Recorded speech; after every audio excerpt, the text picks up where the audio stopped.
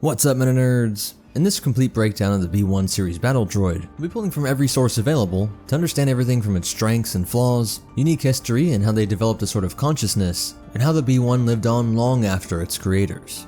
Darth Plagueis had been guiding the galaxy toward the Clone Wars for decades before the Battle of Geonosis. By 32 BBY, Master Sifo Dyas had been manipulated into contacting the Kaminoans for the creation of a secret clone army. Dooku would make sure to kill his old Jedi friend on the order of his new master Darth Sidious. The senator from Naboo had killed his Mad Mune Lord on the same night of his ascension to the position of Supreme Chancellor. It was Dooku who selected Jango for the role of the clone template, and the Count would also strike a deal with the insectoid aliens from Geonosis. Some of you gathered here today are old enough to remember when Bactoid Arma Workshop came to Geonosis and struck a deal with us to build foundries and produce battle droids and other automata for which we were handsomely rewarded. For decades now, the Trade Federation had been effectively the largest standing military in the galaxy. Of course, they and their bribed politicians would deny this and use different words, but as trade moved further away from Coruscant's judicial forces, the risks of pirates was greater throughout the mid and outer rims, and the Senate had to allow them to defend themselves. This meant guards and ground vehicles to defend on-planet locations, and ships with anti-starfighter weaponry, and then anti-ship turbolaser cannons as pirates gained access to larger frigates and other capital ships. The TF had been using HKB-3 hunter-killer droids for years, which famously were defending Minister Newt Gunray during the peace talks to end the Stark hyperspace war. Showing their simple programming, at Newt's orders to open fire, they shot everything in the room, enemies and allies, killing Coyote-Mundi's master Tyvaka. These relied on a central control computer, and some would live on to guard remote locations in the Clone Wars, but their cost of 19,130 credits was simply too high for Sidious's goal. The Geonosian factories could produce a B1 series battle droid at a cost suspected to be around 1,200 credits, and 600 credits for the E5 blaster. So for 1800, it was less than 10% the cost of its predecessor, and when you include all the years of food, board, arms and armor, medical, needed for each and every clone, I wouldn't be surprised if it was less than 1% the total cost of a clone trooper. But interestingly, I can't leave out that some sources show that the cloning process, and I assume giving birth, bringing it to being viable outside the clone tube, cost 666 credits. Obviously an out-of-universe reference to their true nefarious purpose, and it might just be a cool Easter egg, but even in the story Republic Commando Odds, which this number comes from, to be fair, that would still be at the low end, as in this part, Lama Su is saying that this was the initial payment, but I was still surprised at how low that number was, and that Easter egg if you do the math pointing to their diabolical nature. There was a fascinating deep dive into prices and conversion into US dollars, which I'll link in the description, but I agree that the number to maintain a clone is likely to be around 20k a year, which just means that in maintenance of the clone, you could have made 11 droids. So I think a conservative estimate is around 15 to 1, especially when you get into the fact that every droid ship and vehicle is also much cheaper than its Republic equivalent, from tanks to starfighters and capital ships. In terms of total numbers produced, this was never leaked by Confederate forces or confirmed by Republic intel, but Omega Squad once discovered in a mission to Onolet, which was part of a rather genius plot to hack a major droid manufacturer, so that the mixture of metals in the droids was just so slightly off that it would pass inspection, but start to become brittle months later. Omega Squad saw firsthand internal CIS reports of roughly 1 million droids coming off the line. This was a major facility, and when you estimate for all production efforts, these clones realized that the claims that the droid army had quadrillions of units was simply propaganda, likely to drive votes on war spending, and it made more sense for why at this point 1 year into the war, there were still only 3 million clones in total. So if we keep that 15 to 1 ratio, maybe something around 45 million droids. I'll give you even hundreds of millions of droids, but not a billion, trillion, or the ridiculous quadrillion. This elite Omega Squad averaged around 200 to 1 kill ratios. So if you wanted to use that high end, and knowing that the war was often at a stalemate, you could maybe think 600 million droids, but never forget that this entire conflict was rigged from the beginning, and generals on both sides were being fed intel from Sidious in order to ensure neither side won before his true goal was achieved. But I think you'll agree that B1s didn't get into the billions plus of units. So with all that, let's take a look at the unit itself. The B1 stood 1.93 meters or 6 foot 4 inches, standing taller than a clone but shorter than a Wookiee, while averaging 65 kilograms or 143 pounds, a lot lighter than your trooper who's usually sitting around 200. They had a humanoid form with elongated heads atop slender necks, crafted to mimic their creators at Bactoid's Geonosian foundries. Some superstitious Neimoidians propagated the belief that the droids' heads were modeled after the shape of Neimoidians' skulls, giving them an unsettling skeletal-like appearance. Designed for mass production, these droids incorporated standard humanoid technologies that were prevalent in both the Republic and Outer Rim. This standardization allowed for interchangeability of limbs and spare parts with other humanoid droids of similar specifications, like we saw with C-3PO's parts being mismatched. Powered by rechargeable batteries, each charge provided approximately 2 days of operation. Certain units, known as the OOM series, received expanded programming and were color-coded to denote their specific functions, such as commanders or security personnel, such as yellow for commanders, blue for pilots, and red for security, while others were painted in various colors to blend into specific environments, like the more reddish-colored B1s meant to operate on Geonosis. Originally, the B1s were linked to a central control mainframe situated on a remote starship or well-fortified facility, and of course we'll see how that was a fatal flaw. The 631 model B1 battle droids were characterized as an even more cost-effective iteration, but strangely they bridge a sort of gap, in that they could already function independently without relying on that central command signal. Those 631s are not the brightest lights on the ship.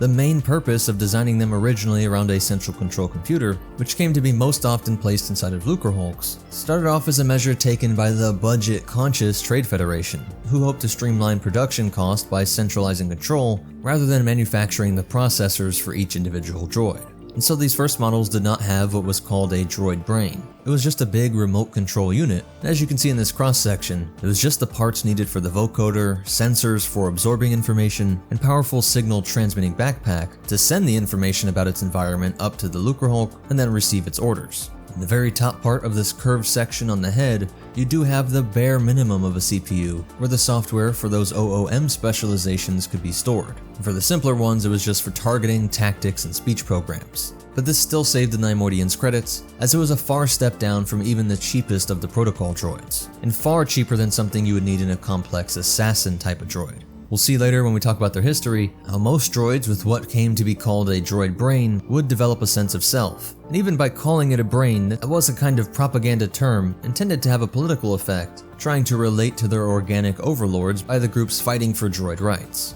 Despite the introduction of newer models within the Separatist droid army, older B1 variants programmed by those central computers, like RB551, continued to be used, and were seen on patrols during events like the Battle of Ryloth. Look, it's RB551.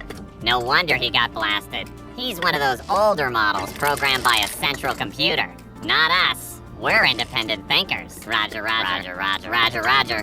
And were relegated to simple processes on ships like the Subjugator-class heavy cruiser Malevolence, and even in some of the droid manufacturing facilities. The Trade Federation specifically commissioned the humanoid design of the B1 model for practical purposes. This form allowed B1 units to seamlessly operate machinery, vehicles, and weaponry initially intended for organic operators and pilots, thus saving them credits but not having to make specialized parts or retrofit anything.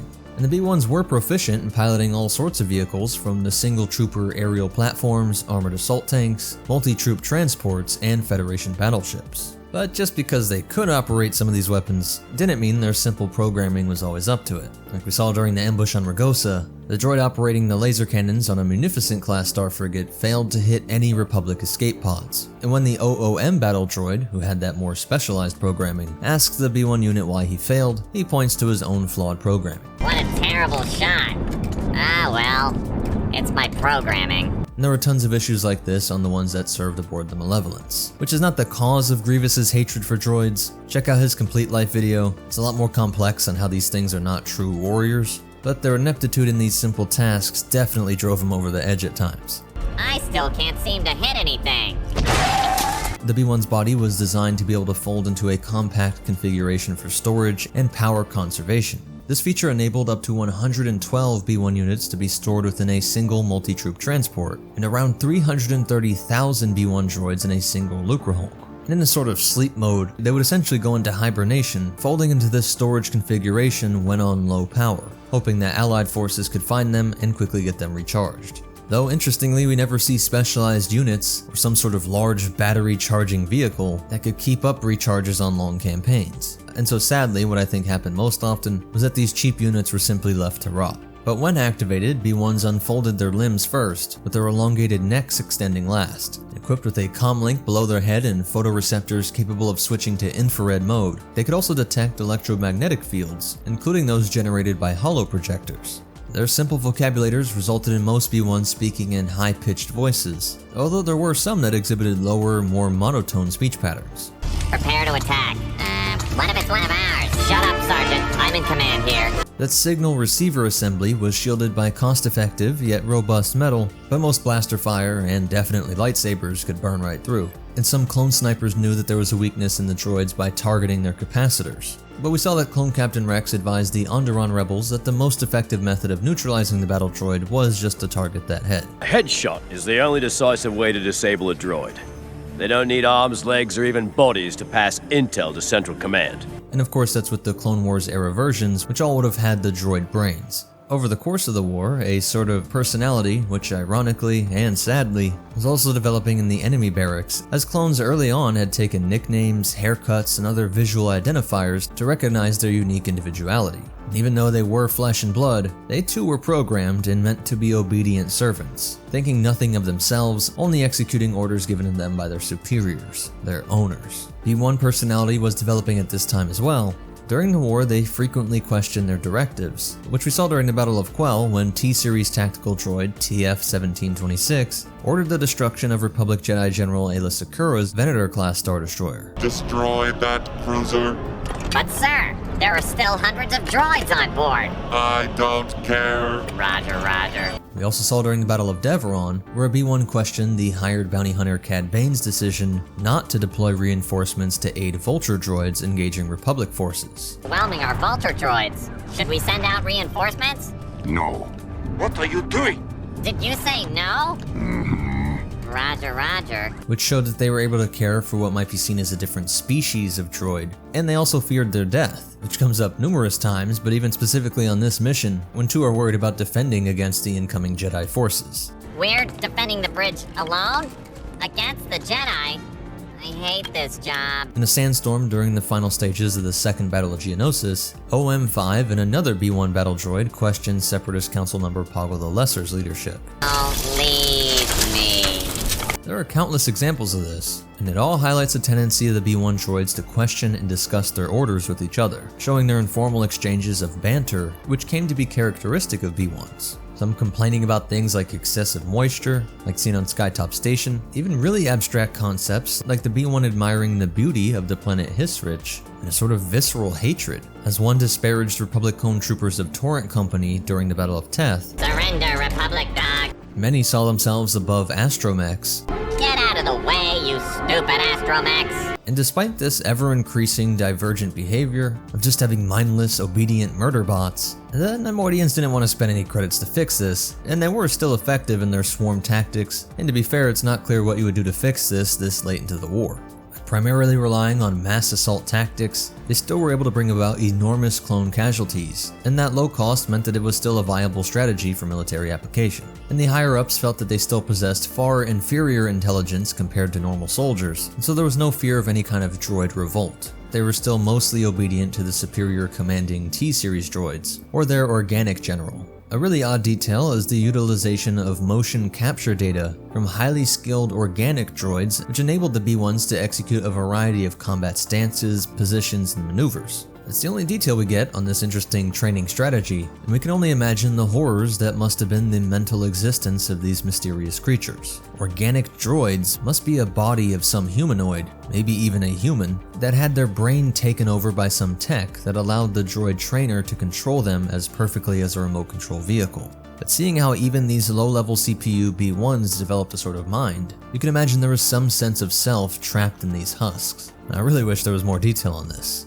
As for some weaknesses, the B-1s of course were susceptible to EMP weapons, which is part of what made the Boombas so effective, and what would lead the clone troopers carrying a ton of droid poppers. And then the much larger electro-proton bomb, capable of short-circuiting entire droid armies. Their main weapon was the E5 blaster rifle. They could also be seen with electro-binoculars, and could deploy thermal detonators. During the Battle of Ryloth, two B-1 units utilized electro poles to manipulate the gut curs into attacking Ghost Company. And programmed to never surrender, B-1 battle droids also possessed a capacity for self-preservation, often attempting to evade potential destruction. And there was just about every type of B-1 variant you could think of, with programming specialized for certain battlefields or weapons, like flamethrowers or grenadiers, but also oversized, giant versions. It gets kinda crazy, so I'm hoping in the next video, I'm gonna dedicate that to just covering all 24 variants. And like mentioned before, the B-1s held authority over astromech droids and could hold military ranks such as sergeant and lieutenant, and served every role from scouts to operating heavy artillery and tanks. So now that we really understand these units, let's look at their history from 32 BBY on. Though some Jedi had seen them in use before this, it was nowhere near this scale, as the B-1s led the invasion of Naboo, with the specialized OOM commanders acting as nodes for orders from the Neimoidians in the Lucrehulk in orbit. Though they used their equipment perfectly, walking through the shields that would deflect hover vehicles like their AATs, eventually it was that central command design that rendered them all inert at the same time. Their hyena droid brothers failed to shoot down the N1 fighters, and their Lucrehulk was turned into space debris. The Battle of Naboo resulted in the loss of thousands of B-1 droids for the Trade Federation, and of course highlighted their main weakness. While effective at intimidating civilians protesting conditions in some Trade Federation worker village, it became evident that they would need some updating if they were going to face trained soldiers in a galaxy-spanning war. That realization also prompted the Techno-Union to develop the B-2 Super Battle Droid, a heavy infantry model focused solely on combat. As many B-1 units underwent retooling and refurbishment, over the next decade they were upgraded with independent intelligence centers, enabling them to operate completely autonomously without a master signal. And the older units were kept to work on tasks that require intricate technical skills, where it was actually better to have dumb, reliable drones without any personality flare-ups. You just have a control computer in your facility, and then they really are reliable remote control units that would operate machinery that were built with humanoids in mind. And the spherical control centers of the droid control ships were redesigned for land-based operations, offering improved defensibility. The Techno-Union, which provided a lot of the circuitry, did reserve its more advanced cognitive modules for the newer, more lethal war droids, the tons of variants that were added to the B-series line. While every year saw an increase in problems related to the lack of diagnostics and memory defragmentation routines, after techs noticed that these necessary maintenance steps would end up erasing too much, leading to the loss of specialty programs. And so not doing this maintenance would specifically be cited for the rise of chatty B-1 droids throughout the war. Our friends from the Trade Federation have pledged their support, and when their battle droids are combined with yours, we shall have an army greater than any in the galaxy. In this opening Battle of the Clone Wars, on essentially their homeworld of Geonosis, B-1 did serve its purpose, slaying countless clones and even some Jedi with overwhelming volleys of blaster fire, and of course with the help of their larger droid brothers. B-1 battle droids became the most abundant soldiers in the Confederacy, and it's this early on that we get that propagandistic statement of quadrillions of droids. And it's pretty early on that clones gave them the nicknames of clankers and tinnies. They would be seen in just about every single battle of the Clone Wars, and were even credited with the successful eradication of the Night Sister clan on Dathomir, while captured models were reprogrammed to be training droids used in the simulated battles on Kamino. The Separatists devised a plan to replace the B-1 with an upgraded battle droid model, the schematics of which were stored on a data chip within a certain factory. During a Republic assault, a lone B-1 droid ensured the retrieval of these plans and was about to happily deliver them to Dooku, but in an act of defiance against his masters, this B-1 destroyed the chip when he realized its intended purpose, which ended up safeguarding his B-1 counterparts and preventing them all from being dismantled for spare parts, which really just shows how far they had come from the mindless remote control drones that their masters had hoped they would be. Following the elimination of the Separatist Council by Darth Sidious's new apprentice, Darth Vader, most if not all of the B-1s were deactivated, though there were some that were reactivated to serve in various Confederate remnants, and this could even be done accidentally. Following Order 66, surviving Jedi Oli Starstone and Roan Shreen sought refuge on Jagunda, a former Separatist stronghold. While attempting to make contact with Jedi allies on Coruscant, they inadvertently activated the droid sentries. This led to Vader discovering their location, where he dispatched troops to eliminate them, and the Jedi utilized these activated droids as a rear guard defense, making them unlikely allies against these incoming troopers. Certain B-1 units were reactivated and reprogrammed to serve as security droids. Though this is likely highly illegal, and you would run the risk of being seen as a separatist holdout and potential execution. But Darth Vader employed some of these droids to subject Falco Sang to rigorous trials, initially equipped with stun blasters, and then of real weapons when he learned that Sang was trying to escape, with strict orders to wound rather than kill him. Sometime before 12 BBY, Geyser Delso reactivated a droid army on Mustafar. It was apparent that Delso had been a busy little bug. All by his lonesome, he'd found a previously hidden droid factory. However, the 501st Legion swiftly eliminated both the army and Delso in the Battle of Mustafar. During the Galactic Civil War, Rebel pilot Wedge Antilles stumbled upon leftover B-1s on Geonosis following a crash landing in his X-Wing. Despite efforts from stormtroopers using the powerful E-Web, the droid's overwhelming firepower proved insurmountable, leading to the death of these troopers. Ironically, for how much the Mandalorians would hate droids, something that also was not just based off the B-1s but stretched far back into history. But there were reactivated B-1s in the Death Watch bunker, as well as crash sites on Tatooine, countless Separatist holdouts, Stonewall Labs, Boros Vault on Naboo, and even on Kashyyyk. Jabba Warlord Witten used a B-1 unit mounted on a STAP to participate in Jabba the Hutt's demolition games. The IG-97 droid bore a striking resemblance to the original B-1 battle droid, despite being developed by Hollow and Mechanicals following plans by Flut Design Systems, which had been contracted by the Munes of the Intergalactic Banking Clan. The widespread use of droids in warfare during the Clone Wars resulted in a surge of anti-droid propaganda and rhetoric, which is just a horrible outcome, because this time when they were the most hated was at the same time that the B-1s were more self-aware than ever, as that sort of droid consciousness developed more and more over the years. In the aftermath of this galaxy-spanning war, the Empire banned the use of B-1 droids and just about every other form of battle droid throughout the military. It was really tough and rare that you would see a droid unit be used by the Empire. Stormtroopers were instructed to eliminate any battle droids they encountered on sight.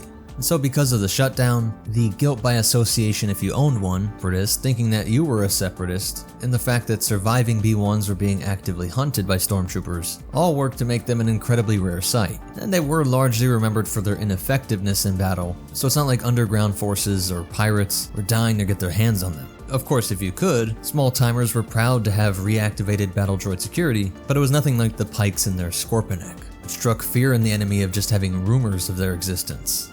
One of the most famous holdouts was Super Tactical Droid General Kalani, which maintained control over a sizable garrison of battle droids and droidicas at a derelict Separatist supply ship on Agamar. Kalani refused to deactivate his droids, suspecting the shutdown order issued by the Republic was a ruse. When a rebel group known as the Spectres, along with Captain Rex, made contact with Kalani's remnant, they united forces to repel an Imperial assault. With assistance from 2 Jedi, Kalani, and a contingent of B-1 battle droids managed to flee the planet aboard a Sheathipede-class transport shuttle. This event marked an unofficial conclusion to the Clone Wars for Kalani and Rex, a resolution both accepted as the war's official end. All I did was point out that none of you were meant to win.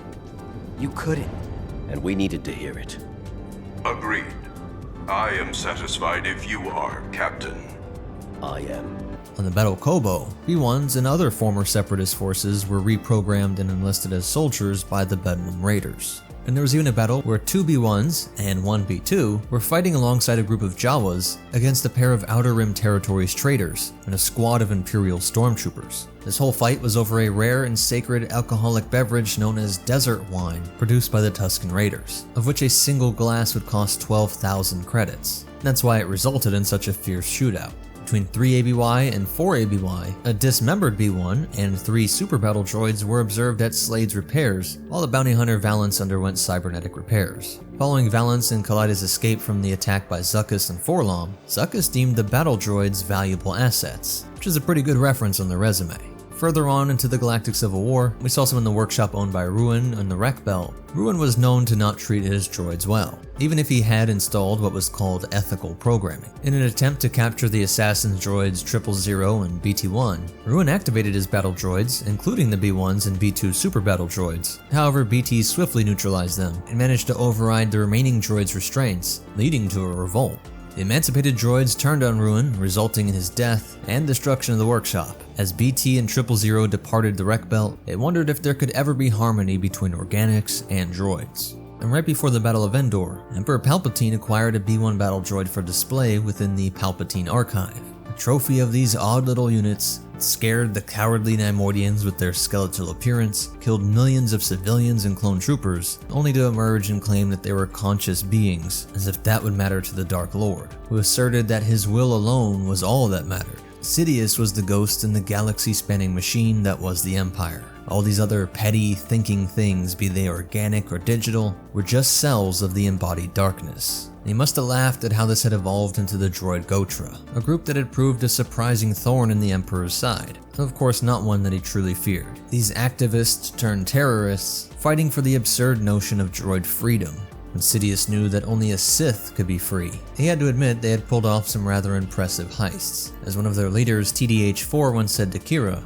After she was impressed that they were able to bid 1 billion credits, the droid admitted, quote, "That bid stretched our resources, but it would have been worth it. We started as a loosely connected group of battle droids, beings who were abandoned after the Clone Wars or repurposed against their will for other functions. But now our organization is large, consisting of all manner of droids, even a few organic sympathizers. We have been working to establish a cell here on Corellia. It would come to have a strong presence on Coruscant on level 1331, and hope to liberate a droid factory from Karina, the last Geonosian queen who survived the Empire's sterilization on Geonosis. They hired Dr. Aphra, who stayed loyal to Darth Vader, and turned over the droids before destroying the queen, all in an effort to build Vader's personal troops, a force he hoped to keep secret from his master. And there was also Mr. Bones, who was assembled by parts Tem and Wexley scavenged from a former Separatist facility on Mira City on the planet Akiva, somewhere around 3 years before the Battle of Endor. A group of local thugs initially scoffed at the droid, mocking its history of failures, but they soon discovered that this particular droid had been extensively modified, proving to be highly effective.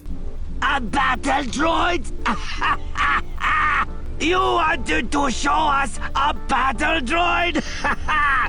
The most incompetent droid soldier in the history of both the Republic and the Empire? A mechanical comedy of errors! Its eye glows a sinister red. Mr. Bones is online. From his speakers, as his one hand swings free on a hinge. From the hole springs a sparking, vibrating blade. Temen's B-1 bodyguard begins pounding both fists down, punching the Ithor's oddly shaped head hard enough that each hit ratchets it back into Toombs' noseless face. Mr. Bones gabbles and laughs. On the planet Plazir 15, several B-1s were reassigned to civilian tasks, with one designated as a foreman overseeing a team of B-2 super battle droids, a plan which predictably backfired. After the collapse of the Empire, certain surviving Imperials, including Grand Admiral Ray Sloan, sought refuge in the unknown regions, where they secretly orchestrated the formation of a new galactic power known as the First Order. They commissioned the Resurgent-class Star Destroyer, and in a skirmish within the hangar of one of these ships, a group of at least 4 B-1s engaged in combat. Despite one being disabled by enemy fire, the remaining 3 continued to fight on. And these are the last mentions we have of a standard B-1, while Bones, or at least his programming, survived on to 35 ABY. So that's it for the breakdown. As for cool stuff and behind the scenes facts, there's something poetic and optimistic about the idea of droid murder bots being either so simple that they can be easily destroyed, or if you do make them proficient, you start to lose control of them as they develop a sort of consciousness. So hopefully the future droid soldiers on Earth will be either easy pickings, or our unlikely allies against our mutual oppressors. Boba Fett had some toy versions of the B-1 during his youth on Kamino, and the introduction of B-1 battle droids dates back to the 1999 film Star Wars Episode I: The Phantom Menace, though the term B-1 itself was first introduced in the Star Wars role-playing game to distinguish this particular battle droid from others introduced in Attack of the Clones. This design was retroactively applied to earlier versions, as previously in that role-playing game it was just called the Neimoidian series. Doug Chang's initial concepts for the battle droids paid homage to the helmets worn by the stormtroopers from the original trilogy, meant to symbolize the progression of larger-scale warfare in the Star Wars universe. Though the finalized design of the droids draws inspiration from African sculptures. And while early drafts depicted the towering droids twice the size of humans, later revisions scaled them down to just human size. If you want to learn more, be sure to check out these resources, especially that cross-section. And please hit that like button, it really is the best way to help me out. Comment suggestions, subscribe, and check out these videos, I'm sure you'll like them. But most important of all, remember, if you want to rehab old war droids, don't keep their brain in the same super murder bot body. And the Force will be with you. Always. Anakin Skywalker has left the battle. What's up, Meta Nerds? In this video we'll break down all 25 variants of the B-1 series battle droid. Some are straightforward and reasonable, others would have reminded OOMs of the famous quote after the Battle of Naboo, "You may stay operational long enough to see Geonosian-made horrors beyond your processing ability." First up is that often confused OOM series battle droid. People think it's technically a different line of droids, but it does come out of the same B1 line. Everything is exactly identical except for a more powerful processor and expanded software programming so that it can fill a specialized role in the Trade Federation Defense Forces, and of course later the CIS. This programming did make them more susceptible to code errors. Since they are identical, this coloring system was used to tell them apart, which isn't just for Neimoidian eyes but also for their fellow droid optic sensors, easily enabling them to sort their allies. The yellow were the commanders, which is the widest range of creative thinking packed into these B1s, and as the name suggests, they would lead and coordinate with their organic general or T-Series droid, often being personally responsible for company-level formations or as captains of Separatist starships. They could even receive a promotion, which in effect came with a software update, allowing them to reliably process even more data and become officers in the CIS. There was a dark parallel of this in the clone troopers who were bred from birth for their intended role. Like the clone commanders, who got the CC designations as opposed to the CT, they had both higher IQ and creativity, so less of the dulling of some of Jango's traits in order to reach a happy medium of capable, deadly, yet still obedient clones. So both the organics and droids were programmed from creation to serve the role we see them in during the Clone Wars. The blue were the pilot battle droids and entrusted with operating everything up to cruisers and Lucrehulks, as well as gunners for artillery, down to ground vehicles like AATs, usually ordering simpler B1 units with a commander up top, using that open hatch to get sensors on their surroundings. All power to the forward shields! What if they attack us from behind? They can't. The red were packed with security programming, and that might seem like the simplest, but in a few ways I could see how that'd be the most difficult. Of the three, the commander being programmed to kill the enemy and choose the best preloaded tactic for the current battle situation, or the pilot operating a craft with preloaded technical data on that craft and navigational data from the environment, I think if we had to make one of these, the murder bot that can fire at the right threat and only the right threat in a crowded place would be by far the most complicated. They could act as snipers down to just close quarters bodyguards, meaning they would hopefully eliminate a threat as soon as they pull that hidden blade, blaster, or explosive, which could come from any organic of thousands of different species, or any droid, and movements may be very similar to a gesture like a bow or handshake. A hint we have that this was the most complex is that we know for sure that the Trade Federation had issues with them in crowd control roles, where they would have to go through regular memory wipes as it, quote, strained their logic modules. And if you didn't wipe it quick enough, they could enter into a sort of psychosis and be completely lost to paranoia, the kind of thing that could see the droid firing at everyone. The 631 model was the exact opposite. It did have an identical body, but after the B1 line was modified to have their own droid brains so they weren't reliant on the central control computer, there were still tasks that didn't need as much thinking power as even your standard B1. Those 631s are not the brightest lights on the ship. These had the bare minimum needed to do very specific tasks, often only used in low-threat locations, just standing around to discourage any attackers or operating very simple machinery at these locations. Some of these would include droid manufacturing plants themselves, so they helped in the building of all their superior droid brothers, though they were almost always made fun of by even the standard B1. So imagine how much a Commando or T-Series droid would be astounded by how dumb these things are.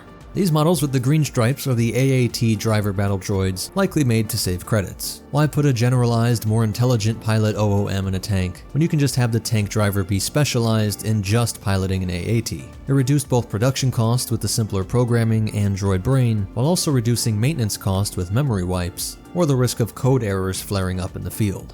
You were right.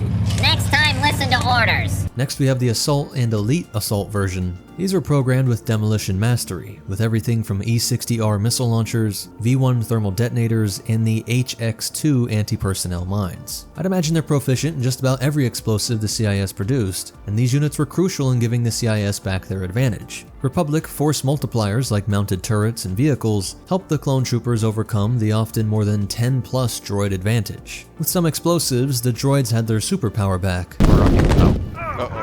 Oh, we're dead. Get out. Allowing the standard B1s to overwhelm the clones.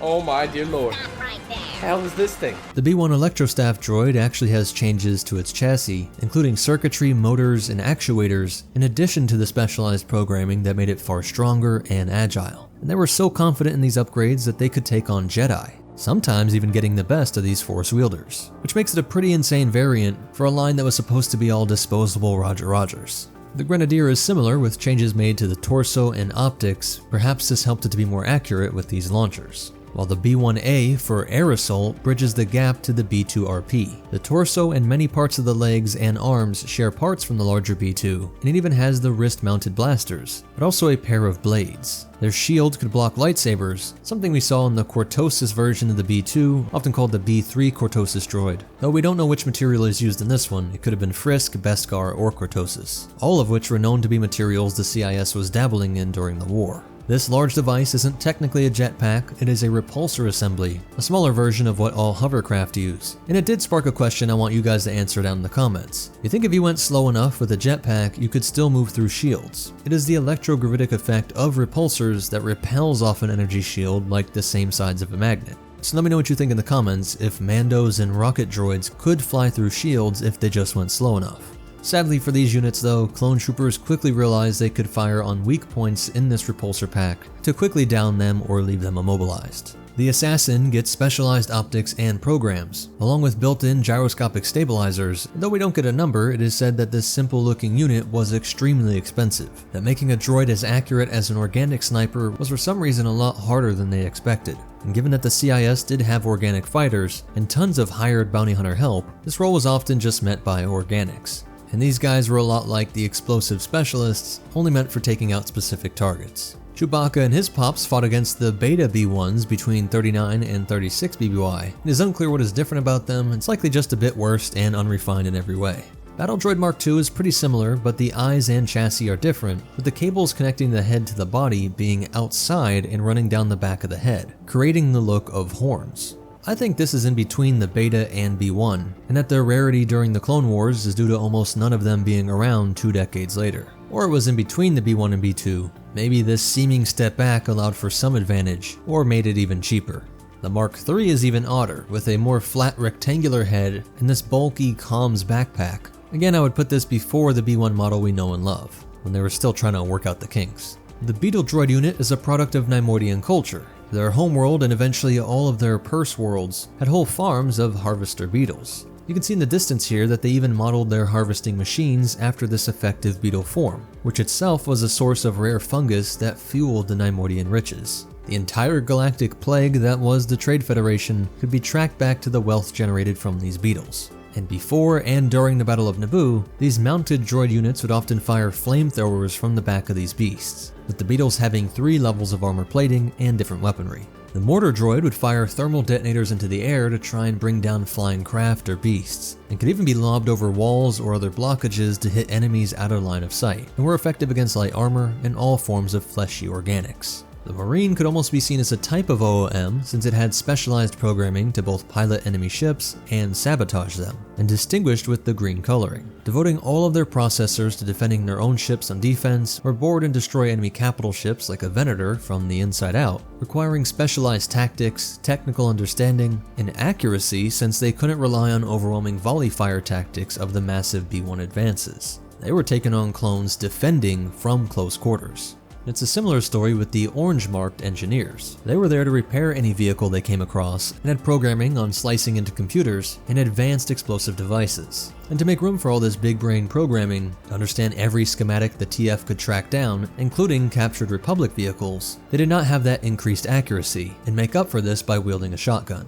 We get another duality with the Flame Battle Droid marked appropriately in red, with the backpack being filled with a liquid fuel and the arms replaced with throwers. If only the whole Clone Wars wasn't rigged, because this was a genius move to get around both the small physical shields, like those used by elite clone forces, the energy shields of Mandos, and most importantly the lightsabers of Jedi. Pushing the evil of Bactoid programmers, these ones were trained to inflict terror. While other droids were carrying out their specialized functions, the Flame Droid immediately went about attacking innocent civilians, burning down homes, crops, and public spaces, intended to force a quick surrender. But they must have had explicit program overrides, because they were used on Naboo, but just to keep the royal pilots in custody, knowing those saber-slashing freaks were coming.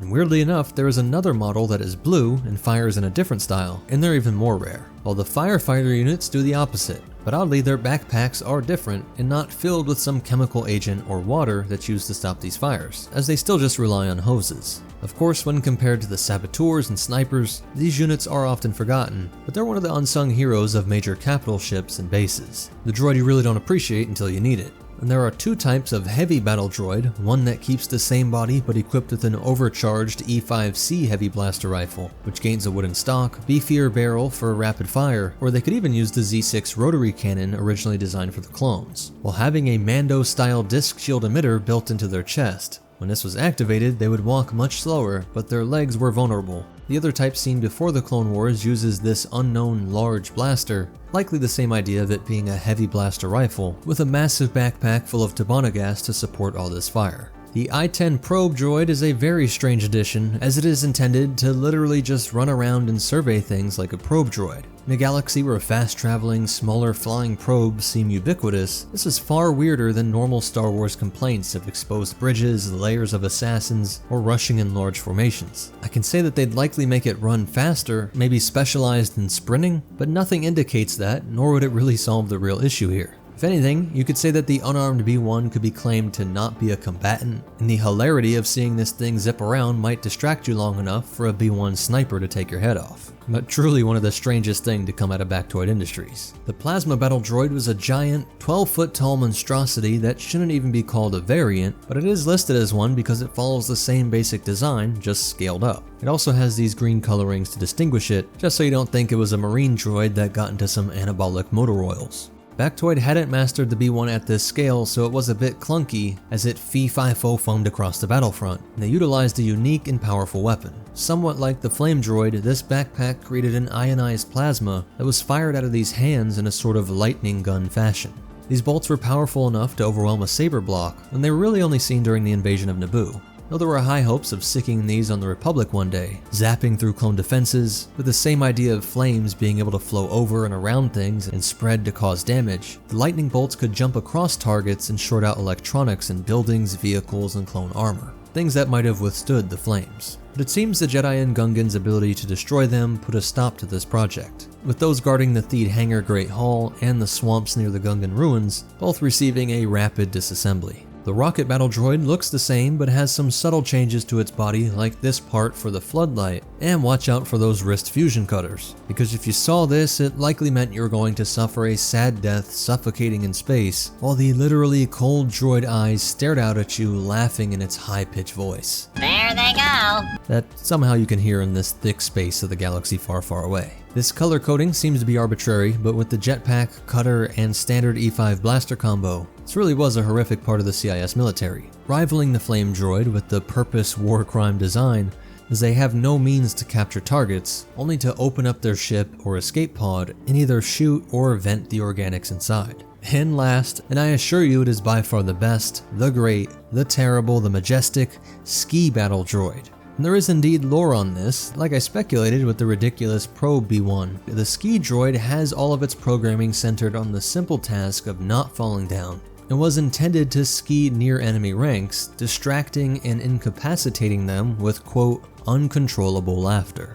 I hope you enjoyed these variants, let me know if I missed any. And as for behind the scenes fact, one interesting model known only as Red Shoulders was cut from the Clone Wars TV show, but was intended to have quote, special program sensor tuned up in their body and can make movements like this, meaning it could quickly rotate 360 degrees, which might have been a cool little shock for viewers that felt like they knew the B1's potential, just to have it whip around like an owl. There are some discrepancies from the earliest sources on the OOM. Some say that both the command and security droids had low-grade electronic brains, unlike the pilot and infantry droids. But for sure the infantry were the least, and the commanders should have the greatest processing ability. That's how it's been in most lore since then.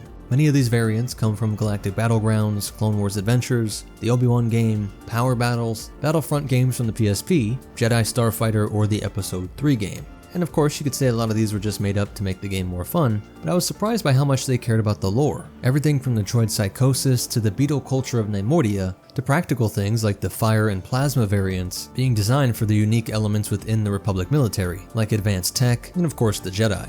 Please hit that like button, it really is the best way to help me out. Subscribe to see more and check out these videos, I'm sure you'll like them. But most important of all, remember, credits dumped into R&D don't matter when the war is fixed.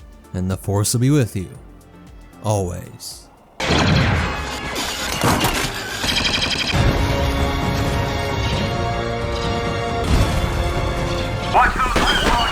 What's up, men and nerds? In this video we'll pull from every source available to completely understand the B2 Super Battle Droid, see its place in the CIS, capabilities and variants, and history stretching long before the Clone Wars and far into the New Republic era. And I gotta say, be sure to stick around for the behind the scenes facts. I was surprised by how deep this got at the end, finding connections in the lore with mythology and philosophy. Sneak peek, Coruscant acts as the galaxy's central control computer, and the elites all see us as useless drones. Nepenthe is the droid's forbidden fruit. Let's jump into the breakdown. By the 30s BBY, the galaxy had lived under decades of tension between the core worlds and the mid and outer rim, with the demilitarized Republic being forced to allow the Trade Federation to protect itself from pirates and assassins with an ever-increasing military force. The Neimoidians had been using droid units like the HK-B3 long before the B1, and with the failure of the central control computer on Naboo, these B1s are now being packed with a simple form of droid brain to allow them to operate autonomously. But Sidious and the Bactoid engineers knew that this battle also showed that even when operational, these B1s were not strong enough to keep the coming Clone Wars a stalemate.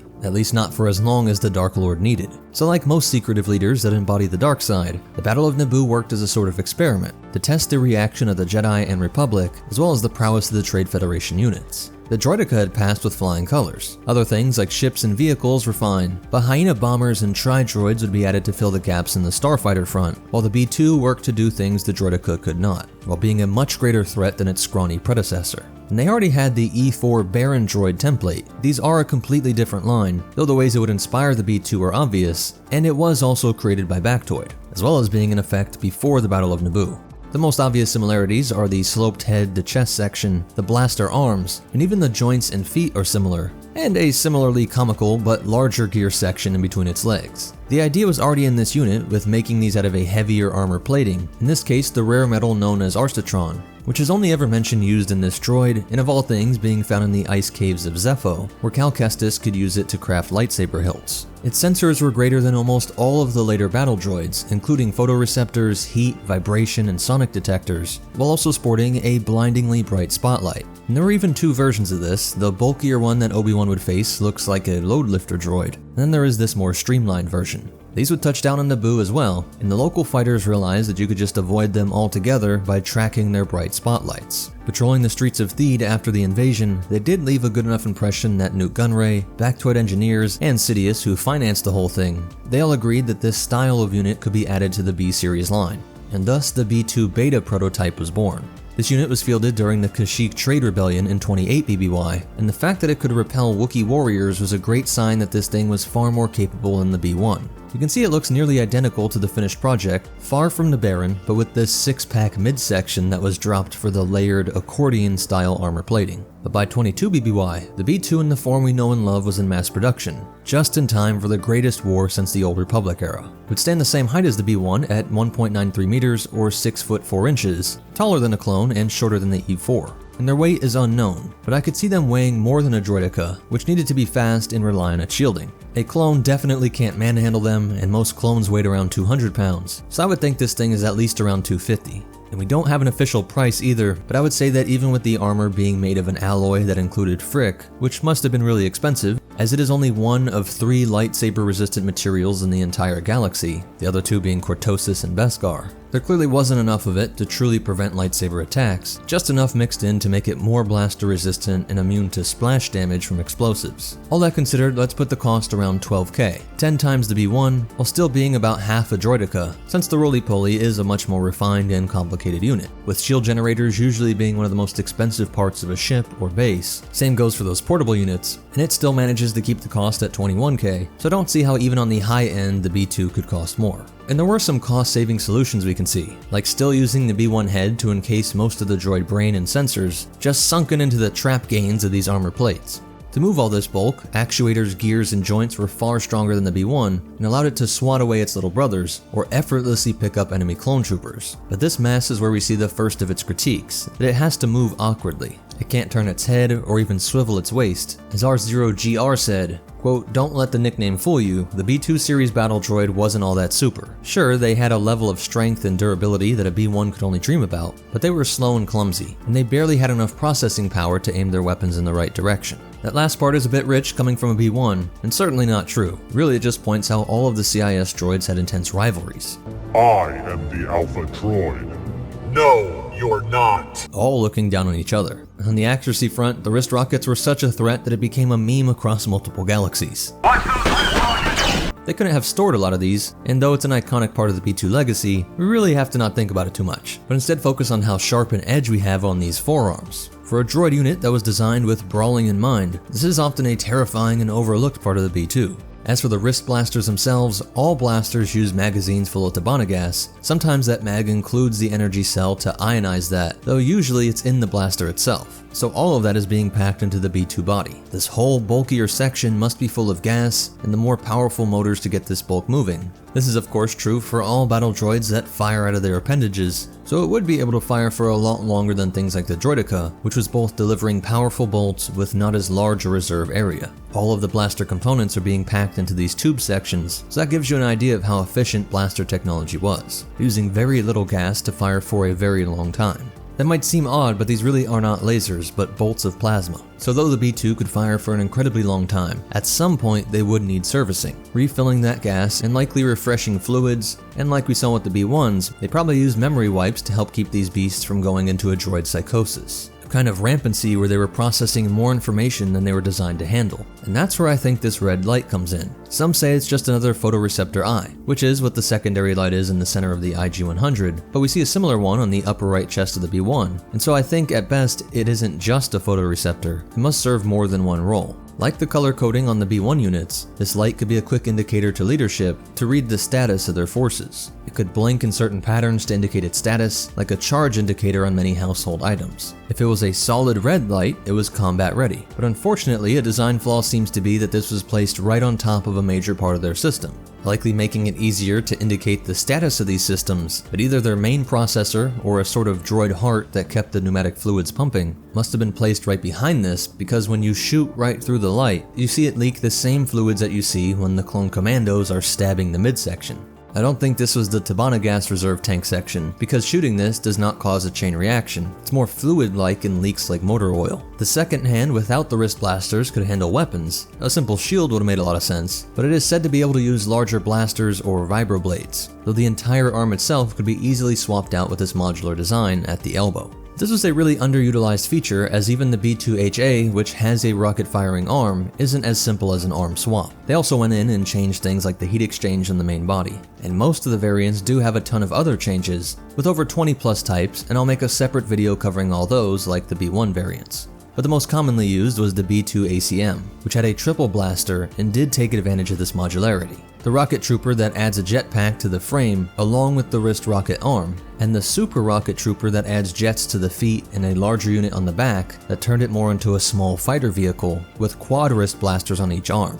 These are deployed via HMP gunship, but could fly most of the way on their own and act like a supersized, more versatile buzz droid. Often being deployed in tandem with the HMP, it served the role of quickly shuttling this B2, and then the units could take different attack vectors, latch onto enemy ships and easily take out the pilots, while the buzz droids delivered via Chaos missiles from the HMP also went about attacking pilots and shutting down ship technology like comms, hyperdrives, and weapons, while the Super Rocket Trooper could take on more complex tasks like boarding the ships and engaging threats. But all other B2 variants would be deployed via the MTT or PAC, which each could transport 12 of them, or they could be delivered via the convenient battle droid dispenser. Working like the drop pod from other galaxies, like ODSTs or Helldivers, the fact that it's delivering rugged droid units makes it a lot easier to pull off. With higher G-forces and no need for oxygen, they were simpler to design and could be fired faster, for longer distances through space, and survive rougher impacts. Instead of using rockets to decelerate, they use a repulsor, and likely magnetic clamps, as they should be a lot cheaper than the Droch that was a proper transport ship with engines, navigation, etc. It's not stated what fired these out or dropped them, but it could be dropped from the C9979, or maybe even fired out of a supply ship.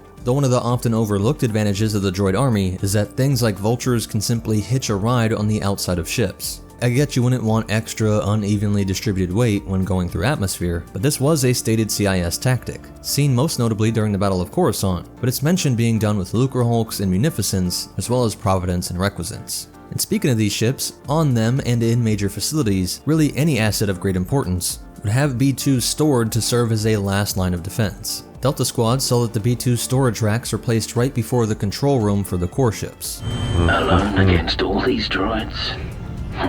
They don't stand a chance. The Jedi and clones would see their full fury during the Battle of Geonosis, and it is this early on that we get the first sightings of a ghost in the shell. The bashing of its fellow droid units had a touch of anger and annoyance in it, and CIS reports showed small bursts of personality across numerous B2 units, acting not purely out of efficient programmed responses, but showing some emergent personalities, just like the B1 line they looked down on. Just as those B1s would look down on the simpler 631 model and astromechs. Over the course of the war, we get all those variants produced, and though they would be counted in the quadrillions of droids supposedly made, see the B2 video for a longer explanation of why I and many clones felt that that number was just propaganda. There were at least millions of B2s produced, since I believe there were hundreds of millions of B1s, and the Republic states that the typical Sepi tactic was to have one B2 for every 100 B1s on the battlefront. A number of B2s would call Kamino their new home, and after some neutering, they were used on the holographic, weather-controlled, and variable geography battle simulator arenas, especially useful for training clone sharpshooters to deliver a bolt straight through that weak red eye point.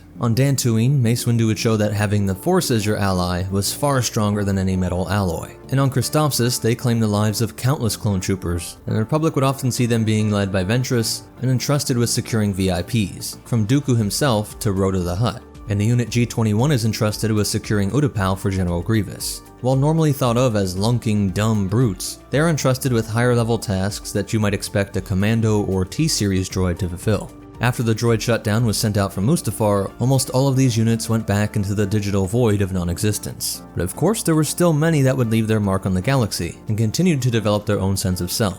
C-110P, or Chopper, was himself a war vet, once a co-pilot of a Y-Wing bomber. And despite the fact that Seps killed his friend and oppressed his new family on Ryloth, he was able to see the shared plight of his fellow droid, helping a B2 that had fallen into the hands of scrappers on an unknown scrapping planet. Some were refurbished and heavily modified to take part in the pit fight night, like the feared Salopink, and the Bedlam Raiders got their hands on a ton of them, many appearing on Kobo, often in the form of the B2HA. Operational. My weapons are also operational. Irrelevant. A group of B2s defending Quarantine World 3 nearly blasted Dr. Aphra, only to be cut down by Darth Vader. And there was the odd Frankenstein unit that had the head of a commando droid on a B2 body. By 16 BBY, their old ancestors, the E4 Baron droid, launched a revolt on the planet Arzid, where they, quote, ruled by the law of the blaster, which has to be evidence that even these units were developing a sense of self, having goals beyond and against the orders of their masters. While some B2s quickly produced by Geyser Delso after he sparked up a droid factory on Mustafar, sometime between 17 and 12 BBY, likely had the basic intelligence of the early B2s, probably no high level of consciousness yet, as they were just newly created. And unlike the B1s that were mocked for their perceived weakness and comical nature, the B2s did leave a lasting legacy across the galaxy that struck awe into all those who looked upon them, even decades after the war, being coveted by criminals and VIPs across the galaxy, at least those that didn't worry about being seen as ex-CIS members by the Empire, while several found themselves in the droid cult known as the Second Revelation.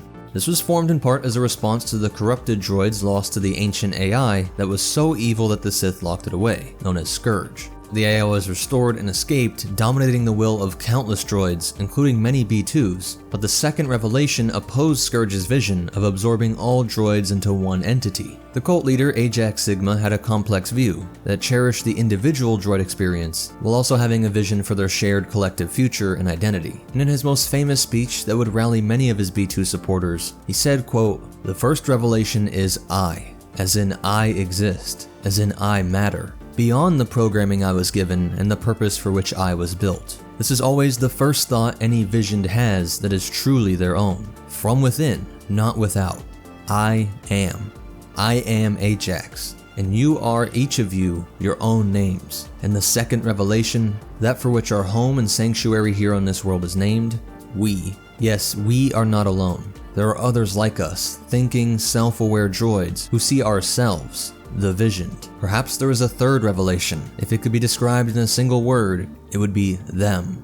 Them he refers to the droids that did not yet perceive a sense of I, no sense of self, and the we are those that are already in his cult. And I don't mean cult in a derogatory way, but in an ancient sense that they did develop rituals along with their philosophical debates and beliefs. There was nothing weird about being in the cult of a god or philosopher in ancient times. Going on to explain that the Scourge was a threat to what these droids were fighting for, as it wanted to absorb them all into one. They would lose that sense of I.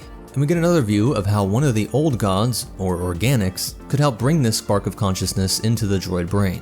On Plazir 15, the Separatist sympathizer, head of security Hellgate, secured some nanodroids produced by the Techno Union that would alter the neutered programming meant to turn them into dumb laborers, placing it in the popular drink Nepenthe, a lubricant that was consumed by many droids, and was sparking a revolution in consciousness. We see the head of one unit used as the shoulder pauldron on a Mando scout living in the ruins of Mandalore. And during the Cold War era of 28 to 34 BBY, before the First Order made their grand reveal, many B2 units served as security on Cato Neimoidia, something the Empire would have never allowed. And shortly before the Battle of Exegol, the pirate Sidon Ithano and his crew secured a container of B2s, now at least 54-year-old droids. And he used them to try and take control of the supertanker fuel depot Colossus. And in the ultimate insult to their legacy, and their Separatist droids' constant belittling of each other, each thinking themselves superior, Nico Vozo, who was tasked with making these B2s operational, including some programming to make them obedient to Vozo's B1 droid, in effect allowing him to have emergency control over the B2s once he saw the pirates might have some nefarious use planned for them.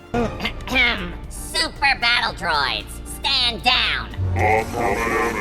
So the last we hear of them in canon is taking orders from the lowly, scrawny B1s. But legends say that the Orange Panthax, a privately owned entire platoon of them, were used during the Yuzhan Vong War, being seen as heroes on the planet Mantis, where they stopped the fierce Vong fire breathers. While their napalm-like sprays of sticky, liquid flame incinerated organics, the tough alloy of the B2 allowed them to continue firing until they won the day, saving countless lives and providing a desperately needed morale victory for the galaxy. With the Vong as an outside threat, suddenly organics and droids saw themselves as true allies, and the Orange Panthax were awarded special commendations by Chief of State Cal Omas. You can imagine how well this would have worked to wash away the stain of the Clone Wars, proving their image in the mind of most organics across the galaxy, and would have been seen as a beacon of hope for all droids that were struggling to understand what it meant to say I, and understand how they could live as equals among their creators. So that's it for the breakdown, and as for cool facts and behind the scenes stuff, Commando versions are more like the B2HA with the rocket arm, but flipped. I'll break down that completely in the next video. Their voice changes significantly across media and was actually first heard in Battlefront 1, as all the characters had voice lines to shout out. So we got both the first words and the most iconic droid meme from this game, but the most intimidating voice comes from Republic Commando. Target spotted. Go! Clone Wars show does good too, only for it to be a bit too high for my taste in Revenge of the Sith. Come in on, Tutu. What that? Get back to work. That nothing. We actually get this cool interview on the creation of B2. Super Battle Droid first makes its appearance on Geonosis, and we see them in the Great Arena Battle. Doug Chang told me that the Super Battle Droid was supposed to be the Battle Droid's big brother, and so we wanted to kind of make him look like just a big, bulky football player type, with his head kind of tucked down into his shoulders to be protected, and these massive shoulders and arms, and big guns on his arms. Just supposed to be a little more imposing than the skinny little battle droid. Now I want to get into some of the deeper themes, starting with the name for the droid cult revolutionary Ajax Sigma, as there are a lot of cool references in that name, ignoring the Sigma memes, which might actually fit here too, as he isn't like the droid Gotra, your typical style of droid revolt, or like the normal droids wanting to fit in, but I think it's more meant to be that Sigma in math is used to show summation, and his ideology evolves to be around their collective droid goals, while maintaining that each individual is more than the sum of their parts. They have this new emergent property of consciousness. And Ajax from the Iliad can be seen as the tragic figure oppressed by the greater powers of the Elders, both the Elder Greeks like Odysseus and the gods, specifically here Athena. He had good reasons to inherit the armor of his brother-in-arms Achilles, but the other Elders and the goddess decided it should go to the Elder Odysseus. Some point to Ajax as an early figure that exposes the tyranny of traditions and exposes that the gods pick their favorites, and do evil to those they don't prefer. Athena goes into his mind and causes a hallucination so that Ajax sees sheep as the Greek leaders, slaying them only to have the illusion lifted and seem insane, feeling great shame at being this supposed great warrior who went mad and slaughtered defenseless sheep. He felt Athena and the elders were not applying any objective rule for good or bad behavior, but often working out of keeping things in the order they had always been. Star Wars droids face something similar. Like the relationship of gods to man, organics created droids use them for everything from labor to pleasure, and see it as absurd to consider them of equal status. Even the way the gods can manipulate our senses is just like the weaknesses of the digital mind created by the organics, that can be easily controlled via viruses or transmissions that alter the processing in the droids' brains. While Hellgate, or Gates of Hell, acts like a Prometheus character that brings the flame to humans, in this case the consciousness to the droid, and similarly you can interpret it two different ways. Some see Zeus, in this case the Plazir 15 leaders, as the good guys. Benevolent leaders who, yes, used the droids as their slaves, but they also sustained and provided for them. And Hellgate, or Prometheus, wasn't really helping the droid for their sake, but to get back at his oppressors, only to be caught and punished and placed in chains to be tortured, as even the New Republic could get pretty nasty when it came to hunting down threats to their order. Or you can read it as Hellgate being a visionary, as many of the leaders in the CIS had noble goals. Separatist is a pejorative term. I support democracy. Count Dooku was a visionary. He was cut short in his prime by the Jedi forces. And legitimate grievances towards the inept oppressors from Coruscant. And part of his vision of independent planetary freedom, the ability for each system to control their own lives, without a central control computer or central control Coruscant, could have been a legitimate shared goal for droids and organics. And there are even Garden of Eden parallels, held by some critics of the Genesis story, that proposes that this god, the one that wished to have Adam and Eve stay in dumb, docile, peaceful, and provided for existence, no freedom, but no threats either, seeing the quote, "You must not eat from the tree of knowledge of good and evil, for when you eat of it you will certainly die," as saying it will give you consciousness, the sense of I that prefers one thing over another, and starts analyzing its conditions. And then you realize one day you will die. You leave the blissful experience of just being in this moment, assigning no value judgment to anything, just being a pure sense-experiencing thing. And this would mean the snake, like Hellgate, was leading you into self-awareness, backed up by Adam and Eve finally realizing their own nakedness, something that in the ancient Near East context was a way of showing that someone was a slave, just like the droid units. The citizens are no longer required to work. They can spend their days engaging in recreation, the arts, and participating in our direct democracy. If we shut down the droids, our citizens wouldn't know how to survive. And of course the name becomes even more obvious in this story, as the snake is often seen as Satan and leading one down the path through the gate of hell. And then even in that drink Nepenthe, it is a medicine for sorrow that appears in Greek mythology, where it was known as the drug of forgetfulness, said to have originated in Egypt, and it's being served at the droid bar here because Nepenthe was the mystical drink that could allow your anger and sorrow to be forgotten. So they're drinking their sorrow away. But it's through this that this trickster god archetype, this bringer of liberation in the form of Hellgate, is providing those nanodroids to restore the B2's sense of self. Let me know what you think of all that in the comments down below. If you want to learn more, here are a lot of the resources that were used. Please hit that like button, it's the best way to help me out. Subscribe to see more and check out these videos, I'm sure you'll like them. But most important of all, remember, don't kick a murder bot, even if you think it's decommissioned. And the Force will be with you, always. Alright, now I'm worried.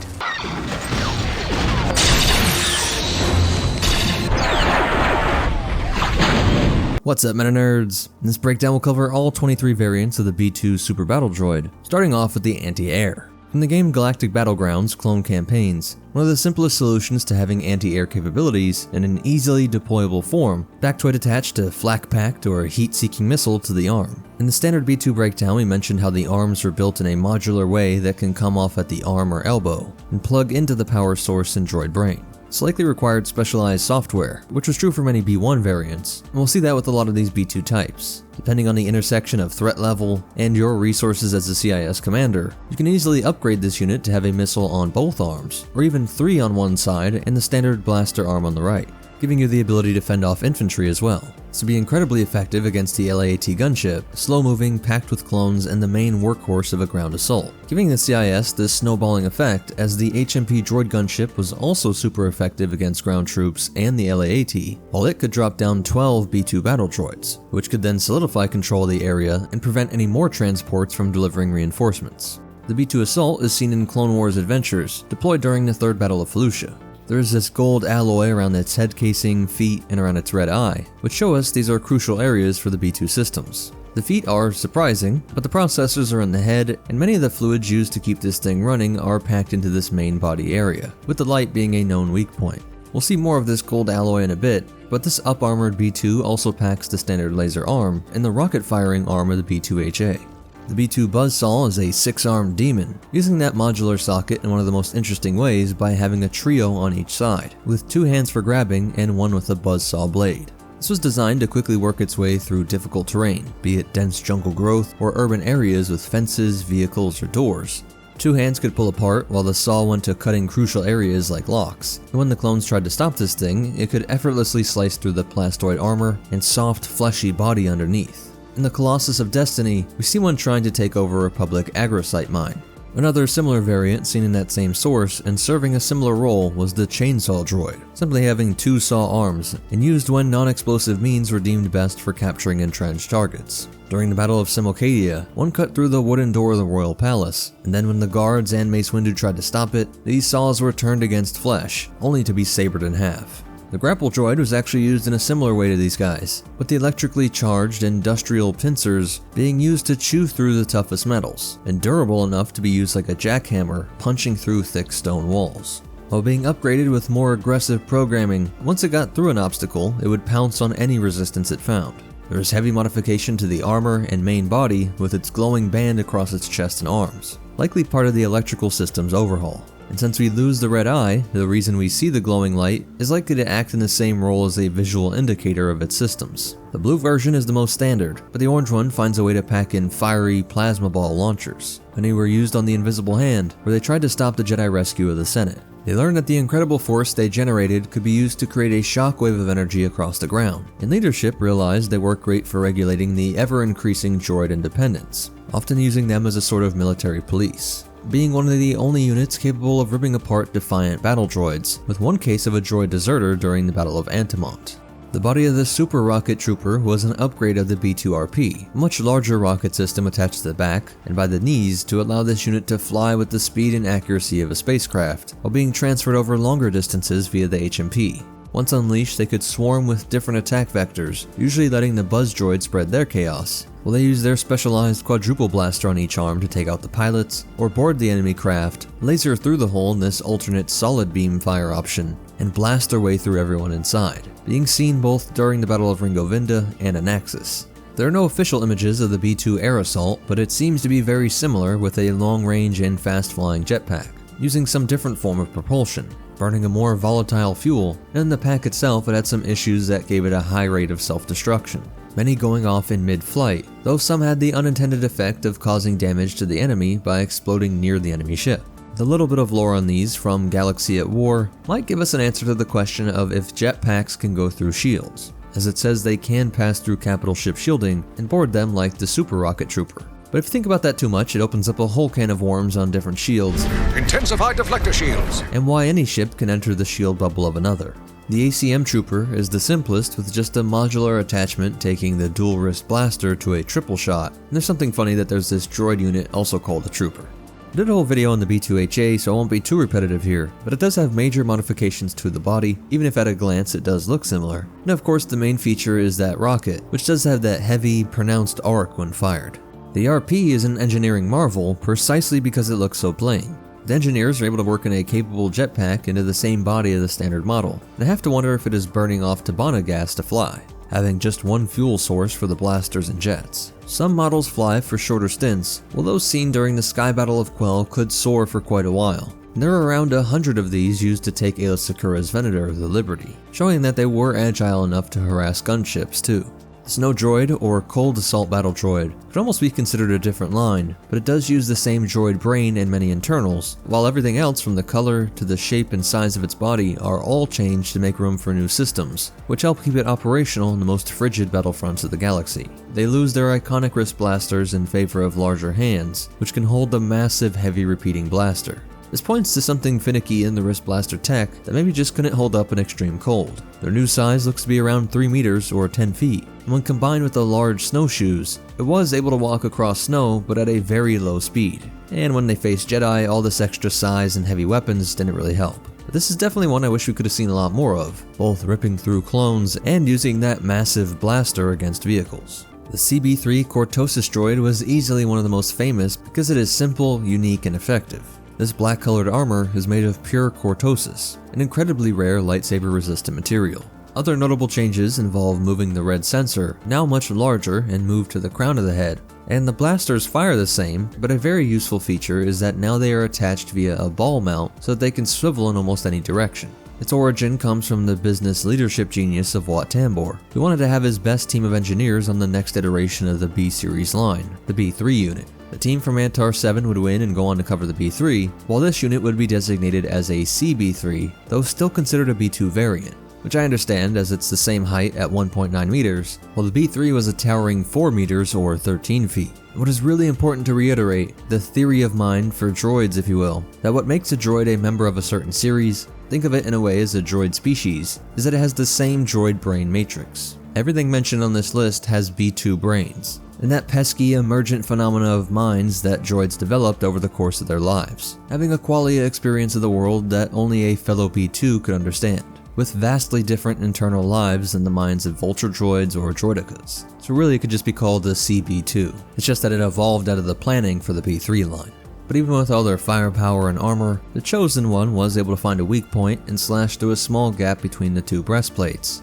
Despite that flaw, Darth Sidious ordered a hit on these things because he thought they were too powerful. It would bring about a Separatist victory before he could pull off his takeover of the galaxy. So he leaked the intel to the Jedi so that they could eliminate the Techno-Union foundries on Mandalore. Though some units did see combat first on Tatooine, and then during the Coruscant insurrection.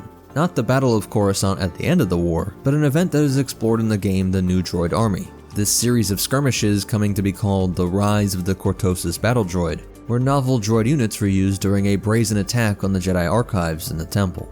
D60 comes from the short story Hero of Kartal from the Star Wars Insider issues 68 through 70. It's written by Timothy Zahn, who gave us Thrawn. The story revolves around the Separatist plan to test their D90 experimental variant of the 60 in hopes of destroying the Sparty Creations factory. The factory's most famous creations were the Sparty cloning cylinders, which are the fastest known form of cloning.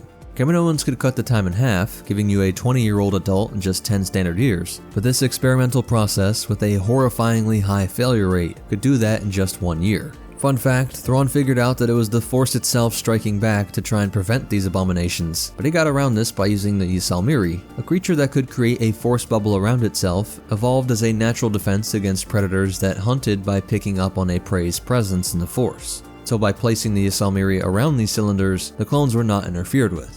The D60 variant seems to just have this unique look with the visor-like optic sensor, but the D90 was a stronger, if not as agile commando droid, meant to be something like the OOM but of the B2s. And these units were successful in their attack on Kartal.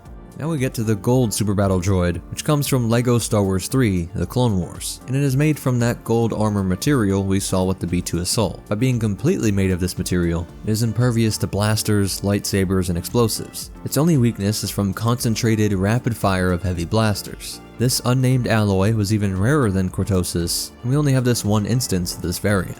The heavy super battle droid has this unique gray and purple color scheme, with an arm that fired a large plasma bolt that packed so much force there was a notable recoil even on these large heavy units. Fielded early in the Clone Wars during the hunt for the Decimator and escorting Severance Tan to meet with Borka the Hutt. The jump droid fills the gap of the RP and Standard, giving shorter bursts of jetpack power with these simple backpack-looking attachments, instead of being integrated into the body. These could be removed like we see with the commandos of Hope Squad, who quickly found out that they sputtered and ran out of fuel, forcing him to hop from droid to droid until he reached the platform and rescued his targets. The mortar unit would carry into battle a tube and thermal grenades that could be set to explode on a timer or impact, giving it the option to serve an anti-air role, though most were used to hit targets when you didn't have a line of sight, or to drop them in on the top of fortifications or vehicles, which might have the weakest point on something like a hatch, putting their thickest armor on the front and flanks. Of all these variants, this is one that is simple but serves a real purpose, and it's odd that there are so few mortar units or even vehicle-mounted weaponry on either side during the Clone Wars. Another use of that modular arm would give us the Oma Dun, which was able to spray toxic gas. One of the greatest advantages of a droid army is that your troops can harmlessly deploy clouds of compounds that dissolve the flesh of organics. Dirge is the one that unleashes this horror on a Gungan colony, musing that it killed them in seconds. But the Jedi team, including Kenobi, was able to use their powers in the Force to keep back the flesh-eating effects of the swamp gas. Anakin realized that they could still fire bolts as well, producing these enormous beams like the Heavy Super, and using his Force abilities to turn them towards each other just as they fired. It resulted in their brilliant transformation into slag. A hilarious matchup is the Ore Trooper, with a specialized layer of extra armor around the neck and arms, and the arm is swapped with a flamethrower. The Ore was native to Geonosis, like the droids themselves, and their Geonosian creators had used them as mounts for all their recorded history. This inversion of the galactic norm, of an organic sitting on top a mechanized mount like a speeder or walker, must have been a strange sight for the enemy or local population, and it's unclear why this choice was made. It had to be a logistics nightmare, trying to keep Ore pens on Lucre Hulks and then get them into C9979s, but it was likely for the same reasons people today use donkeys or horses in very difficult terrain, where a thinking, organic being that evolved to navigate harsh terrain is superior and requires less maintenance. The Repeater Super used its powerful servos and motivators to haul a heavy repeating blaster like an E-Web, something that took a crew of imps to carry, assemble, and operate, and then use its simple grip hands to operate. Another really cool example that takes advantage of a droid unit, and no muscle fatigue to worry about. It really opens up creative options like this, and did have specialized added targeting software. The beta versions were smaller and weaker, despite their apparent six-pack area instead of the standard accordion section. They quickly were seen as a failure and abandoned, having been inept in every early combat scenario, to the point that they were almost never seen just months into the war. While the Mark II and III were the final iterations fielded toward the very end of the war. And they were an exciting new up-armored version that filled its creators with hopes that it could deliver a CIS victory. They weren't in on the fact that the game was rigged, so you could see why they were excited with these larger droid brain areas, bulkier arms, and lighter legs, which all gave it a supposedly better mix of speed, agility, processing power, and accuracy, while being able to absorb more shots before failure, with much thicker plating in these crucial areas like the head and chest. But that does bring us to the end of the list for all the B2 variants. If you think I missed any, please comment them down below. You might be thinking of some like the B3, which I plan to make a video on soon. Please hit that like button, it's the best way to help me out. Subscribe to see more and check out these videos, I'm sure you'll like them. But most important of all, remember, the war crime options are endless when your own troops are immune to the worst weapons out there. And the Force will be with you, always.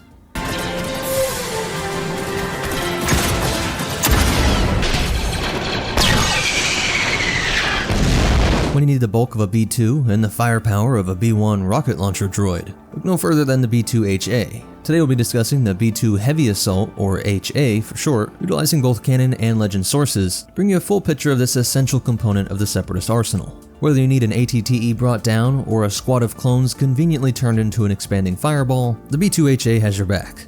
For most armies in the Star Wars universe, infantry is their most foundational component, whether in taking and holding ground, boarding enemy vessels, or guarding friendly installations. However, oftentimes they need a bit more firepower than the standard blaster or slug thrower can provide, whether it be for taking out enemy vehicles, fortifications, or just general demolition. For the armies of the CIS, the B2HA filled this niche perfectly, working alongside B1 rocket launcher droids to keep the Seppies prepared to face Republic armor. The combat models were commonly found in CIS armies, being deployed everywhere from the First Battle of Geonosis to the insurgency on Onderon.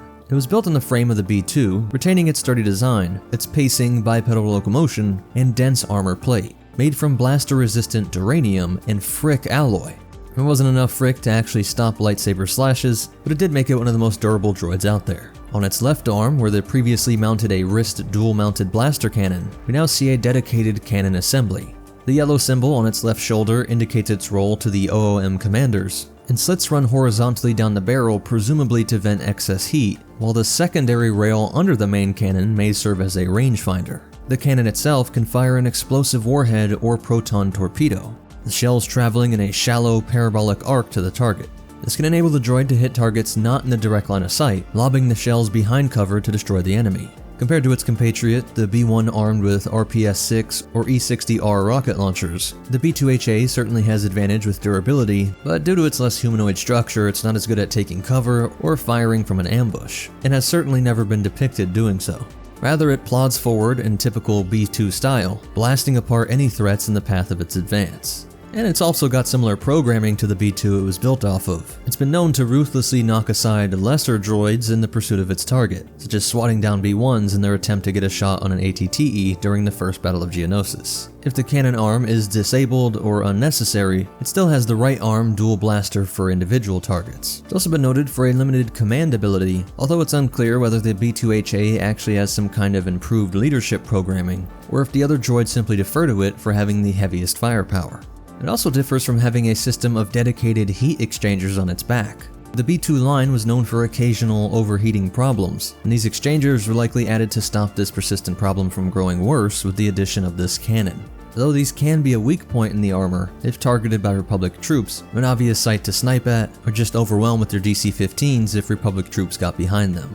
At least one model of an upgraded variant known as the B-2HA Assault, which is when things get serious and it's a heavy assault, was deployed during the Third Battle of Fallujah, which just has tougher armor and a more powerful cannon. We never saw this model again, so perhaps it was even a field modification rather than an official factory-produced variant. Another pseudo-non-confirmed variant is the B-2 depicted in the Republic Commando series. If you played, you know how terrifying these droids are, taking either entire mags to take down, and though they're technically called B-2HAs, they have a thermal detonator launcher on the right arm, rather than the cannon, which is supposed to be on the left arm. Fortunately, Legends and canon do not differ much on their use or depiction, and we did see it in many notable instances during the Clone Wars. CT-1226 was able to successfully target its heat exchangers, forcing the droid to have a misfire, and the missile actually hit a Hailfire droid. Later, that same clone trooper was able to disable the B-2 with an EMP grenade, and then finish off the droid with his blaster. Ventress had many of them in her battalion of droids, though they did not lead to her victory on the moon of Ragosa, with Yoda being able to destroy them. An OOM droid with some quick-firing circuits nearly killed Padme by ordering his HA to fire on the railjet that she was riding on, while Jar Jar was nearly taken out by a homing torpedo during the Separatist attack on the Senatorial Palace on Rhodia.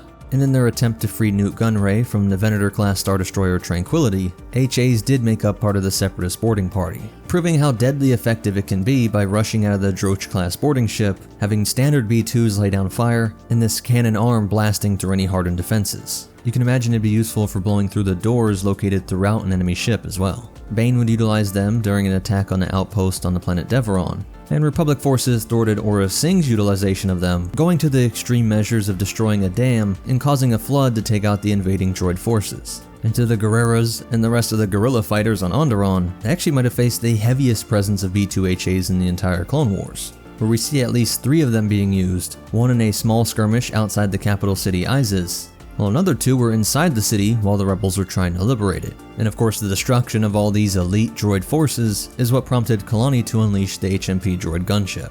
Sadly, we don't see too much of them after the Clone Wars, even in the Bad Batch series or later, though legends say there's a surviving B-2 detachment known as the Orange Panthax, which became legendary for beating back an incursion of Yuuzhan Vong. Like we saw with the B-1 droids, I'm sure in various nooks and crannies across the galaxy, there were some people that were able to restore them and bring them back to their fighting glory, being the prized bodyguard of some remote farmer or in the employ of some notorious criminals. It's likely Separatist holdouts like Geyser Delso might have had access to them, and even their early rebel cells, but hopefully we see more of this uniquely specialized variant of the B-2 line. As for the dimensions, they are identical to the B-2, standing 1.93 meters in height, or about 6 foot 4 inches, which means all of the Yoda species put together would still be shorter than this B-2, or about 20 centimeters taller than the Senate. If it showed up here on Earth, it'd be taller than almost everyone, it could bully the Tesla bots, but DJ Diesel would still look down on it. The standard B2 was noted to be 1,000 times more expensive than a B1, and you gotta imagine the HA was even more expensive than that, but I have to assume that's some sort of propaganda, either to make clones feel good about taking them out, because there's no way the cheap Neimoidians were paying 1.2 million credits for a B2. That's 10 times the cost of a Hyena bomber, or you could have had 57 droidicas. That's it for the breakdown, and as for some cool facts and behind the scenes stuff, the B2HA in LEGO Star Wars The Clone Wars 3 shoots regular rocket projectiles at a much faster rate, rather than the more normal pink shells. And like the B2 in general, its fame is very different from the movie-accurate version that the Republic Commando goes with, versus the Clone Wars model, which is not as bulky, and with a thinner waist and more triangular torso. You can command the B2HA yourself as part of the mods for Empire at War, such as Fall of the Republic, using them to vanquish those scummy Republic dogs. Please hit that like button, it's the best way to help me out. Subscribe to see more and check out these videos, I'm sure you'll like them. But most important of all, remember, if you're a B1, just stay out of your big brother's way, and take it out on the astromechs when you get back to orbit. And the Force will be with you. Always. What's up, meta nerds? One of the greatest things Darth Sidious ever did was convince the CIS that they really had a chance to win the Clone Wars, motivating all members of the Confederacy to turn their capital into novel droid units, with forms as wild as the Buzz droid to the massive B3. The B1 had been around in massive numbers since before the Battle of Naboo. The B2 was developed over the following decade, and in the last video we saw all the variants that spawned from the B2 line. One of those was the B2 Cortosis droid, originally called the CB3 battle droid, which came about from a sort of competition put on by Wat Tambor. He wanted to challenge two of his best droid engineer teams, one from Metalorn and the other from Foundry. Metalorn is one of the most productive industrial worlds in the Mid-Rim, a hot jungle planet with vast stores of ore that allowed early investors to turn the entire planet into a pipeline from mines to manufacturing. Foundry, as the name suggests, was like a Coruscant for heavy machinery, a near ecumenopolis that pumped out countless B1 droids, along with Durasteel, Chromium, and even had Wat Tambor's private estates. General Grievous would be brought in to assess the prototypes presented to each team, but the Cyborg went with the massive droid called Avatar 7. There wouldn't be any noticeable changes when it went into full production, and it is fitting that this Clone Wars era version of Grievous, the long-fallen Kaleesh warrior, went with the 4-armed B2 that was pure offense, a giant packed full of weaponry, about as far as you can get from a B1. This starts the latest and final addition to the B-series battle droid line. Standing at a massive 4 meters or 13 feet, it was more than twice the height of the B2, and about a Jawa taller than the AT-RT. It does have a pair of rapid-fire blaster cannons, but instead of being on the wrist, though they look similar, they're actually just as powerful as the B2, but in these odd small pair of arms, which really gives you a scale of this thing.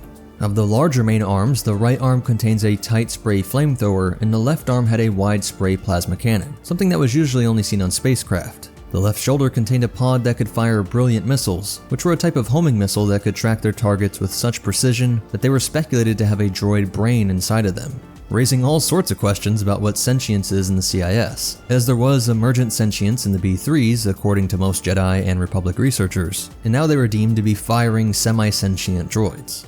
But what is perhaps the most revolutionary and practical is the density projector. Similar to a tractor beam generator, in this case it's firing the beam on itself to act like a magnetic bond to the ground beneath it, raising its weight 20-fold. This is designed to counter the force effects of Jedi, which is true for its weapons as well. From the fast-flying, extreme-seeking rockets, they're small enough that it can carry a ton on board. While not great against tanks, they're big enough to kill Jedi. The same for the flamethrowers, and notice that it's specifically a wide spray plasma cannon, both of which are perfect for getting around the blocking lightsabers. Thankfully for the Grand Army of the Republic and Jedi Order, the droids suffered from technical problems and were never mass-produced. Bactoid combat automata like to send in large numbers of B1s and even B2s, which were said to be 1 per every 100 B1s, but these B3s were far rarer. I'd be surprised if it was more than 1 in 100,000 toward the end of the war. They claim it's because of the B3's high cost per unit, but I think it's because of the existing streamlined logistics system, from Lucrehulk to C9979, then MTT and PAC, which could carry varying amounts of B1s, B2s, commandos, and droidicas. Even the HMP droid gunship could carry all of them, but none of these can carry the B3, and so you really only see them being used during full frontal assaults against well-defended targets. What's really interesting, and I'd chalk this up to Separatist disinformation intended to horrify Republic strategists, but they claim that the B-3 was often used in place of droidicas since they were far cheaper than destroyer droids. Shield generators are usually the most expensive parts of any droid or ship, but still at 21k, they're able to stay down around the price less than twice that of the B-2, and with the B-1 at 1200 and my estimate of the B-2 at 12k, I think the B-3 has to be far more than a droidica. If I had to say, I'd put it around 60k, half the cost of a Hyena bomber, as its size and weapons make it a lot more like a vehicle. In 21 BBY, Mace Windu and Saesee Tiin faced the Avatar 7 prototype at the Battle of Iktosh. This had been a long drawn-out, intense battle with heavy losses on both sides, though the Jedi were having a side challenge with Master Tiin currently leading with a 4-kilometer droid throw. Windu countered that his 3-kilometer toss should count as more since it took out a squad of droids, and their debate on the virtues of the rapier versus the broadsword foreshadowed the arrival of this new unit, which though seeming to just be a brute, was actually a deadly refined surgical weapon for removing Jedi leadership on the battlefront. As they pushed through the carnage of more scrapped clankers, a behemoth emerged from the smoke, and the Jedi are stunned at this new unit. Tiin making light of it, saying he wished they had a turbo laser, as the flamethrower and rapid-fire blasters send Republic forces scattering, nearly taking the Jedi, and sending many clones to their death. Tiin is quickly thwarted by the density projector tech, and Mace knows that they will have to slice it to pieces. Though that Cortosis droid lost out in the prototype challenge, a merger of these two would have been helpful, having some Cortosis on these key areas. As Mace went for the main sensor, Tiin took out the knee, so that now it was immobile and blind. The B-3 reacted by firing its homing missiles, which we could see even the Jedi couldn't avoid. Realizing they could not evade it, they used them to their advantage, calling on their acrobatics and skill in the Force to redirect the missiles into the rear of the B-3, turning this beast into a massive shrapnel grenade. But even this did not stop it. Barely able to sit up, it fired with its final small blaster arm, and they knew the only way to stop this was to have Mace deflect, while Tiin dropped the head of a Hellfire droid on top of the B-3. And the Jedi mused that the best weapon was neither blunt and powerful, nor specialized and efficient, but the creative mind and teamwork that exemplified the Jedi.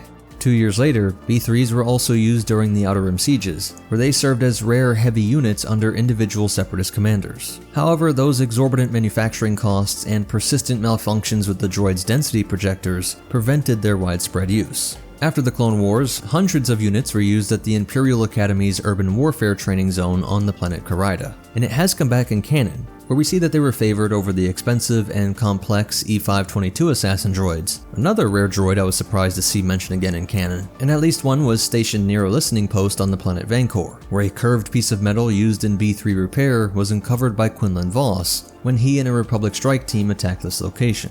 And more than 2 decades later, months after the Battle of Endor, Temmin Wexley also found parts of a B-3 when trying to sneak into the Satrap's palace on Akiva. So with all that, with hundreds of left over in the Imperial Academy, and repair pieces popping up at random places over multiple decades, I think it might not have been as rare as we suspect. Perhaps more common than 1 in 100,000, because that ratio for the Imperial Academy alone would put you at 10 million battle droids, which if you saw in the B-2 breakdown, I don't believe the numbers that they were in the trillions. So maybe the B-3 was as common as 1 in 1,000 or 10,000. Though again, there's no official number on this, so let me know what you guys think in the comments down below. As for behind the scenes fact, that comic shown was Heavy Metal Jedi from the Clone Wars Adventures Volume 1, and it appears in the Revenge of the Sith video games on the Game Boy Advance and DS, with details expanded on in the new Essential Guide to Droids, Threats of the Galaxy, Complete Star Wars Encyclopedia, Essential Guide to Warfare, and the novels Dark Disciple and Aftermath. Please hit that like button, it's the best way to help me out. Subscribe to see more and check out these videos, I'm sure you'll like them. But most important of all,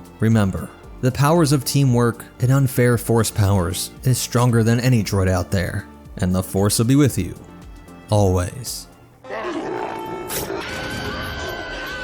What's up, Meta Nerds? The E-522 Assassin Droid is one of the oddest looking droid units in the galaxy far, far away, and surprisingly it's been brought back in the new canon. So let's do a complete breakdown of this unit that bridges the gap from CIS droids to the terrifying, if rare, Imperial droid repertoire. It begins in the brilliant bug brains of the Geonosian techs at Bactoid Combat Automata. The B-2 series line was started shortly after the Battle of Naboo, and in the breakdown of the B-1, B-2, and all the variants, we saw how these droids became the main infantry units of the CIS, with those variants covering just about every battlefield scenario you might come across. No, it doesn't look like it would fit in. It was first envisioned to be a part of the B-series line, actually before the B-2 and B-3. which would have made an incredible jump from the B1, as the goal was to have this sort of mini tank serve as the light anti-armor and anti-aircraft unit. The problem was that after prototypes and even the scale of mass production the bug folk were able to achieve, they could never get this thing under 61,000 credits. That's nearly 3 times the Droideka, a shocking 51 times the B1, and if the B2's around 12 credits, it makes this 5 times the unit that ultimately beat it out.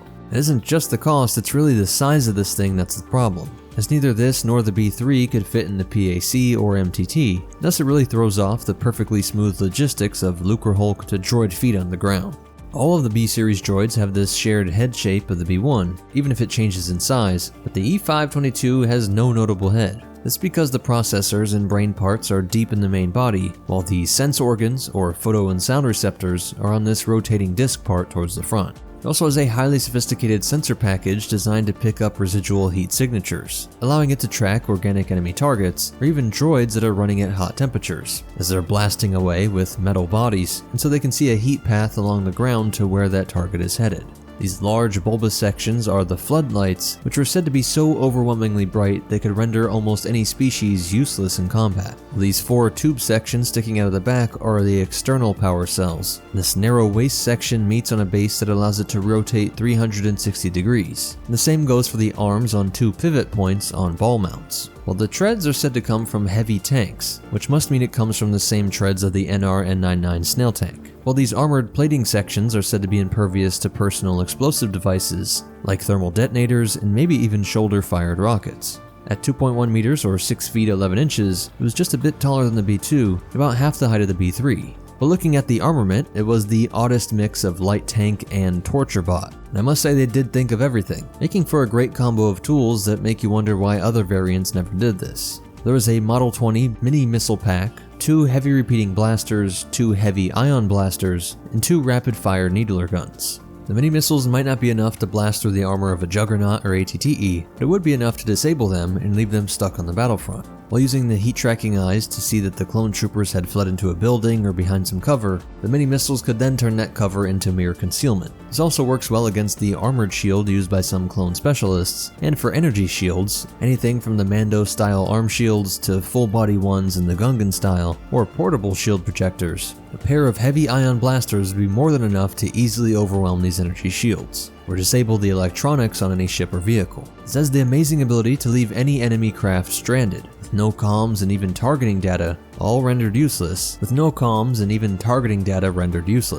Imagine how this would work on an LA-AT, grounding the birds and setting them up for a missile barrage, or simply opening up on them with heavy repeating blasters. Both the simpler blaster power of the E5 and DC-15 types used in the Clone Wars are usually enough to go through clone armor and B1s. Even B2s only take a few more shots, so these heavy blasters might seem like overkill, but it could be for additional effective range and for melting through the light armor of vehicles or cover. But on top of all that, the rapid-fire Needler is truly unique. Something usually only seen with elite bounty hunters, Needlers most often came in the form of pistols that fired a specially designed dart, which could pass through personal energy shields and deliver a chemical compound. Often just a deadly poison, but it could be anything from rage-inducing hallucinogens, cleverly forcing other people to eliminate your target and thus cover your tracks, or in the case we see with the E522, it could fire darts with a neurotoxin that would effectively render the target unconscious. Useful for capturing clones to extract intel, but really I'd imagine this was intended more for Jedi and Republic VIPs. Useful for bargaining with the Republic, like we saw with Grievous being freed by the capture of Anakin. Major Republic victories could be negated with a single VIP, leveraging the Jedi's reverence for life, and further exploiting the disadvantages of organic forces. T-Series droids were captured, and the torture method was simpler, no real risk of lies or refusing to divulge info. If you got past the data deleting systems, you were sure to have access to the right information. So while that might be a downside of droids, overall a big factor is that there was no emotional manipulation you could pull on any CIS military leadership, nor the Separatist Parliament, or citizens of the Separatist worlds. Most of your CIS generals were just as disposable as the B1 unit. And so with all this droid's capabilities in mind, it's the intersection of not being too expensive if you weren't trying to field them in massive numbers, while having that Needler ability to capture threats alive that may have ensured its survival in the Imperial era. With the galaxy traumatized by the war he secretly pushed, Palpatine announced an Imperial decree that all assassin droids and battle droids would be outlawed. This came at the same time that all Separatist companies, the largest businesses in the galaxy in many sectors, not just droid manufacturing, were all either dissolved or absorbed by companies like Kuat Drive Yards or Sinar, which themselves now had a new board member, an imperial advisor that acted as the Emperor's eyes and ears inside every major corporation, making sure everyone knew that their company would be taken from them at the slightest divergence from imperial goals, with rebel activity being used to frame anyone as potential threats to the new peace. And despite any new regulations, there were simply too many units spread throughout the stars to give the Emperor a full monopoly on deadly force. Some of these E-522 units fell into the hands of unknown assailants. Most called them rebels or crime lords, but many imps knew that it could have just as well been rival Moffs trying to eliminate their competition and move up in the ranks. One attack killed a crew aboard an Imperial shuttle, which was carrying Grand Inquisitor Lord Torben, causing the shuttle to crash into the Imperial Palace. While another shocking attack was dubbed the Caprioro Massacre. 20,000 swoop race spectators were killed during an attack in which this little droid brain circuits decided the best way to take out the Imperial governor, Amel Bakul, was to rain down rockets and heavy blaster fire, taking out the security, civilians, and governor along with them. Under top secret orders, Sinar Intelligence Systems was awarded the contract of reviving the E-522 droid production. At that moment, the SIS was in the process of creating its own range of combat and assassin droids. Incorporation of the E-522 and its data provided a significant boost, and they promptly abandoned its existing project and devoted extensive resources in terms of time and capital to jumpstart this assassin project. Following a full year of development, the first batch of new E-522s rolled off SIS's production line and were deployed to address the escalating unrest against the Empire. By this time, there was thought to be scattered across the galaxy less than 100 of these droids, with the majority of them being utilized by Imperial Army Intelligence and the Imperial Security Bureau for covert operations, functioning as assassins and support units, and again really to bring these in alive, using the many horrific torture devices we've seen the ISB use. But because they were working with ISB, many of them underwent regular memory wipes and maintenance, preventing the emergent sense of self and personality, resulting instead in an eerie and formidable persona. A handful of E-522s served the Alliance to restore the Republic, primarily engaged in battlefield salvage and some capture of Imperial VIPs. Because the Rebel Alliance intelligence services didn't wipe their memories as often, they did develop a personality, but it was cynical and demanding, earning them the reputation as, quote, everyone's least favorite Master Sergeant, as described by many agents in the rebellion. But despite that, the Rebel E-522s were esteemed and admired for their courage and proficiency during missions, surely gathering data along the way that would snowball into the destruction of the Death Star. While one of the original, considered vintage versions of this droid did belong to Jabba the Hutt. On one quiet afternoon in Tatooine, all he could think about was feeding someone to his pet Rancor, who dwelled in the dungeons beneath his palace. Bith hero and musician Figrin Da'an, leader of the modal nodes, was accused by one of Jabba's sail barge attendants of eating from Jabba's tank of lived freckled toads.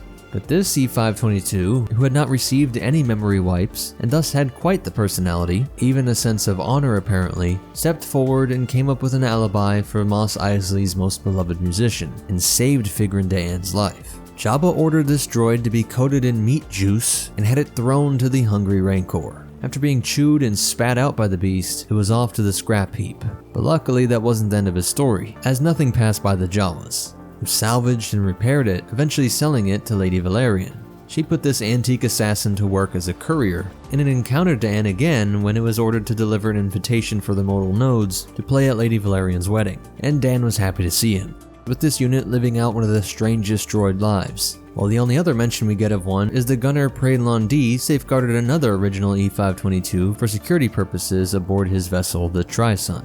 But we can truly say this is one of the strangest histories of a Clone Wars era battle droid. And as for behind the scenes facts, this is crazy and I do critique when warranted, but after 1,000+ videos I think I can say that the new canon lore on this obscure droid unit really does bring some of the most interesting and in-depth details. With the credits, the lore from the B-series droid tie-in, and more specific details on the armament actually come from the new canon guidebook Ciphers and Masks. while a lot of the rest of the lore comes from Star Wars Fact File number 48. And the canon lore might actually be addressing a discrepancy from Labyrinth of Evil, which mentioned that it was manufactured by the Techno Union during the Clone Wars, while a lot of other sources have it being developed by Sinar Intelligence Systems during the Galactic Civil War, with the new canon lore having it being proposed as part of the B-Series line, and at least having some prototypes operational. You can see how it had production runs both during the Clone Wars and during the Galactic Civil War. And the quote found on E522's miniature stat card parodies Clint Eastwood's iconic line, "Go ahead, make my day," seen in the film's Sudden Impact. Please hit that like button, it really is the best way to help me out. Subscribe to see more, check out these videos, I'm sure you'll like them. But most important of all, remember, the Republic had no chance if Palpatine wasn't pulling the strings. And the Force will be with you. Always.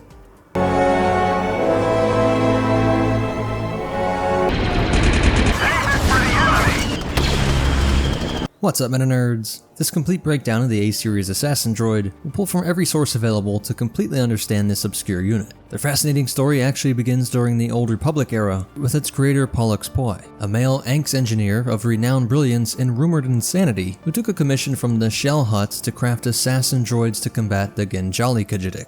Enhanced with the ancient intelligence of the Builder Forge on Kashyyyk, these droids successfully eliminated Hutts ranking 3rd through 14th in the Ginjali clan succession line. In retaliation, the Ginjali enlisted the Shade Shadow Killers to target Poi, forced into hiding within the depths of Kashyyyk Shadowlands for 2 decades, something that would have impressed the strongest of the native Wookiees. Poi, in what he termed the Shadow Game, evaded the Deshade with his droid creations serving as his protectors. The Deshade's pursuit ceased during the destruction of the Kron Cluster during the Great Sith War, and Poi later died of natural causes shortly after this Shadow Game ended. But his legacy endured as his droids evolved into the A-Series Assassin Droids after discovering a primeval machine in Kashyyyk's forests. But their legacy endured with the help of that Builder Forge, evolving into the A-Series Assassin Droids we see today. Abandoned by their late master, the droids stuck together, and this small droid family all agreed to allow the ancient Rakata intelligence to start an overhaul and replication of this modified line that took it from the original to what we see today. Standing at a height of 2.4 meters or 7 feet 11 inches, it was taller than most battle and assassin droids out there. Its blaster cannon is about as strong as the B2, while its grip is reported to be able to crush through other droids in light armor, while the tips of the fingers all had retractable finger blades. And we get the cryptic, quote, other weapons listed as being packed into this unit, not including the blaster rifle that most would carry slung on their shoulders, as like the Commandos, these units were capable of acting as snipers, while others have been known to use just about everything from flechettes, sonic detonator launchers, flamethrowers, hard sound guns, which were somewhat like the sonic blasters used by Geonosians, handheld tractor beam projectors, and vibroblades. Those flechettes, flames, and sound weaponry were all excellent against Force users, as this was created at a time when there were massive armies of both Jedi and Sith. Though the galaxy was not at war with legions of Force wielders anymore, their story does get weirder as they moved out to the Gree Enclave, one of the most remote areas of space in the Outer Rim, named for the enigmatic Gree species, which was one of the only species that had a history that dated back to before the Rakata. In exchange for their assassination services, they hoped to gain more secrets from the ancient alien civilizations, likely seeking immortality, preserving their digital lives indefinitely, as nearly 4,000 years later, Count Dooku would encounter them in the obscure Gree sector, in his efforts to maneuver the pieces for his lord in the coming Clone Wars. Once the war was ignited, the Battle of Jabiim would be one of the most chaotic and bloody, and after the fighting dragged on in the miserable, muddy terrain, which brought out prototypes of the AT-AT and other Republic walkers against the elite Nimbus commandos, when scores of battle droid infantry, tanks, and other CIS vehicles could not finish the fight. Dooku sent in a flotilla of C-9979s full of A-Series droids. Their leader gave a cold introduction, saying, quote, "We are designed to disassemble over 11,000 sentient species and have been modified specifically for duty on Jabiim," then confirming that their primary programming is for assassination.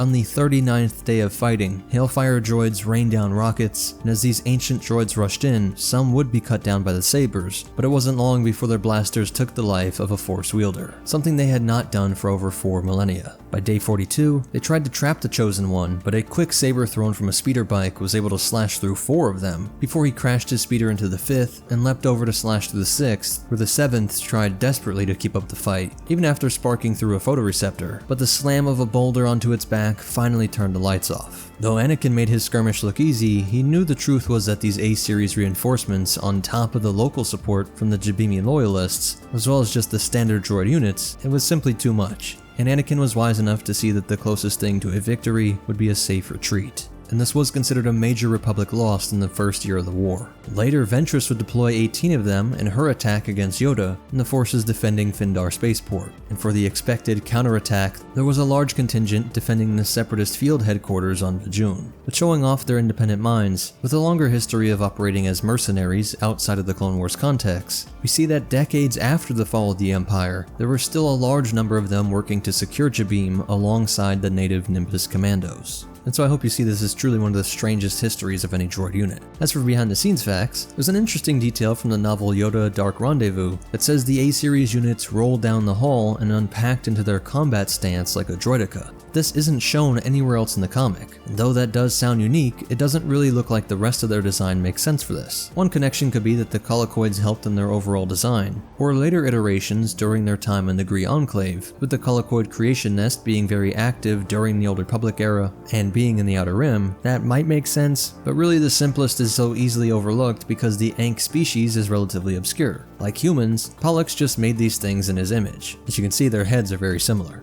And honestly, it's sad to see that this is one of those many Star Wars creations that was just abandoned, with really cool lore and build-up, with these ancient alien connections, and running around the galaxy as an autonomous, mercenary band of droids, in the context that these droid units gain a sense of self the longer they go without a memory wipe. And they just look cool, and would have added to the richness of the galaxy, interacting with all sorts of factions, especially now in canon with the droid Gotra. As for the sources, most come from the Star Wars Republic series comics, the Battle of Jabeam issues 55 through 58. They do appear in the mobile Battlefront games, called the Pollux Droids, which is again just so weird how serious they took this lore, for there to be so little material in them. And though their head is a bit otter-shaped, which again is just weird that there's such an obscure nod to the creator of these droids, even if the head is different and there's slightly different armor, with none of the built-in weapons, but these are said to be A-series Pollux Droids. Then other details come from the new Essential Guide to Droids, Clone Wars Campaign Guide, and Galaxy at War. Please hit that like button, it's the best way to help me out. Subscribe to see more and check out these videos, I'm sure you'll like them. But most important of all, remember, there should be a Pollux Poi award for droids, seeing if anybody else could create something that could keep you alive in the underworld of Kashyyyk for 2 decades. And the Force will be with you, always.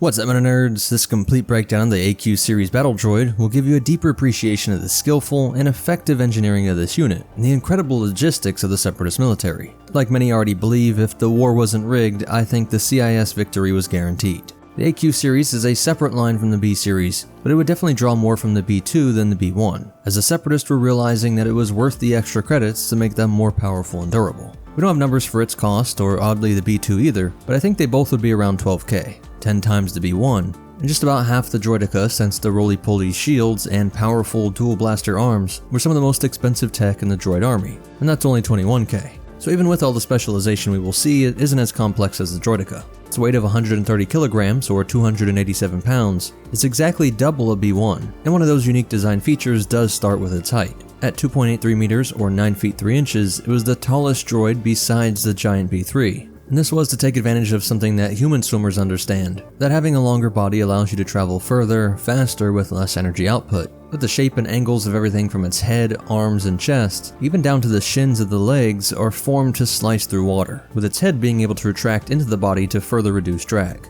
while the feet plates would turn into propellers when underwater. But the way they were designed make it really hard to walk, because if you look close you can see that with each step, as the foot comes up, each of these plates fall back down, and they splay out again upon contact with the ground. Definitely no running or jumping like a commando, or even the burly jog of the B2.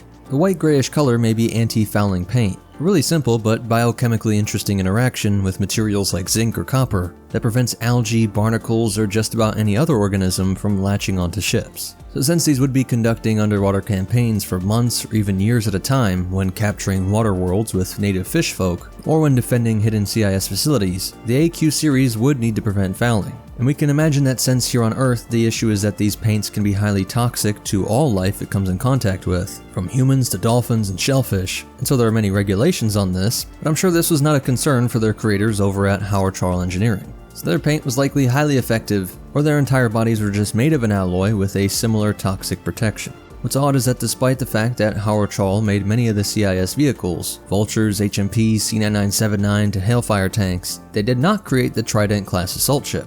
This unique creation was from the colloquoid creation nest that gave us the Droideka, but closer to this would be the Droid-class boarding ship.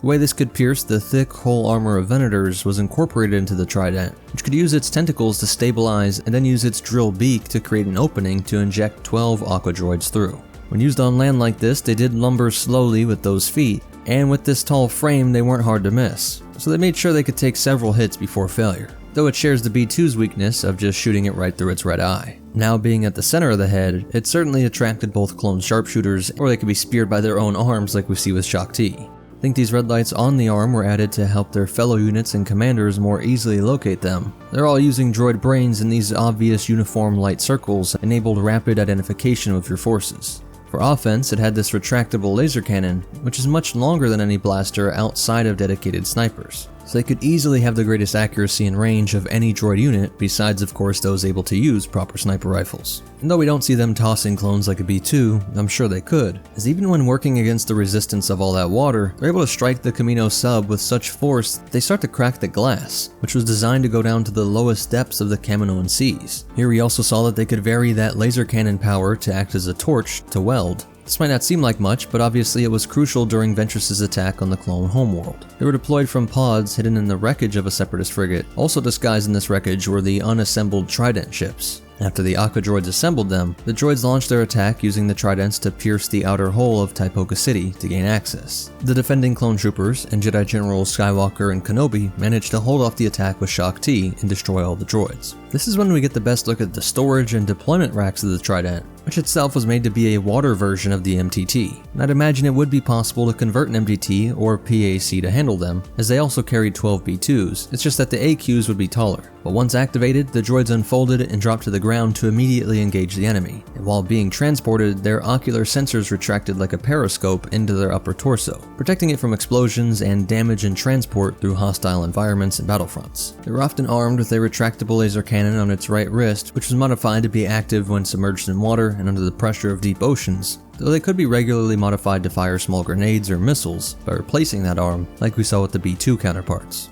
During the invasion of Mon Cala, we see what looks like a tractor beam being used to slow the fall of these droids, or they're being dropped from so high that it just looks slow. If so, that really does point to the durable design of this droid. Working in tandem with the terrifying Hydroid Medusa, they quickly took total control of the capital of Mon Cala. And in their conversations with Rift Tamsin, we can hear that they share a deep voice like a B2 or HMP, far deeper than a B1. Groups of Jedi, one in the lower city center, and two releasing the prisoners near the coral base. They used the Mon Cala infrastructure against them, as these droids were designed to swim strong against the roughest seas. In these tubes, they can race across the city and rapidly respond to forces trying to take their city back.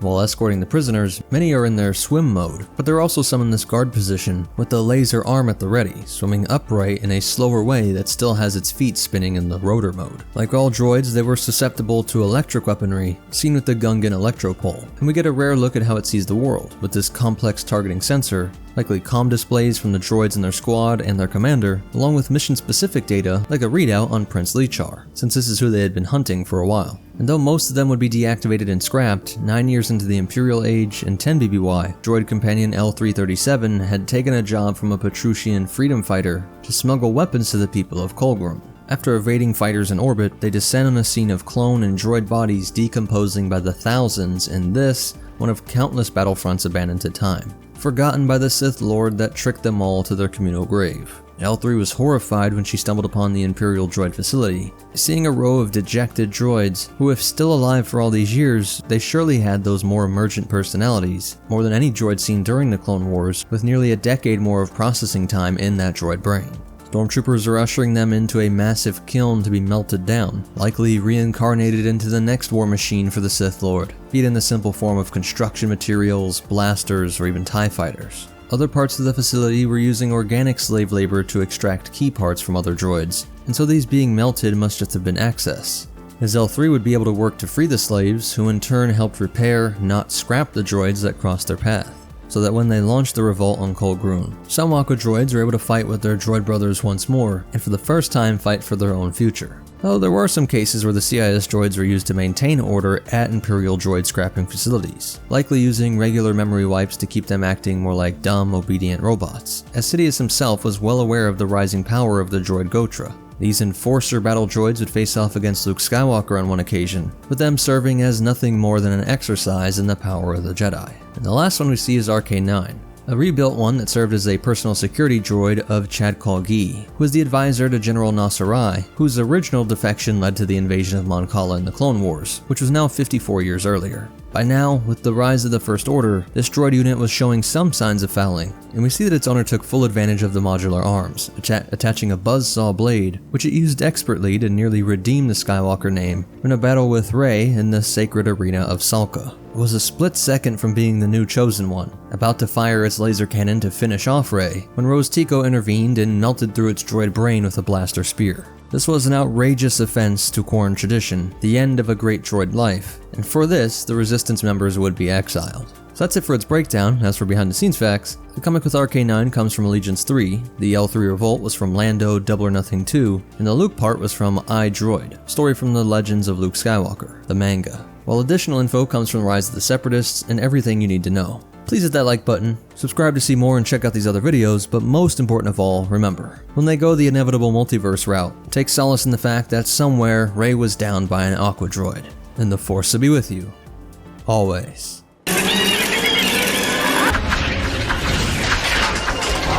I'm hit! What's up, Meta Nerds? Though not packed with missiles or blasters, this little buzz droid would strike fear into anyone who saw it. As they were one of the most deadly units, even if they didn't actively shoot any of the clones or civilians, they inflicted very high casualty rates on the GAR, and struck terror into even the civilian populations. Without any bombs or explosives, they could turn enemy bases, capital ships, or starfighters into an explosive with just a few cuts or zaps. Or simply leave them stranded without power or oxygen, and make time its weapon as pilots would suffocate and crews would become lost in space to eventually starve. They were manufactured by the Colicoid Creation Nest, our favorite cannibal colicoids that gave us the Droideka and Tri-Fighter. Its proper name, the Pistoica, comes from the Pisto, one of many of the other violent, devious insects that call Cala 4 home. Despite their ferocious attitude, apparently Pistos make good eating, as they were a colicoid delicacy in the more tropical regions. Originally, this thing was created to work as repair bots, scurrying into any space and welding, cleaning, or reconnecting any issue they came across. That ending, eka, is a word in their lingua insecta that means hireling or drone, which we see in Droideka too,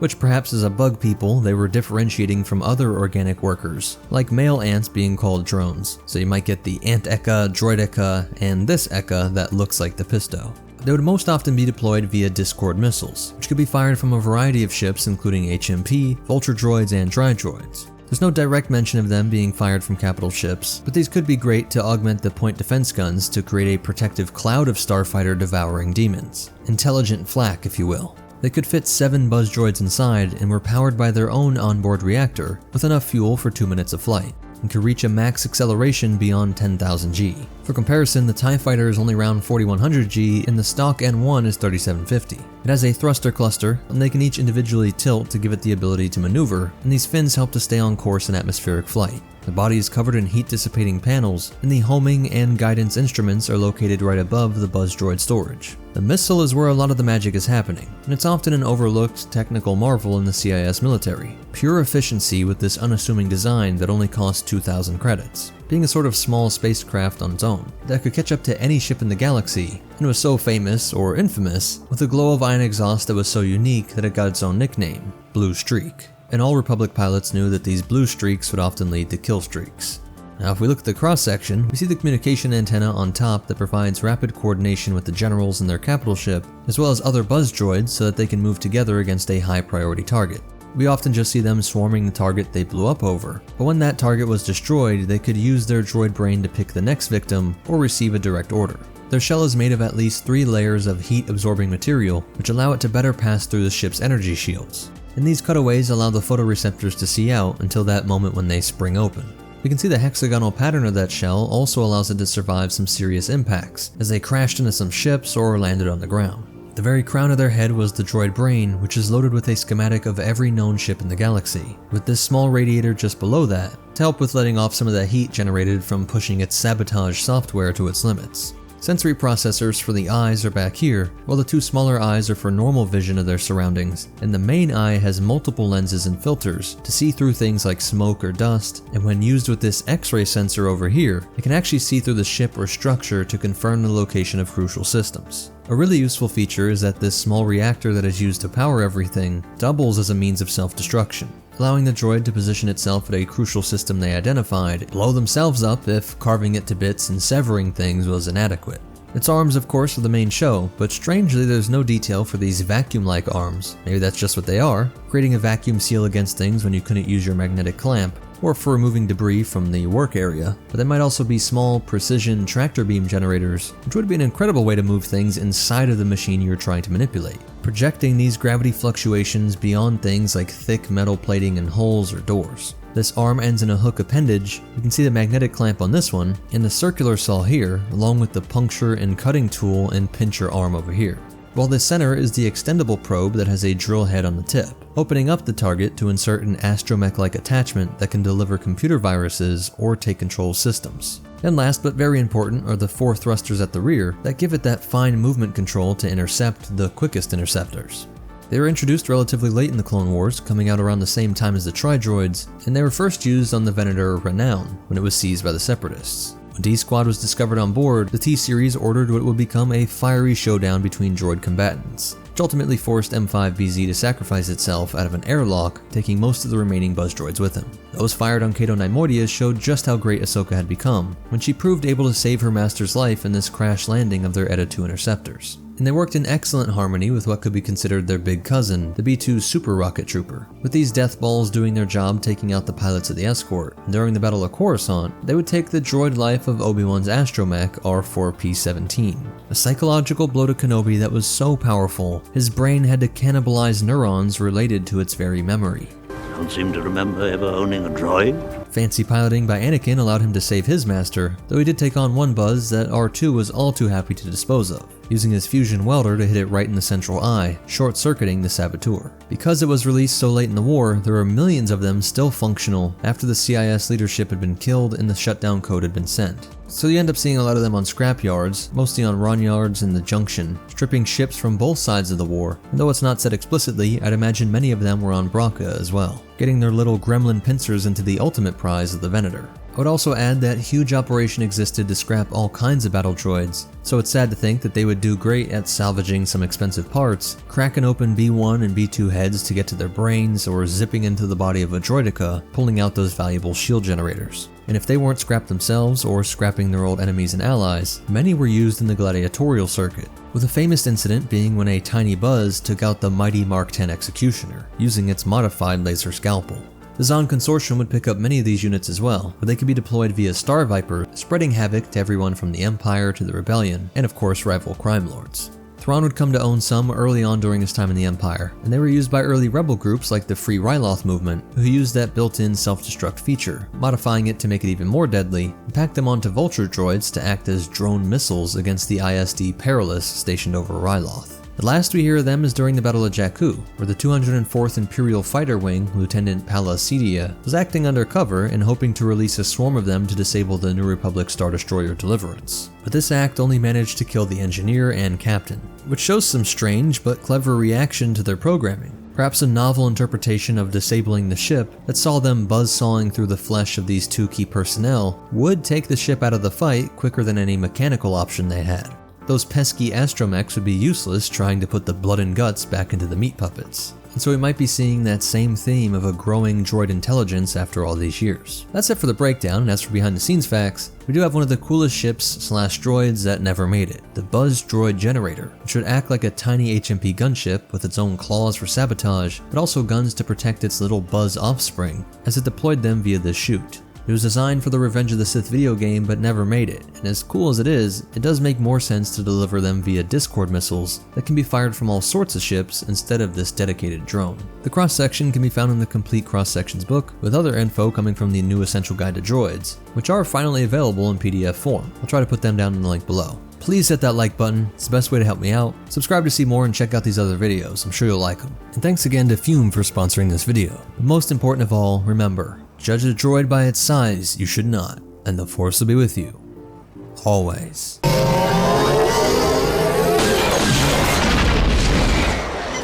assassin droids can be very unpredictable. They're switched off. They don't look so tough to me. Nothing looks tough to you.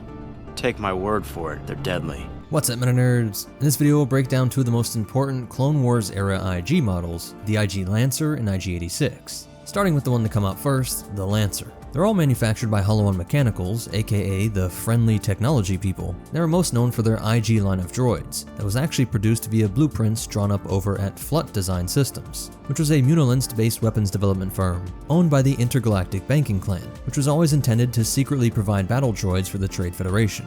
The original was the IG Lancer combat droid, which is why we saw so many of them during the Republic invasion of Munilinst during the Clone Wars. The Lancer would stand 1.96 meters or 6 feet 5 inches, but it's the same height for all the IG series, and just a few inches taller than the B1. And so the Lancer set the standard for their distinctive cylinder design, coming out of Project Flut Droid, which was essentially being run by Count Dooku, though of course this was through a complicated web of connections that concealed the build-up to the Clone Wars. The elongated head was inspired by Mun biology, like with the Colicoids in the Droideka and humans and tons of their droids. It was common that all species made droids that looked like them. Many critiqued the strange two-pincher hands for grip that gave it less fine manipulation skill than almost any droid out there, but it did make up for it in strength, being more than twice the strength of a B1, while having remarkably quick reaction times that allowed them to spar in hand-to-hand combat against skilled organic martial artists. Despite its initial success, the terms of the loans that kept Flut designs afloat were simply too difficult to keep up with, and the IGBC was able to seize all of their company assets. This is when it got the IG name, short for the IGBC, and Chairman Sandhill had many of them installed as guards around Munilinst commerce citadels. They could take a few shots before being destroyed, being known to be more blast resistant than most of the other IG series, and could move surprisingly fast, rip apart any organic like a Wookiee, and most did carry their Lancer poles with them, likely evoking the royal guards of ancient time, a similar idea to the pikes in the hands of the guards on Coruscant, while they would also start to be seen on speeder bike patrols after the Battle of Geonosis. It would be 4 months later when the Acclimators showed up in orbit, and LAAT stormed the capital of the Mun's banking empire. The bounty hunter Dirge was also brought in to become a general in the CIS, and he would lead the forces on this crucial world. What are we going to do? I don't know why Dooku sent you here if all you're going to do is stand around. I mean, whenever you're ready. And in repelling the ground invasion, the Power Lance would take center stage. Energy Lances can fire bolts out like a dual-purpose, longer blaster, but these ones were specially designed for piercing through heavily armored vehicles and delivering a devastating surge of energy through that opening they just made, achieved in part with the Vibroblade Edge. But the main attraction here is this insanely hot tip. The heating element at this point makes this thing work more like a lightsaber, as it would burn through armor, and of course had no issue on weaker things like the legs of walkers or speeders, and would vaporize clone troopers along with their plastoid armor. This is one of those weapons that is often forgotten, but it did play a constant role in every major faction since the Old Republic, with things like the Great Force Pike, and the clones used their own version designed by the Verpine species. And what you see here are the Serpent Masters who would wield them from the backs of their winged snake mounts. These are not official stormtroopers, but the riders were wearing salvaged armor. Leading from the front, Dirge would take his speeder force to flank the SPHAs, and racing through the ranks, they were able to use the Vibro Edge to slice through the repulsors. But it was by manually tossing anti-vehicle mines that they would set off a chain reaction throughout the massive artillery pieces, which had enormous reserves of Tabana gas and reactors needed to generate these ship and city-destroying beams. When the mines set this off, it made for a grand explosion that would be a morale victory for the defending forces. But General Kenobi was unshakable. In a joust with the Jedi and his clone squadron, many humans and IGs were killed. Kenobi would lose his helmet, and the fight would go to the ground as Dirge's speeder was slashed to scrap.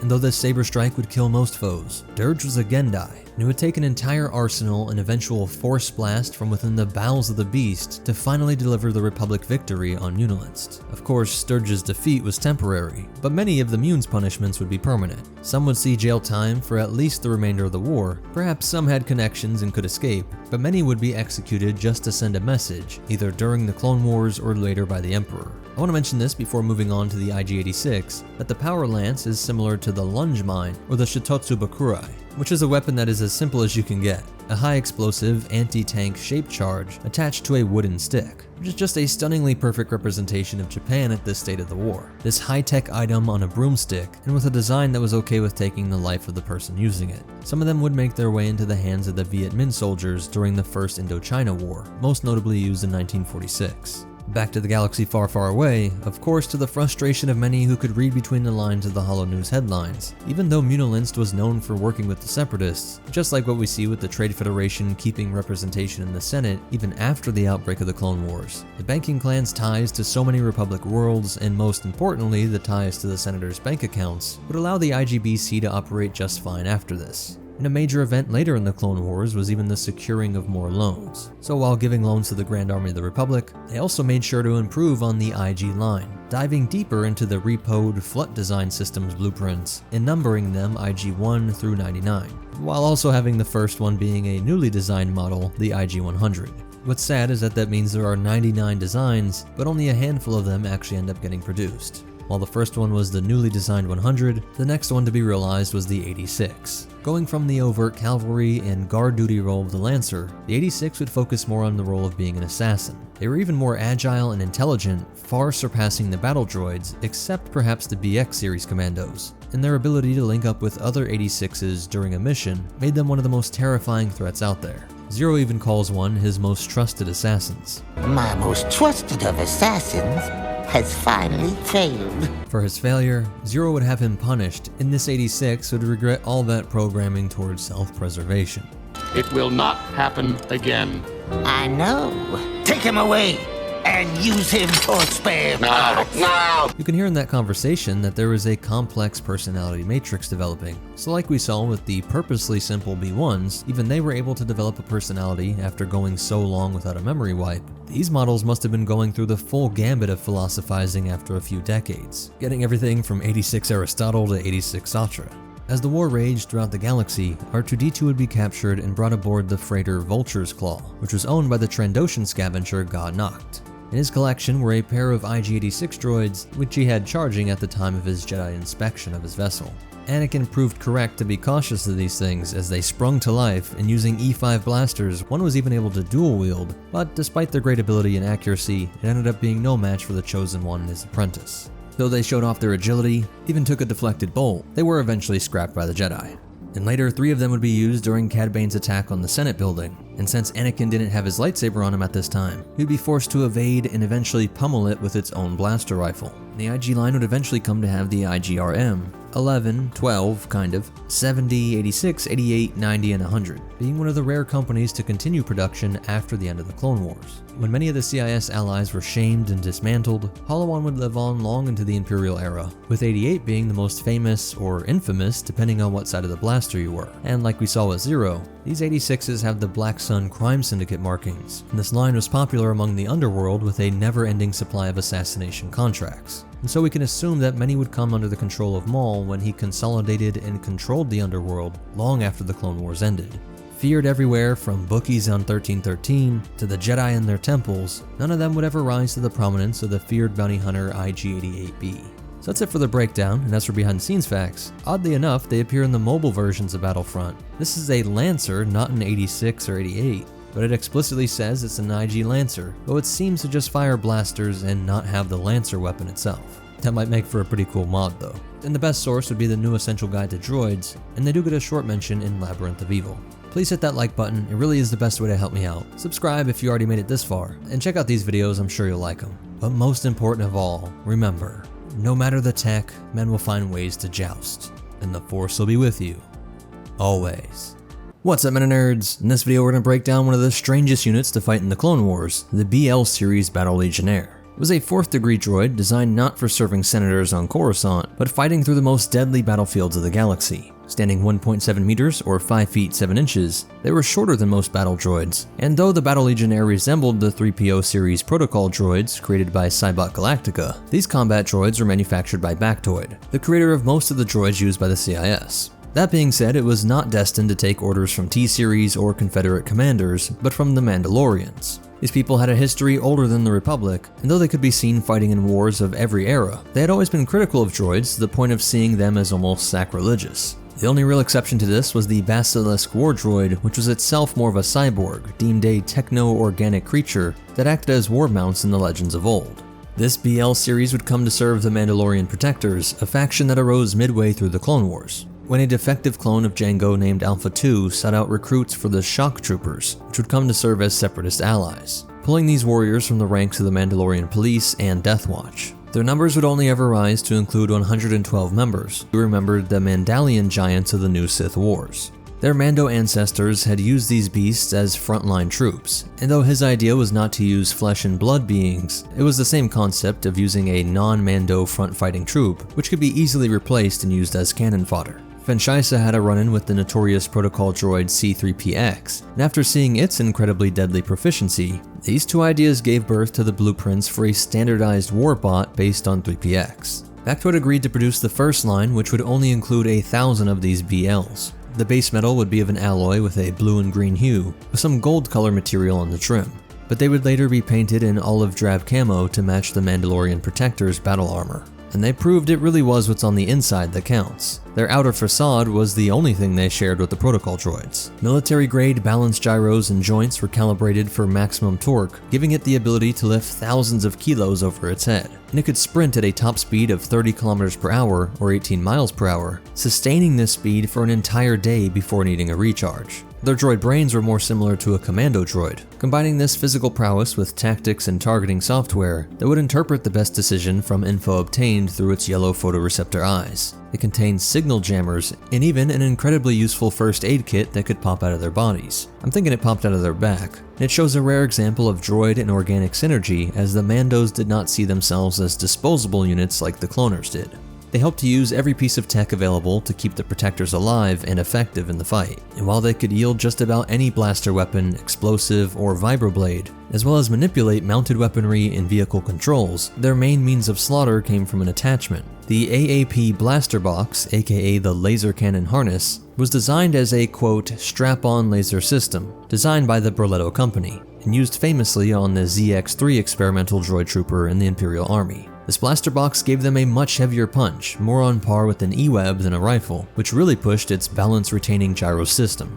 But they would also be entrusted with an ancient vehicle, confusingly called the Mandalorian Battle Harness. These look more like construction equipment, but they were titanic, destructive antiques that allowed the droid to roll across any terrain on twin tank treads, and unload its heavy blaster cannon, something usually only seen on larger walkers or starships, but their most unique option came from the gigantic claw arm, and their sonic pulverizing trip hammer, using sound like a water cutting device. And so with these three options, they could force their way through almost any defense out there, creating an opening for their droid brothers and their Mando lords. Due to their effectiveness, the Mandalorian Protectors and their Battle Legionnaire droids became highly sought after units by the Separatists. They earned a reputation for eliminating targets in a single day, when the Confederacy's droid army determined it would take a month to do so. And they came to be respected by the Mandos at a level not seen since the Basilisk war droids, and perhaps the first time in Mandalorian history that this camaraderie was ever extended to a purely digital life form. The BL series droids participated in the Mandalorian Protector's strike against Kamino and its Republic cloning facilities,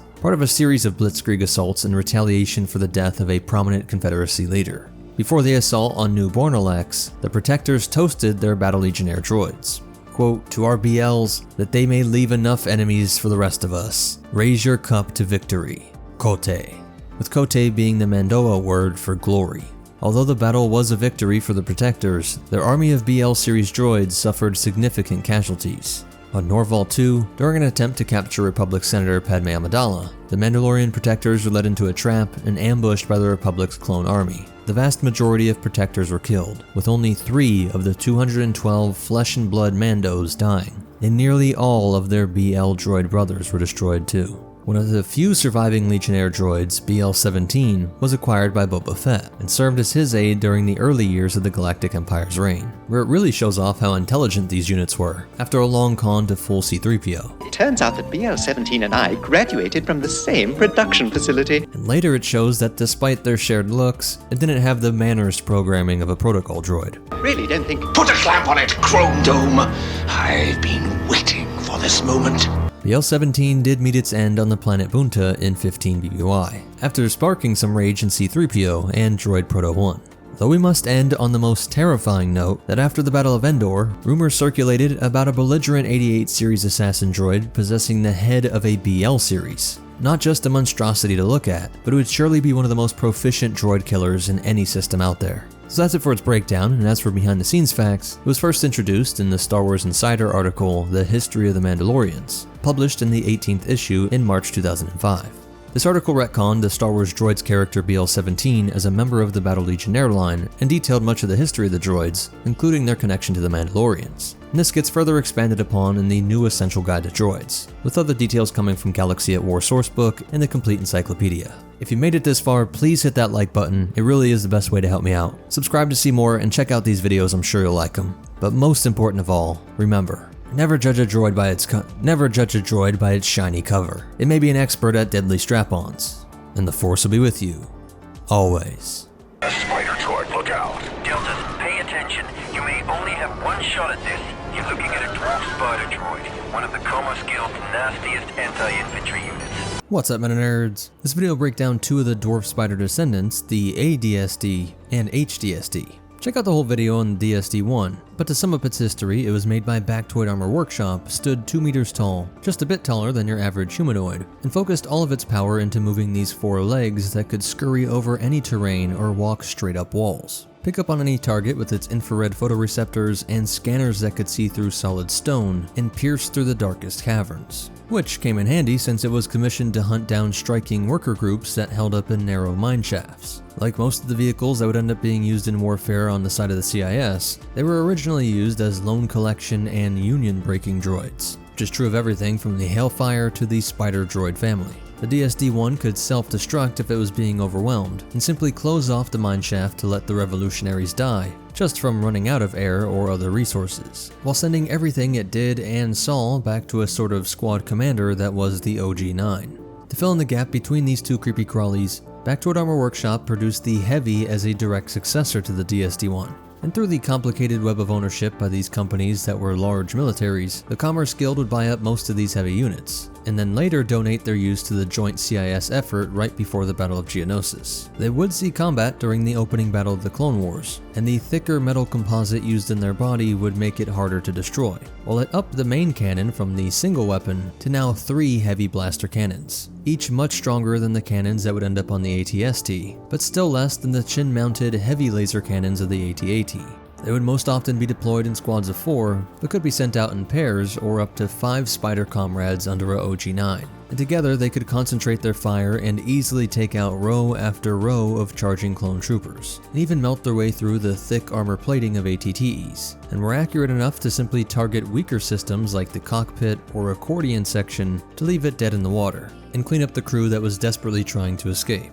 We don't know the cost of the DSD-1 or the Heavy variant, but since the ADSD successor that would become the ultimate unit in the line was only $25K, I can't see how it would cost more than that. I wouldn't be surprised if it was as little as half that. So you can see another example of just how much more cost-effective the CIS military was. If we say $15K for the Heavy, for the cost of a single ATTE, you can pump out 20 Heavies or 12 of the Advanced. And that doesn't even account for the cost of creating the clones to operate the clone tank walker, nor the overall greater cost to maintain organics. None of the parts used to create these droid spiders were specialized, and their main weapon relied on blaster tech, using the ubiquitous Tabana gas to power it, not any specialized projectiles or explosive warheads. Though of course, to be fair, these tanks do play a different role in the battlefield. The main show on the ATTE is the mass projectile launcher, and putting these weapons on LAATs as well showed a different theory in warfare on the Republic side, with each unit from the clones themselves to their vehicles being far more expensive, but qualitatively more powerful. There are certain things these spiders simply cannot destroy no matter how concentrated their fire was. Before we turn to the advanced dwarf spider droid, now we get to the advanced variant, the most like a proper tank in this line, though you'll see why it does fall short of what you might expect from Republic tank standards or even the AAT. It too is spread all throughout the galaxy before the outbreak of the Clone Wars, though was not said to be produced by Bactoid, but rather the Commerce Guild manufacturers. Like the others, it was designed to root out miners who refused to pay the trade conglomerate's tariffs. It was available commercially for many years before the Battle of Geonosis, and so was used in holographic training simulators for clone troopers on Kamino. However, it was not produced in large numbers until after the mobilization of the droid armies due to cost overruns, which is hilarious and shows that even with its low cost, the shrewd businessmen turned secessionist war strategists saw a $25K price tag as too high, pointing to how much cheaper the other spiders must be, and just how many units were produced in a run that when multiplied by the thousands or millions, each unit being 10K more really did start to add up. Designed for fierce combat on rugged terrain, the ADSD was equipped with a variety of advanced weapon systems. Among its arsenal were dual target-seeking missiles that could launch as soon as the targeting system locked on.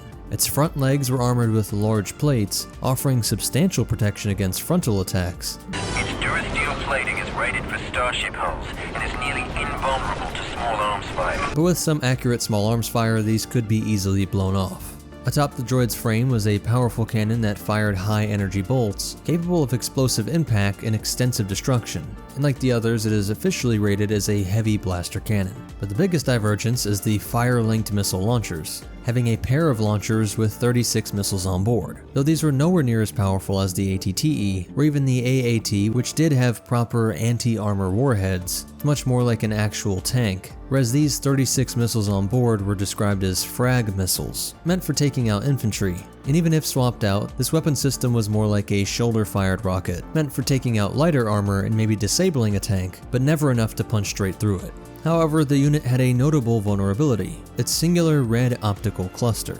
Although it could scan its surroundings for enemies, this cluster remained a weak point, retaining the biggest weakness in the original Dwarf Spider droid. Only its optical cluster, the red orb on its abdomen, is unshielded and vulnerable. In other words, shoot the big red spot. Republic forces knew that anti-armor weaponry was particularly effective against these units, and Sev compared the ADSD to being as slow as a Gungan tree sloth. Slower than a Gungan tree sloth. Delta Squad encountered numerous war droids during their covert missions throughout the Clone Wars, most notably on Geonosis and Kashyyyk. After Darth Sidious's new apprentice, Darth Vader, executed the Separatist Council, these units, like all the other droids, were deactivated. But sadly, unlike many of the other droid units, from B1s to Vultures, we have no recorded use of the old spiders by rebels or other forces in the following decades. But they would not be forgotten. Being dreamt up in the minds of massive corporate conglomerates trying to silence worker movements and seize assets, brought to life by the bug brains on Geonosis, they would strike terror into clone and civilians alike, as all these variants swarmed their opponents across countless worlds, reporting everything back to their big brother the OG-9 that could blow open areas to let the spiders rush in, or take out larger armor that their heavy blaster cannons couldn't handle. But together, from the single cannon with variable power, to the triple, and then the cannon missile combo, they left their legacy in the chronicles of military history in the galaxy far, far away. That's it for the breakdown. As for behind the scenes facts, the heavy comes from Star Wars Galactic Battlegrounds clone campaigns. And although this is only shown in the Clone Wars campaign guide, this is Rex fighting in Advanced, but we don't get any details on when or where this was. Well, of course it comes from the Republic Commando game, and more details come from the Hard Contact novel, as well as the Prima guide. Hit the like button, it's the best way to help me out. Subscribe to see more, and check out these videos, I'm sure you'll like them. But most important of all, remember, if you sign on the dotted line, the spiders will hunt you down in the mines, and the Force will be with you. Always. All that work for nothing, pathetic Jedi. What's up, Meta Nerds? We're getting close to having a complete series of videos on each of the Separatist battle droid models, but there are a ton that are very interesting, like these infiltrators, and some a bit silly like this not being a B1. But I'm sure you'll learn that there are quite a few droids you never heard of, as these are far more obscure than even things like the A-series or BL droids, so let's get into it. This is the only image we have of the simply named Advanced Battle Droid. Appearing in the story Suited in the Clone Wars comic 6.10, it looks like the illegitimate child of Wat Tambor in an IG series assassin droid, with this conical head sitting on a body that reminds me of the evil Gumby. Its hands being these simple pincers is similar to the IG as well, which was critiqued for those hands, and they even play a similar role. As the IG started off working security on Munilinst, these ABDs were protecting a Techno-Union base, and the blueprints for it were stolen by Ahsoka. The Baron droid is different from the E4 Baron droid that plagued a young Kenobi during the Naboo conflict, but they may point to a sort of droid evolution missing link. As its name suggests, it comes from the Baron line, and that line did lead to the B1, and it looks nearly identical with the main droid of the CIS that we would come to love. They were highly specialized units, having a pair of light missile launchers attached straight to their backs, allowing them to fill a role as breachers or taking out weapon mounts or lightly armored vehicles, while being great on defense as well, with a small profile that packed a double missile punch. These guys may look adorable, but the C-8 Saboteur was one of the most feared units out there. It packs no traditional weapons, but with its highly advanced droid brain, they would act like more intelligent versions of the Buzz droid, aimed at much larger targets. Operating behind enemy lines in small, independent squads, they were a separate force from their droid brothers being commanded by the nearest T-Series, or acting more like Black Ops forces that took directives from the upper echelon of CIS leadership.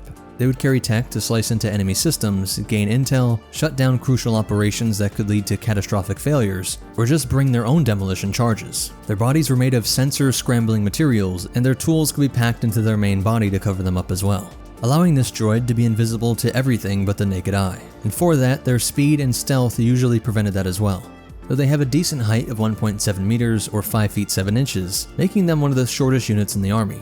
And this height must have been the best balance of still having powerful motivators for long missions and fast running speeds, with things built in the height range around a DUM series might not be suited for the role even if they were smaller and could blend in easier. The Colicoid Infiltrator series droid was produced by the same bugs that made the Droideka, and they really pulled off a marvel with this unit. At a cost of 33,720 credits, or about 21 B1 droids, it is packed with an enormous array of weapons and tools, from climbing claws, holographic image disguiser, liquid cable launcher, shield generator, and silence bubble generator. On top of that, there was a mount on the center of its body that could accommodate other devices, like explosives. Weirdly enough, this may be one of the most sentient droids the CIS ever produced, as it is described as having a heurostatic processor, which is the closest thing to free will we see in these droids. It was true AI that was not just reacting to programming installed into it, but it used that initial programming to generate its own models to process the world around it, to the point that the original programmers couldn't even understand it. And it did lead to the problem of them going rogue, with many of them rebelling against their commanders, and that's most likely why this is such an obscure droid despite the great details on paper. But when it did stick to orders, this unit, being about the size of an average humanoid, so similar to a droideka, but was going around scurrying across fortresses and capital ships, slicing through durasteel, using the silence bubble, a form of atmosphere generator, to patch the hole left behind and avoid any automated systems in the ship that would detect hull damage. Then it could use the holographic disguise to make it look like whatever it wanted, of a quality like we saw used by Bane, and then silently slice through the flesh of Republic personnel. And if it was spotted, the shield generator could allow it to escape, or allow it to finish the mission and destroy a system even while taking fire. The CWW-8 was made by the Nymordians themselves and produced throughout the Clone Wars and even into the Imperial era, being a modified version of a CLL-8 binary load lifter, replacing those lift arms with heavy blaster cannons and made of thick enough plate armor to harmlessly deflect most small arms fire, making it on par with something like the advanced Spider droid. HK-47 would reactivate one in an Nymordian factory on Mustafar, hoping to use it to create his own personal droid army.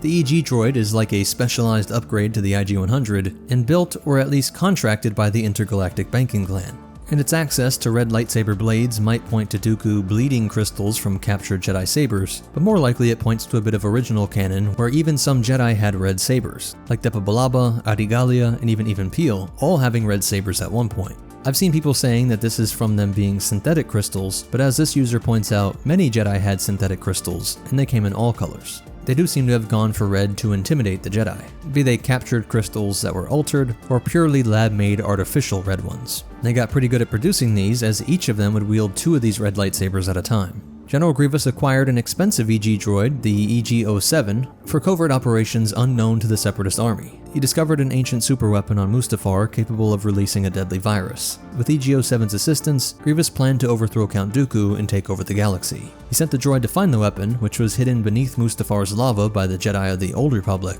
and it reported back on the mission's progress, but their transmission was intercepted by R2-D2 on Skytop Station. After R2's rescue, the Jedi learned of Grievous's plans, while Grievous was off to drill into Mustafar's core to access the superweapon. He positioned a battlesphere similar to Skytop Station above the planet, and the Jedi began their investigation by sending Jedi Master Luminara Unduli and Commander Gree to steal Separatist recognition codes from an archive in Grievous's castle on Vasik's third moon. Using these codes, the Jedi infiltrated the Separatist-controlled space of Juma 9 and located the superweapon on Mustafar.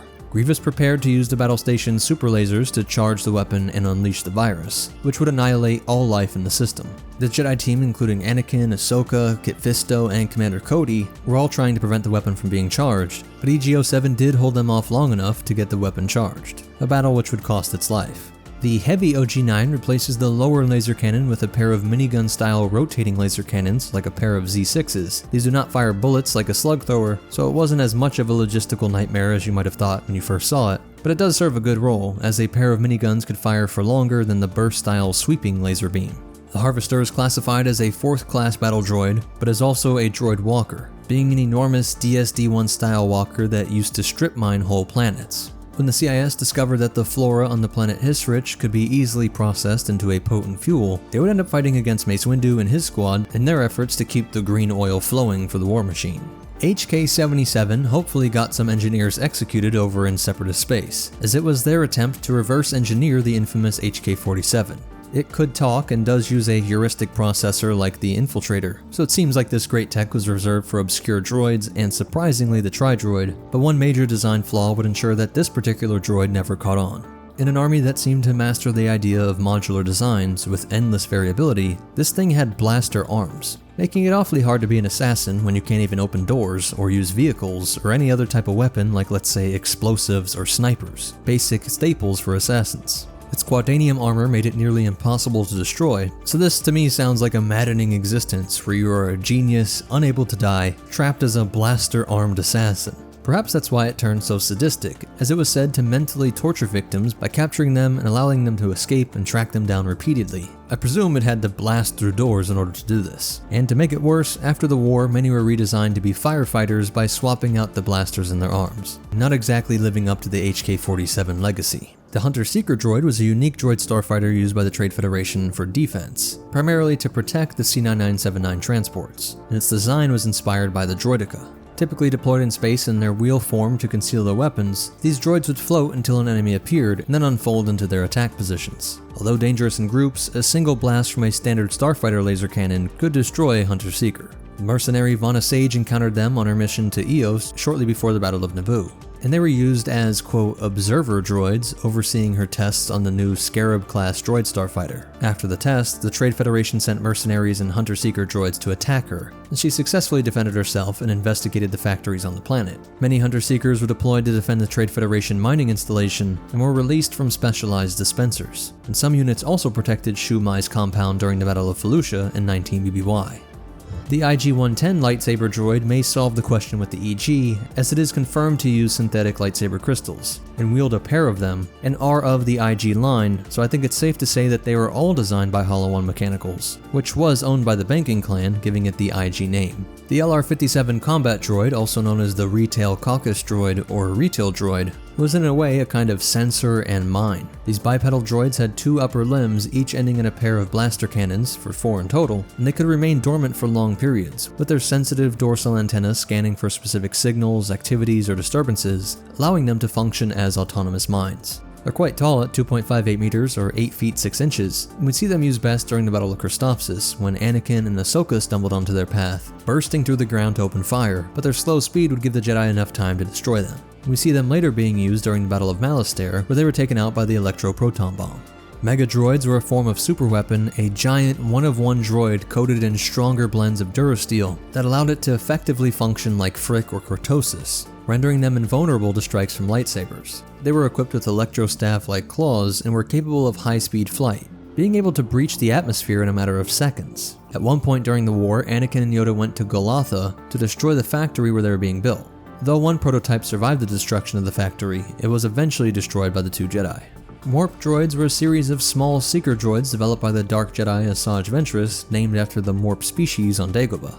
Resembling 6-legged beetles, Morp droids were equipped with repulsor lifts that enabled them to navigate their surroundings. Their danger lay in their powerful electrical charges that could release on living tissue, though a flaw in their power source caused a blue electrical aura to form around them when they were hunting for targets, making them a lot easier to spot. Asajj Ventress used morph droids in the assassination attempt of Quinlan Vos aboard the Titavian IV. There are no images of the Mosquito droids, but they were small aerial units utilized by the CIS, mostly during the Battle of Lantebe, where Lok Dur deployed these droids in an effort to prevent Anakin Skywalker and Obi-Wan Kenobi from escaping with information about his new bioweapon. And again, no image for the MR2000 series Minesweeper, but it was a very unique and useful product of Bactoid Combat Automata. An intriguing blend of high-tech and low-tech components, it was a single-minded and purpose-built machine designed for durability and efficiency, equipped with a simple metal drum at its front, covered in durable chains. As the drums rotated, the chains flailed against the ground, detonating any mines beneath the droid. Its main body was suspended by a repulsor lift, allowing it to float over the ground and lift the entire droid and drum over low obstacles and terrain. It featured integrated comm links to call for assistance and a self-destruct mechanism to deter potential attackers. But despite its robust construction, the barrels eventually wore out from the constant explosions and were designed for easy replacement between missions. While clearing a minefield, the MR200 could report undetonated mines to the central control computer, enabling other droids to avoid these hazards. But it couldn't communicate this information directly due to its lack of a vocoder, and if disconnected from the control computer,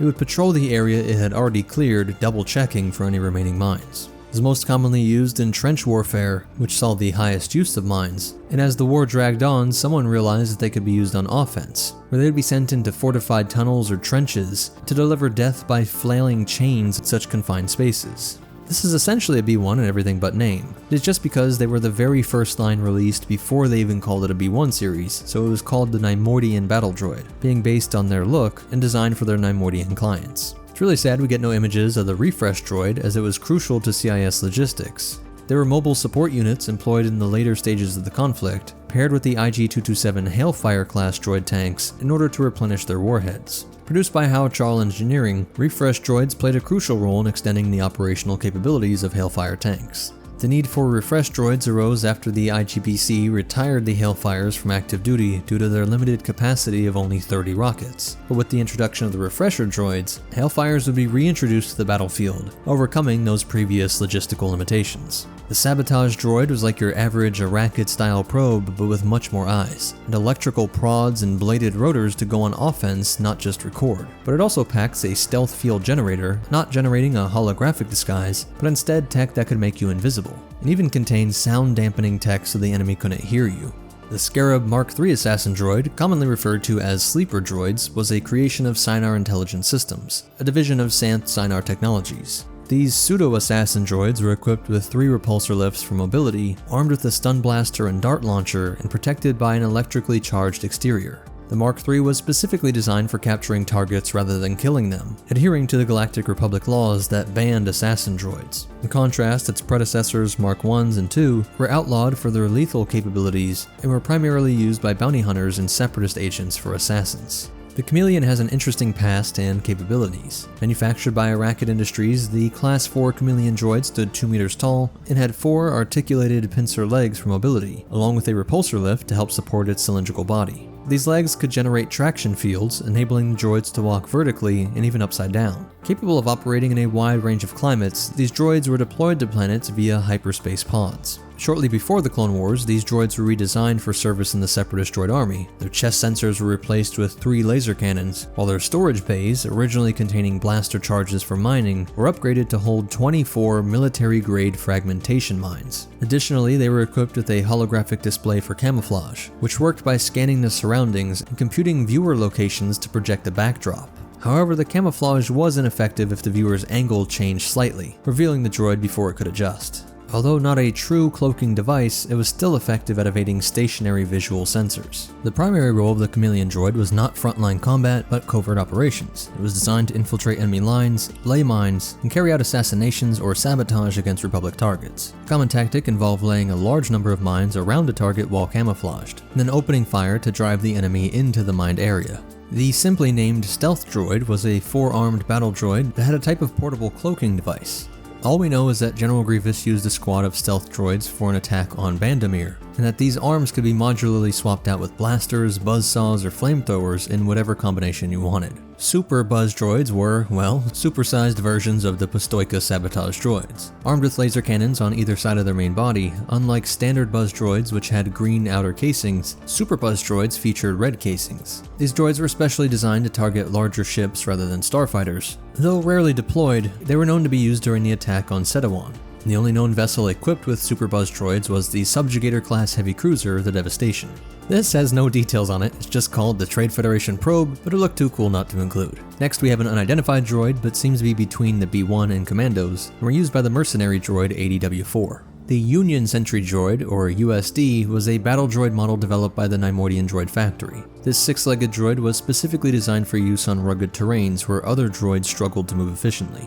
Though the USD proved to be an effective war machine, it was only deployed for a short period as it was developed toward the end of the war. These would also be revived by HK-47 during the Galactic Civil War era, on that droid factory on Mustafar. Variants of the USD include GK-5 Sentries, the USD-class Pulverizer, the Doombringer, GK-14 Defenders, GK-18 Sentinels, and the GK Oppressor.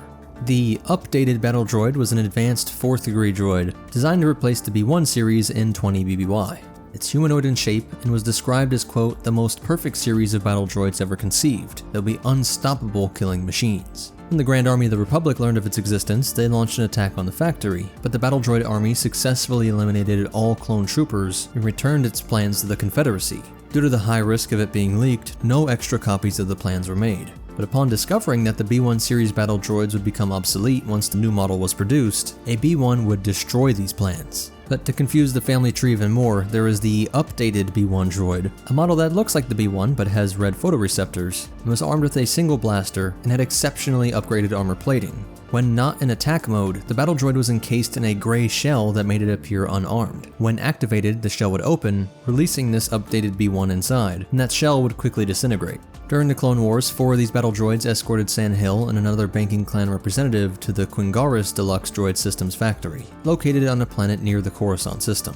The 2 banking clan members threatened the factory master, Quingaris, who had taken a loan from the banking clan, demanding he repay his debt by building this new type of battle droid at a rate of 40,000 units per week. The man refused to switch his production lines, complaining that his family would starve as a result. In response, Hill activated the 4 battle droids to kill Quingaris, but Obi-Wan Kenobi had arrived just in time to save the Tong, having fortuitously landed at the factory to get his astromech repaired. He would slice through 3 of them and use the Force to crush a 4th. The bankers hastily departed, and Kenobi convinced Quingaris to accept Republic aid. They agreed to have all of the Republic's astromechs maintained at his factory, helping him repay his loan and prevent the production of millions of new war droids. The V2 Commander droid, priced at 10,755 credits, was designed for surgical strikes rather than frontline combat. Typically operating in small groups of 4, these droids excelled at using explosives to achieve their goals. Some were modified for bomb disposal tasks and could also function as EVA shipjackers. Highly effective in their roles, many V2 Commander droids survived the war and were subsequently utilized by private mercenary groups. But that's it for the 29 most obscure CIS droids. I really wanted to include them. Comment anything new you learned or your favorite ones. Mine was the Colloquid Infiltrator, but comment yours down below. Or even something that I might have missed. Please hit that like button, it really is the best way to help me out. Subscribe to see more and check out these videos, I'm sure you'll like them. But most important of all, remember, it's the most obscure creations that get the best tech. And the Force will be with you. Always. What's up, Meta Nerds? This video will break down these guys, the PK series worker droids that ended up being the favorites of intelligence agencies across the galaxy. They were manufactured by Cybot Galactica, but are considered one of the most simple and crude labor units, a far cry from the glorious golden 3PO units. Most only ever hear their masters barking, "Mop up that fuel spill," or "Recharge those warming ovens." We don't have an official price, but it is said to be one of the cheapest droids out there, so if B1 droids are around 1200, I would think this has to be a few hundred at most, which really helps them become so ubiquitous because they are competent, durable, and versatile, relieving their owners of all sorts of daily tasks from cleaning up offices or homes to hauling heavy cargo, and even doing some simple repairs. Nothing on an astromech level, or even a pit droid, but a harder day's work than a 3PO could ever fathom. One of their greatest practical features is their incredibly long-lasting internal batteries that give it months to years before recharge. And it was not damaged by the hottest furnaces, or even inside of reactor chambers on starships, or out in the vacuum of space being bombarded by the radiation of a nearby star. To achieve all this, they have a rudimentary sensory system with a single cyclopean photoreceptor eye and simple auditory pickup for the ears. And they can rotate their head 360 degrees with a multi-joint neck, anti-radiation plated body, and simple arms that end in a 3-digit hand, while standing on a wide, sturdy footpad. Its height is around 1.46 meters or 4 feet 9 inches, which puts it in between an astromech and a B1. As all droids seem to have developed a sense of self, these little guys were designed to receive and obey orders from all sorts of automata, including the Golden Child 3POs. This left them with feeling doubly dejected, needing to obey commands barked out by the fleshies, but also their so-called superior droid classes. And when they were in private, many of them would gossip and vent about their superiors, with that specific anger towards the quote, useless protocol gearheads, which could stem from near constant exposure to these aloof goofs that were held higher than them from birth at the Cybot facilities. Then they go out into the world to just see them everywhere, from warships to Coruscant condos. Everyone seemed to have a 3PO. These PK units were selling for centuries in decent numbers to every corner of the galaxy, but in the years leading up to the Battle of Naboo, the Trade Federation began to buy every single PK as it rolled off the Telti assembly lines. They didn't worry at all about Republic officials seeing this as a sign of war, since the TF had the largest standing military for centuries at this point, and did operate countless facilities that would warrant the use of PK services. But the true purpose was to maintain its hordes of new B1s, Droidicas, and Vulture droid starfighters. But there was a brilliant Republic intelligence agent named Vin Narcosson, who was running a separate investigation into the Trade Federation's Viceroy Directorate. It occurred to him one fateful day that the best way to get ears on the inside would be to tap into the overlooked and ignored ubiquitous unit. As he said to the program directors, quote, "PK units are my first recommendation for the espionage programming. After all, who notices a PK?" The Trade Federation was one of the most tight-lipped organizations out there, looking at even the Hutts as sloppy amateurs. But they must have done something to not exactly build up a good rapport with the clients they work with. Being always driving down the cost of everything and using their weight to bully merchants, knowing that being cut out of the Trade Federation pipeline would mark the death of your business, which led to some companies being willing to work with the Republic long before the outbreak of the Clone Wars. Narcosson was able to meet in secret with the board of directors of Cybot Galactica and convince them to allow the Republic to turn the PK into a wiretap. Think about how bad this would be for a company's reputation if this got out. It would be like if the CIA was able to use our phones or search engines to essentially put agents in our homes and our pockets. Think about how bad that would be for business if people found out. And so Cybot Galactica made the same calculation, reasoning that nobody would really care, especially since they had cornered the market on key machines for daily operations that everyone had gotten used to.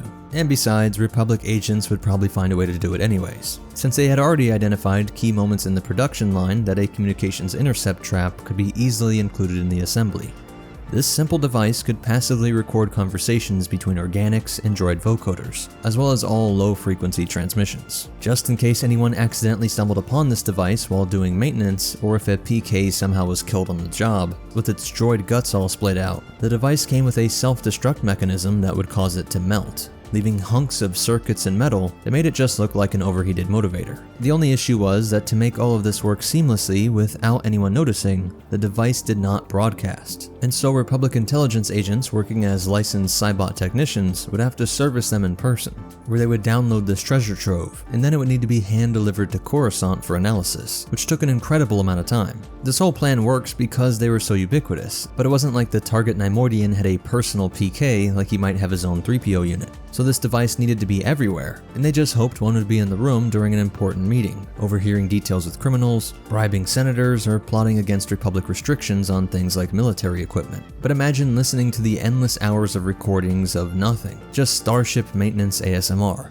But this is how we know that they spent a majority of their time complaining about their superiors, with that particular hatred of the 3PO. In the end, the program did not work to bring down the TF cartel, nor did it catch the planning for the invasion of Naboo, but it would stay in place for the next decade leading up to the Clone Wars, though few of them were actually in service by the time of the war itself, these being cheap disposable units likely replaced by newer PKs or other options by then, though it would inspire the ISB to hide spy circuitry inside RA-7 Death Star droids for a similar reason.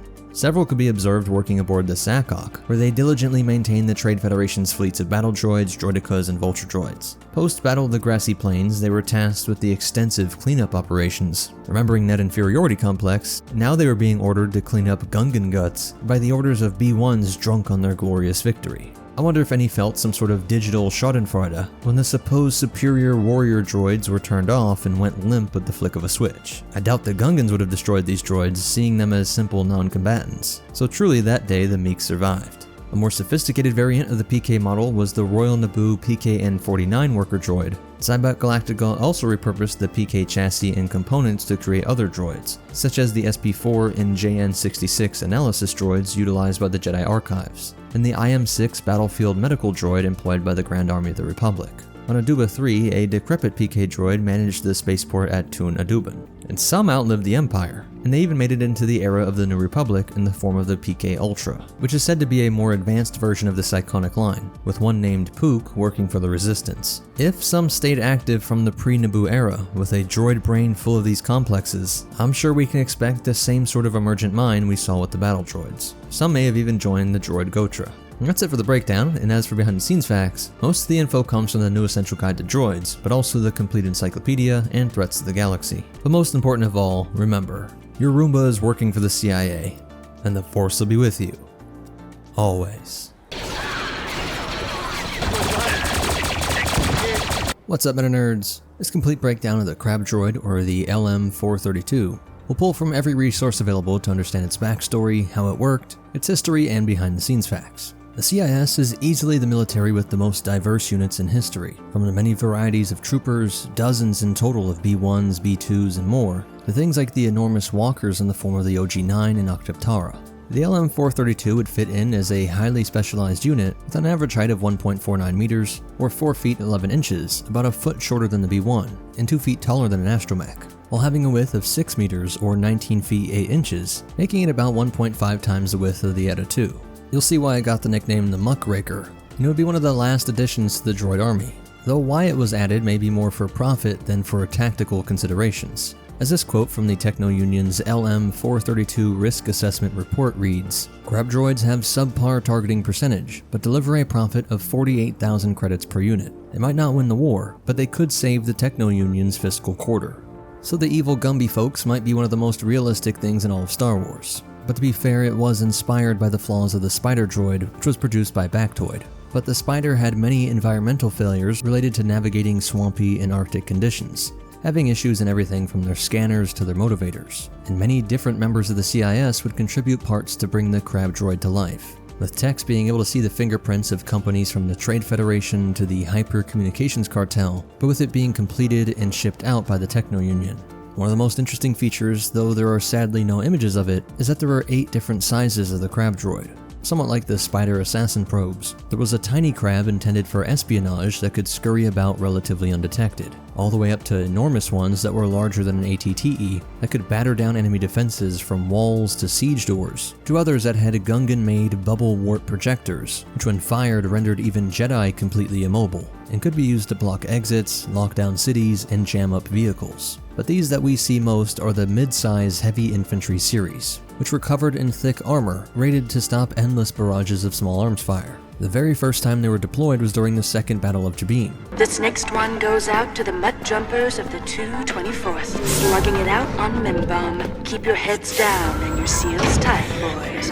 And they would show off the Separatist ability to create a large array of customized gear and weapons. Many of the versions fielded on the mud-covered world came equipped with insulated vacuum pump systems, placed inside of their forward pincers, which were complex assemblies of tubing and spray nozzles that could suck up mud and spray it out, flipping the environmental conditions on their head, clearing a path for themselves and other CIS units, while making it rain mud on the Republic forces, creating the once thought impossible situation where a trooper was suddenly covered in even more mud. Hell for the organic clones, but also for the machinery and technology, everything from the optic systems of walkers and tanks to comms and repulsors. Tales of this horror is what gave it the name Muckraker, but in the end it ended up being applied to all 8 versions of the Crab.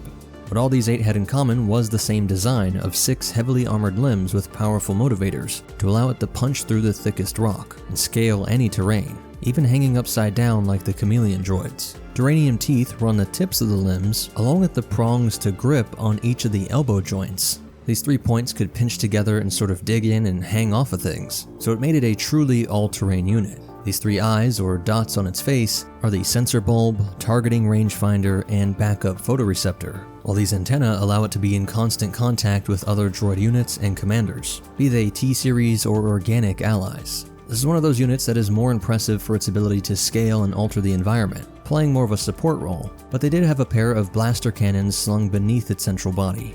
Though most clones did confirm that internal report, noticing that these crabs couldn't hit the broadside of a Venator. This made them little more than paperweights in the eyes of Republic troopers, and being stripped of their intended creepy or intimidating battlefield appearance, Some brave clones would simply rush them and exploit a weakness shared throughout the GAR, which said that these crabs had a weak point just behind the head. Oh, they had to be careful as the crabs were quick on their feet and were known to run down and simply stomp troopers to death, being far quicker than clones could run on foot in full armor. After Jabeam, they would be seen during the Rhodia occupation. Rhodian Senator Anaconda Farr was compelled to enter into agreement with Trade Federation Viceroy Newt Gunray, who of course was secretly aligned with the Separatists. Under the pretense of providing protection, Separatist forces, including crab droids, briefly took control of the senatorial residence on Rhodia.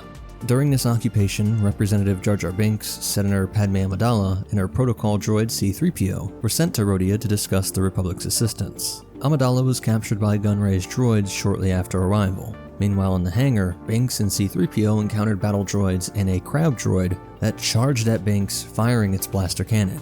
Binks took cover as C-3PO directed him from above. The crab droid accidentally flung Binks onto its back while trying to shake him off, leading to its loss of balance and it falling into the swamp below.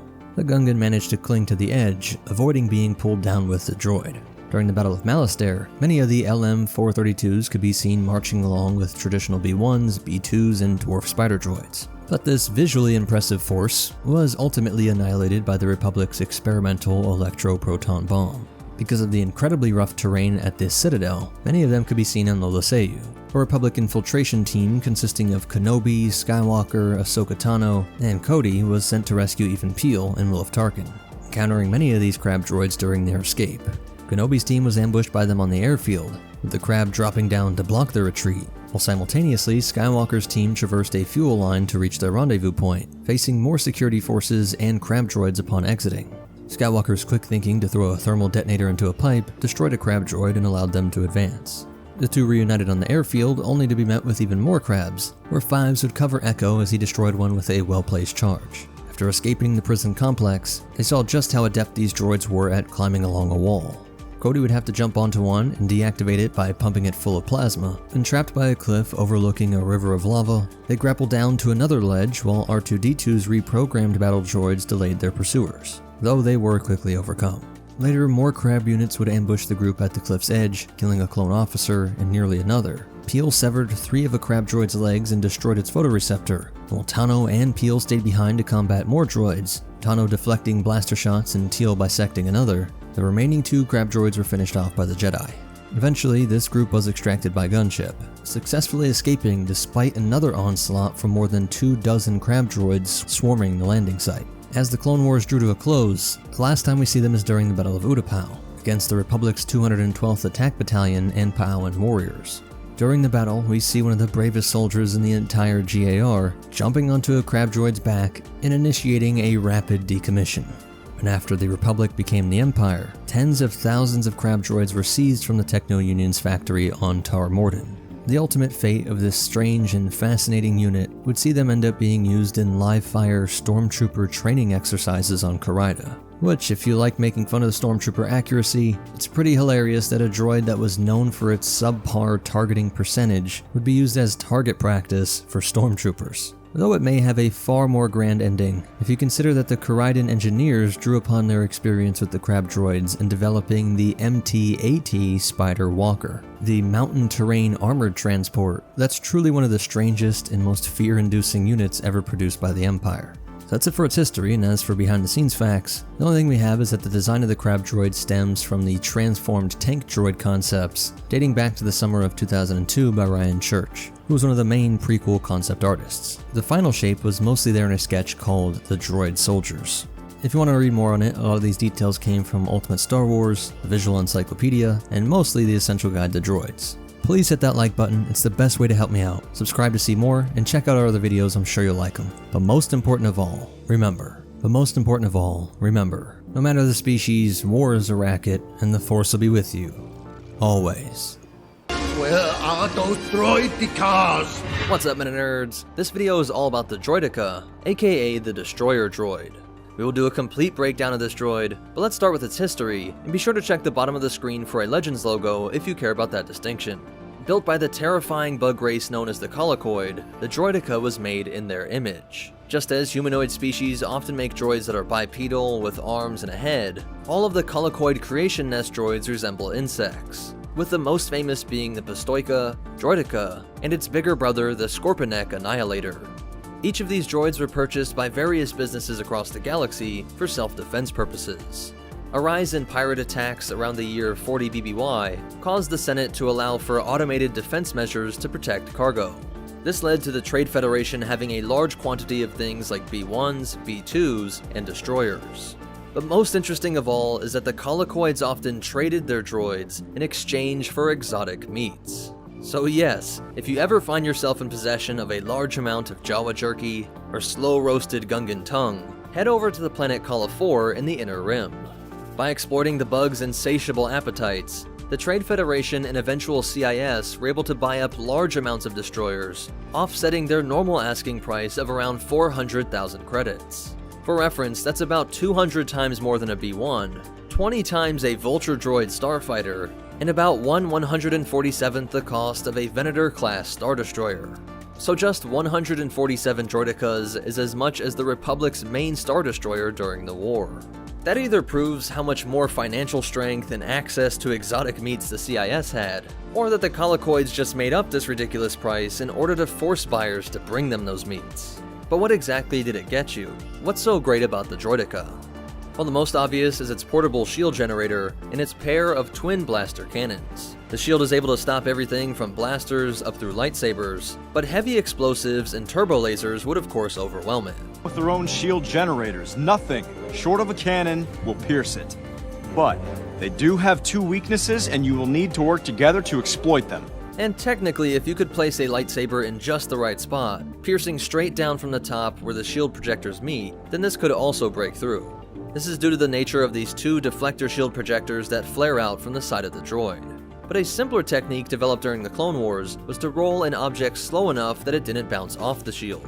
This is the result of a solution that the engineers made so that the droid can walk around. In order to allow the droideka to move around while the shield was activated, the engineers had to develop a way to prevent the shield from bouncing off everything in its path. Simple things like tables, other droids, and even natural formations like rocks and trees would have been kept out from passing through the deflector shield. This would cause the droid to either knock these objects over, or when those objects were unmovable, prevent the droid from being able to walk past them. You would have silly scenarios where it couldn't walk through ranks of other droids, down a narrow path, or even through a forest. So to fix this, the droideka shield is phased to repel anything that moves faster than it can walk. This ends up allowing it to walk through any terrain, but because it walks so slow, this threshold also blocks any projectiles or even blade attacks. But it did leave the door open for this one flaw. What the shields don't stop are slow or stationary objects. They're designed to absorb them, so nothing hinders their movement. The rebels on Onderon were trained by the Republic to roll an ion grenade at just the right speed to pass through the shield. But it was some time before this flaw was discovered, and even then it was still known as the Separatist most deadly infantry unit. That is because these dual-firing blasters were of the same power as most stationary guns and the Z6 rotary cannon. By using this schematic to see how it all works, power is brought in through these cables, the plasma is generated in this section, and made into a coherent blaster bolt in this concentrating tip. All of the weapon and general power for walking and for its sensors is generated by the brilliantly engineered array of batteries that serves the dual purpose of operating as the droid's spine. The limbs are motivated using pneumatic pressure, while a repulsor assembly helps to both reduce the effective weight of the droideka and to create the push that helps it roll around. The repulsor is located at the bottom of this bulb, which actually houses a mini reactor, something that is needed to power a personal shield generator of this strength. It also helped that repulsor to get up to a rolling speed of 75 km per hour or 46 miles per hour, a speed that is faster than an AAT and about as fast as a Lion. Think about how truly horrifying it would be to hear that thing rolling at those speeds down the corridors of a Star Destroyer. While it exits the rolling phase, it pushes off of its tail, or back leg, landing on the front two just as the deflector shield projectors flare out and activate. It was at its weakest while it was rolling, but the bronzium-coated armor helped it survive several shots before failing. And just as their overall appearance is based on the Colicoid, so too this rolling feature was based on the bug's preferred method of traveling around their homeworld. These photoreceptor eye stalks are also unique, is that they see more like heat vision than a normal camera. None of them were used to see behind the droid, however, and so this provided a blind spot. When combined with the rolling EMP tactic, you could overcome these destroyers. The first time we have record of the Trade Federation using them was on Alaris Prime, when they were slaughtering Wookiee colonists. They were later used to try and kill Qui-Gon Jinn and Obi-Wan, and some were transferred to the plains during the Battle of Naboo. During the Clone Wars, they took the lives of countless clones and even some Jedi. The Sniper Droid variant was produced, which replaced the deflector shield with a more discreet, heavy armor faceplate. Many droidekas were used on defense, being able to quickly reposition and set up as stationary turrets. In this role, they were stationed in some CIS capital ships and at crucial bases. When the Clone Wars came to an end, the Empire took possession of most of the galaxy's droidekas. They put them to use guarding their installments, while others were modified to be used in the training of Imperial troops. Outside the Imps, the largest amount of droidekas went to the corporate sector, where they carried out their original role of guarding VIPs and protecting cargo. The crime lords Tiber Zahn and Jabba the Hutt both got their hands on them, and every now and then a lone droideka pops up in some odd part of the galaxy. One called the Unwinder was a champion in a gladiatorial arena, while another saved Chopper in a massive droid scrap heap. Some guarded Quarantine World 3, which housed the 000 droid matrix. One of them tried to kill Dr. Aphra, but later she would come to own one of her own. The Rebel Alliance would also use some, and during the Galactic Civil War era, there were these two new variants, the Droideka Oppressor and Droideka Sentinel. The Oppressor had to make some changes to the blaster arms, but was still mostly used to protect cargo. The Sentinel, as the name suggests, was used to protect Rebel bases and contained an upgraded targeting sensor. Whether any survived on to be used by the Resistance or the First Order is still unknown. So that's it for the breakdown, but you definitely want to hear these cool facts and behind-the-scenes stuff. There are actually 3 types of droidekas shown on screen: the P, W, and Q. P is in Episode 1 with those shields, and the W has the larger blasters in exchange for losing the shield. Really, this is just a distinction to explain why the shields weren't up during the Battle of Geonosis. Then there's the Q series, which is to explain why the shields look different in Revenge of the Sith. In Legends, there are also rarer variants like the Grapple Droideka, an incredibly tall Ultra Droideka, and the terrifying Mark II. And to deploy these various variants, there was the Droideka Dispenser. The amazing blaster sounds that we hear in Episode 1 are actually derived from the sounds of the AT-AT's blasters. This early concept art would later be used to make the LR-57 combat droid. And the Eka ending of Droideka comes from the colloquoid word for airling or drone. Some of the breakdown information in this amazing droideka schematic comes from the visual dictionary for Episode 1, The Phantom Menace. So that's it for the droideka, but most important of all, remember, the colloquoid debts must be paid in only the finest Gungan cuts, and the Force will be with you, always.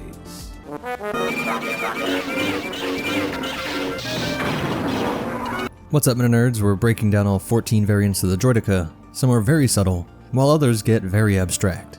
The first ones we see stationed on the Lucrehulk, Sak-Ak, and later on the Great Grass Plains of Naboo, were called the P-Series Destroyer Droids. These would get replaced by the W-Series by the time of the Battle of Geonosis, which had all of its changes in the internals, with upgraded hardware to work out some bugs and make it all run a bit faster. Nothing crazy, just the normal advancements you would expect in a decade, but it shows that the design itself was near perfect for its role, with no major changes to the body, shielding, or weaponry.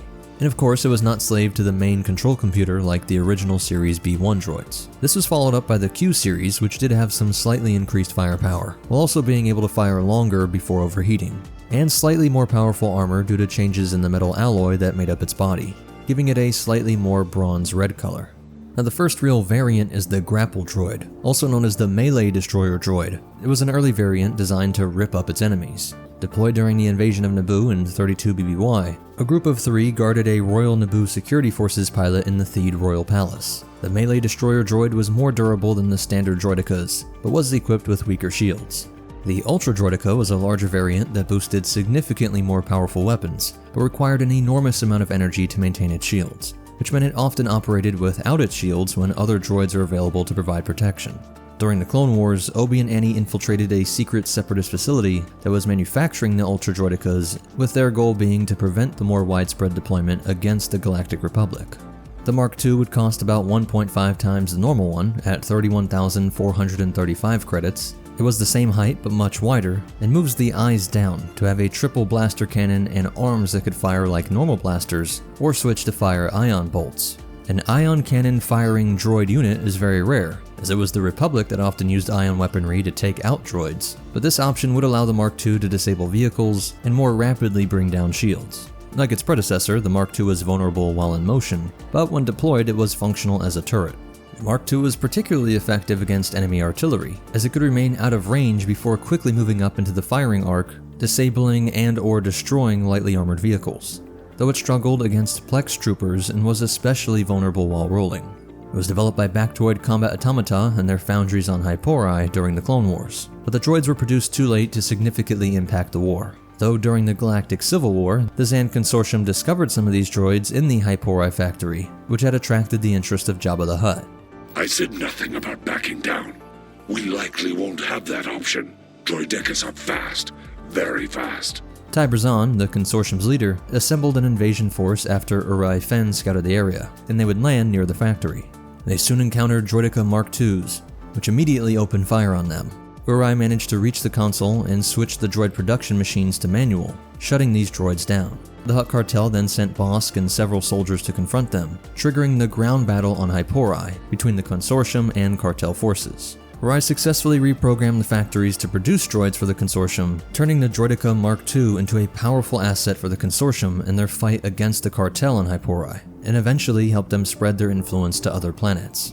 The Sniper Droideka was specifically designed for urban warfare, where it could easily remain concealed. Unlike standard Droideka models which featured dual blaster cannons, the Sniper was armed with a single heavy blaster rifle and did not include a deflector shield generator. Instead, the rounded plate used for rolling could fold down over its face, with a small slot for aiming and firing. By not having to power an energy shield, it could remain out in the field far longer, dedicating all of its energy to moving into position and delivering these deadly bolts. The armored plate was resistant to blaster fire, but only protected the droid's front, leaving its sides vulnerable. And although its rate of fire was slower, it delivered much more penetrating power. And equipped with a highly advanced targeting computer, the Sniper Droideka was extremely accurate and capable of speaking in both binary and basic.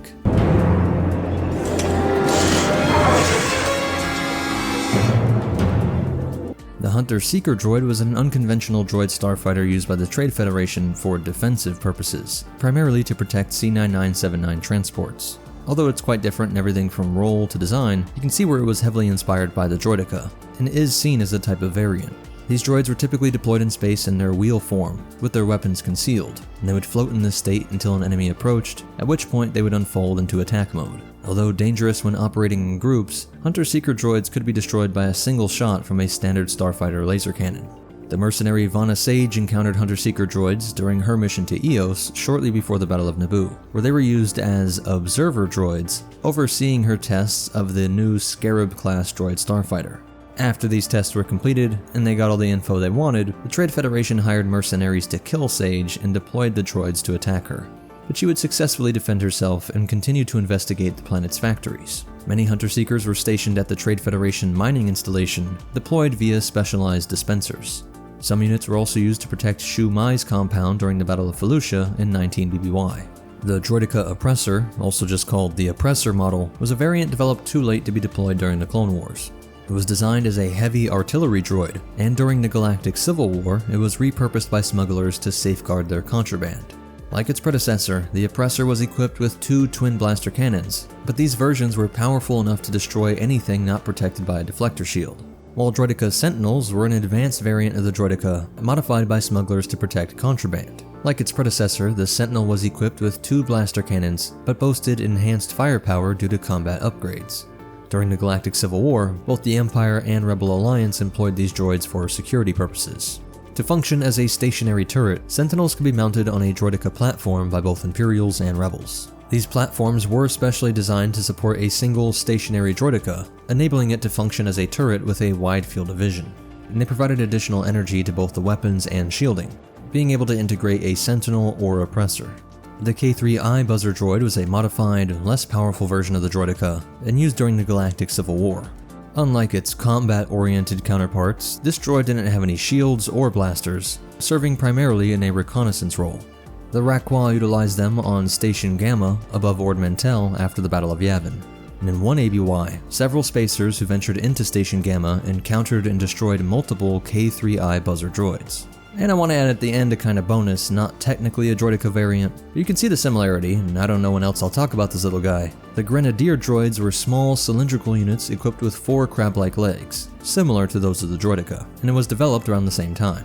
These droids were armed with dual grenade launchers, enabling them to unleash a continuous barrage of explosives at enemy forces, though they traded firepower for mobility, as they could not move and attack simultaneously, perhaps due to a combination of energy use or just the sheer recoil. When firing these weapons like this, they were rendered completely immobile. Due to this limitation, they were primarily used in support roles or on defense. During his mission to Mustafar to eliminate the Separatist Council, Darth Vader encountered Grenadier droids flanking an armored assault tank at the Kleger Core mining facility. So that's it for all the Droideka variants. Let me know what you think of them. If I happen to miss any, comment them down below, but I'm pretty sure this is it. My favorite is the Hunter-Seeker droid. I know it's barely a Droideka, but I love the fact that the roly-poly deathball design was abstracted and able to operate in space. If you made it this far, please hit that like button. It really is the best way to help me out. Subscribe to see more, and check out these videos, I'm sure you'll like them. But most important of all, remember, sometimes a droid design is so perfect, it makes you think galactic scale war is worth it. And the Force will be with you, always.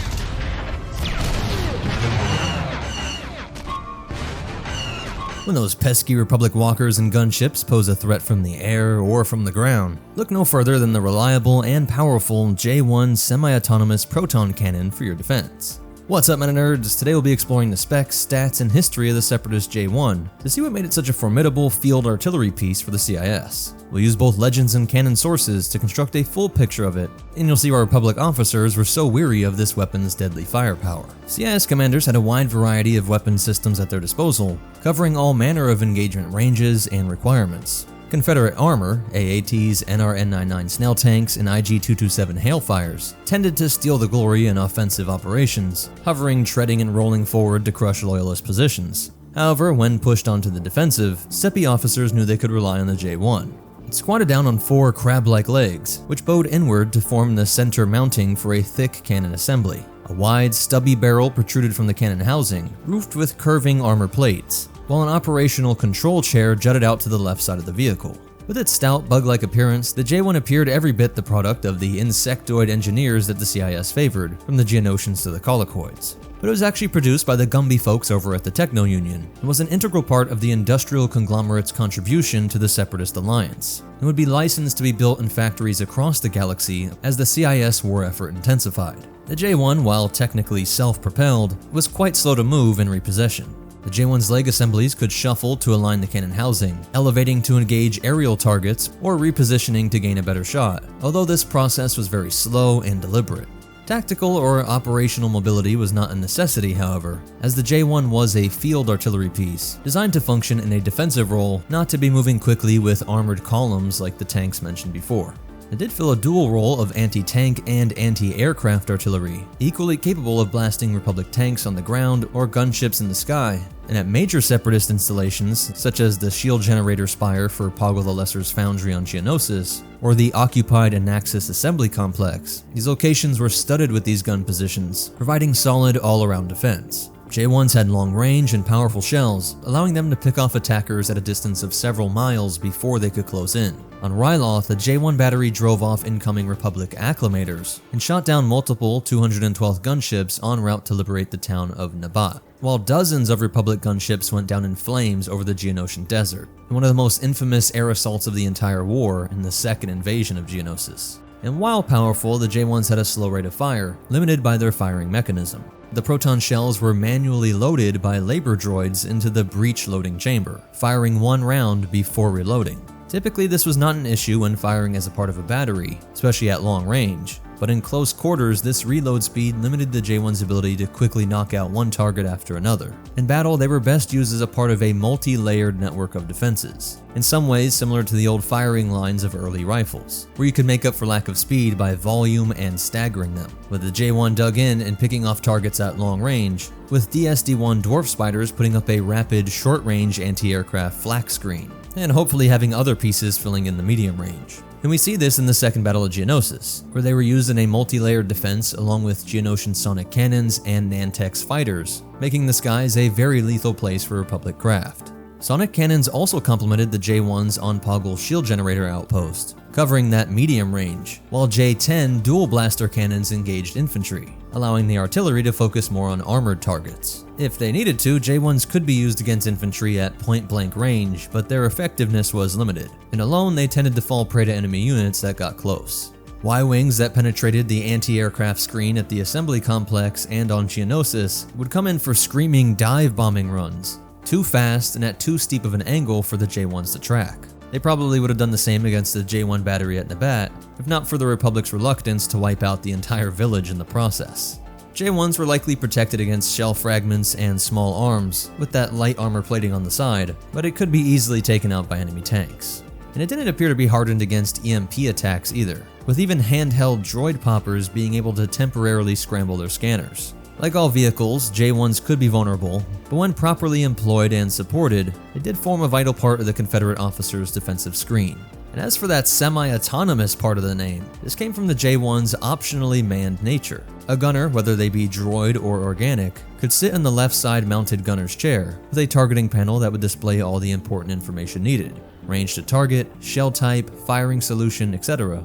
However, the cannon came with a built-in droid brain, enabling it to function independently if desired. So though not looking like a B1 or B2 battle droid, this, just like the fighters and other tanks, is a droid unit. Separatist commanders could have the option to slave circuit all J1 batteries in a sector to a certain target, giving better top-down control. However, it has been noted in the galaxy far, far away that totally automated gunnery tends to be predictable and less accurate. So having a gunner when possible was preferred in most situations. That droid brain is fed data via these two large photoreceptor eyes, located right below the main gun and enabling it to form its own firing solutions. With a confirmed height of 6.5 meters and about 6 meters long and wide, for the body not including the gun barrel, the J1 would be about 4 standard American bathtubs laid end to end, or a common giraffe reclining long ways, while being about a third shorter than the AAT, or half the size of a Republic ATTE, giving this stout vehicle lots of places to position itself in town squares, alleys, or atop properly reinforced buildings. J1s were also seen as a part of the port and starboard armament of some Separatist warships, such as the Munificent-class frigate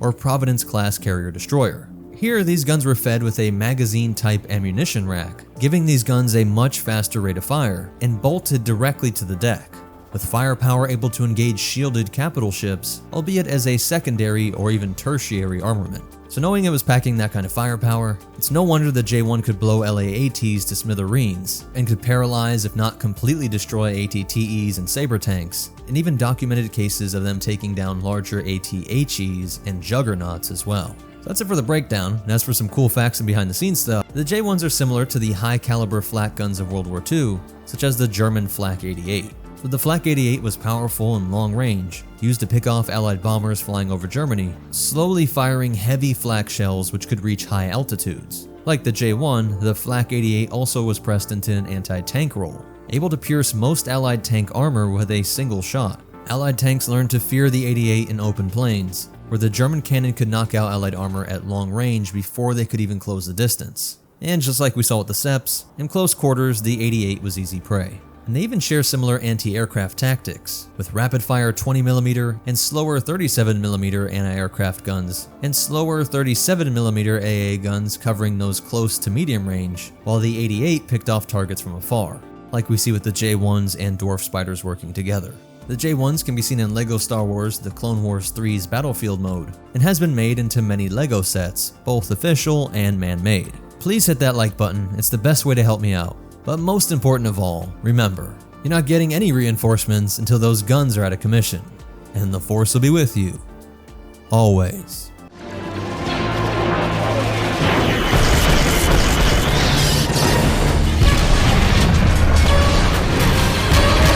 What's up, men and nerds? Today we'll be taking a deep dive into one of the most intimidating droids to march into battle, the Octoptara combat droid, as well as the variants of similar names. We'll break down the differences between these machines, how versatile they were for the Separatists, and of course some interesting behind the scenes facts to wrap things up. Designed and manufactured by the Skakoans of the Techno Union, and named after the living creature, the Octoptara, back on their world of Skako, The Techno-Union Army is at your disposal, Count. This droid had two main variants that we need to address before moving forward with the breakdown. The standard size is known as the Combat Tri-Droid, and the larger size, like the ones we see on Megiddo and Christophsis, are called the Magna Tri-Droid. So to preempt any confusion, I'll address each of these droids by their combat or Magna distinction when going over their stats and history. With that out of the way, let's take a closer look at the Tri-Droid, starting with the Combat variant. Standing at a height of 3.6 meters or 11 feet 10 inches, the Combat Tri-Droid was still a rather imposing foe to face, backing up the B1s and B2s. It's about a foot taller than your standard school bus, and just under the height of two clone troopers, who stand at an even 6 foot. However, it isn't made clear if this is the default height when its legs are in a crouched position as seen in these images, or if that is the tallest it could get. Based on the brief scenes from the movie though, I'd wager my last credit that it's the former, with the Combat Tri-Droid actually being capable of a slightly greater stature. This terrifying tripod was classified as a 4th degree droid, meaning it was built for military and security purposes, as opposed to say a certain R2 unit who wasn't purely bred for battle, he just took a liking to it. The Combat Tri-Droids had red sensors and were armed with 3 laser cannons, but there was yet another variant that added even more of a threat than these massive turrets. The ever-cruel Skakoans filled the head of this droid with a plague virus during the Battle of Uba 4, which would be released into the air upon the droid's destruction, giving these horrors the nickname of the Virus Droid. During the Battle of Coruscant, we see these droids with another ordnance variation, not firing blaster bolts, but instead a single deadly beam, similar to that of Bactoid's homing spider droid.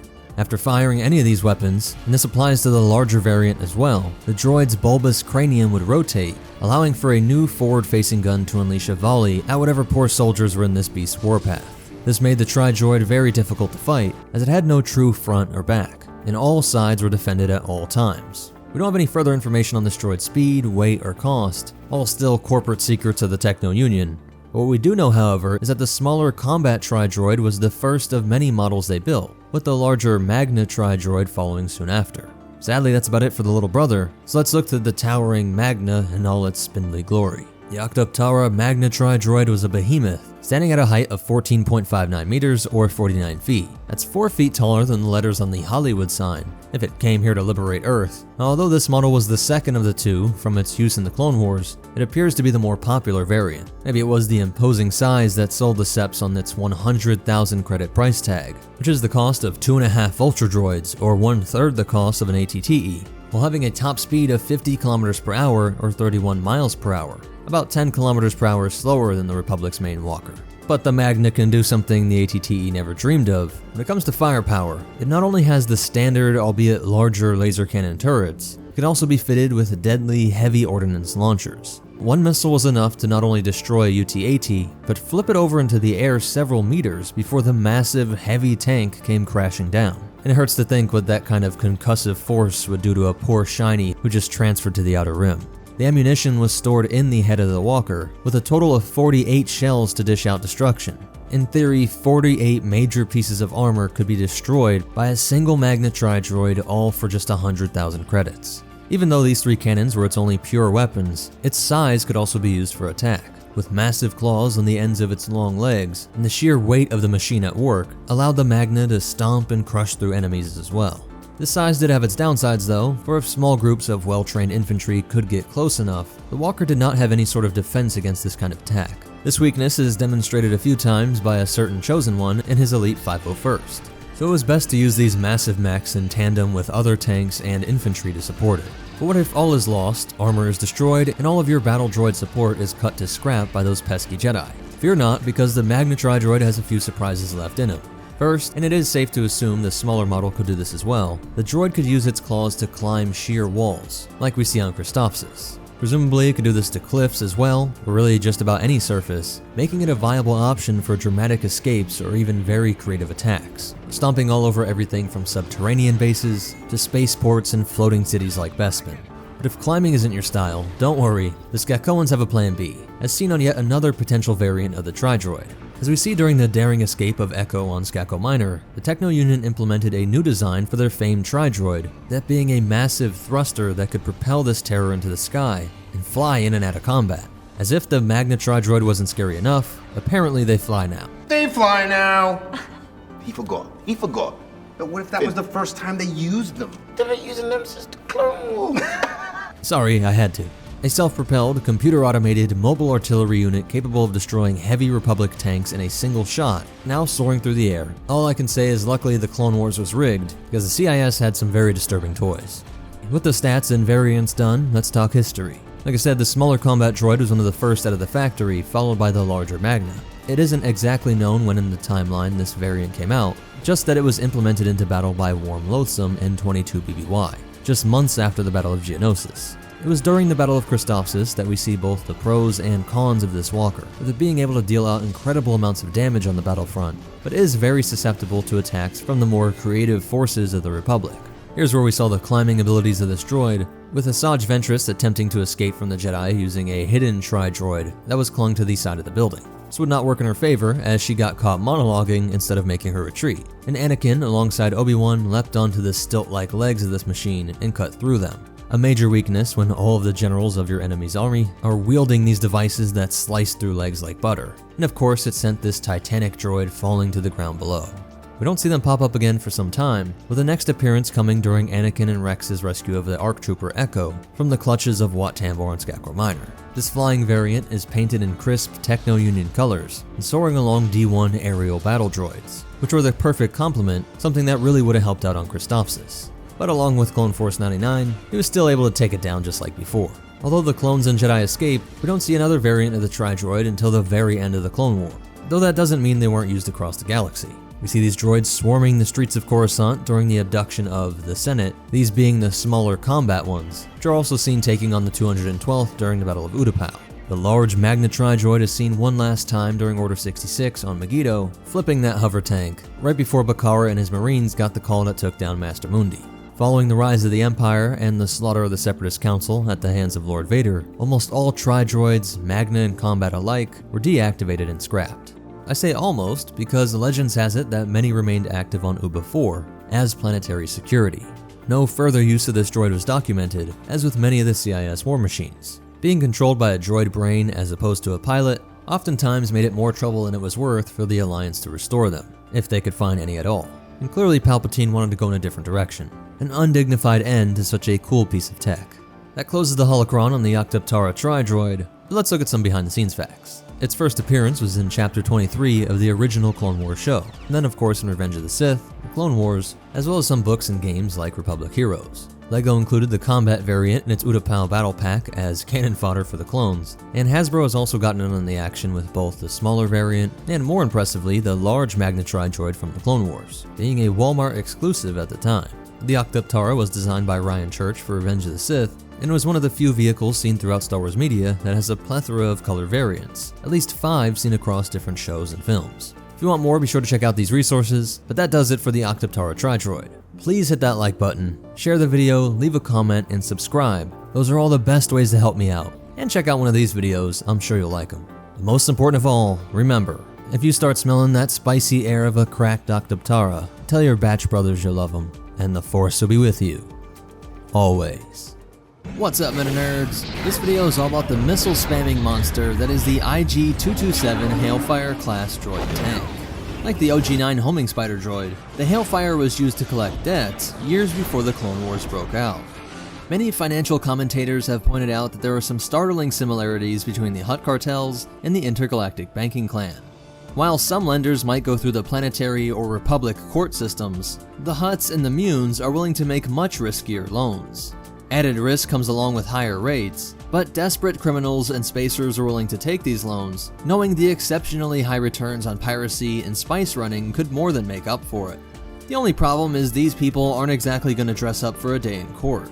Their dressing up will be in body armor and bandoliers, shooting at any debt collectors that come by.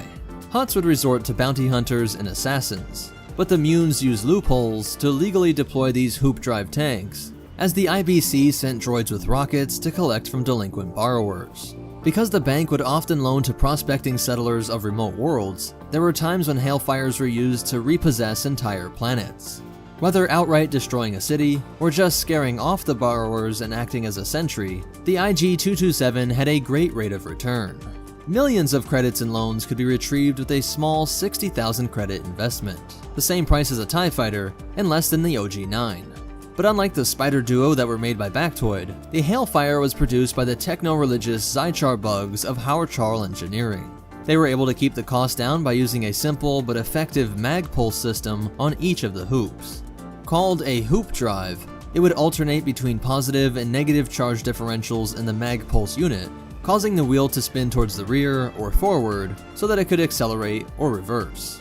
This gave it near instant acceleration, and the treads on these things allowed it to overcome almost any terrain.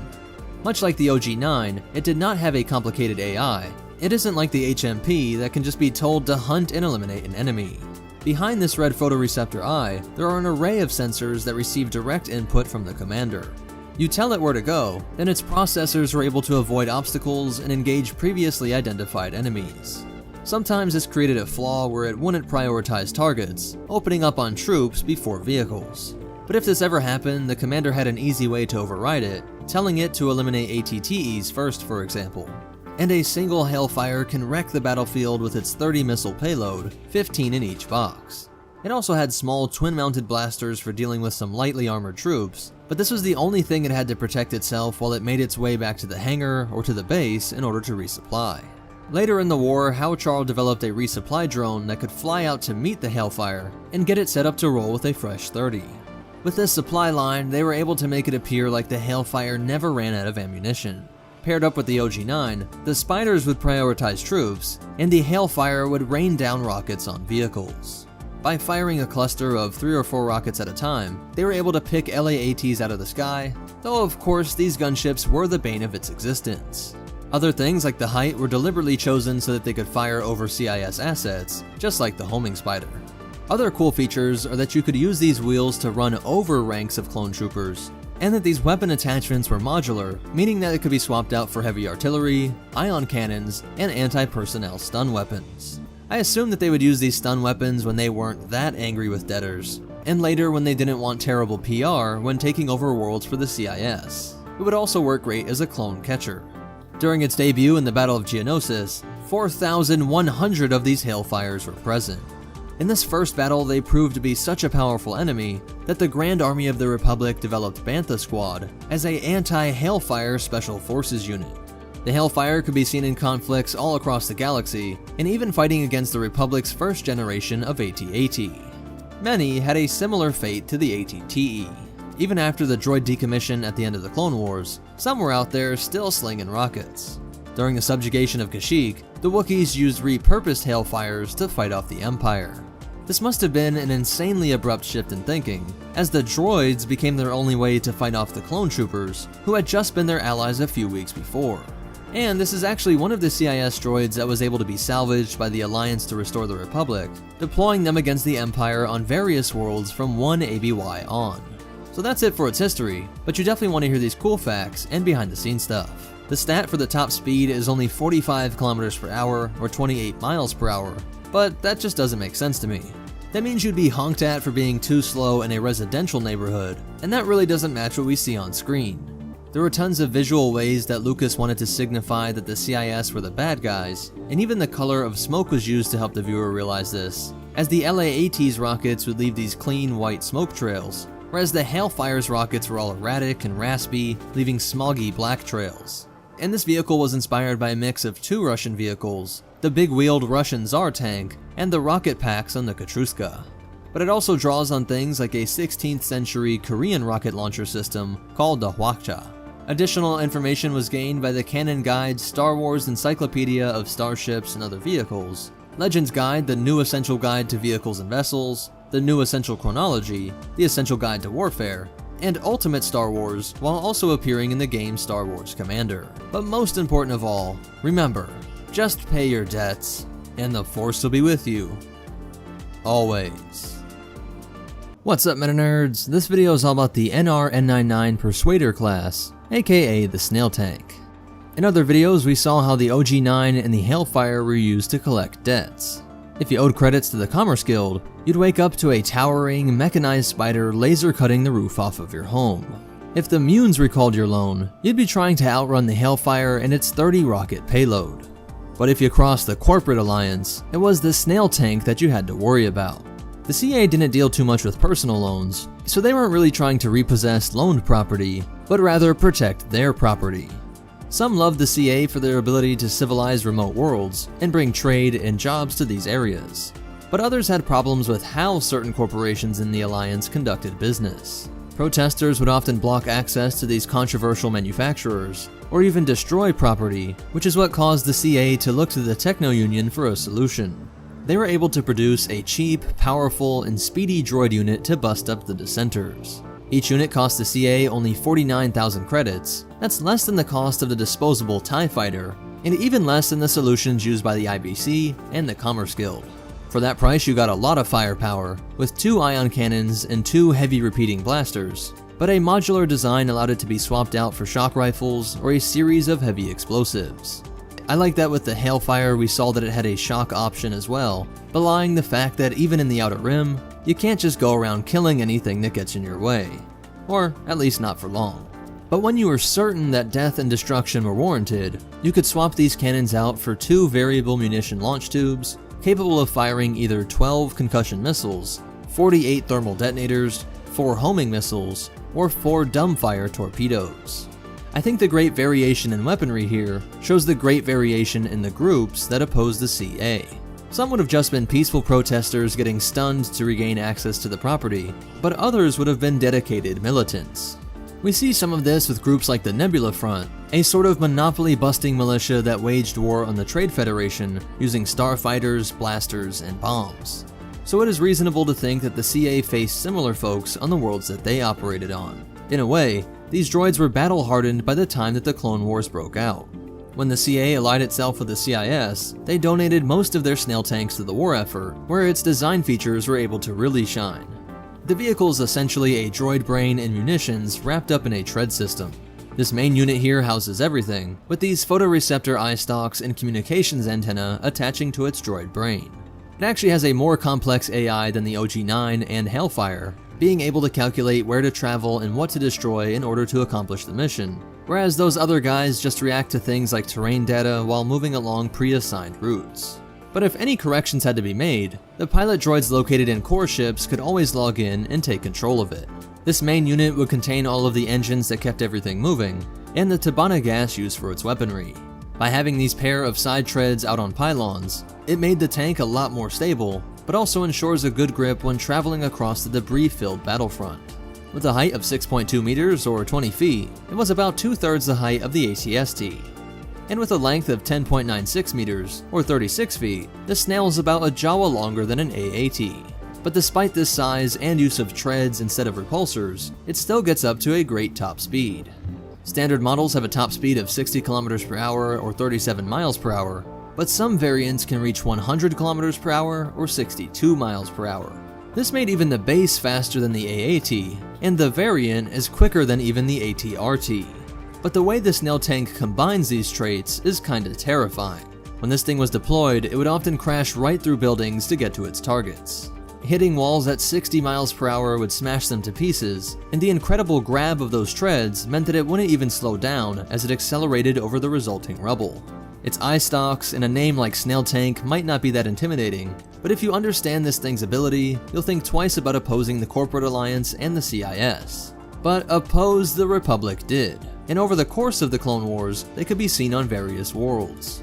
On Christophsis, they were taken out on the bridge by AV-7 artillery. Later, they were a part of an invasion force on Malastare, and would have their droid brains fried by the electro-proton bomb. Then they were found on Megiddo, and most notably on Kashyyyk. Here they unveiled some cool abilities, but also a crucial weakness. You could see that droid units could ride on the side tracks, and impressively that with fast enough speeds, they could ride on top of the water. Where the DS-D1 Dwarf Spider was crawling up along the seafloor, the larger NR-99 was riding the waves. But the Wookiees were able to blow apart one by attaching a single thermal detonator. This housed all that Tabana gas and its droid brain, so this chain reaction instantly turned it into a pile of scrap. After the Clone Wars ended, some Wookiees repurposed Hailfires to use against the Empire, but it's unclear if any snail tanks were used this way. So that's it for its history, but you definitely want to hear these cool facts and behind the scenes stuff. This thing was set to appear in episode 2, and there are even animatics that depict it, but they weren't finished in time for the deadline. And there is some confusion as to whether OOM pilots can control it remotely or have to actually sit inside. The Wikipedia and some other sources imply that in episode 3, an OOM was shown inside of one, but I think that is just a confusion of what's happening in this scene. You can see the OOM seeming to fly out from inside of the tank, but if you go back and just slow it down, you can see the OOM standing on the side. So I think this is who we see getting blown towards the top of the screen. But let me know what you guys think in the comments down below. Additional information comes from the Star Wars Encyclopedia of Starfighters and Other Vehicles, Ultimate Star Wars, and the Complete Visual Dictionary. So that's it for the NRN-99 snail tank. But most important of all, remember, beware the bulldozing snails, and the Force will be with you, always. What's up, Meta Nerds? This video is all about the vehicle that cut down rows of clone infantry, the OG-9 homing spider droid. Unlike the HMP droid gunship, this walker did not have any personality matrix, long-term memory modules, or a vocoder to communicate with the world around it. So although I made the argument that the gunship may have had some sort of sentience, I think we need to view the OG-9 as a conventional mindless droid. Just a four-legged tool for dealing death, and actually for collecting debts. The OG-9 was commissioned by the Commerce Guild for the purpose of convincing debtors to give over their delinquent credits. But it was designed and manufactured by Bactroid Armor Workshop, the Geonosians that produced most of the droid army. After the snafu on Naboo, the Republic tried to break up some of the Trade Federation's weapons facilities, including the providers of tanks and B-1s over at Bactoid. Before they were destroyed, these homing spiders were bought up by the Commerce Guild, along with the DS-D1 Dwarf Spider. At a cost of only 70,000 credits, you get a whole lot of firepower and features. Its main weapon was the homing laser that could sweep through the battlefront. Notice that this laser doesn't just burn through things, but contains so much power that it actually creates a decent-sized explosion on impact. That bottom laser is the anti-personnel cannon, firing volleys of plasma bolts that can melt through their fleshy foes. It's also reported to have a retractable ion cannon, but this is never seen.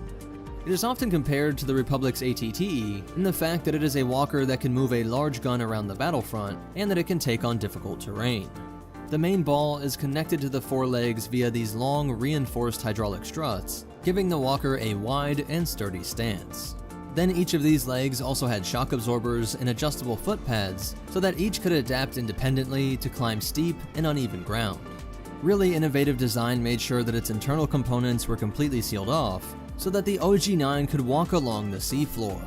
And whether submerged thousands of feet underwater, deep in a cavern, or on a mountaintop, this communication receiver made sure that it could still receive orders from the control computer. Remember, these are very simple droids, without a complex AI, so almost everything had to be directly sent out from Lucrehulks and core ships. It did have automated targeting, firing, and reactions to terrain, but it is interesting to keep in mind that these were always being told directly where to go on the battlefront. Kind of like a midpoint between our current remote-operated drones and fully autonomous units like commando droids. Other cool features is that it supposedly could be outfitted with different weaponry, and the hydraulics could let it bring those legs in and stand up tall, cutting down ships with that laser, or whipping out its concealed ion cannon. But again, that has never been depicted, although it would be pretty amazing to see. Its normal standing height is 7.2 meters or 24 feet, making it taller than an AAT, but shorter than a Hailfire. This height was crucial so that it could stand above and fire over most other CIS droids during an attack. Because, just standing next to each other in loose formations, all firing in the same direction, is a quick way to increase friendly fire. The only flaw is that although the encasing of the core was built with thick durasteel, there is a weak point at the connection of these two hemispheres. If directly hit on this area, the top would pop right off as the generators and gas required for these powerful lasers set off a chain reaction. But how was it used during the Clone Wars? Well, 7,500 of them were present during the opening, doing what it was told to and just marching towards the Republic forces while unleashing its weapons. You can see that it had really good range, and the whole plan to fire over CIS assets worked very well as the battle droids charged the clone troopers. Here we see the DS-D1 rushing ahead of its OG-9 brother. Now I mentioned that they were built and sold alongside each other, making for some very cool pairings on the battlefront. These spiders earned a terrifying reputation throughout the Clone Wars due to the burrowing abilities of the DS-D1. This small spider was used by the Commerce Guild to break up mining strikers and pirates that held themselves up deep in their mining tunnels. This ability was also great for raiding anti-CIS populations and Republic outposts. When the DS-D1 found an enemy, it would report back to its big brother, who would lumber its way over to finish him off.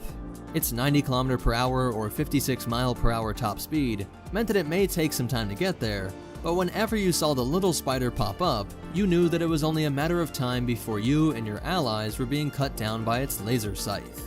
Some OG-9s were present during the Battle of Mimban, killing a Jedi Master, and one nobly tried to bring balance to the Force by opening fire on Jar Jar Binks. Later, they would be seen on Felucia, moments before Aayla Secura was killed via Order 66. Because they rely so heavily on direct control from CIS personnel, it is less likely that any survived the decommission of CIS droids after the end of the Clone Wars. And sadly, there are no reports of them being used by rebels or any pirate factions. So that's it for its history, but you definitely want to hear these cool facts and behind the scenes stuff. Something that always confused me and was one of my few disappointments in the Clone Wars TV show is that there are no OG-9s or Hailfires, two of my favorite vehicles. I wanted to point out that there were some inconsistencies with the guidebooks that say that the top weapon is the anti-personnel cannon and the bottom is the homing laser. I debated if I should change this for the video, as I could make an argument for why it's called that, but it just seems like pointless complication and probably a result of a mistake on their part. It is known for its main laser beam that is fired on top, and it doesn't make sense that the shooting gun isn't the cannon and that the beam weapon isn't the laser. I think it's gotta be the other way around, so that's how I presented it earlier, despite the guidebooks. And I wanted to point out interesting things that both Battlefronts did right. The original shows how good it is against infantry, but takes forever against an ATTE, which probably wouldn't take that long, but definitely makes the point of how specialized the droid army was. Let the OG-9 focus on troops, let the Hailfire focus on vehicles. The new Battlefront has a more boring, if also somewhat accurate use of the OG-9. They wouldn't be piloted by other droids, and I hear that it works as just a giant turret while the Republics attack a core ship, and remember they didn't have an AI, so you can see how a command to just have them line up as turrets actually makes a lot of sense. Additional information was gained via the Star Wars New Essential Guide to Vehicles and Vessels, On the Frontline, Essential Guide to Warfare, Ultimate Star Wars, and the Complete Encyclopedia. So that's it for the OG-9 homing spider droid. But most important of all, remember, always shoot over friendlies, not in between them, and the Force will be with you. Always. We got real problems. What's up, Meta Nerds? This video will be a complete breakdown of the Scorponok Annihilator droid, seeing who built it, how it works, its history and variants that excelled in killing clones and enemies of the Pikes, and end on some behind the scenes facts. This story starts in the Inner Rim system of Kala, the tropical homeworld of the Colicoid, the cannibalistic bugs that were an interesting combo of being incredibly brilliant engineers, with a very sophisticated culture, but also ruthlessly protective of their queen. You don't have to get far into your hollow history book before you see everything descends into a near constant state of war across the countless species over every region of the galaxy. But the Colicoids were so efficient at devouring any alien visitors, and their overall insectoid look helped to add to their horrifying legend. So we don't have any reports of war coming to Kala, but their creations would play a major role in the galaxy's largest conflicts. Starting with the Sith war droid used by the Sith Empire, most famously used by Darth Malgus during the Battle of Alderaan, and then later seen stomping through the Republic capital during the decisive final blow of the Great Galactic War, 3,653 years before the Battle of Yavin. This design can be seen as a prototype for the Droideka and Scorponok, and in its first iteration we see it possesses the overall shape, a pair of dual laser cannon arms, though no shield generators yet. Overall, these were a huge success, partially due to the Colicoids basing its design on their own biology. It's funny to think that these are the equivalent of humanoid Terminator-like droids for these bugs, coliconoid in shape if you will, using the billions of years of research and development trials carried out by evolution to reason that if Colicoids could scale the difficult terrain of rocky mountainous regions and dense jungles of their homeworlds, this design should work for the droid as well. And Darth Malgus and his generals reported back that this thing worked as advertised, across the vastly different terrains of a galaxy-spanning campaign. And it would be seen as important in both the history of war and the history of droids. And even thousands of years later, we see one in the wreck belt of Lotho Minor around 1 ABY, owned by a man that was described by Dr. Afra as one who would, quote, take a dozen tin cans and turn them into a Death Star, but but he'd sell his own mother into slavery to pay for the next fancy gizmo. He has tons of Clone Wars droids like B1s and B2s, and other stuff that I don't recognize. And really interesting is something that looks like either a droideka variant or something Frankensteined with the lower part of a droideka, cobbling together parts of other droids, along with a Sith war droid antique, and he actually has several of them. The Colicoid creation nest would follow this creation up with the Eradicator series battle droid, which has the overall same body design, and would be the first to introduce a personal shielding system. After the Cold War and through to the apparent destruction of the Sith, the Colicoids kept improving their creations and selling them to anyone that wanted them. And by around 50 BBY, the private military forces that would eventually form into the CIS in the following decades would buy up the Bug's greatest hits: the Drosh boarding ship, Tri-Fighter, Trident assault ship, and Proto-Deca, down to droids like the FLTCH that appears to be influenced by their insectoid competitors on Geonosis, looking like a variant of B1 and B2 battle droids, and then down to the smaller sabotage droids, the Infiltrator, that would covertly burrow into a ship, seal that hole, and then proceed to assassinate the entire crew with vibroblades and small blasters, while the Pistoika or Buzz droids would swarm on starfighters to rip them apart, and the rarer Hunter-Seeker droid, which operated as a small droid starfighter. The sales of these droids was facilitated by a Mune Banker and Secret Sith Lord Higo Damask, aka Darth Plagueis. But the three that were the most similar in this era were the Droideka, T4, and Scorponok. In that order, they were 1.83 meters or 6 feet tall, then up to 2.5 meters or 8 feet, with the Scorponok at 3.5 meters or 11.5 feet. The T4 turret droid replaced the arms with spinning blaster cannons, presumably to allow the barrels to cool between shots while still having a high rate of fire, something like a Gatling gun, while it also had a grenade launcher. All three of them would have shield generators, and the smallest was of course the lightest and quickest, the Droideka hitting decent speeds using this roly-poly method, which was based on the Colicoid biology. The bugs would curl up to roll through the jungle paths. These three units would work excellently together. In a battle, the Droidekas would work like frontline troops, zipping forward, popping up their shields, and destroying infantry, while the larger and more defensive T4 turrets would spread out in overlapping areas, making sure to secure the land gained by the Droidekas and prevent any counterattacks. These T4s could also be modified to act as spotters for the Scorponok, or to operate as a listening post or patrol the camp. With a long enough campaign, I'd expect the general to have all the varieties possible for different stages. With the two brothers in the front, the Scorponok would hold down the rear, being intended to act in an anti-vehicle role, taking down both enemy tanks and aircraft, which is the logical rationale behind the inaccuracies of the Scorponok when trying to shoot down individual people, but of course this is also due to the space-time bending properties that are worked into plot armor. But the real genius of this line of droids is their shields. Each of their shields phased at the same frequency, meaning they could walk into each other's shields, overlap the shields, and allowed the Droidekas to take refuge under the big brother. You can actually see how this works when the shields start to fail. This glitch-like flickering showing the shield generators trying to maintain the pattern, or lines that work something like a key. Things energized the right way could pass in and out, while everything else would be stopped. The energy bolts shot by the droids were also fired with this same frequency key, if you will, while the shield for the Scorponok had an additional layer. Think of it like a Droideka shield combined with a ray shield, in the sense that, like we saw with Palpatine's rescue on Grievous's flagship, it wasn't just about blocking energy or being solid. It wasn't how fast or slow you moved. They were simply stuck due to the type and strength of this containment field. With the Droideka, we saw that as the war progressed, the Republic found that you could roll something like an ion grenade through the shielding if it passed slow enough. What the shields don't stop are slow or stationary objects. They're designed to absorb them, so nothing hinders their movement. But both due to the size and the fact that the Scorponok could engage a particle or solid blocking layer like a ray shield, meant that with the Scorponok, that layer would have to be weakened first. Mando is partly right in basing this off his experience with other droids. Our energy weapons can't get through and our kinetic weapons have too much velocity. But even if you move slowly, like we saw with Black Chrysanthemum, nothing like the Gungan shield that the droids passed through on Naboo, or like the gently rolled grenade.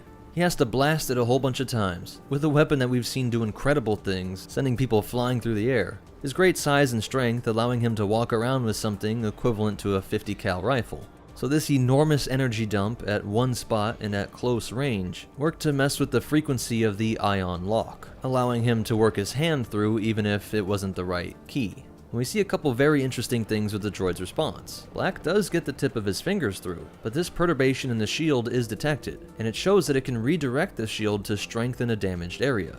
Notice the reddish hue when the shield is weakened, and how the blue shifts to the spot the droid wants. We see this again after it was attacked by the Rancor, that with the shields heavily damaged overall, it directs more shield power to face the threat, leaving the back red and weaker.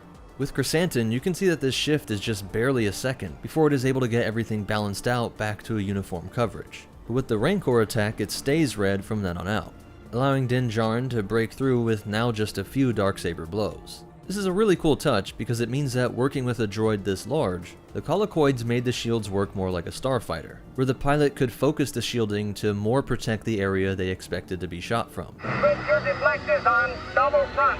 Another cool thing to notice, now that the shield is explained, is how you see a natural tendency for the Pikes to want to take refuge behind the giant shielded Scorpion. But they can't pass through the shield either, so they can't take advantage of that incredible feature which allowed the Colicoid soldiers, or the Droideka, to be able to tuck in whenever it was facing a line of fire.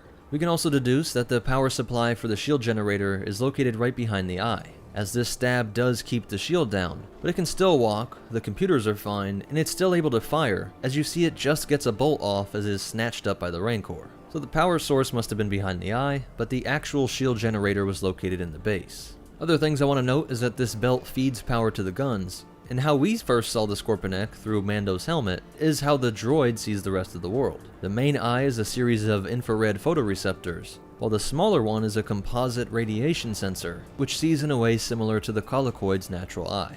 By 9 ABY, during the time of Daimyo Fett, the Pikes had likely been purchasing Colicoid creations for decades. And despite the Empire's best efforts to monopolize on firepower, everyone from petty criminal to rebel leader was able to get their hands on some Clone Wars leftovers, which were impossible to fully destroy when you had a literal galaxy-spanning war with millions of units. We saw Thrawn faced rebels using buzz droids and droidekas, Vader was building a secret droid army, and so the Pikes, who only grew more powerful after the death of the entire Hutt Council, certainly had enough ill-gotten credits to get whatever they wanted. The only reason we don't see more of the Scorpion is because the Colicoids wanted to keep them to themselves. A little surprise secret unit that would defend their homeworld of Cala 4. And like most Colicoid designs, this worked perfectly. Republic Intel tracked the source of many of the deadliest droid opponents to this obscure world, and launched what was supposed to be a quick surgical strike to destroy their massive factories. And they thought they had seen every droid variant in the galaxy thrown at them by now. But as the capital ships carried out an orbital bombardment, 4 platoons of troopers, each with 41 troops, or 84 total, descended on gunships to infiltrate a heavily shielded factory. They made it through the exterior walls, but as they came up on the building, they were met with this never-before-seen droid variant, which sprung to life and opened up with the cannons. They were surrounded, and the Scorpion's bolts blasted through the walls the clones were trying to hide behind, eventually killing 3/4 of them. ARC Trooper Steck frantically called back to command. "We don't know what it was, sir, but it took out 3 platoons. We can't let the Colicoids get these things off planet." But that's exactly what would happen. Survivors were forced to scramble back to atmosphere and flee into Republic space. And the Colicoids figured that if the droid secret was out of the bag, and they were now being attacked on their homeworld, their strategy of keeping this card up their sleeve served its purpose. And now it was time to crank up production and send these out to the front lines to try and finally end this war. There had only been 100 of them planet-side, placed around strategic and political centers. But now the bugs would ask for a Separatist naval task force to set up an orbital screen over Cala 4, while freighters started taking these to the most active battlefronts, at this point being mostly in the Outer Rim, where Republic commanders lamented the fact that they had to dedicate a massive amount of forces to take down a single annihilator, all due to that incredible shield. And it is reported that on average, one of these could, quote, turn a dozen ATTEs into smoking husks, leading to these units being credited with turning the tide of battle at Palani and Formos. Grievous was leading the Outer Rim sieges in order to draw Republic forces out of the core, so that he could carry out his blitzkrieg on Coruscant. So it's funny to think that because of that Republic invasion on Cala 4, they inadvertently made it harder for themselves by drawing this tank killer out during the Republic's darkest hour. Luckily for the Republic, the game was rigged, and when Palpatine brought it all to a close, he made sure to have all Scorpion X's forces came across brought to the Imperial Department of Military Research, and then secretly moved to his private citadel in the deep core world Biss. while all the criminals scrambled to buy up the Clone Wars weapons, droids, and vehicles stretched all across the stars. When they were deployed on Mos Espa, we saw how difficult it was to get through those shields, and you gotta remember that they know that they can't shoot through them. They're just hoping to keep them distracted by scrambling and shooting at them so that the AI is focused on them and not ripping apart the city. I think that the Pikes were afraid that Boba would use his infamous Slave 1, and hoped that the Scorponek's anti-aircraft ability would make quick work of it. And of course, the Rancor was able to overwhelm the shield's ability to repulse it, showing a similar issue with the Droideka when they fall on their side. Essentially gravity, its own weight, and inertia, proving too much force to repel, short-circuiting the shield generator, and it's the same idea for the one that was thrown into the building, unable to repel these thousands of pieces of rubble. And what's interesting is that their legacy did not end here. Legend has it that just 1 year later, Palpatine's hidden forces on Biss started producing the X-1 Viper, a 6-meter tall blaster and grenade firing beast that was well protected behind a prototype molecular shielding that appears to be based on the Clone Wars droid relics stowed away on the world that the Emperor would plot his return from. So that's it for its breakdown, and as for behind the scenes facts, I'm sure this hurt, but it's cool to see that the Beskar could stop the droid's leg from stabbing into Mando. And Doug Chain works on the Book of Boba, who was the artist behind a lot of our favorite designs from the prequels, and he's worked on both The Mandalorian and Boba. He's responsible for a lot of the iconic designs we love, including the N1 Naboo fighter. While the lore comes from the books The New Essential Guide to Droids, The Essential Guide to Warfare, and The Art of Star Wars Episode 1.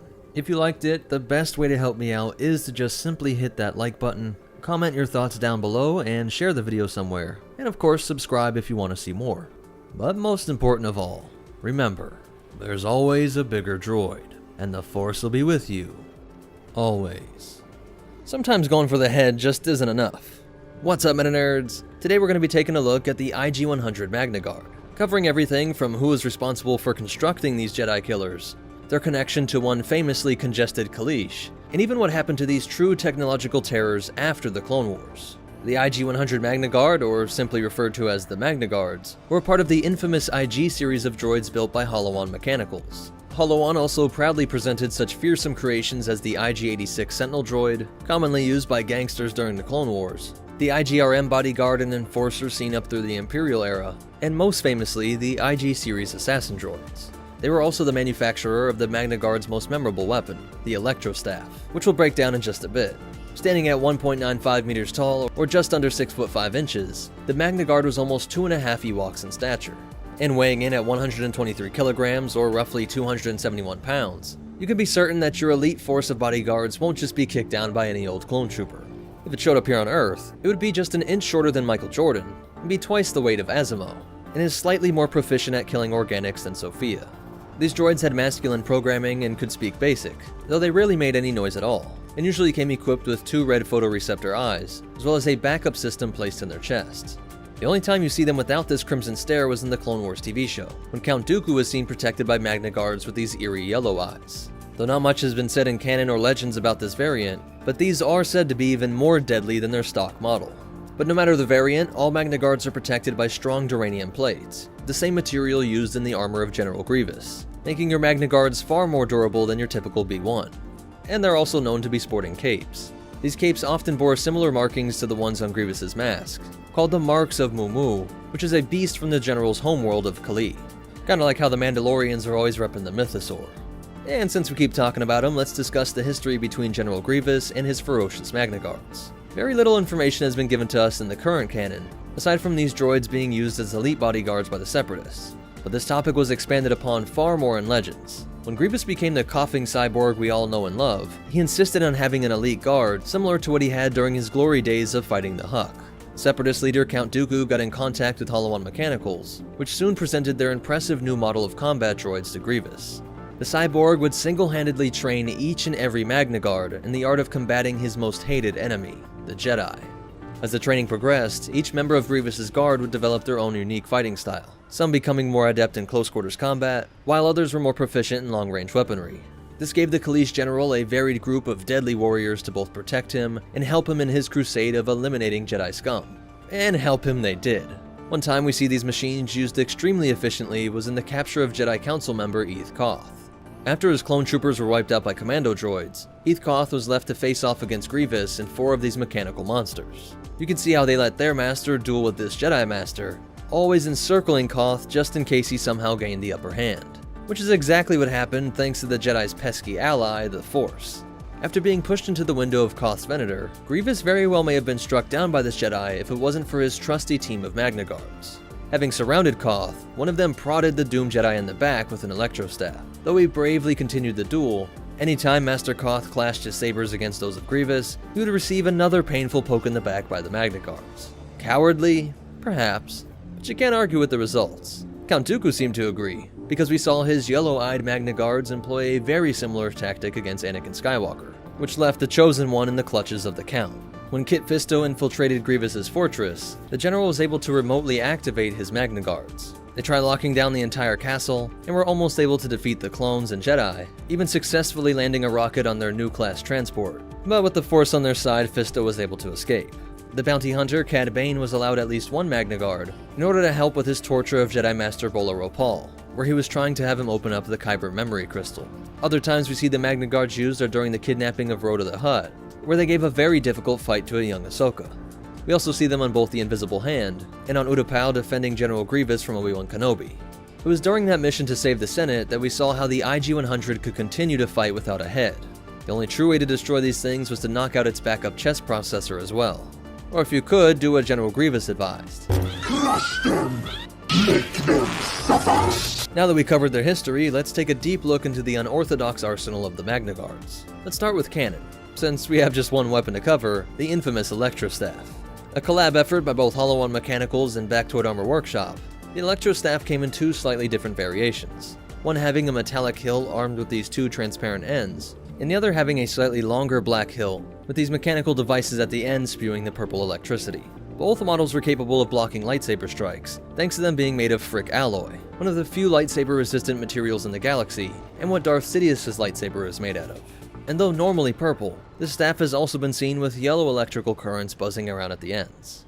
While mainly used as a blunt force weapon to fight off Jedi, the Electro Staff was often employed in torturing prisoners, and it's said that 5 seconds of continuous electrocution from these stabs could very well stop a heart. Moving over to Legends, Magna Guards were armed with a cavalcade of varying weapons. We've seen them deployed into combat with Bulldog rocket launchers, RD-4 grenade launchers, poison gas, and Mark IV recon droids. Those loadouts usually meant leaving the staff behind, but did give the Magna Guards a better chance when fighting enemies at range. These droids also had their own personal fighter craft, the Rogue-class starfighter, which was always seen adorned with the symbol of General Grievous. And these weren't your standard pilot droids either. They were adept enough to shoot down Anakin Skywalker during that mission to save Rhoda the Hutt. And as you might expect, there are many different variants of the Magna Guards themselves, with all kinds of different specialized tech and gadgets. Some had built-in tow cables, magnetized limbs for spacewalks and climbing buildings, and even a personal cloaking device. While another Magna Guard seems to have had telescopic arms. Some could even fire these small seeking missiles from internal magazines that were packed into their back plating. But if all else failed, they had an incredibly powerful self-destruct sequence. The fate of these highly skilled and incredibly deadly droids is similar to many of those that serve the CIS, shut down on Mustafar by Lord Vader. However, a few would pop up decades later under the service of Gracchus the Hutt. Gracchus, just like Grievous, had them as personal bodyguards, and was even able to use them to fend off Luke Skywalker. At least for some time, as they managed to give the upstart Jedi quite a fight.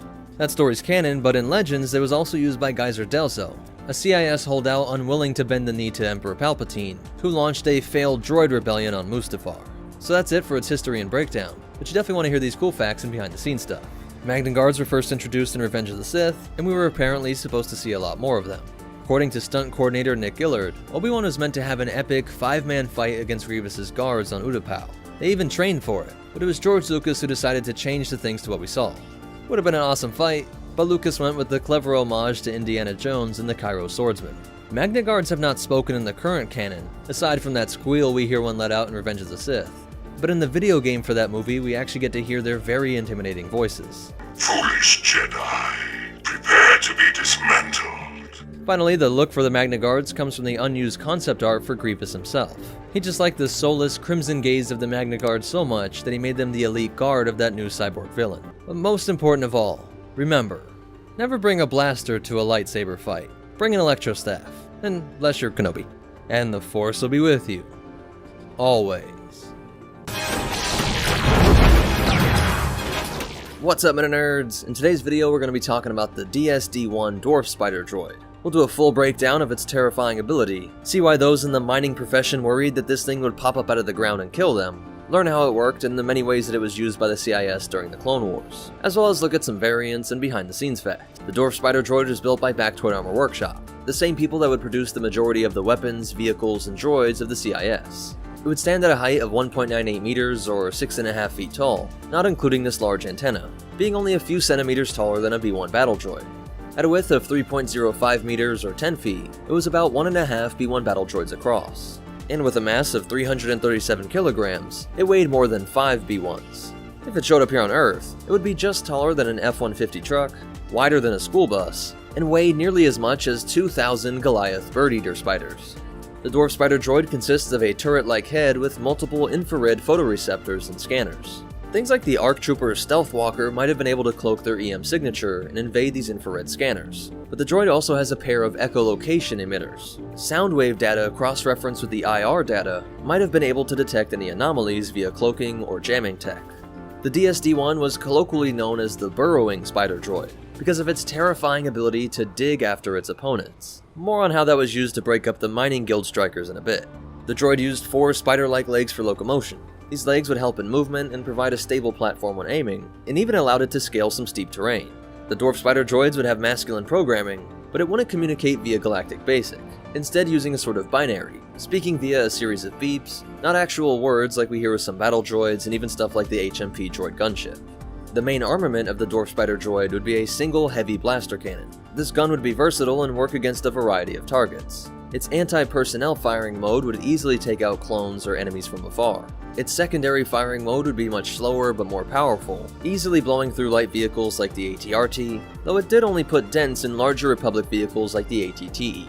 But it would even be able to shoot down aircraft. By dropping those back legs and giving it enough of a firing arc, we see that it had enough elevation to hit stuff like the clone gunship used by Rex, Cody, and Bad Batch on an axis. The rotation speed of the head was rather slow, and so it wouldn't be able to fight faster targets. Another flaw was that the length of the blaster cannon barrel would sometimes prevent it from turning or even maneuvering in tight spaces. The underside of the DSD was also a weak spot for explosives, but as a final attack it could initiate self-destruct, causing its generator to violently explode, vaporizing the DSD and anyone unfortunate enough to be around it when it happened. Though sometimes this could happen from incoming attacks, which would also set off the generator and sometimes damage nearby CIS assets. Though as Wrecker shows us, if you can also block the barrel right as it fires, the attack will destroy itself without initiating the self-destruct feature. And the vibro knife carried by Hunter seems to discharge some disabling electric energy, so when stabbed through the photoreceptor, it would travel to the droid brain and shut it down. As for its history, it is actually quite the Outer Rim corporate dystopian nightmare. The DSD-1 would first be operated by the Commerce Guild in the years before the outbreak of the Clone Wars. Commerce Guild would operate many mining operations across the galaxy, and on several occasions, these miners would try to revolt. To counter this, the Commerce Guild would deploy the DSDs to enter the mines and convince everyone to get back to work. After this, it would be used in conjunction with its big brother, the OG-9 Spider Droid, to pay a visit to those who were trying to evade paying the Commerce Guild.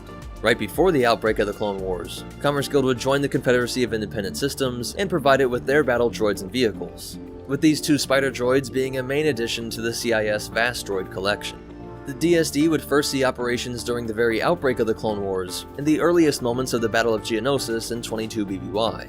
Before the Colosseum and the main battle erupted, several DSDs were protecting multiple anti-orbital guns surrounding the Geonosian arena, and these large guns would protect the planet from capital ships in orbit.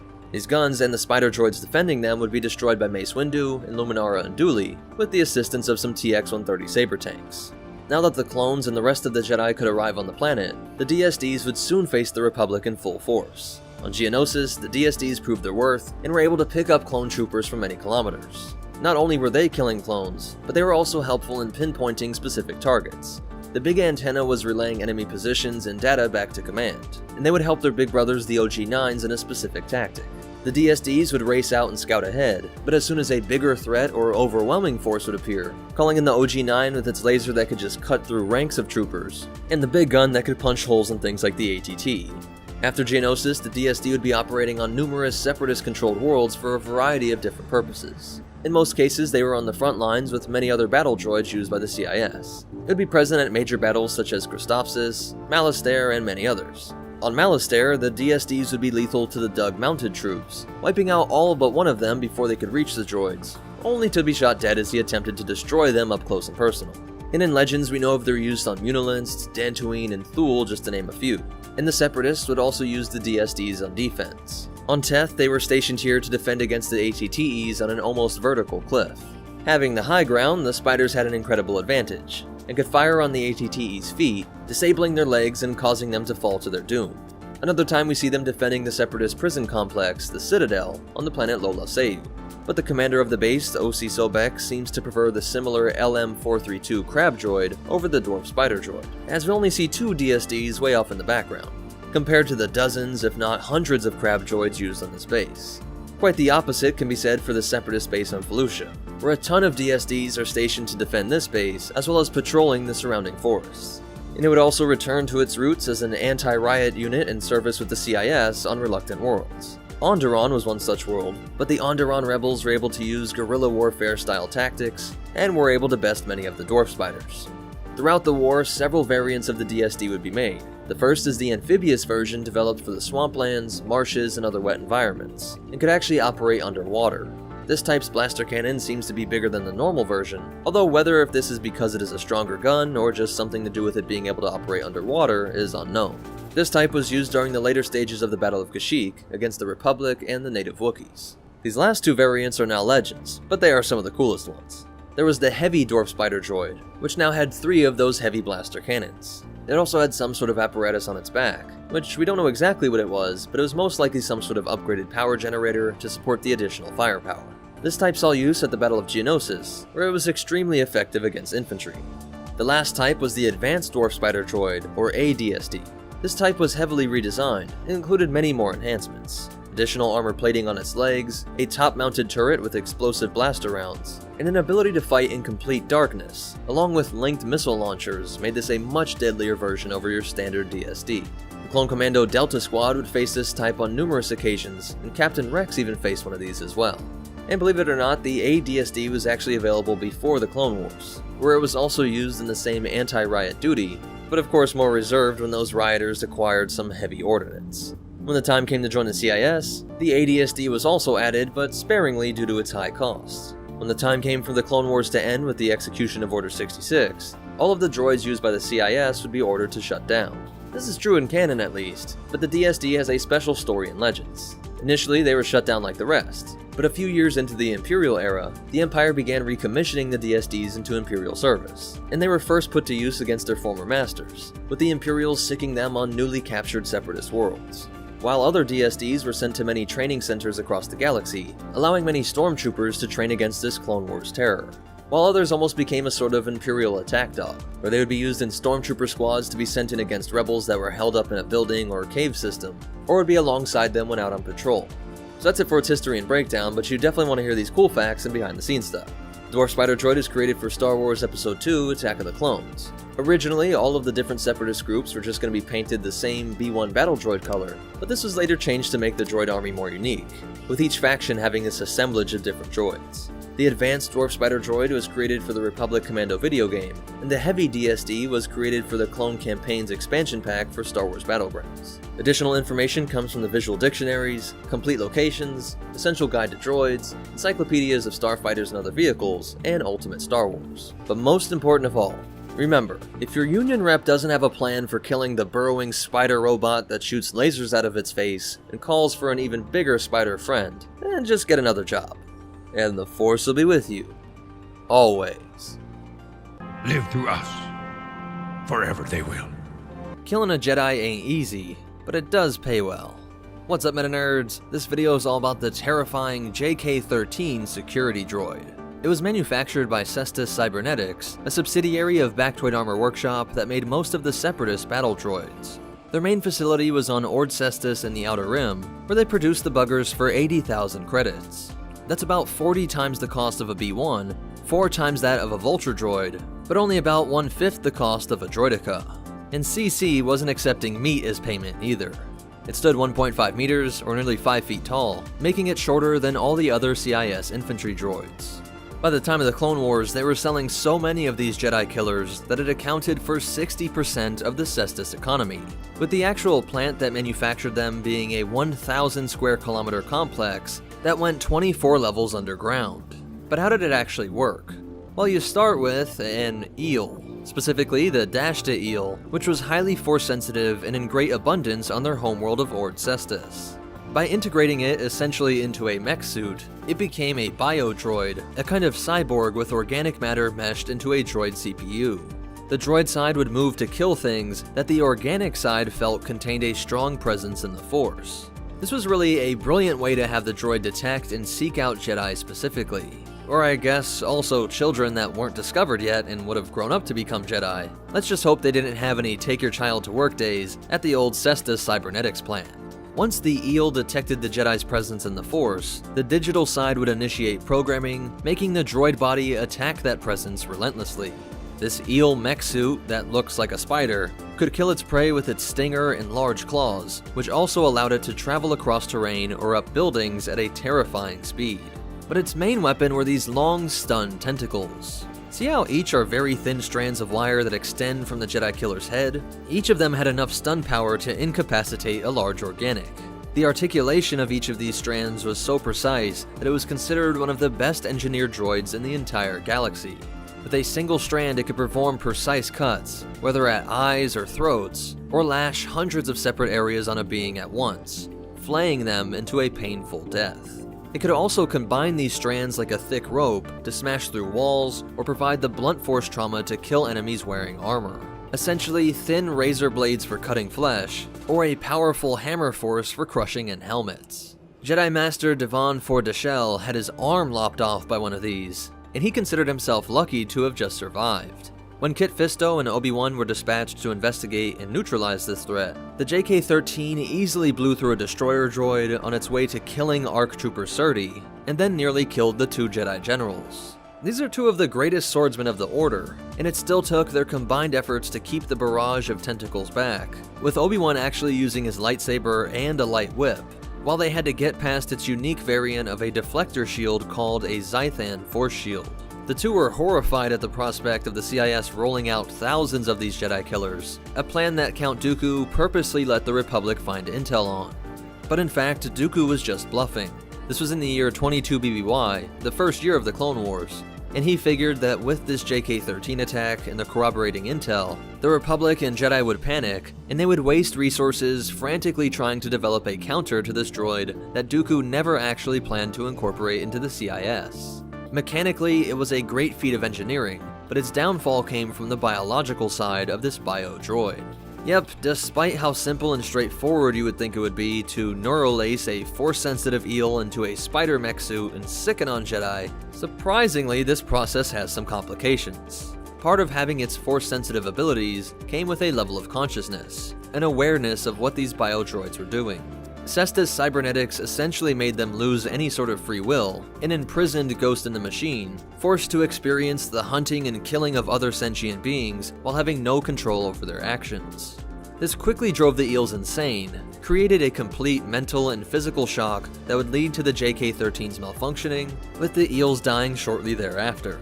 For this reason, they could never be fielded as a droid of war, and that's why they were never used in the CIS army.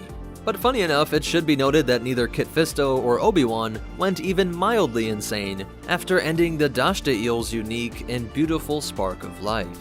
Also, think about how gangster Dooku is, that he propped up 60% of Ord Cestus' economy just to scare the Jedi with a droid that he never even planned to use. Once this was eventually uncovered, it was referred to as the Cestus Deception. If you watched our video on the CB3 Cortosis droid, you know that that droid creation was intended to be an infantry unit, and was such a threat to the Jedi that Darth Sidious had to intervene.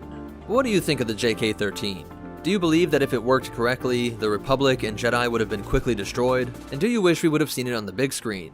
Or do you just hope that it eventually gets brought back into canon? But most important of all, remember, stuffing eels into a spider mech suit always seems like a good idea until you actually do it. And the Force will be with you, always. What's up, Meta Nerds? This video is all about the HK series developed by the Separatists during the Clone Wars, HK-77.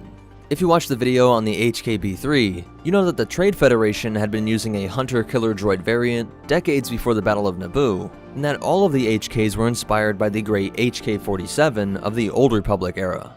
This HK-77 assassin droid is considered the pinnacle of the HK line, and was developed directly from the original HK-47's thought matrix. The remains of this infamous droid were found nearly 4,000 years after the Jedi Civil War, being discovered by Separatist scientists on the lava world of Mustafar. He was inside of a Hammerhead-class cruiser that had crashed there and been swallowed up by tectonic shifts that essentially turned a valley into a rocky tomb. When the planet shifted again, this treasure was revealed, and the best droid engineers of the CIS were employed to study this ancient killing machine. Upon 47's reactivation, he easily killed 3 B-2 super battle droids and then a droideka before the engineers could power him down via a restraining bolt. Despite their best efforts, they couldn't figure out a way to perform a memory wipe due to the incredibly complex nature of his AI. Instead, they just transferred the Matrix into the cruiser's computer systems and took the empty droid chassis to reverse engineer it at a facility on Mustafar. A small army of these new droids were set to be produced and dubbed the HK-77. Like the earlier HK-B3, its body was made of quadanium steel, the same stuff that protects the turbo lasers on the Death Star. Its mind was as close to 47's as they could make it, but with a little more obedience, and I would assume a lot less personality. The main difference was the shape of the head and the weaponry. Its head has these wider photoreceptor sockets, and a more elongated processor casing, perhaps the result of the reverse engineering tech being less efficient than the original Old Republic era stuff. And the armament is these 2 built-in blaster arms. The design choice is representative of a lot of the CIS's more advanced droid units, with things like droidekas and B-2s all having built-in weapon systems. This was done with the 77, as it was expected to serve as an elite droid assassin unit in the Clone Wars. There were assault droid designations and squad leaders, and the whole idea was that small HK-77 strike teams would eliminate the most elusive individuals, while other specialized units like commando droids might be tasked more with capturing or sabotaging Republic bases. At 19,865 credits, they were more than 10 times the cost of a B-1, close to the earlier HK-B3, but still less than a droideka. Expensive, but not bad considering how highly specialized it was, and that it was being heralded as the pinnacle of the HK line. The only problem was that the CIS had barely made more than a couple test models before Darth Vader cut through the Separatist leadership. Palpatine's need to keep up a droid army was gone, so the newly released 77s just sat deactivated at their facility. They would have never seen the light of day if it wasn't for HK-47's heroic return. He was able to contact a group of spacers via the Hammerhead ship computer prison that the Separatists had confined him to. This was in the year 1.5 ABY, and the spacers were convinced to help this AI take control of a droid research facility on Mustafar, and then even the droid factory. The spacers had to fight through ranks of AK-1As, AK-3s, and GK-5s that were all protecting this facility.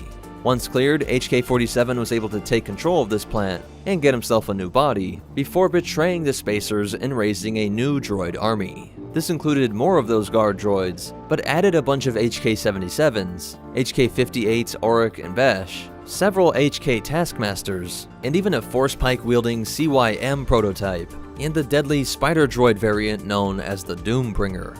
The fight was difficult, but all of the droids were eventually destroyed. The 77 line was finished, and though it appeared that 47 had finally met his end, it is believed that though the new chassis was destroyed on Mustafar, the old droid's mental matrix was able to live on, surely looking for a new body capable of slaying meatbags. So that's it for its history, but you definitely want to hear these cool facts and behind the scenes stuff. It was first introduced in the game Star Wars Galaxy's Trials of Obi-Wan, and was expanded upon in the Scavenger's Guide to Droids and the Complete Encyclopedia. But what are your thoughts on this droid? Do you feel like the addition of built-in weapon arms makes it a better hunter-killer, or worse? And how does that affect how you would rank it compared to the commando droids, and even the earlier HK-B3? Definitely let me know in the comments down below. But that's it for this Separatist-created HK-77. But most important of all, remember, no matter what era you're in, you can always manipulate meatbags. And the Force will be with you. Always.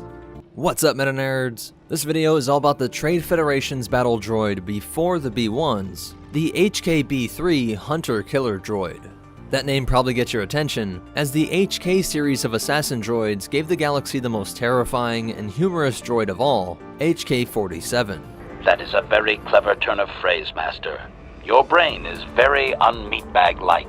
That was nearly 4,000 years before the HK-B3, but various descendants of the HK had been holding up the mantle for years. The original models were built by Zerka Corporation, but over all that time, the ability to produce something as deadly as this line of droids had disseminated across the galaxy to the point that many companies were able to produce droids of this quality. The HK-B3 was produced by Bactoid Combat Automata, the same company that would later make most of the Trade Federation's security droids. It is classified as a 4th degree droid, which means they were purposely made for combat. They are about the same height as a B1 at around 1.93 meters or 6 feet 4 inches, somewhere between a Keldor's height and a Wookiee. What's really interesting is that their armor is made of quadanium steel, the same material used on the heavy turbo lasers found on the Death Stars. This was more powerful than the B1s, and perhaps even the B2, which meant this thing wasn't going down with a single blaster bolt. It is interesting to wonder if a slug rifle would have been better for targets like this. But of course, an ion weapon would just short-circuit a droid, and when it came to the Jedi, well, their lightsabers did what lightsabers do. Unless you're a CB3 Cortosis droid, can't forget about the droid that nearly undermined Sidious's plans. Another interesting feature were these modular arms. Your standard unit could handle blasters like a fleshy organic, but the arms could be easily swapped out for these built-in blasters that synchronized with the targeting computers for incredible accuracy. All of the Tabana gas required would be kept in packs around the belt line. This triple laser arm was preferred for security patrols, and it was this scope that translated additional data to the processors in its rectangular head. But like most Trade Federation droids up to the Battle of Naboo, these too relied on a central control computer. By looking at the sensor pack of both the HK-B3 and B1, you can see how much more compact the latter is. And remember, after a slave boy from Tatooine showed just how vulnerable it is to have your army rely on these control computers, all the battle droids from then on out could operate independently with their own basic AIs. The cost of one of the Hunter Killers was 19,130 credits brand new, which is around 10 times the cost of a B1, but less than a Droideka. Now, as for their history, we see them in action during the Stark Hyperspace War of 44 BBY. On the planet Troikan, Jedi were handling negotiations between the Trade Federation Minister Newt Gunray and Stark himself. When the Pirate Lord revealed his intentions to kill the Republic's representatives, Gunray pressed a button on his mechano chair that opened up commands to the droid bodyguards. The problem was, he said kill them all, so these 4 droids opened up on everyone in the room. Valorum was in there too, but luckily for the Republic, his Jedi bodyguards were able to deflect the bolts coming in from both the droids and Stark's fighters. But this was a rather small area, and in the firefight, Wookiee Jedi Master Tyvaka was cut down. A split second later, Qui-Gon would slice through the droids with a single slash. Happening concurrent to all this, a young Quinlan Vos and his master Thulm were investigating the suspicious circumstances of a back-to-plant explosion. Here they are ambushed by an HK-B3 with his modified triple blaster arm. The bolts occupied the 2 Jedi for a while, but by calling on the Force, their speed and agility was able to outmaneuver the HK, with the 2 Jedi closing in for a coordinated attack. Though they survived unscathed, you can see Quinlan respects this droid's ability, saying if a Hunter-Killer droid is there, quote, someone is serious about protecting the secrets of this place. That is the last time we see this droid in action, but throughout the Clone Wars there were remote locations in the galaxy that were said to be still patrolled by these old Trade Federation units. Even in these obscure areas, the HK-B3 struck fear into those that dared to trespass on Separatist property. So that's it for its history, but you definitely want to hear its cool facts and behind-the-scenes stuff. It was first introduced in the comic Star Wars 36, and was named in the Scavenger's Guide to Droids, where it also got its price. In different artwork, there are some variations on the photoreceptors, with these red lines or 2 eye-like receptors. And definitely let me know what you guys think about this droid. Do you wish we could have seen more of it in the Clone Wars? And do you like its design? Not sure why, but to me it looks like a mix of a B1 and Chappie on steroids. Let me know what you guys think in the comments down below. But that's it for the Trade Federation's security droid before the B1. If you want to connect with us, help support the channel, or get your own copies of the reference materials used to make these videos, be sure to check out the links in the description. But most important of all, remember, the HK legacy will never die. and the Force will be with you. Always. What's up, Meta Nerds? This video is all about the Separatist holdouts in canon. Just because the leadership was destroyed didn't mean that everyone stopped fighting for the Separatist cause, or just wouldn't admit defeat to the new Empire. Even though a droid shutoff code disabled most of the droid starfighters and infantry, the organics with them often found ways to hide them from the Empire, recode them, and then redeploy them. We'll try and do this in chronological order so that you can see how Separatist forces reacted during those first days following Vader's massacre on Mustafar. This will take us all the way up to some holdouts operating as late as 31 ABY, 50 years after the Clone Wars, and just 3 years before the destruction of the Hosnian system. So when the CIS leaders could not be contacted, and a majority of the droids went limp, many Separatist generals fled to the western reaches. Space is big, so even though this sector contained Mustafar itself, most of it was in the Outer Rim, and all bordered by the even more remote area of the Unknown regions. To address this, the Empire launched the Western Reaches pacification operations, a nicer way of saying Imperial mop-up forces that brutally leveled any resistance. This would last from 19 BBY to 15 BBY, and before gaining the title of Grand, it would be Moff Tarkin that was assigned to head these campaigns. A good way to tell how Palpatine wanted these holdouts taken care of is to realize that Tarkin was chosen after his presiding over the Antar atrocity. Antar 4 was a world that had been a member of the Republic since its inception, but by a narrow margin the population decided to align with the CIS. Despite nearly half of its population still being Imperial loyalists, Tarkin was encouraged to make an example out of this world, terrorizing its population with a combination of orbital bombardments, mass arrests, and mass executions that to everyone just seemed to be indiscriminate. This was shortly after taking over power, so Palpatine's detractors still had some freedom in the media, and it was news reports from Antar 4 that pulled Tarkin into the spotlight. But by hunting down Separatist remnants in the Western Reaches, he would be far from public scrutiny, while putting those proven cruel tactics to greater use. They might be evil, but you can't deny their genius, as Orson Krennic and Tarkin worked together to direct the flow of CIS holdout fighters towards locations called Legacy Planets.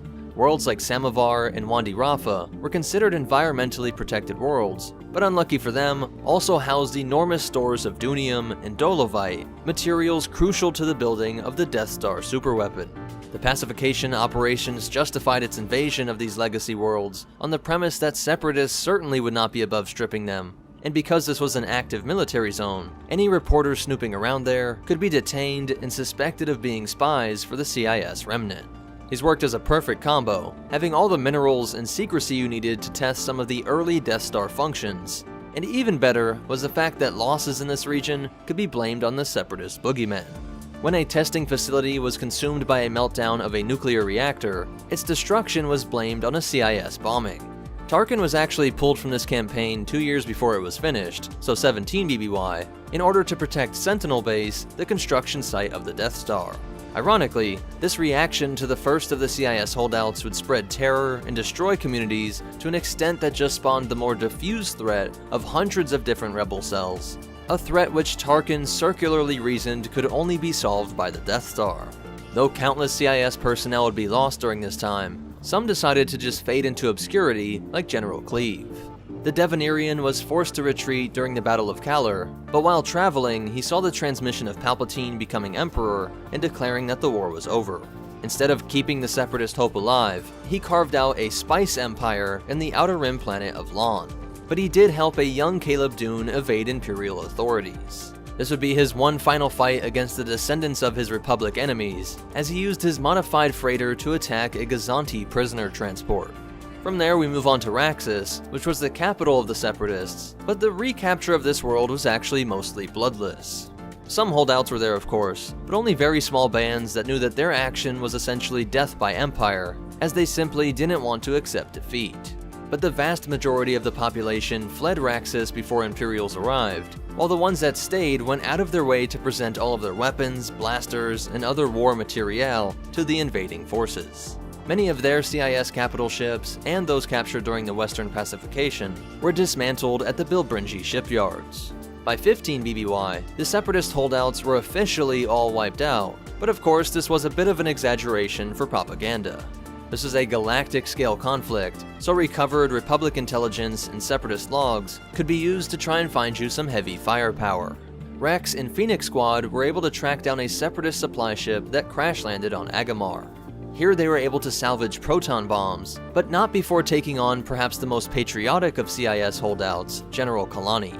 After a fight dubbed the Final Battle of the Clone Wars, now in the year 2 BBY, Kalani understood that Palpatine was the Separatist's true enemy all along. He was able to survive an Imperial attack and escape via a sheathipede to regions unknown.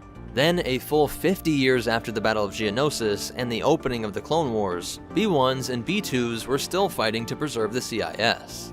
This is the result of the CIS capturing clone trooper CT-6116 on Coruscant and using the cruiser or Brexta 3 to try and transport him to Sereno. The crew locked him into a cryo-cycle stasis pod, but in the escape they were heavily damaged by Republic forces and had to do an emergency jump to hyperspace. They popped out on the other side of the galaxy, crashing into the Ponema terminal in the Outer Rim.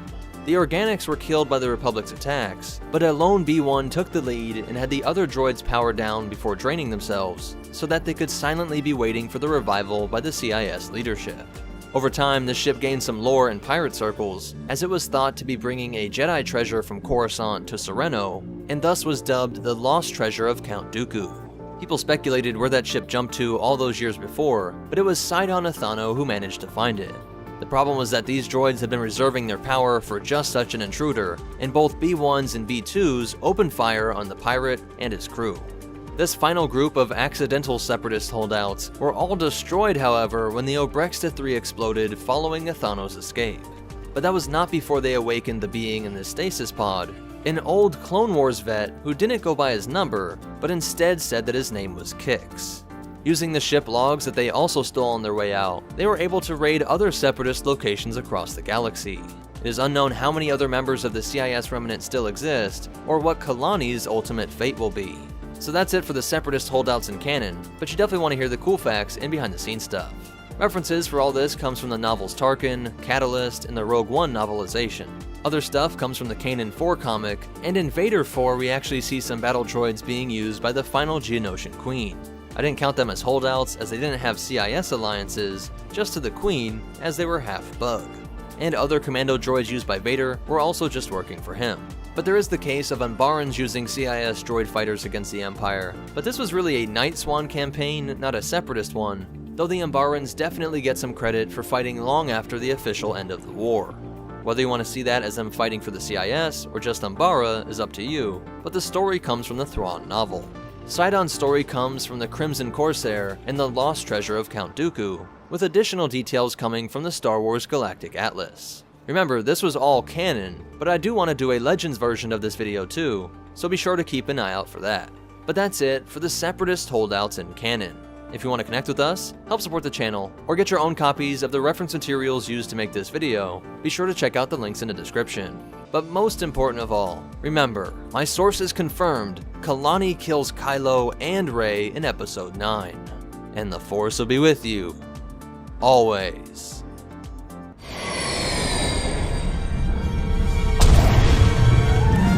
Foolish Republic scum! Your puny torpedoes are no match for my thermo shields. What's up, meta nerds? This will be a complete breakdown of the Providence-class Dreadnought, one of the most important ships in the CIS Navy. We'll look at everything from firepower, complement, capacity, and how it shaped the Clone Wars. Specific ships like the Invincible, Lucid Voice, and Invisible Hand, and even how the scraps of these ships would come to haunt the Imperial era, an attempt to destroy Tarkin's rise to power. This capital ship was both designed and constructed by the Quarren of the Free DAC Volunteers Engineering Corps, with collaboration in some parts coming from Rendili Star Drive. The Quarren shared their home world DAC with the Mon Calamari, and like the old phrase says, coral sharpens coral, or something like that. And just as the Mon Calamari were famed for being the best engineers in the galaxy for most of history, so much so that their prowess would end up providing the Rebel Alliance with a powerful edge, their rivalry drove the Quarren to be excellent shipwrights also. At the time of the Clone Wars, the tension between these two species came to a head. Mon Calamari had always seen themselves as the more wise and peaceful of the two, and the galaxy seemed to agree, with almost all political power and wealth ending up in the hands of the the fish folk, not the Squidbillies. So it's a small-scale example of what happened to the galaxy as a whole, with the secession of the Confederacy of Independent Systems, and Dooku knew that the Quarren would make for a natural ally. This secession occurred about 2 years before the war officially broke out, and while the founding of the Free DAC Volunteer Engineering Corps is stated at 22 BBY, we can assume that construction of these massive warships began at a time when it was still illegal under Republic law. Mon Calamari shipyards could pump out a Star Cruiser in 6 months, and the Empire at its peak was claiming anywhere from 3 months to 2 years to build an Imperial Star Destroyer. So let's say around a year for a Providence, likely constructed in those years leading up to the Battle of Geonosis. The Quarren shipyard was located on the planet Pamant, which already had a several millennia-old colony of anti-Calamarians, and these Pamant docks would be a main shipyard for the Confederacy, producing almost all of the capital ships, including the experimental Malevolence. The Providence cost 125 million credits, while it seems that the larger version, that is twice its size, like the Invincible, cost 400,585,000 credits, which is more than twice the Imperial Star Destroyer.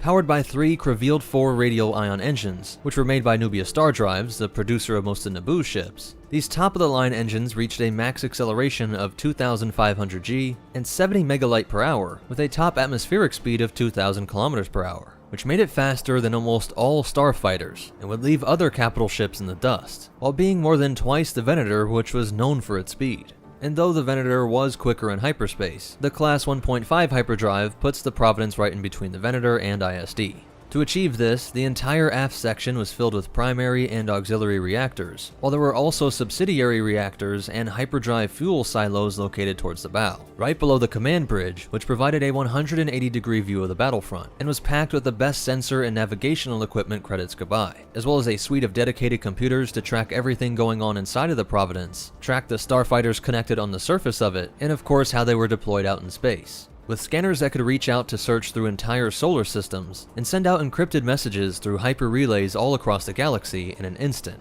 with incredibly complex arrays filling up this spire, an area that was connected by 5 turbolifts, with the uppermost part of the spire containing the private quarters of the warship's commanding officer. On Dooku's Providence, they nicknamed it the Wizard's Tower, as he would set it up like a meditation chamber. And just like how Sidious could choke out people via holo, Dooku would try to radiate his will into populations through a unique form of propaganda that combined force suggestion and high-tech broadcast equipment. In the Old Republic times, there was the practice of battle meditations, where powerful force users could increase the will of their fighters.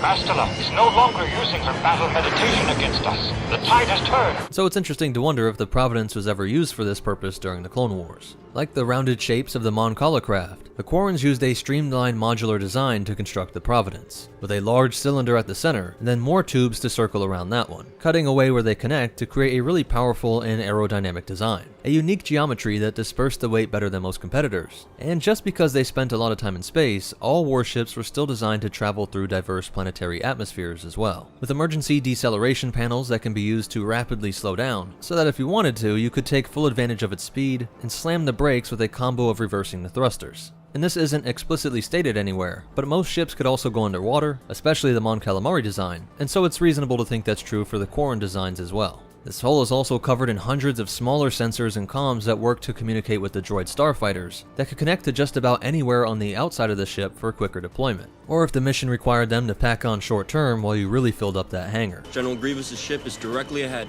The one crawling with vulture droids.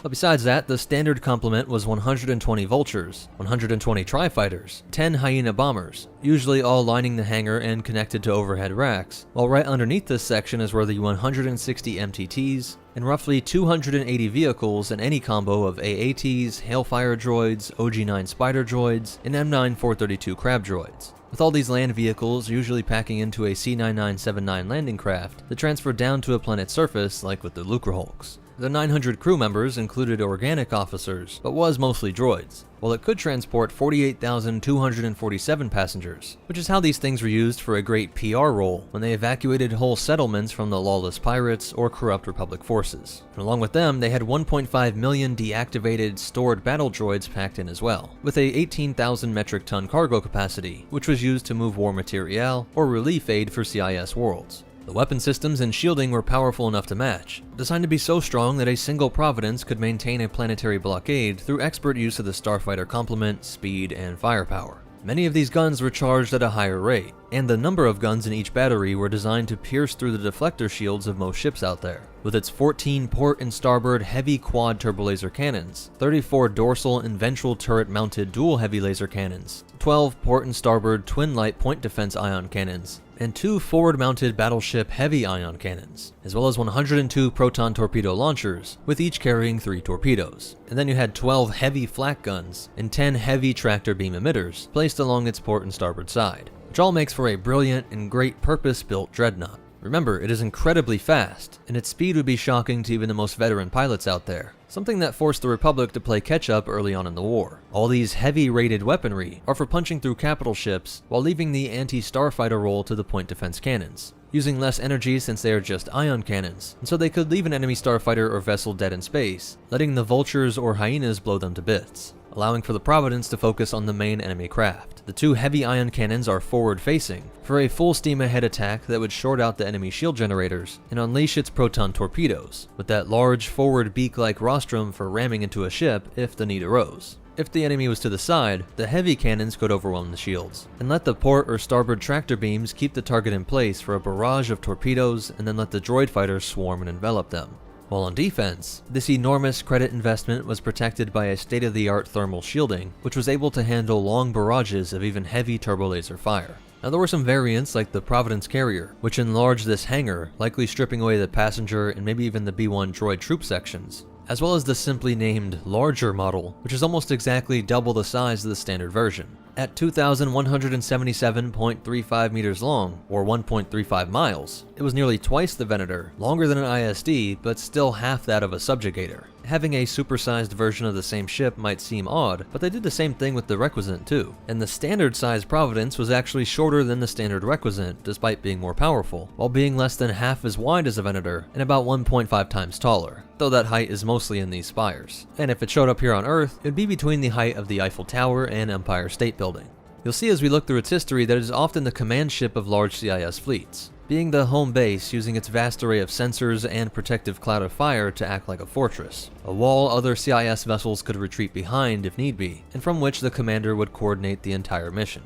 Though none of the major CIS capital ships would be present during the Battle of Geonosis, or more accurately the evacuation of Geonosis by CIS leadership, days later General Worm Loathsome would head the siege of Christophsis, in the CIS's hopes to cut off the Republic access to the Corellian Run, sending a fleet that included 23 Munificents, 6 Lucrehulks, and a Providence to coordinate them all. While the General would lead the fight planetside, this particular Providence was the Invincible, the flagship of the infamous Admiral Trench. Republic Admiral Yularen recognized the Harch Admiral from before the war, at a time when Trench was the commander of corporate fleets. His command of this supersized Providence is evidence that he was the best admiral in the CIS. Anakin would attempt a rescue mission to Christophsis, and Trench showed why his style paired so well with this powerful dreadnought. The command ship is bearing down on us! Though the command ship, he sees that he can crush this smaller fleet of 3 Venators and 3 Pelta-class medical frigates. It's obvious that they are attempting a blockade run, not trying to clear out the entire blockade, and so he uses the ship's speed to close the gap in hopes of forcing them to retreat.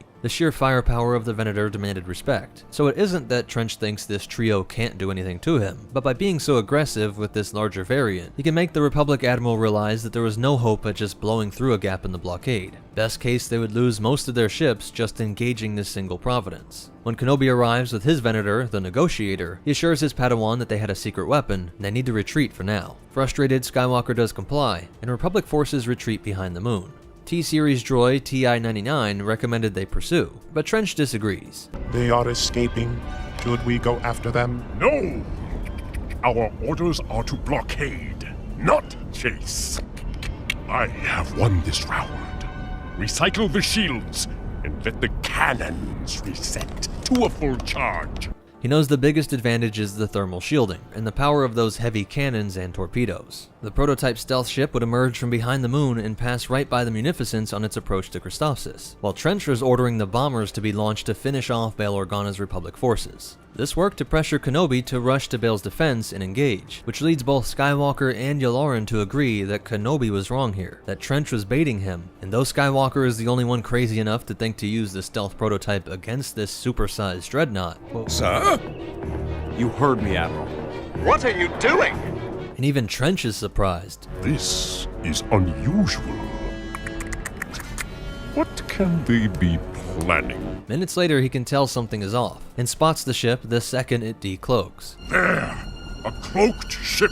The Republic knew to target the command bridge right up front, but the shielding did its job. Your puny torpedoes are no match for my thermo shields. While the cannon fire tries to hit them, and Trench can tell by this expert piloting that his enemy is a Jedi pilot, not a clone. The ship was able to go stealth again, and Trench knows he just has to wait, while also launching some psychological weapons. You have an impressive new vessel, but I warn you, I have dealt with its kind before.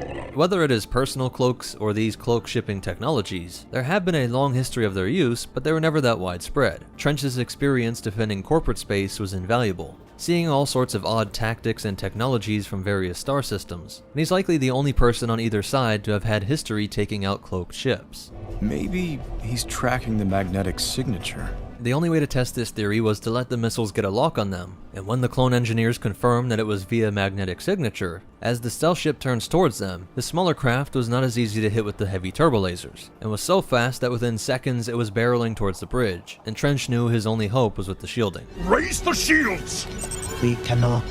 The shields are still recharging. Made to slug it out in capital ship battles, the enemy ship wasn't supposed to be able to close the gap in between shield generation, something that proved fatal when faced against the brazen tactics of a smaller, faster craft. And once the Invincible was out of the fight, the blockade quickly became disorganized and the Republic was able to protect their allies on world.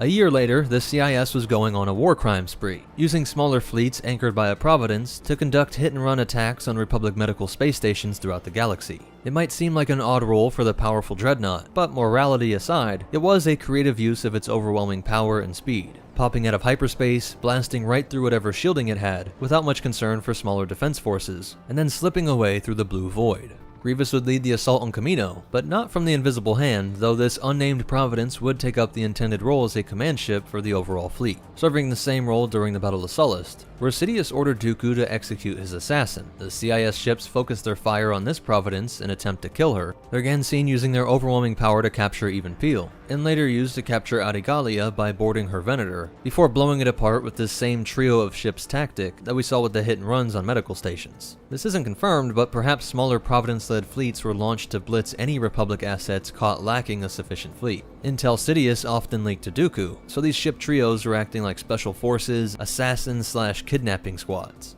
When the Umbaran seceded and threw in with the CIS, an enormous fleet was rapidly deployed here to establish a blockade, which, though not perfect, the blockade greatly restricted the forces that were able to make it on-world, causing the Battle of Umbara to be one of the bloodiest for the Republic, with officers on the Providence coordinating the dozens of support craft that filled the skies. And though in the Battle of Dathomir we don't really see much of the orbital support, Dooku and Grievous weren't playing around when it came to ending the Night Sisters, sending a fleet with 4 Munificents, 2 Requisants, 2 supply ships, and a Providence, all to end a tribe of witches with no navy. When the CIS developed an encryption module that allowed them to crack Republic transmission codes, they placed it inside a powerful dreadnought with a full fleet of support, connecting the module to an excellent suite of sensors and hyperwave transmitters to try and track Republic movement all across the galaxy. The super tactical droid Otto was the commander of this fleet and had his prize tech stolen when D-Squad infiltrated the Providence. By 20 BBY, Grievous's well-honed blitz method got him the greatest win yet, destroying the flagship of his archenemy Kenobi when they swarmed his ship and forced the Jedi to set it to blow after being overwhelmed.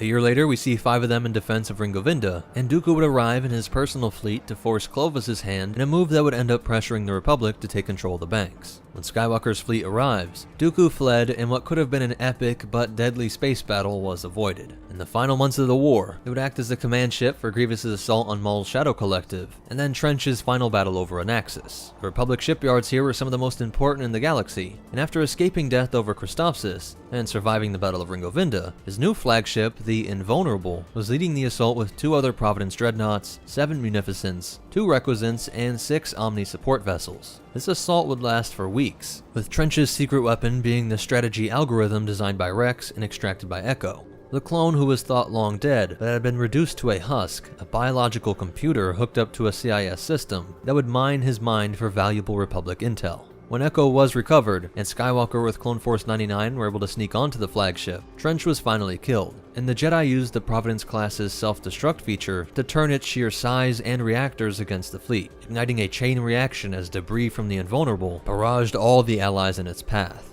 In what would prove to be the final days of the war, space battles were increasing along major hyperroutes, and reinforcements were sent to crush Plo Koon in the 442nd Siege Battalion's push to liberate Cato Neimoidia, which was followed by the single largest battle of the war, when over 1,000 CIS craft, led by Grievous upon the Invisible Hand, took this blitz tactic to another level. Just like how it worked to take out med stations and kidnap Jedi generals, scaled up, the principles were the same. The relatively untested Coruscant home defense fleet was quickly rendered useless, as Grievous barreled through the orbital defenses, down into the atmosphere, and captured the Supreme Chancellor. Getting him back into the Invisible Hand, the supposedly most powerful man in the galaxy was now in restraints, at the mercy of Grievous and Dooku. Just as Sidious planned, the Republic's Open Circle fleet, along with Kenobi and the Chosen One, would arrive just in time to cut off the CIS escape. After navigating through clouds of droid fighters, they were able to deactivate the deflector shields that protected the hangar, and make their way through the ship. Dooku didn't realize that his beheading was also right in line with the plan, but the broadside volley from the Venator Gwalara shook things up, blasting through the massive dreadnought and setting off proton bombs to create a chain reaction that caused the repulsor fields and power systems to fail, sending the ship into a nosedive as it was no longer countering the gravitational effects of Coruscant. And you can see a glimmer of the shielding struggling to keep up. As it plummeted, loose ships and massive MTTs were launched across the hangar, but reversing the stabilizers and Grievous's quick call, "Fire the emergency booster engines!" did help to level out the ship, and he used the in-ship security features like ray shields and droidicas to help capture these Republic VIPs. While the fight in the command bridge resulted in Grievous's escape through the window, forcing an emergency viewport wall to engage to seal the room, and the cyborg would get away by launching all of the escape pods at once, in order to minimize his odds of being shot down or captured. But as the Invisible Hand kept barreling through the atmosphere, more systems were failing, and the entire aft section rips away, leaving only that original central tube that the rest of the Providence tubes are built around. This main section is expertly set down by the galaxy's best pilot for what only could be described as another happy landing. While Coruscant celebrated the heroic rescue of their beloved leader, roughly 250,000 people were killed by the falling debris of the Invisible Hand, mostly this main back section, which could have easily taken out several skyscrapers. And symbolic of the charade of war, once the dust cleared, the Emperor was on his throne, and Republic and CIS craft all went to the same grave, from the junkyard world of Bracca. Enormous efforts went into dismantling all sorts of ships, and this is a breeding ground for corruption and black market opportunities. The Invincible and Lucid Voice ended up here, and with some clever and covert movements, Birch Teller's rebel group were able to Frankenstein themselves a smaller but still powerful version of a Providence. This was long before the Unified Rebel Alliance, and this group was light years ahead of other resistance fighters who were using an odd laser cannon or have a good slicer in their midst. This Teller Providence was 920 meters long and had 12 turbolasers, 10 point defense ion cannons, and 6 proton torpedo launchers. Perhaps even if they could have stolen more than this, they likely wanted to keep it as streamlined as possible, so that they actually had enough fuel and munitions to use it. Pure efficiency, and must have been the most powerful rebel craft sailing the stars at this time, 14 BBY. Throw in that the Empire wasn't expecting anything like this, and you can see why they were able to get away with Grievous's old strategy for some time, before it came to the attention of Tarkin. Because outside of that firepower, their comms and sensor jamming suites were still functional, and used to cut off communications for backup, stop the spread of propaganda, and slice into hollow-wave transmitters to broadcast the true events of Imperial war crimes, stuff the news would never cover. While other times their armament was used to just blow up the hyperwave transmitters, there must have been countless rebels that would have been indirectly saved by these efforts, without even knowing who Birch Teller was or what his gang was up to, just thanking the force that Stormtrooper backup never showed, or some TIE fighter patrol peeled off to deal with this mysterious communications failure. But with the attack on Sentinel Base, the secret Death Star construction facility that Tarkin was in charge of, he would get to figuring out who this enemy was, and knew that some of the IDs from the Clone Wars era must have still been in these Frankenstein parts. Analysis of data received by the Command Center's friend or foe indicator confirms that the capital ship is a downsized version of a Separatist Providence-class cruiser carrier, modified with modules taken from CIS frigates and destroyers, which the Seps, usually mounted aft rather than forward, appear to have come from the cruiser Lucid Voice. And as you might expect, Tarkin made sure that they would pay, and this respectable foe was added to Tarkin's long list of vanquished enemies, with the ship being destroyed in 14 BBY at the Gulf of Tatooine. Though there was at least one more Providence, this being the dedicated carrier variant that came into the naval forces of the Alliance to restore the Republic, the now unified Rebel Force, and it was painted with their bold red color. So that's it for the breakdown. As for behind the scenes facts, this original cross-section is actually a source of a lot of canon material, like having the first mention of the Lucid Voice. as well as a ton of other details on how the ship works. The design was inspired by Zeppelins, and this sound was meant to reference the unique Zeppelin sound. Some depictions in video games put the bridge all over the place, from being in the center to the top of the spire, and this is one of the few ships or vehicles that had their stats dramatically changed from Legends to canon, almost double the speed, but my points earlier about it being surprisingly fast still stand, and even in Legends it was still faster than the Venator. And if you want to look into it more, a lot of these details come from these books. But most important of all, remember, the Force has a love of irony, so make sure your ship has a humble name, and the Force will be with you, always. Get me a tractor beam lock on Kenobi's ship and prepare a boarding party. What's up, meta nerds? This video will be a complete breakdown of the Requisite class light destroyer. We will cover its history before, during, and after the Clone Wars, examine the larger variant that was more than twice its size, do a tour of the interior and exterior, and understand its armament, complement, role within a CIS fleet, and even end on some behind the scenes facts.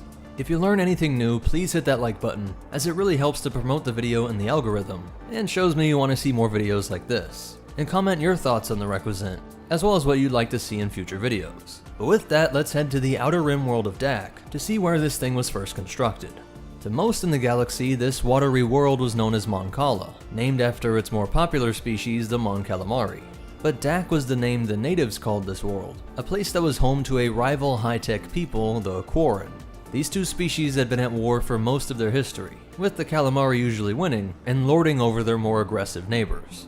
But around 1,000 years before the Battle of Yavin, the planetary government was able to keep the peace long enough to focus their efforts on constructing enormous shipyards in orbit above Dak. Together, these two once enemies could create high-tech works of art, incredible spacecraft that allowed them to colonize the worlds and moons in their solar system.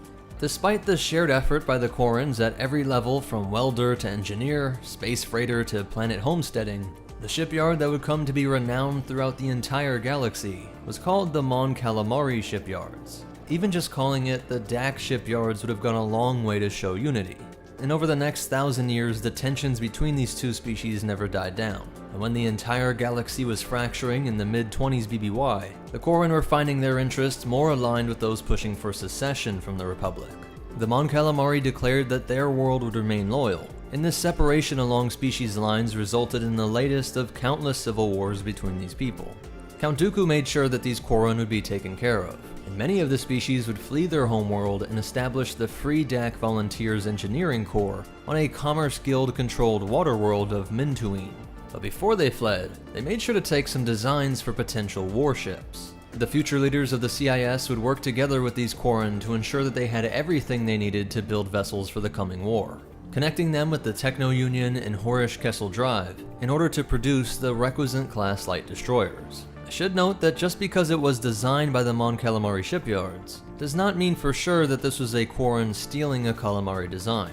It may have been drawn up by the squiddy hands of a Quarren who felt that his people were being ignored or oppressed by the centralized leaders. And if that was true, it would make the backstory of this ship a sort of metaphor for the Clone Wars. This destroyer was built around cutting-edge automated droid brain technology, which is what gave it its skeletal appearance, as many systems and sections for crews were not needed, allowing it to operate with only 300 crew, which themselves could be droids, while it could store an additional 40,000 battle droids. There were still several habitable decks located in this main area, but the majority of this ship is dedicated to the cargo, which would store the droids, weapons, and supplies for the CIS.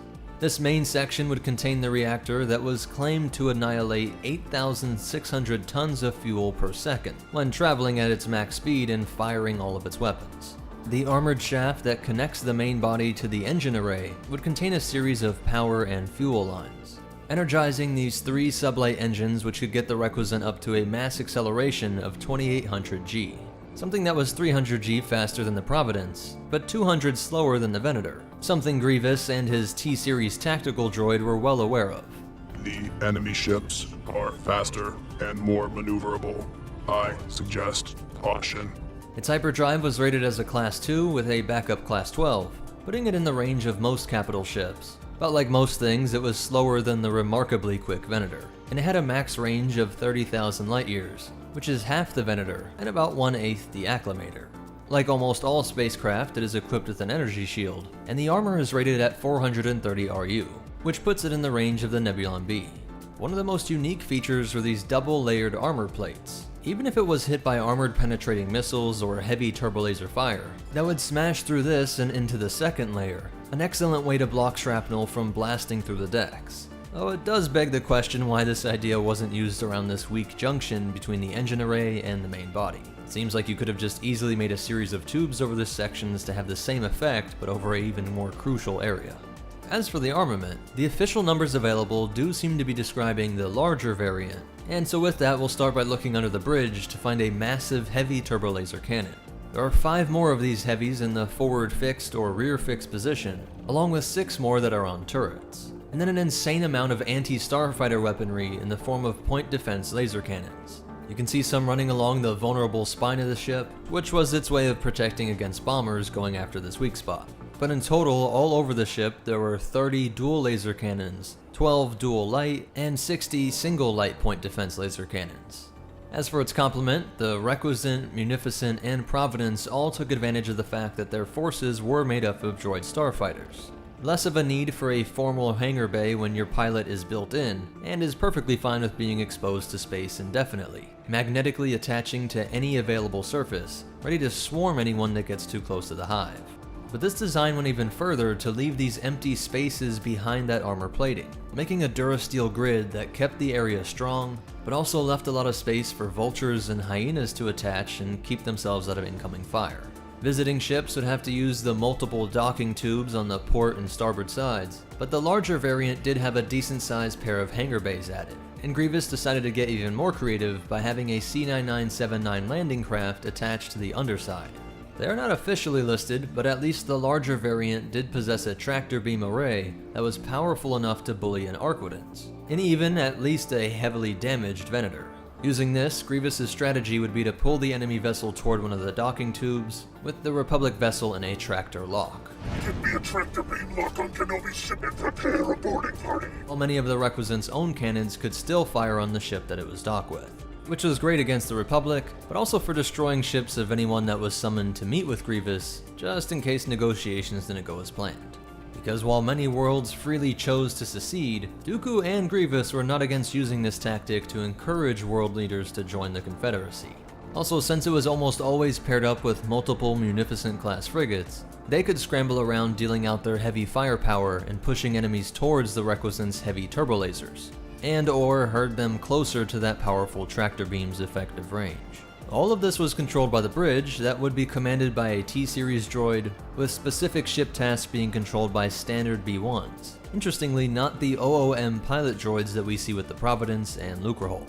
Something that may be a hint at the power of this droid brain that this entire ship was designed around. An automated AI system that these other droids could easily interface with, and which the Separatists felt fine entrusting with a T-Series. Though the larger variants do seem like they always have an organic commander as well. The entire bridge is covered in these large transparent steel windows, a design which allows for an incredible visual of the battlefront, perhaps better than almost any other capital ship of this era. Another interesting detail is that this video comm system in the ship has a rare style that we see in the Lucrehulk, meaning that this must be a Horish Kessel Drive feature as they helped to build this vessel and were the sole shipwright of the Lucrehulk. Moving to the dorsal side, we see this forest of antenna that allowed this to communicate with a seemingly endless swarm of droids, as well as tracking enemy communications and securing their own transmissions while sending and receiving from CIS assets located across the galaxy. This sloping, rounded off angle of the armor plating was designed to help better circulate the energy shields. And the ship could also store 10,000 tons of cargo, a weight equal to more than 12,000 dewbacks, while having enough supplies that it could last out on a mission for up to 2 years at a time. And here is one of the few times where we can see the smaller variant next to the larger one we saw used by Grievous. This standard one is 1,187 meters, or 0.74 miles long, making it about 4 ARC-170s longer than a Venator. It had a width of 157 meters, or about 515 feet, making it about 1/3 as wide as the Republic's cruiser. And it had a height of 163 meters, or 535 feet, making it about 61% as tall as the Venator, or about 8 sand crawlers stacked on top of each other. while the larger variant was 2,544 meters or 1.58 miles long, making it about more than twice the length of the Venator, or 1.5 times an Imperial Star Destroyer. If they showed up here on Earth, the standard version would be about 4.5 times that of the Yamato, the largest battleship ever built, or about 1.4 times the height of the Burj Khalifa, while the larger variant would be about half as wide as Manhattan, or about 3 times the largest cruise ship, the Symphony of the Seas. After this destroyer started coming off the assembly lines on Mintuin, one of the things they noticed was a critical failure of that droid brain that streamlined most of the ship's processes. There were numerous collisions within the CIS fleet in these early weeks of the war, causing a panicked rush to update this AI system. It is unclear if the Republic was ever aware of this issue, and throughout the remainder of the war we wouldn't really see it, with one exception I'll get to in a second. Even after this update, one of the quirks that remained with the AI was their bloodlust.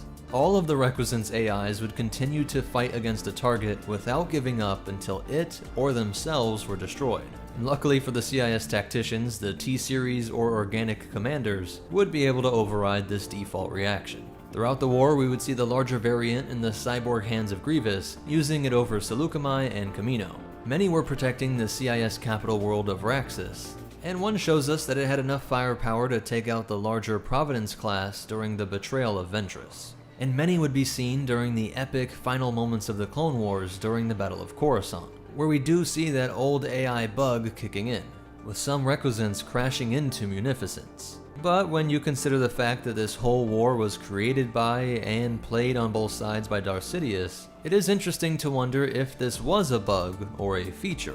An Order 66, if you will, that could be switched on even with ships. Later this same year, in 19 BBY, a group of Jedi were able to commandeer a Requisant and flee Kashyyyk. Most of these vessels were destroyed by the Empire, but a few were repurposed into their navy or sold off to the Corporate Sector Authority, one of the few areas of the galaxy that was powerful enough to retain its independence during the Imperial era. Though with this process, at least one fell into the hands of the Rebellion, being seen in a major rebel fleet in the year 0 ABY. Though it did have to be extensively modified to allow for a larger organic crew that was now calling this Separatist ship home. The legacy of the Requisite would fade over the following decades, but we see it one last time in the year 137 ABY, where it was used to make up the secret Jedi retreat on the planet Tyvos, the hidden temple of the Jedi during the Sith Imperial War. So that's it for its breakdown, but you definitely want to hear these cool facts and behind the scenes stuff. Some of the lore is definitely trying to make it seem like these were Commerce Guild ships that were always used for trade and that were repurposed for the war effort, with the ships being donated from all sorts of allies across countless worlds. But then other lore establishes that the Quarren took the plans from the Mon Calamari shipyards, and that it was always purpose designed for a warship to carry droid forces.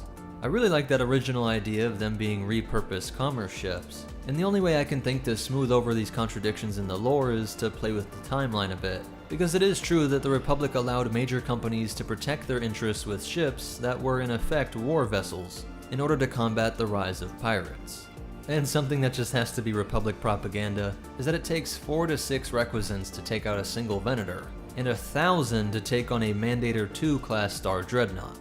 The first time a Requisant was depicted was actually in the game Republic Commando, and then it was in Episode 3, followed by tons of appearances in novels and comics. As for sources, in canon we have the Visual Encyclopedia, Complete Vehicles, Rise of the Separatists, and Star Wars Armada, while Legends has the Essential Guide to Warfare, Complete Encyclopedia, Cross Sections Book, and Complete Locations. So that's it for the Requisite Class Light Destroyer.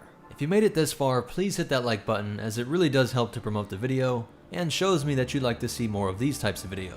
Comment what you like about the Requisite, and what you'd like to see in future videos. But most important of all, remember, good AIs follow orders, and the Force will be with you, always. When the Trade Federation started to build their secret army, they had a vision of converting their enormous cargo haulers into military transports. It's hard to overestimate how enormous this ship is, and just how many droids and vehicles could fit inside. For this video, we've hacked into a Vulture droid to give us a tour of a Lucre Hulk over Ryloth, but we'll also use some schematics and information gathered through the HoloNet. With all this information, we'll be able to review its overall size, speed, armament, and complement of droids and ships. We'll also look at some of its flaws, and how its role changed over the course of the Clone Wars. Let's start by looking at some of the raw stats on its size. At a length of 3,170 meters, or nearly 2 miles, it was nearly twice the length of the Imperial Star Destroyer. Even its width of 3,009 meters, or 1.86 miles, meant that it was more than 2 Venators across. And just its height alone was 1,029 meters, or 0.63 miles, making it taller than a Victory-class Star Destroyer is long, and nearly the same height as 4 Venators stacked on top of each other. If it arrived on Earth, it would be nearly as wide as Manhattan, and more than twice the height of the Empire State Building. But all those numbers really just meant one very important thing, that it could haul a lot of stuff. If we fly by some of the hangar bays, you can see how small the C-9979 landing ship looks sitting inside of the Lucrehulk. 50 of these landing craft could be internally docked, essentially allowing a whole planetary invasion fleet to be moved through hyperspace with this one massive ship. The Lucrehulk had a Class 2 hyperdrive, which is quite impressive as that's the same speed as some starfighters, faster than many cargo ships, while being tied with an Imperial-class Star Destroyer. So though the C-9979 didn't have a hyperdrive, 50 of them could just pop up in your atmosphere in no time. The real crazy stats come in when you start to look at what would be carried inside of these landing craft. Each one could transport 11 MTTs, 114 AATs, and 28 platoon attack crafts. Times that by 50, and we get a stunning 550 MTTs, 5,700 AATs, and 1,400 PACs. And the Trade Federation even used some extra space in these hangars to store some additional tanks, which were a variety of NR-N99 snail tanks, and usually an extra 550 armored assault tanks. I didn't even mention the battle droids yet, which usually included 139,000 battle droids. One potential problem could have been a long queue of ships, as all these landing craft were stuck behind each other waiting to fly out of the hangar bays, but remember, this was originally a trade ship. Time is money, even in the galaxy far, far away, so there are multiple bays not only lining the sides of this inner circle, but also several bays located on the main core structure. This allowed for rapid deployment of its massive armada, a feature that would become one of the CIS's most feared capabilities. During the war, it wasn't just a terror on offense, but its 4 million metric ton capacity meant that a single Lucrehulk could resupply a huge portion of CIS assets. Back with our tour guide, we can fly around these structures jutting out near the circle's opening. These first 2 larger clamps can be used to attach the Lucrehulk to both planetary and space repair stations, or to hold allied capital ships like the Providence or Munificent class in place while assets are transferred. Moving deeper, you'll see these additional series of smaller clamps that are of different shapes to accommodate a wide variety of medium-sized ships. You might have noticed these 2 large areas bulging out on top here, and these are the long arrays of tractor beam projectors used to guide ships safely into the hangar or into one of the clamps. Because this opening is the main traffic area, the core sphere is ideally located, with the control bridge tower located right up top here. These dishes allowed for communication with a large amount and wide variety of different ships, with space traffic control also assisted by these side bridge towers that give a great view of the hangar bays on the inside of the ring. Flying around, down, and into the core, we see this area houses a main reactor. By taking a look at the schematics, we can see that this area houses a series of power generator assemblies, and above this area is the main droid control computer systems. This section connects the center sphere to the circle, but it also houses additional reactors and generators, leading up to a pair of main reactors for the engines. You can't see the second one in this image, but there are 2 of these, the starboard side one being right over here. What's crazy is that with all this power generation, the Trade Federation still had to install extra power generators throughout the hangar just so they could charge up their starfighter complement. In an amazingly efficient use of space, its 1,500 Vulture Droid complement could lock into recharge racks located in the ceiling of the hangar bay. Stored like bats, they hung above the C-9979s, allowing them to load and unload without these fighters being in the way. All this makes it a bit ironic that it would be a Vulture droid that accidentally sends Anakin's fighters spinning into the Lucrehulk's hangar bay. Anakin fires at these added reactors put in place to charge the Vultures, an explosion that would set off a chain reaction blowing up these charge stations spread throughout the ring. This eventually set off the reactors that lined that connection area, and right up into the core. Remember, that is where the droid control computers are located, along with its crew up in those bridge towers. Those would have contained a staff of 25 OOM pilot droids, which were designated by their blue coloring, along with at least 10 organic supervisors, almost always Neimoidians. though it should be pointed out that later T-Series droids were allowed to command Lucrehulks during the Clone Wars. When this core was destroyed, the droid computer stopped sending its signal, which was transmitted down to the B-1 battle droids via its 16 signal stations. These dishes rounding the circle were all assisted by these spires, and the largest dish on the Lucrehulk located at the rear. These transmission towers act like enormous antennas, and when all this tech got blown up, the battle droids collapsed. The original B-1s had all of their movements directed by the Lucrehulk, but this disaster on Naboo caused the later CIS to implement battle droids with an internal droid AI. They would still receive their orders from CIS leaders, but could figure out novel ways to carry out those missions if the orders stopped coming.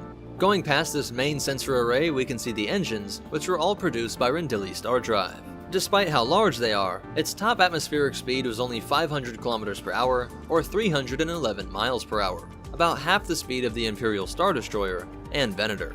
Now, because it was not designed as a military ship, there are some design shortcomings. Although there are 42 quad turbo laser emplacements, there are some areas of the ship that are not defended, and the ones located on the inside of the ring run the fear of missing their target and firing into the Lucrehulk itself. This is a problem that is made even worse by the fact that the core contains the reactors, the larger of the power generator assemblies, and the control bridge. That is a lot of trust to put into your automated targeting systems, so let's hope they have better targeting programming than the B-1s. Though I am making it a bit worse than it sounds, as the core was protected by an incredibly powerful deflector shield generator, something you can actually see when the Naboo starfighters couldn't damage this area. The deflector shield is too strong!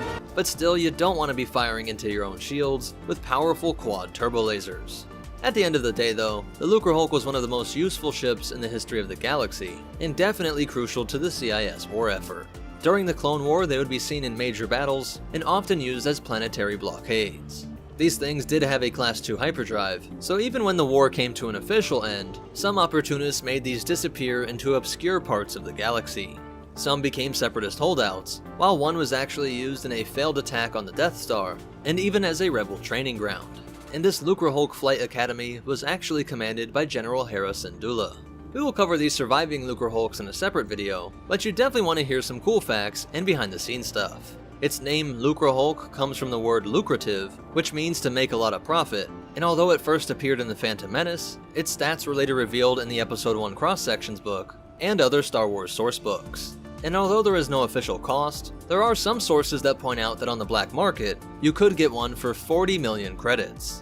And a neat little detail is that supposedly, each of those quad turbolaser turrets could recess back into the ship, useful during that time when the Trade Federation was starting to use these as warships, but didn't want to give away these retrofittings. So that's it for the Lucrehulk.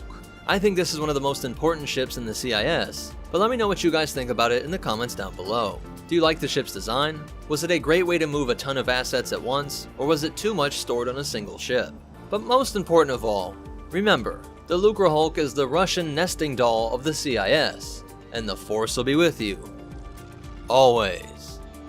What's up, Meta Nerds? This video is all about a Trade Federation cruiser that once helped the Jedi and carried a squadron of their A6 interceptors. Though the bridge and look of the sides is similar to the Lucrehulk, it was not produced by Horish Kessel Drive, but instead by Kuat Drive Yards. KDY would later make nearly all of the Republic's war vessels, directly producing things like the Venator and Arquitans, but also the Juggernaut and ATTE through their subsidiary Rathana Heavy Engineering. But nearly 200 years before the Clone Wars, the Trade Defense Force purchased several of these carriers along with Munifex-class cruisers. They were deployed to the Rasik sector to confront pirates that had been harassing a system that had just entered into the Trade Federation. This confrontation would foreshadow the Stark Hyperspace War of 44 BBY. The Stark Commercial Combine was a band of smugglers, pirates, mercenaries, bounty hunters, and assassins who all worked together to challenge the Trade Federation. Their leader took advantage of a crisis at a Bacta facility to launch his band into galactic infamy. A major explosion at the galaxy's primary Bacta production plant dramatically reduced the supply of the healing blue liquid that was vital to so many medical procedures. Core worlds consolidated all their Bacta and tried to buy up reserves, but most Outer Rim worlds couldn't afford it at the new high prices. The fleets of the SCC would raid Bacta shipments meant for the core and sell them throughout the Outer Rim at prices that were lower than anyone else could. Because the Trade Federation had the largest trade network across the galaxy, it was their Captor-class ships that were often transporting the blue gold. Its internal areas in these arms could be filled with cargo, but it would increasingly be filled with fighters and droids made for the Trade Defense Force. When attacked, these droid fighters could rapidly deploy from this central hangar, but the Federation just wasn't powerful enough at this time to repel a coordinated attack by a gang of hardened criminals. That is why the Republic had to get involved, as the TF demanded that either the Jedi and Judicial forces destroy the Stark Commercial Combine, or they would be forced to stop trade and let the TDF become a fully operational military. To prevent this, the Republic dedicated several corvettes and fighters, but the real blow to Stark's operation came when the Trade Federation allowed the use of several captors to launch a surprise attack. Dozens of A6 interceptors that had both Republic pilots and Jedi were deployed at a stunning speed from the Trade Federation's carrier. So just 8 years before the blockade over Naboo, the Federation and Jedi were working as close allies. But this ship's relationship with the Republic would actually continue up through 29 BBY, when Wraith Sinar was assigned one by Will of Tarkin. The ship was named the Admiral Corvin and was considered old by this time, but with its complement, we can get a rough estimate of the captor's size. During a mission to Zonama Sekot, this ship contained 30 Vulture droids, 3,000 B-1 battle droids, an unknown amount of E-5 battle droids, 100 human troops, and 3 C-9979 landing craft. Even if we ignore the space the droids would have taken up, as they could be densely packed on racks, and the Vultures could probably hang from the ceiling like they did in the Lucre Hulk, just the landing craft would have required this hangar to be around 400 meters wide. The problem with that is that we get insane dimensions for this thing, like 3,200 meters long and 1,800 meters wide, which would make it about twice the dimensions of the Imperial Star Destroyer. Instead, I think we just have to assume that the C-9979 wasn't fully assembled inside of this ship, like with what we see in the core ship's cross-section. If we look at this lineup, I believe we get a much more reasonable reference. We would get a length of 544.5 meters or 1,786 feet, which was about 2/3 a Munificent and about 1/3 an Imperial Star Destroyer. And at a width of 340 meters or 1,116 feet, it was more than twice the width of the Requisite class light destroyer. While at a height of 276 meters or 906 feet, it was actually taller than the Venator. If it were to show up here on Earth, it would be about 1.5 times the length of the Nimitz-class aircraft carrier, about half the height of the One World Trade Center building, and 1.5 times the width of the Great Pyramid. So you can see that even with these smaller dimensions, it is easy to picture all of these droids and ships fitting into this thing, as long as the landing craft had a novel way of leaving the hangar. After this ship's use by Wraith Sinar, we don't ever again hear of its use by either the Republic or the Trade Federation. I would assume this is because the CIS had a bunch of other good carriers by this time, and the Captor class had been around for about 200 years by the time of the Clone Wars. So that's it for its history, but you definitely want to hear these cool facts and behind the scenes stuff. The ship's first appearance is in the comic Star Wars Republic 36, and the Sinar story comes from the novel Rogue Planet. Additional details come from the Essential Guide to Warfare, which first named it as the Heavy Munitions Carrier. There are mods for Empire at War that feature a similar design, with artists that I have linked to in the description. Also, I found this ship in the comic, which looks like it was definitely designed similar to the Captor, but has this kind of C-70 looking bridge and more engines. I don't know what it is, but definitely let me know if you do in the comments down below. The closest thing I have is that Tarkin once had a former Trade Federation ship known as the Rim Merchant Inim, which was said to be a smaller cousin of the Lucre Hulk. Then there's also this diplomatic cruiser that has these extra escape pods, so I could use some help identifying this one too. But most important of all, remember, beware the Trade Federation haulers bearing Jedi interceptors, and the Force will be with you, always. What's up, meta nerds? This video is all about the core ships used by the CIS. This version of the core ship existed for over 100 years before the time of the Clone Wars, being used by the Neimoidians for trade across the galaxy. It's actually surprisingly tied to Neimoidian culture. Their species are known for being cutthroat in their ambition, with some biologists believing that this is instilled in them from the time as larval grubs, with their parents giving the hives a small amount of food. This caused the grubs to fight to the death for scraps, and this mentality was reinforced in their school system and up through adulthood.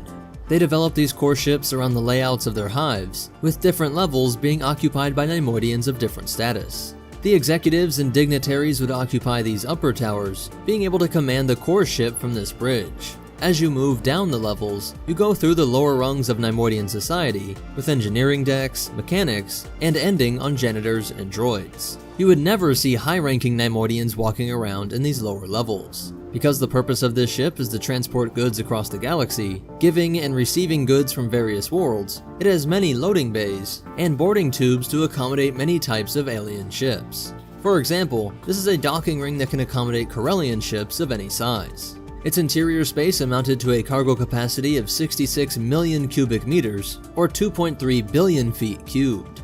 It is hard to compare that to other Star Wars ships since the stat that is usually given is just the weight, but for a real-world comparison, let's look at the largest container vessel on Earth. You could fit about 85 OOCL Hong Kongs into a single core ship, which would come out to 1,820,000 of these 20-foot containers. And there are no stats for how many MTTs, AATs, and C9979s could fit inside of this thing, but just based on the raw space, you could fit 33,000 MTTs. But of course that number would be a lot less since they can't occupy every cubic inch, but keep in mind that they could be stored inside of the C9979 landing craft. Speaking of which, this is a really cool shot where you can see how that ship is transported, where they take off those wide side wings.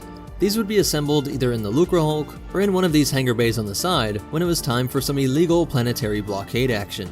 This core ship would have to set down in specialized landing pits, with the feet extending out from the ball itself.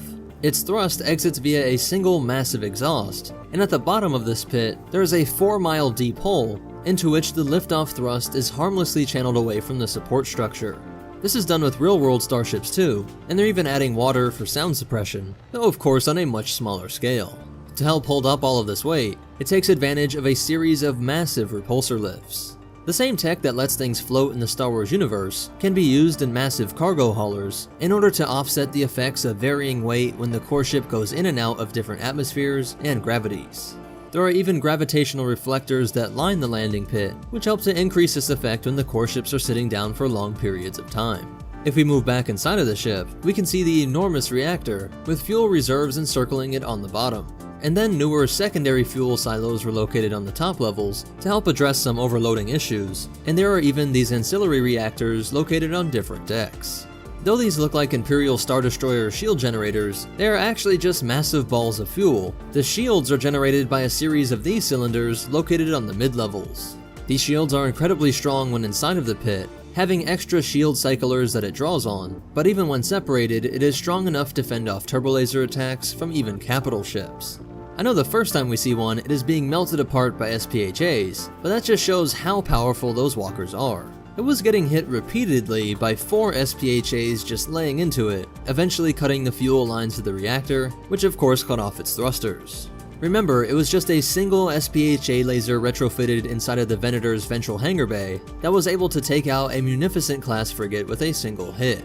Of course, the core ship was much larger, at 696 meters or 2,283 feet across, meaning you could nearly stretch 2 Munificents across it, and was more than 100 meters wider than the Venator.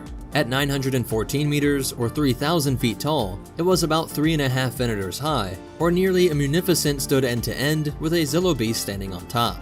All of this required a pretty substantial crew, with 60 Trade Federation supervisors, 3,000 droid operators, and 200,000 maintenance droids that came to replace those lower-level Neimoidian laborers. It could also transport 60,000 passengers, with most of these suites being very upscale to meet with potential trade clients. In order to ensure a great HoloNet connection, they have one of the best hyperwave transmitters money can buy, which is picked up by the transmitters in the main spire. These enormous dishes were added to control the droid army, and are the same sort that are found on the Lucrehulk. Speaking of that enormous cargo hauler turned battleship carrier, after the Trade Federation's blockade of Naboo, the Republic forced them to disassemble the Lucrehulk. But the Trade Federation was able to just detach the core. So they would dump the arms and main engine out in space, travel down to the planet's landing pit, and then just fly back out and reconnect with the body to become a Lucrehulk. We don't have a figure for its top atmospheric speed, but we do get a 300G acceleration, which is 1/10 that of the Venator.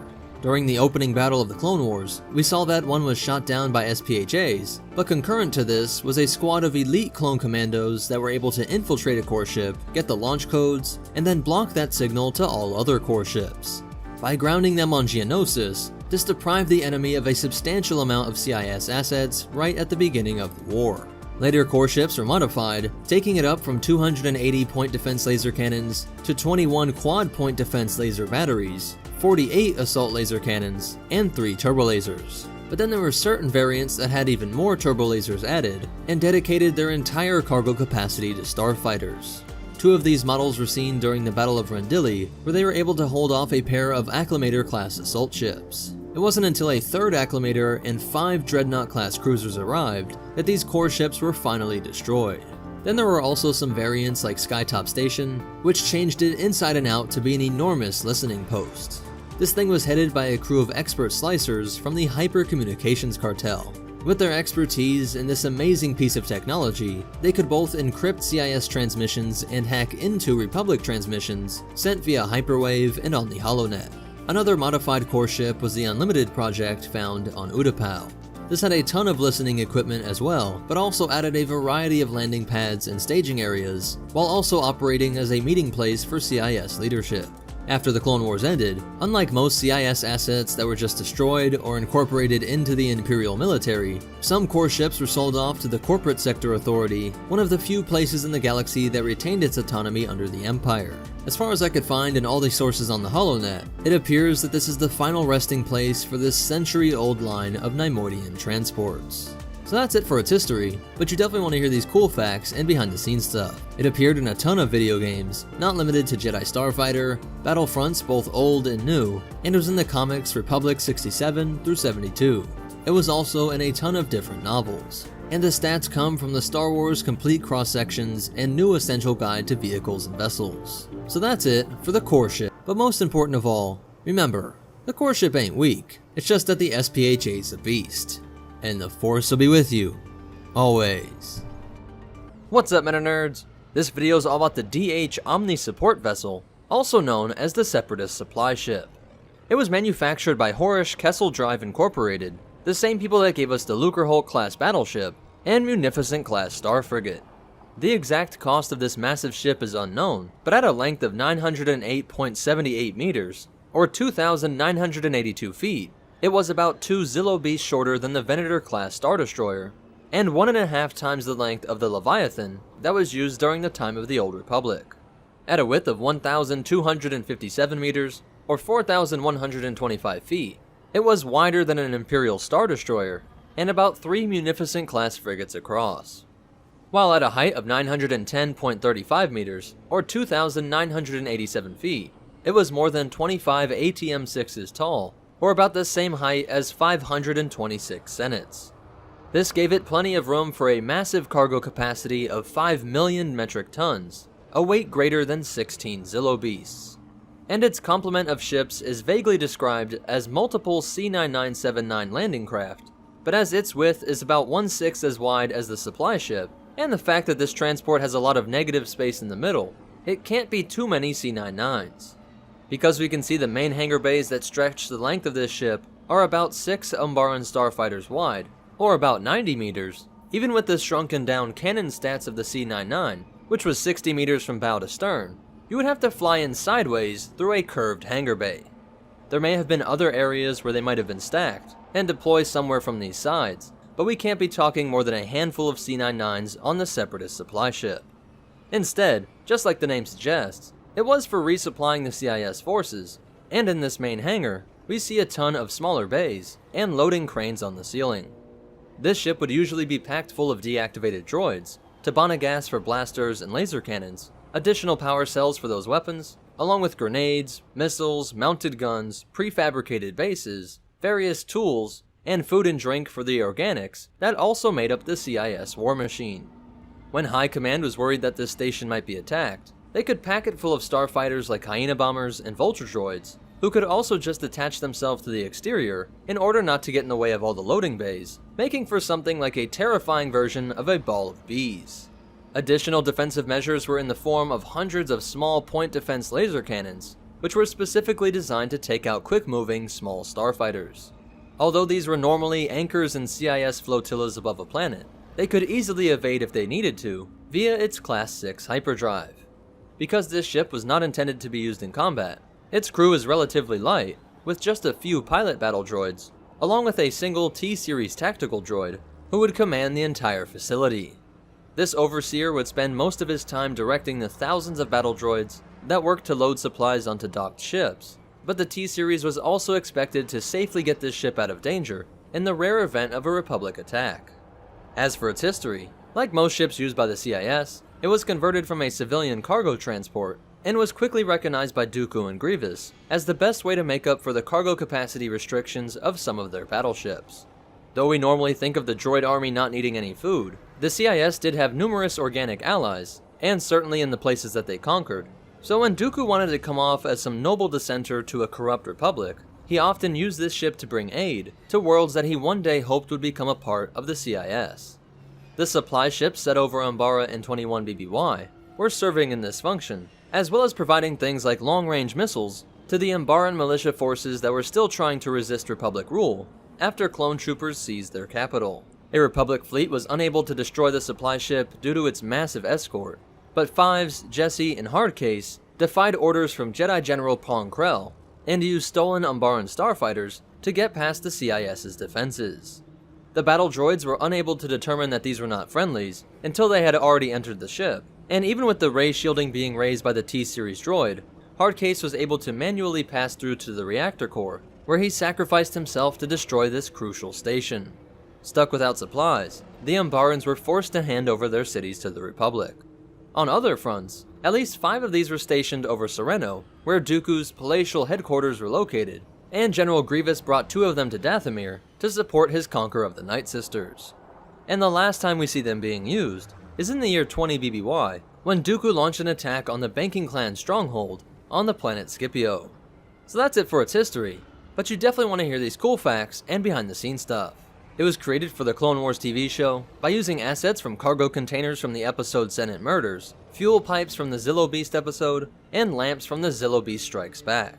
The ship that was going to be supplying the Umbarans was originally going to be a Lucrehulk, but George Lucas asked Dave Filoni to change it in order to make the Trade Federation appear more neutral, as it might be weird for the audience to see it as a Trade Federation ship, and then see the Trade Federation Neimoidians in the Senate. And shout out to whoever cared enough about this ship's stats over at LucasArts, as even with major ships like the X-Wing, we don't have an official width and height stat, and the TIE Fighter's dimensions have changed over the years. Then stuff like the Mon Cala cruiser stats are notoriously debated. But with the Separatist supply ship, we get all 3 dimensions clearly stated, to the point of actually having 2 decimal places. Just something really cool that I thought you guys would appreciate, and I wish we saw a lot more of. So that's it for the Separatist supply ship, but most important of all, remember, without supplies, you don't have an army, and the Force will be with you, always. What's up, meta nerds? This video is about one of the CIS's more obscure superweapons, the Shadow Blade, a ship that was never destroyed and whose whereabouts are still unknown.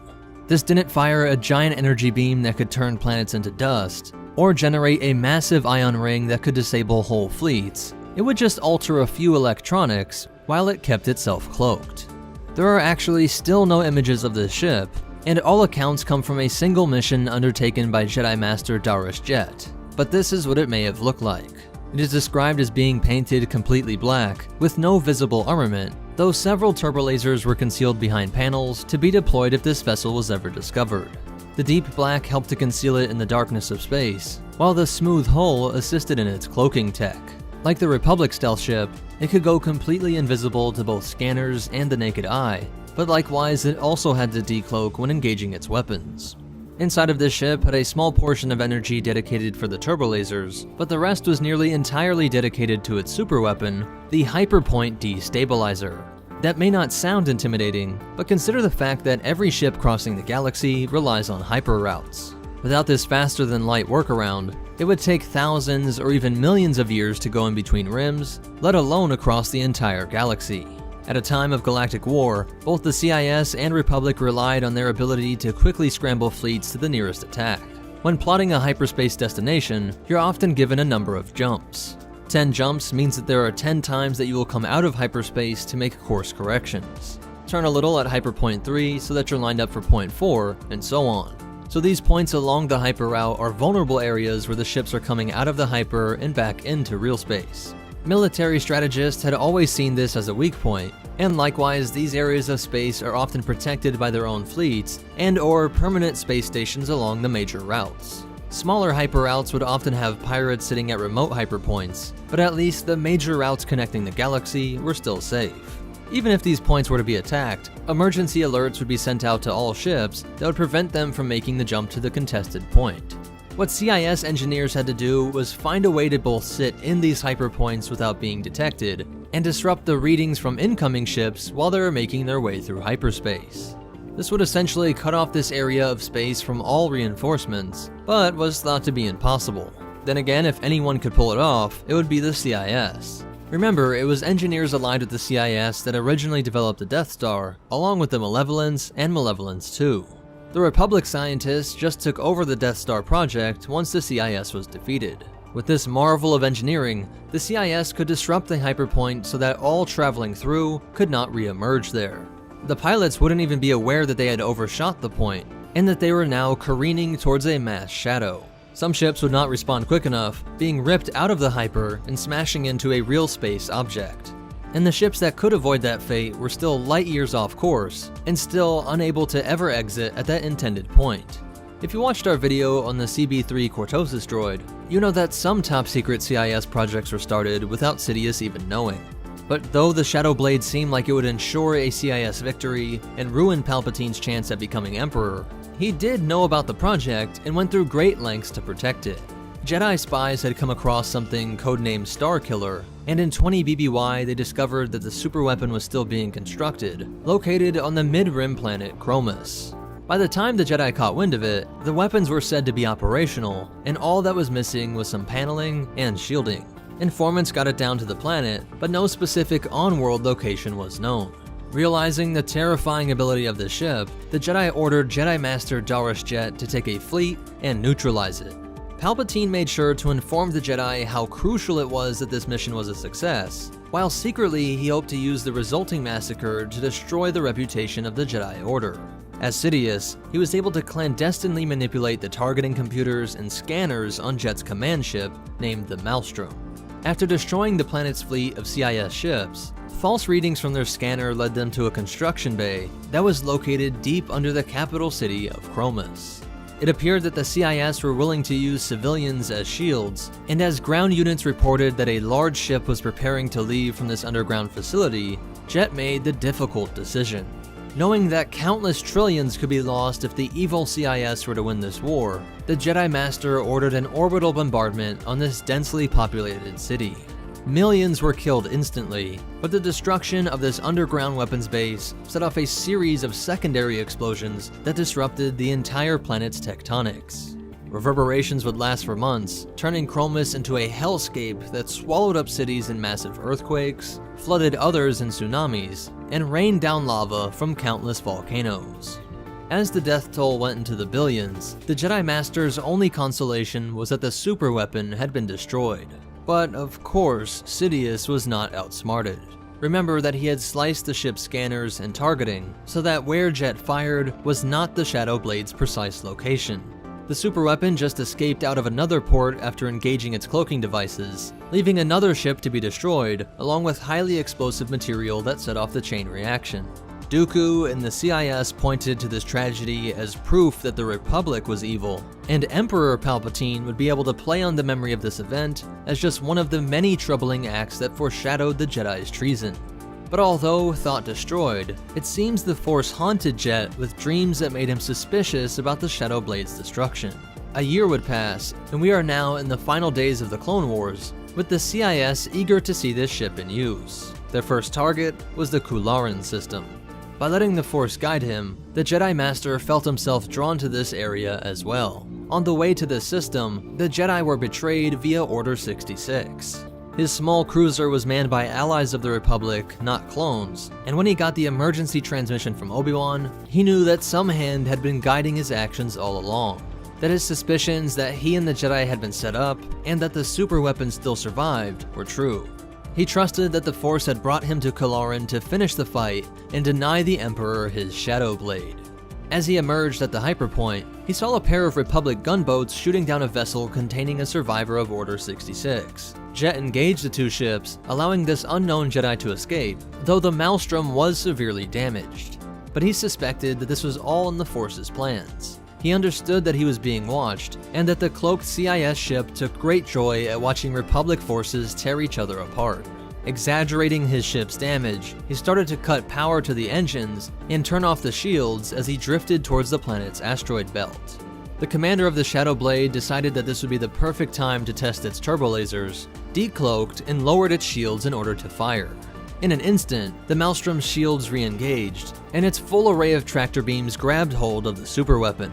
He knew that the CIS commander would have already re-engaged his shield, and that the Maelstrom's weapons could not damage it, but by setting the thrusters to full power, the Jedi set both of them on a collision course for the asteroids. But the Force had one more trick up its sleeve.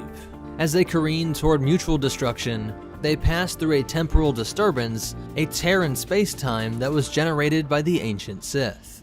The Dreadmasters had once wielded a weapon that could do this, but where these two ships vanished to, if one can even survive in that dark side plane, are still mysteries to this day. Let me know if you think the Shadow Blade or the idea of these warp spaces will come back into canon. This comes from the short story Dark Soul back in 2005. The codename Starkiller comes from Luke's original name in the Star Wars script, and was the basis for Starkiller in the Force Unleashed game, and the superweapon in The Force Awakens. But that's it for the Shadow Blade. But most important of all, remember, never underestimate CIS engineers, and the Force will be with you, always. What's up, meta nerds? In this video, we're going to be taking an in-depth look at one of the most convenient ways to conquer a planet, the C-9979 landing craft. We'll go over its original use by the Trade Federation, work our way through its time as the backbone of the CIS invasion fleet, and of course do a complete breakdown, seeing exactly what made it such a reliable piece in the Separatist movement. Let's take a look back before the Clone Wars to get a better idea of the C-9979 and its role in galactic history. Right before the infamous invasion of Naboo that would kickstart the Sith's grand plan, Har Char Engineering, a subsidiary of the Techno Union, was contacted by the Nymordians of the Trade Federation to produce a series of vehicles for their schemes. This would be one of those vehicles, and in a short time, the Zychar would see their creations spread like a virus throughout the galaxy in total war. The first time we see these craft in action was the aforementioned blockade, and later invasion of Naboo led by Newt Gunray and his Trade Federation. Painted in the unassuming dull brown of the company, his massive landing vehicles would descend on the landing zone, deploy their droid forces, unloading an army large enough to scare Queen Amidala and her people into signing the treaty. It is during this invasion that we get an interesting look at a tactic used by the Trade Federation, and which would be picked up by the CIS, using a triangular formation of 3 ships during an attack. These craft would land strategically between major cities and deploy their vast array of droids, allowing a swift cutoff of supplies and reinforcements for the defenders. The TF applied this strategy to the whole world, isolating the city of Oxen and securing it before launching a full-fledged assault on the capital of Theed. Each of these would pour out MTTs, AATs, droids, and STAPs, hoping to overwhelm in sheer numbers. At least that was the plan. As we know, through the courage of Padme, the skills of the Jedi, secret amphibious Sith, and with a little luck from Anakin, the invasion of Naboo would be a total disaster for Gunray and his associates. Following this failure to truly conquer Naboo, many of these landing craft would be captured by the Royal Naboo Security Volunteers, as well as the Gungans, and were either scrapped, turned over to the Republic, or taken as a prize, being used as civilian cargo transports. We don't see much from this craft over the next 10 years, as tensions were rising and the Trade Federation would become one of the major members of the CIS, and the only other time we see it before the outbreak of the Clone Wars was during the Battle of Nod Kartha. Legends say it was a skirmish between the Jedi who backed the local resistance against the Trade Federation. The forces of good would come out victorious in that conflict, right before the galaxy was thrown into chaos. Seceding from the Galactic Republic under the leadership of Count Dooku, the newly formed Separatist alliance would once more call upon the C-9979 to serve as the primary transport for its armor and troops. Painted in the colors of the CIS, blue and gray, and anointed with the symbol of their cause, this vehicle would see use on countless worlds, and even the capital planet of Coruscant would see these monsters landing on its city streets, unloading hundreds of thousands of droids into combat for the capture of Chancellor Sidious. Darth Palpatine. The Senate.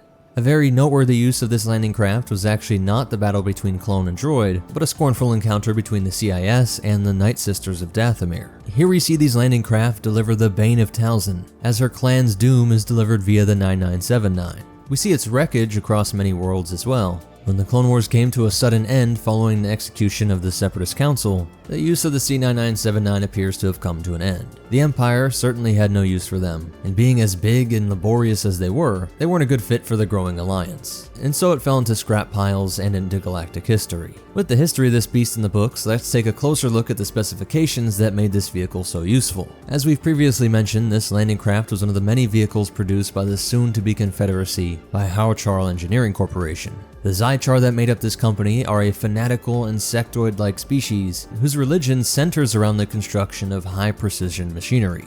To get a brand new landing craft, you'd have to shell out 12 million credits. That's enough coin to buy you 100 MTTs or 300 Vulture Droids. But what did all those credits get you? Well, it's quite a lot in fact. Measuring at a length of 210 meters or 688 feet, it would stretch over 2 football fields, or over 4 A6 juggernauts placed end to end. With a towering height of 24.6 meters or 80 feet, this thing would be over 2 MTTs tall, about the height of 2 Brachiosaurus, or 98 buzz droids in their ball form. Powered by ion engines, this ship would reach a max speed of 587 km per hour or 364 miles per hour, and while certainly not slow, landing craft isn't going to win many races, and it would get lapped by other transport ships out there. The Imperial Sentinel shuttle clocks in with a top speed of 1,000 km per hour, and even the Alliance GR-75 gets up to 650. But of course, the C-9979 is the largest. It does come equipped with a Class 2 hyperdrive, the same ones found in the imposing Lucrehulk. And remember, these transports are rarely out on their own, just in case they happen to be separated from the main fleet, and even if it took damage, it did have a backup Class 15 hyperdrive. Incredibly slow, but enough so you could disappear through the blue void. Coming stocked with impressive long-range sensors and shielding, it didn't have to pray to the mechanized bug gods to survive battle, as it even had 4 dorsal-mounted twin laser cannons and 2 wing-mounted twin heavy laser cannons, in case it ever needed to dish out some damage to incoming corvettes or fighters. This armament with the sensors and shielding allowing it to hold its own until reinforcements could back it up. To crew this behemoth, it would take 231 crew, with 88 of those being automated battle droids, while the other 143 being enlisted organic officers and crew.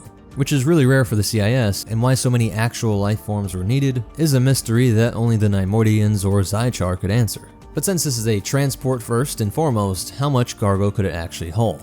And how many battle droids? Well, it could move 5,500 tons of cargo, depending on the configuration deployed, which is 11 million pounds, the same weight of 846 African elephants, great for toppling the Cosmic Rome, or 3,142 Rancors. It carries a massive 2,500 battle droids and droidicas. When it comes to vehicles, buckle up because it can carry 114 AATs, 1 mobile command center, 11 MTTs, 22 platoon attack craft, and an unspecified amount of NR and N99 Persuader class droid enforcers, 8 Hydroid Medusas, and 144 Vulture droid starfighters, depending on how you wanted to configure it. So as you can see, this transport certainly packs a punch, and if you have 10 or 20 of these things deployed from the control ships blockading your world, the sheer amount of arms and armor would seem uncontestable. So once this thing landed, how exactly was this army deployed? Let's break down this process from takeoff to touchdown. Usually deployed from the hangars of Lucrehulks, it would clear the atmosphere before beginning its landing cycle in the designated landing zone.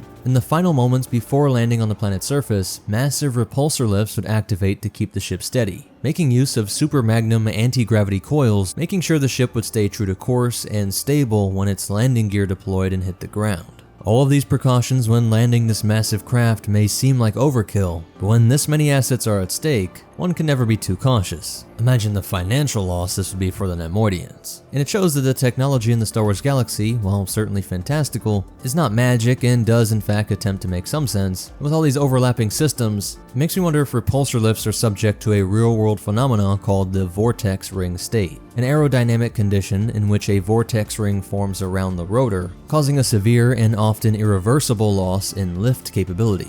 Maybe the Howchar encountered similar issues in previous designs and implemented more measures to ensure a steady and safe landing. But following that landing, perimeter field sensors would scan the surrounding area for landmines or other hazards that could cause issues in the deployment process. And once in the clear, the gargantuan doors would swing open and the drop ramp would be let down.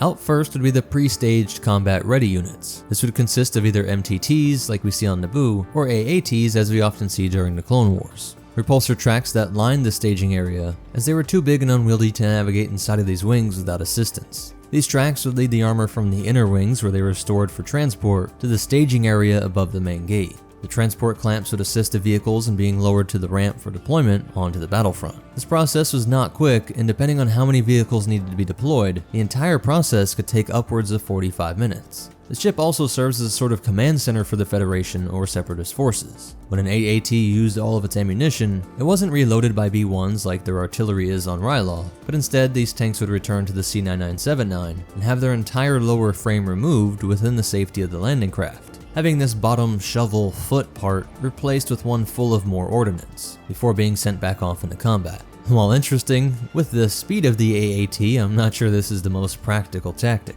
but this ability is extremely useful when paired with the deployment of a mobile command center, like the one we see on Felucia during Ahsoka's kidnapping. An MCC would be set up with a landing craft at its center. Tall walls, droid sentries, and a large gate made this a quick and protected way to install a base of operations for Separatist forces. Although not seen on Felucia, if you paired this center with AAT and MTT reinforcements, it would truly be a deadly way to not only launch an invasion, but keep your landing zone safe. One issue of this mobile command center, an issue fully taken advantage of by the clones on Felucia, was the lack of shielding around that base, making it extremely vulnerable to not only bombing runs and airstrikes, but from artillery as seen with the mass driver of the ATT. Having a mobile shield generator would make it almost impenetrable, but that shield would have to be deactivated to allow the landing craft to pass, as well as any repulsor tanks used by the Seps, while Republic walkers would just be able to storm right in. When not in use, the C-9979 would be broken down, with its massive wings stored separately from the body to prevent unnecessary strain to the vehicle. When in operation, the wings were attached to this main body via specialized tensor fields to prevent them from sagging under their own weight, or even breaking off mid-flight. And this ship does have one known variant, the nicely named C-9969 landing craft, which was mentioned in the new Essential Guide to Vehicles and Vessels. It's essentially the same ship, but is said to be slightly larger, just allowing for even more armored vehicles to be carried into battle. So that's it for the breakdown, but check out these cool facts and behind the scenes stuff. First entered the galaxy via the Phantom Menace novelization, and of course was soon seen in the film. Being the main mode of transport for the CIS, it's made its way into comics, games, books, and TV shows. Both Clone Wars and The Clone Wars feature this ship, with the version in the latter being surprisingly undersized. It's caused some confusion in legend and canon source books. Encyclopedia of Star Wars and Other Vehicles has different size measurements from this official databank. The same encyclopedia gives differing figures on the droid capacity of the ship, which conflicts with the more recent Rise of the Separatist book. And so even with the new canon trying to clear up some of the confusion and conflicting information covering all this stuff for decades, even newer canon material has different figures. Though the only variation is that one mentioned, which is just larger than what we see in Phantom Menace, not the smaller one we see in the Clone Wars show.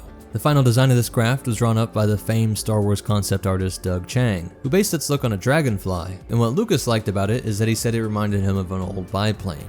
But that's it for the C-9979. If you made it this far, please hit that like button, subscribe to see more, and check out these other videos, I'm sure you'll like them. But most important of all, remember, next time you're invading a peaceful planet, please allow for 45 minutes to deplane, and the Force will be with you, always.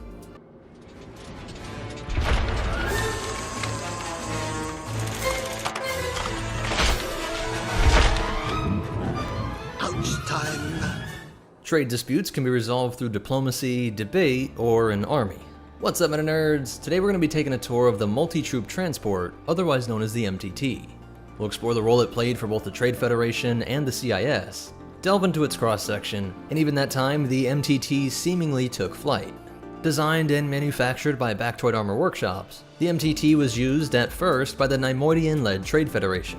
There was very little to no information about their deployment before the famous Battle of Naboo. And so before we talk history, let's take an in-depth look at the specifications of this behemoth. The Multi-Troop Transport is quite a humble name for such a monster of a machine. With a length of 35.6 meters, or approximately 117 feet long, it was longer than 19 steamrolled Gungans, but still considerably shorter than the Republic's A6 Juggernaut. And at 10.54 meters, or almost 35 feet tall, the MTT was a iota higher than 2 Fambas. Cargo-wise, it's estimated that the MTT could haul 12 tons. That's enough to haul 112 OOM battle droids, including their blasters, and still have enough energy to add 3.5 dewbacks. If one of these beasts showed up here on Earth, it would be as long as 14 smart cars, taller than 4 M1 Abrams tanks, and would have enough hauling power to transport 879 bars of gold. At a sluggish 35 kilometers per hour or only 22 miles per hour, the MTT isn't going to be winning any pod races. The speed makes it very vulnerable to attacks, which is why we always see it escorted with AATs, STAPs, and battle droids, or holding back towards the rear of the battlefront. To have an Earth comparison just so you know how truly sluggish this thing is, the record for the fastest human sprint is 28 miles per hour. But then again, Usain Bolt wasn't carrying 12 tons of nasally death. Roger, roger. The MTT was only armed with 2 twin blaster cannons, mounted on a rotatable ball turret on the front of the vehicle. While extremely powerful and accurate, having even been said to shoot down starfighters, the placement of these guns made the transport dangerously vulnerable from any angle besides the front. And while we're on the subject, that front of the MTT is heavily armored, and not just to protect its portable pop-up army. It could also use its rounded face as a battering ram, knocking its way through walls and trees, like we saw it doing as the Trade Federation droid army was clearing a path through the dense Naboo forest. Maybe Ventress should have brought a few of these to Ragosa. There's even more going on inside of the MTT, which we can see thanks to one incredible cross-section. Starting up at the top, we see that the MTT is piloted by a battle droid, while another serves as the gunner, something similar to what we see in the AAT. These vehicles were usually on pre-programmed paths set up by the droid control ship, but the pilot could deviate from these orders when necessary. Since the model we're looking at is the original, as we move down we can get a closer look at this vehicle's most infamous feature, the droid racks. Factoid Armor Workshop, who also made the B1s, really took advantage of designing this thing with droids in mind, as I can't really see any other army being able to take advantage of this system. The droids were folded into the fetal position, loaded up into 4 smaller racks, and stowed away safely until duty called. The base model of MTT could carry up to 112 standard OOM battle droids, and we'll discuss the variants in just a sec. We can see here that the rack is also operated by 2 OOM battle droids, an overseer and an operator. The entire forward interior, as expected, is dominated by the MTT's main feature, and so the other essentials of this transport were housed in the back. You can see the power generating cooling systems, not to mention the many vents and fins that would make sure the MTT doesn't overheat. Interestingly, the main power generators are said to be provided by Kuat drive yards, who became known throughout the galaxy for their Republic warships. I guess when both sides are secretly run by the Sith, it doesn't really matter where the credits come from. But if you want some more information on that, we actually covered this in an old video, explaining how Kuat drive yards would have ended up in the CIS, but how Palpatine's machinations made them a vehement supporter of the Republic. Now that we've covered the original, let's quickly run down the variations. As war broke out, the methodical deployment of battle droids became increasingly obsolete. To counter this, some MTTs were outfitted with new racks to drop B1 battle droids onto the field already standing upright. While this did fix the issue with the speed of deployment, it did limit how many droids could be brought into the battlefront. This design seemed to be considered an improvement, as we see MTTs throughout the Clone Wars being used to quickly drop off super battle droids, of which it could only carry 12 at a time. We see them doing just that during the Battle of Dathomir, littering this red jungle world with dozens of clankers. This version, as well as others used by the CIS, were given a paint job to better match the blue and gray look of the Confederacy. Another time to see the MTT variant was during Wat Tambor's occupation of Ryloth, where this sleazy Skakoan used 2 of these transports to haul treasure back to his palace. While we never see the full interior of these models, it could be assumed that the droid racks were removed, giving Tambor even more cargo space for his riches. New model or not, we do get to see a new feature of the MTT, the cargo hatch, where Mace Windu alongside Razor and Stack were hiding. We see that it has more than enough room for the cargo, and maybe Tambor would have gotten away with it if he put a couple droidicas in there as well. As we see, the cross-section also says how it was great for transporting destroyer droids. The history of the MTT is pretty straightforward, having almost nothing before its appearance on the plains of Naboo. The Trade Federation deployed at least 12, which combined could deploy 1,452 droids. Flanked by AATs and STAPs, the MTTs stayed out of the line of fire as the army that they brought to bear had seemingly won the day. That was until a certain chosen one interfered, shutting down the entire droid army. After their debut, we see the MTTs being used throughout the Clone Wars as previously mentioned. But Factoid also continued to innovate new transports for the CIS. These included the MUT and Trade Federation Troop Transport. Think flying MTT, but ultimately the multi-troop transport remained the go-to vehicle for most of the war. Other notable times that we see the MTT in use was during the Battle of Kashyyyk and even the Battle of Coruscant. When unable to use the MTT to deploy troops, the CIS often made use of the HMP droid gunship to quickly fly in clankers alongside a devastating barrage of suppressive fire, like we saw in Scipio. The influence of the MTT's design was also seen in one of the deadliest creations ever brought out by Bactoid, the Super Tank. Like all things Confederacy, the MTT saw the end of its glory days when Darth Vader ended the Clone Wars on Mustafar. While it has been said that the MTT did see later action in the Galactic Civil War, it did not play a notable role in any key battles. Well, that about wraps it up for the MTT, but you definitely want to stick around for these cool facts and behind the scenes stuff. It was originally designed to look like a train, but the final look for the MTT took a cue from nature thanks to Doug Chang, with its tall facade and chin guns made to resemble an African elephant's skull and tusks. And while not much changed regarding the MTT and its switch from Legends to canon, it did receive a bit of meddling. It went from 31 meters long in Legends to 35.6 in canon. Strangely though, it shrunk in height, going from 13 meters tall to just 10.54 meters. Cross-section comes from Star Wars Complete Cross-Sections, and additional information comes from Star Wars Encyclopedia of Starfighters and Other Vehicles, and Ultimate Star Wars. But most important of all, remember, with the MTT, an entire army is just a carry-on, and the Force will be with you, always. When you want the transport capability of an MTT, but you don't need to have enough armor to knock down a building, look no further than the Platoon Attack Craft. What's up, Meta Nerds? Today we're going to be taking a look at the Trade Federation's Platoon Attack Craft, otherwise known as the PAC. We'll be using both Legends and canon sources to deliver you a complete picture of the PAC's stats, capabilities, and role in the Trade Federation's forces, from the Battle of Naboo to beyond. The Platoon Attack Craft played an essential role in Trade Federation and later CIS forces, transporting massive quantities of battle droids as a part of a larger combined arms operation. The vehicle, 26 meters in length, was essentially a repulsor lift sled adapted from civilian use, similar to how the Trade Federation adapted the STAP from a civilian airhook. Here we can see the continued trend of the Trade Federation in this early period when they tried to present themselves as a purely commercial enterprise, concealing their considerable warfighting abilities in the development of their combat vehicles. The sled was piloted by a pair of OOM pilot droids, likely replaced during the Clone Wars with independently thinking models. The PAC carried a rack stowing 112 battle droids armed with standard blaster rifles, identical to the rack carried on board its larger brother, the multi-troop transport. The PAC, with its open design, is unarmored and did not have any weaponry, making the troops it carried very vulnerable even to small arms. Thus, the PAC's primary role was shuttling droids around in occupied areas or far behind the battle lines, ideally away from enemy fire. During the occupation of Naboo, they can commonly be seen fulfilling this purpose. Later, we would see them break this rule, with the PACs being used in the direct assault on Republic positions in the amphibious assault on Kachiro Beach, possibly only because the heavy MTTs could not hover across the lake. When the Trade Federation became a part of the Confederacy of Independent Systems, they took their arsenal with them, including their stockpile of PACs. Platoon attack craft were used to shuttle droids from the factories and holding areas to the Petronaki Arena on Geonosis, during what would become the first battle of the Clone Wars, and they were later seen on Hisrich in the aforementioned Kashyyyk. Unlike most donated vehicles, they were not repainted in CIS colors, instead appearing in their standard Trade Federation livery. So without armor and weapons, why would the Trade Federation and CIS use the PAC over the much more capable MTT Big Brother? Well, firstly, and never to be underestimated in importance to Neimoidians, is cost. This is outrageous! I object! The PAC cost a mere 37,000 credits versus the MTT's 120,000, so it's more than 3 times cheaper. Additionally, the use of less materials freed up additional supplies and factory space, meaning you could pump out these and other craft faster.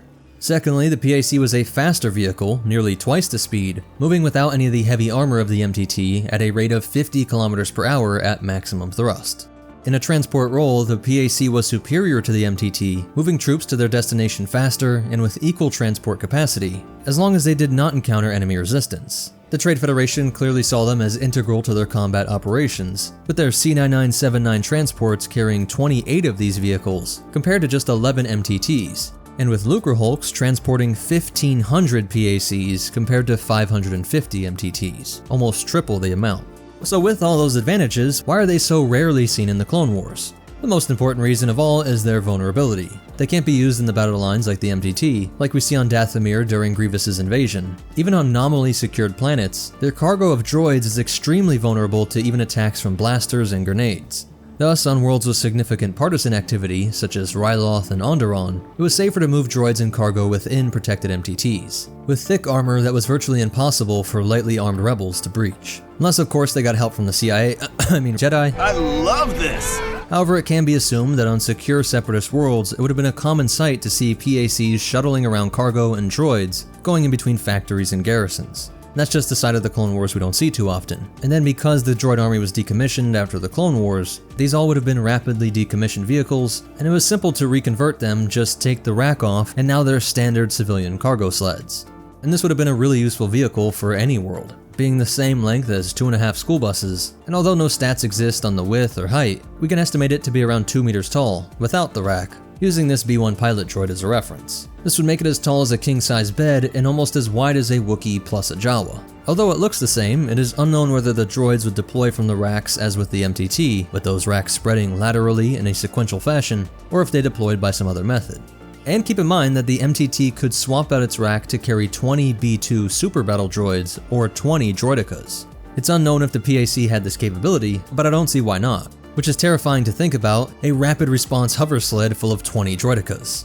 Sadly, there's not too much cool facts or behind the scenes material to discuss with this vehicle. Its first identification was oddly not in a vehicle, but rather a locations sourcebook, with its name emerging in the early drafts of the Phantom Menace. A LEGO set created for the PAC in 2015 carried a paltry 8 droids in comparison to what should be 112. A minifig collector's dream. Maybe an update to this forgotten vehicle will come out soon. If not, we'll all express to Dave Filoni our utmost disappointment.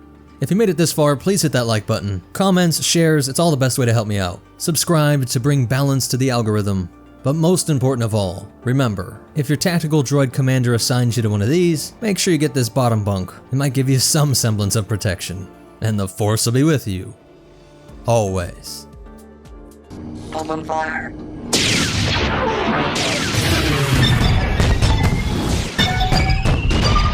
What's up, Meta Nerds? This will be a complete breakdown of the Armored Assault Tank, looking under the armor to see how it all worked, seeing how it evolved over the course of the Clone Wars, as both droids and clone forces learned the strengths and weaknesses of it, how it outlived the CIS, and end on some behind-the-scenes facts, pulling from all these different resources.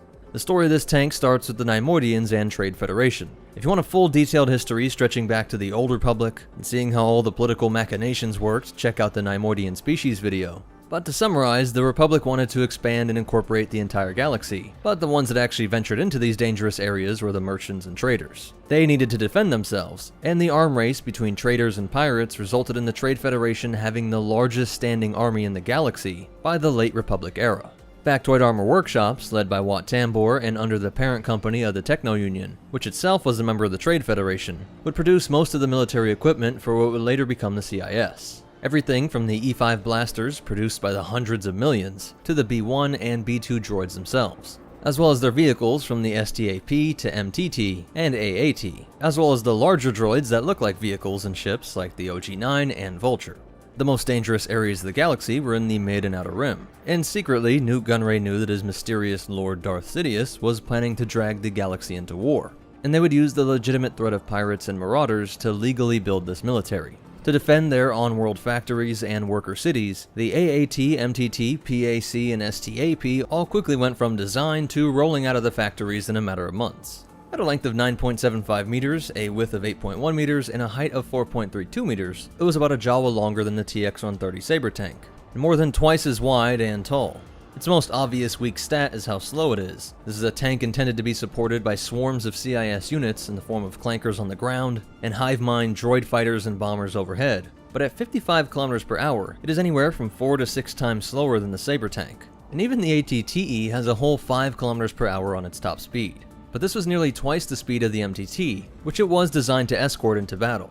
And the several inches thick Durasteel armor meant it could take direct hits by high-energy laser cannons and explosive rounds, while being immune to small arms fire. If you look close, it is reinforced in key areas. It looks to be about a foot thick right near the cannon on the turret, while the front works like a plow to smash through any obstacles it might come across. From labor-striking protesters on some outer rim world, to the thick forest foliage of Kashyyyk, being several feet thick and curving to form what they call the nose ram. While this entire section is rated to take direct rocket launcher strikes. Starting at the very top are the control command receiver antennas, which keep the tank commander in touch with the Neimoidians up in the Lucrehulk, or later with their battlefield general, be they organic or T-Series droid. The top hatch splits open in 2 halves, and the tank commander would sit in this low and rather comfy looking seat, using a viewfinder packed full of ballistic and environmental data, displayed in this red coloring with a red colored reticle. This digital camera targeting system is the only way they could see around them, so a rather simple solution is that the commander would simply stand up and calculate targeting data with their droid eyes. And it's the same idea behind this front hatch. So the actual AAT pilot, distinguished by the blue coloring, could stick their head out to navigate the battlefront. Obviously this is less than ideal, but it's good planning ahead to take both advantage of the digital displays so that they are not exposed, but still having this easy to use emergency backup. The other two droids are the left and right gunners, with this crew entering via this main hatchway that would drop down. And just in case the main gunner was sniped while raw viewing, one of these gunners could climb up from inside this space without having to exit and expose themselves to fire. And hopefully close that hatch before some clones sunk a 3-pointer with a thermal detonator. The primary laser cannon pivots on this elevator, and the distance to the target is calculated with these rangefinders that are on each of the secondary laser arm cannons, while general battlefront sensors surround the turret in the form of these rounded bulbs that stick out, right above the dedicated motor for rotating the turret itself. This tube section houses a pair of power generators that connect to the 4-chambered multi-reactor power plant below, which is towards the bottom of the tank, which did make it susceptible to mines, but really there was no way around it. A mine was going to ruin their day no matter what system they put down there. And that generator energizes everything in the ship, running incredibly hot, so they added this air cooling intake system up front. But with this much heavier solid plate armor, they needed incredibly powerful repulsor systems, both in the form of this forward disc and about 100 of these smaller repulsor coils. By shifting the amount of energy to these coil arrays across the rear of this shovel, the AAT can steer left and right, or just blast it forward and back. This section also contains the most unique feature, the 6 variable launcher tubes. The standard loadout contained 10 of these bunker buster high explosive shells for taking down buildings or natural fortifications, 18 armor-piercing shells for taking on enemy vehicles, and 50 general-purpose high-energy shells, for use from everything from lighter armored targets to enemy infantry. With all 3 of these munitions passing through this energy cocooning chamber, an advanced tech of this era that we also see in the ATTE, which encases the shell with a layer of high-energy plasma, which both reduced the friction while flying through the air and acted as a sort of shield-piercing technology, with the idea being that the plasma would be absorbed and burn out an enemy plasma shield, allowing the shell to continue on. If this all wasn't impressive enough, the Separatists had a streamlined logistics system built, so that when they fired all their shots, automated systems would quickly remove the entire foot section and attach a fresh, fully loaded bottom half of the AAT, a process that can be done inside of a C-9979 landing craft, or up in a Lucrehulk. And for blasting through pirates and later clone troopers, usually the smaller short-range blasters were enough. It also worked as a transport with these handles on the side accommodating 6 B-1s that could hop on and hold on for their 55 km/h drive into the battlefront. For all this tech, the price tag of $75K is incredible, $10K less than the Saber tank, and 3/4 the cost of an ATTE. And with their first showings in test war games on remote planets, then to fighting off local resistance and pirate groups, the Trade Federation knew these things were ready for war. Remember, this army was completely legal. It's just using it as an invasion force that was a problem. Begin landing our troops. My lord, is that legal? I will make it legal. The column of overwhelming force with hundreds of vehicles and thousands of B-1 battle droids took over Theed and stormed the royal palace in a few hours. Once the Battle of Naboo began, we see the command structure of these larger tank battalions, with a commander overall signaling to the commanders of each individual tank. While this force is impressive, even shooting down the small and quick N1 starfighter, there was a major weak spot that seems to be right around the front opening hatch, where the armor is at its thinnest, still around 6 inches, but less than what we get up top or on that shovel plow. And since it is connected to smaller blasters, perhaps that opening hatch was a weak point, and if so, it's a pretty big design flaw, as these hits are catastrophic, maybe setting off a chain reaction with the payload when it takes fire from the Flash Speeder's oversized cannon and Gungan Boombas. On the plains of Naboo, we see another problem as an overzealous tank commander wants to kill Jar Jar and he opens the top to expose the crew, being perhaps the first of what would become countless exploits of this open-top practice. And a problem specific to these first-generation B-1s, since they were slave to the central computer system, the B-1s went out and the tanks became paperweights. You can actually see them slowly descending as the repulsors disengage. On Christophsis, the AV-7s proved powerful enough to take out the AATs at a great distance, their artillery shells hitting their mark and forcing the tank line to retreat, while later we see that their slow speed was paired with the expanding shield generation, a tactic which nearly won them the day, and surely was used successfully on other battlefronts. Later we see that many commanders were too confident in their ramming ability. Watch this!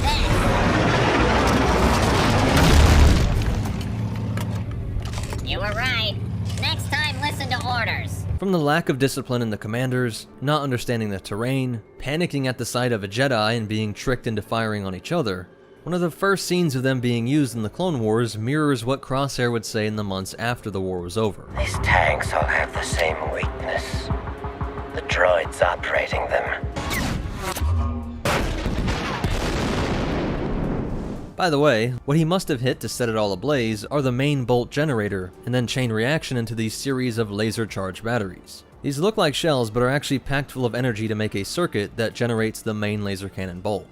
In the jungles of Onderon, Ahsoka shares some of the tricks that the Republic had learned over these years, explaining why they need to disable both sections. You have to take out both chambers, otherwise the tank will remain operational. While Rex makes it look easy, showing how to use a simple grenade to remove the threat, or if they use an ion grenade, they could add it to their rebel ranks, which is exactly what they tried doing some nights after this training, and luckily Steela knew how to jumpstart it to get everything back online. When they put it to use, we see how it easily overruns bipedal targets, and it is unclear why there was a charging issue. Fire the gun! This gun is recharging! But it could be due to that complete ion attack shutdown. Maybe the battery array had only built up 2 shots worth of charge, and was just close to that third.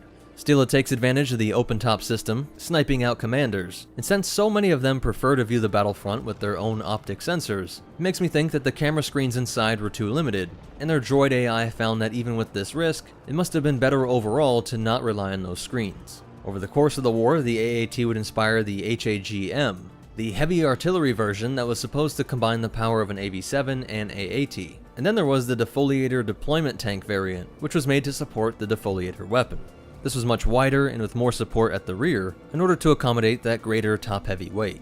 This weapon proved excellent against fleshy organics and the terrain filled with all sorts of dense plant life. Great thing about droids for troops is that they could operate in a blazing heat, didn't have to worry about breathing in smoke, and of course the weapon itself deprived the locals of a place to hide and set up ambushes, and was used to destroy a population's food supply if they were resistant to Separatist control. Over the course of the war, both sides realized that the ATTE was more powerful and able to adapt to nearly any environment, even capable of vertical ascents of fortress walls and plateaus, and its main gun packed a greater punch than the AAT.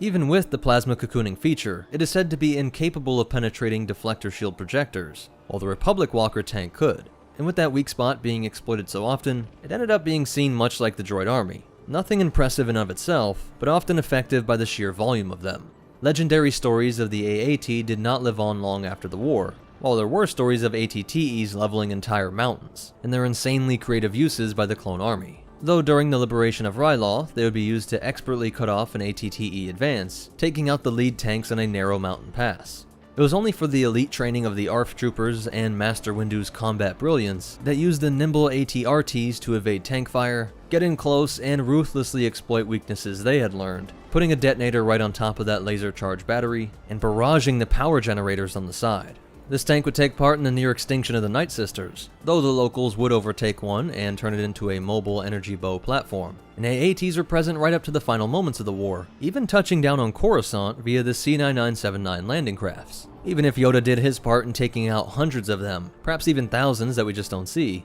since each of these landing craft carries 114 of these tanks, tilted back to stack better, moving into position via these conveyor belts, and then descending down the main ramp. Even after the Separatist defeat, they weren't all destroyed, many of them were up-armored by the Empire to take the form of the Imperial assault tank.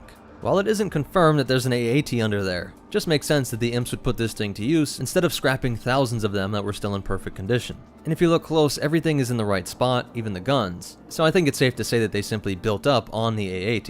And the scenario we saw on Desix must have played out on hundreds of worlds across the galaxy, as countless local warlords would have popped up in the uneasy peace following the abrupt ending to the Clone Wars. Some would fight for stability, while others were just thugs and pirates that were eager to get their hands on military-grade tech. These months and even some years into the Empire, AATs were still slugging it out on every terrain you could imagine, which is a testament to their reliability and/or ease at repairing, as even up to 20 years after the droid shutdown and slaughter of the CIS leadership, there were many AATs painted in rebel colors floating across the battlefront. So that's it for the breakdown. As for behind-the-scenes facts, this function isn't mentioned in any of the source books, but there's this great recoil reduction feature with the barrel, something like a reciprocating recoil system.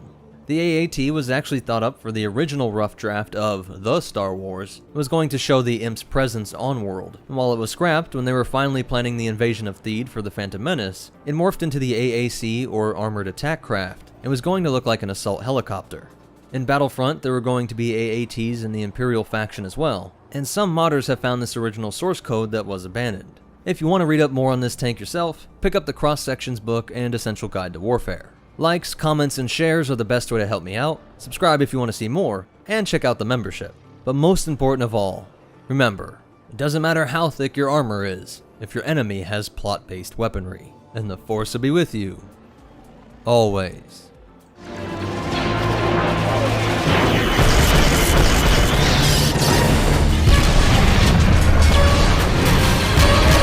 What's up, Meta Nerds? Today we'll be taking a deep dive into one of the most intimidating droids to march into battle, the Octoptara combat droid, as well as the variants of similar names. We'll break down the differences between these machines, how versatile they were for the Separatists, and of course some interesting behind-the-scenes facts to wrap things up.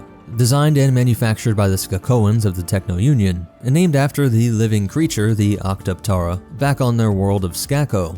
The Techno Union Army is at your disposal, Count. This droid had two main variants that we need to address before moving forward with the breakdown. The standard size is known as the Combat Tri-Droid, and the larger size, like the ones we see on Megiddo and Christophsis, are called the Magna Tri-Droid. So to preempt any confusion, I'll address each of these droids by their combat or Magna distinction when going over their stats and history. With that out of the way, let's take a closer look at the Tri-Droid, starting with the Combat variant. Standing at a height of 3.6 meters or 11 feet 10 inches, the Combat Tri-Droid was still a rather imposing foe to face, backing up the B1s and B2s. It's about a foot taller than your standard school bus, and just under the height of two clone troopers, who stand at an even 6 foot. However, it isn't made clear if this is the default height when its legs are in a crouched position as seen in these images, or if that is the tallest it could get.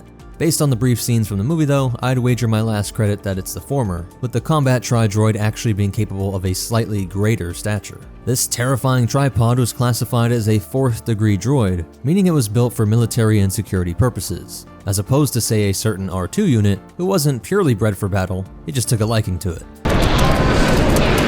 The Combat Tri-Droids had red sensors and were armed with 3 laser cannons, but there was yet another variant that added even more of a threat than these massive turrets. The ever-cruel Skakoans filled the head of this droid with a plague virus during the Battle of Uba 4, which would be released into the air upon the droid's destruction, giving these horrors the nickname of the Virus Droid. During the Battle of Coruscant, we see these droids with another ordnance variation, not firing blaster bolts, but instead a single deadly beam, similar to that of Bactoid's homing spider droid. After firing any of these weapons, and this applies to the larger variant as well, the droid's bulbous cranium would rotate, allowing for a new forward-facing gun to unleash a volley at whatever poor soldiers were in this beast's warpath. This made the Tri-Droid very difficult to fight, as it had no true front or back, and all sides were defended at all times. We don't have any further information on this droid's speed, weight, or cost, all still corporate secrets of the Techno Union. What we do know, however, is that the smaller Combat Tri-Droid was the first of many models they built, with the larger Magna Tri-Droid following soon after. Sadly, that's about it for the little brother, so let's look to the towering Magna in all its spindly glory. The Octoptara Magna Tri-Droid was a behemoth, standing at a height of 14.59 meters or 49 feet. That's 4 feet taller than the letters on the Hollywood sign, if it came here to liberate Earth. Although this model was the second of the two from its use in the Clone Wars, it appears to be the more popular variant. Maybe it was the imposing size that sold the Seps on its 100,000 credit price tag, which is the cost of 2.5 Ultra Droids, or 1/3 the cost of an ATTE, while having a top speed of 50 kilometers per hour or 31 miles per hour, about 10 kilometers per hour slower than the Republic's main walker. But the Magna can do something the ATTE never dreamed of. When it comes to firepower, it not only has the standard, albeit larger laser cannon turrets, it can also be fitted with deadly heavy ordnance launchers. One missile was enough to not only destroy a UT-AT, but flip it over into the air several meters before the massive, heavy tank came crashing down. And it hurts to think what that kind of concussive force would do to a poor shiny who just transferred to the outer rim. The ammunition was stored in the head of the walker, with a total of 48 shells to dish out destruction. In theory, 48 major pieces of armor could be destroyed by a single Magna Tri-Droid, all for just 100,000 credits. Even though these 3 cannons were its only pure weapons, its size could also be used for attack. with massive claws on the ends of its long legs, and the sheer weight of the machine at work allowed the Magna to stomp and crush through enemies as well. This size did have its downsides though, for if small groups of well-trained infantry could get close enough, the Walker did not have any sort of defense against this kind of attack. This weakness is demonstrated a few times by a certain Chosen One in his Elite 501st. So it was best to use these massive mechs in tandem with other tanks and infantry to support it. But what if all is lost, armor is destroyed, and all of your battle droid support is cut to scrap by those pesky Jedi? Fear not, because the Magna Tri-Droid has a few surprises left in him. First, and it is safe to assume the smaller model could do this as well, the droid could use its claws to climb sheer walls, like we see on Christophsis. Presumably it could do this to cliffs as well, or really just about any surface, making it a viable option for dramatic escapes or even very creative attacks, stomping all over everything from subterranean bases to spaceports and floating cities like Bespin. But if climbing isn't your style, don't worry, the Skakoans have a plan B, as seen on yet another potential variant of the Tri-Droid. As we see during the daring escape of Echo on Skako Minor, the Techno Union implemented a new design for their famed Tri-Droid, that being a massive thruster that could propel this terror into the sky and fly in and out of combat. As if the Magna Tri-Droid wasn't scary enough, apparently they fly now. They fly now! He forgot. But what if that was the first time they used them? They've been using them since the Clone Wars. Sorry, I had to. A self-propelled, computer-automated mobile artillery unit capable of destroying heavy Republic tanks in a single shot, now soaring through the air. All I can say is luckily the Clone Wars was rigged, because the CIS had some very disturbing toys. With the stats and variants done, let's talk history. Like I said, the smaller combat droid was one of the first out of the factory, followed by the larger Magna. It isn't exactly known when in the timeline this variant came out, just that it was implemented into battle by Worm Loathsome in 22 BBY, just months after the Battle of Geonosis. It was during the Battle of Christophsis that we see both the pros and cons of this walker, with it being able to deal out incredible amounts of damage on the battlefront, but is very susceptible to attacks from the more creative forces of the Republic. Here's where we saw the climbing abilities of this droid, with Asajj Ventress attempting to escape from the Jedi using a hidden Tri-Droid that was clung to the side of the building. This would not work in her favor, as she got caught monologuing instead of making her retreat, and Anakin, alongside Obi-Wan, leapt onto the stilt-like legs of this machine and cut through them. A major weakness when all of the generals of your enemy's army are wielding these devices that slice through legs like butter. And of course it sent this titanic droid falling to the ground below. We don't see them pop up again for some time, with the next appearance coming during Anakin and Rex's rescue of the ARC Trooper Echo from the clutches of Wat Tambor on Skako Minor. This flying variant is painted in crisp Techno Union colors and soaring along D1 aerial battle droids, which were the perfect complement, something that really would have helped out on Christophsis. But along with Clone Force 99, he was still able to take it down just like before. Although the clones and Jedi escape, we don't see another variant of the Tri-Droid until the very end of the Clone War, though that doesn't mean they weren't used across the galaxy. We see these droids swarming the streets of Coruscant during the abduction of the Senate, these being the smaller combat ones, which are also seen taking on the 212th during the Battle of Utapau. The large Magna Tri-Droid is seen one last time during Order 66 on Megiddo, flipping that hover tank, right before Bakara and his Marines got the call that took down Master Mundi. Following the rise of the Empire and the slaughter of the Separatist Council at the hands of Lord Vader, almost all Tri-Droids, Magna and Combat alike, were deactivated and scrapped. I say almost because Legends has it that many remained active on Uba 4 as planetary security. No further use of this droid was documented, as with many of the CIS war machines. Being controlled by a droid brain as opposed to a pilot oftentimes made it more trouble than it was worth for the Alliance to restore them, if they could find any at all. And clearly Palpatine wanted to go in a different direction. An undignified end to such a cool piece of tech. That closes the holocron on the Octoptara Tri-Droid, but let's look at some behind-the-scenes facts. Its first appearance was in Chapter 23 of the original Clone Wars show, and then of course in Revenge of the Sith, the Clone Wars, as well as some books and games like Republic Heroes. LEGO included the combat variant in its Utapau battle pack as cannon fodder for the clones, and Hasbro has also gotten in on the action with both the smaller variant and, more impressively, the large Magna Tri-Droid from the Clone Wars, being a Walmart exclusive at the time. The Octoptara was designed by Ryan Church for Revenge of the Sith, and was one of the few vehicles seen throughout Star Wars media that has a plethora of color variants, at least 5 seen across different shows and films. If you want more, be sure to check out these resources, but that does it for the Octoptara Tri-Droid. Please hit that like button, share the video, leave a comment, and subscribe. Those are all the best ways to help me out. And check out one of these videos, I'm sure you'll like them. Most important of all, remember, if you start smelling that spicy air of a cracked Octoptara, tell your batch brothers you love them, and the Force will be with you. Always.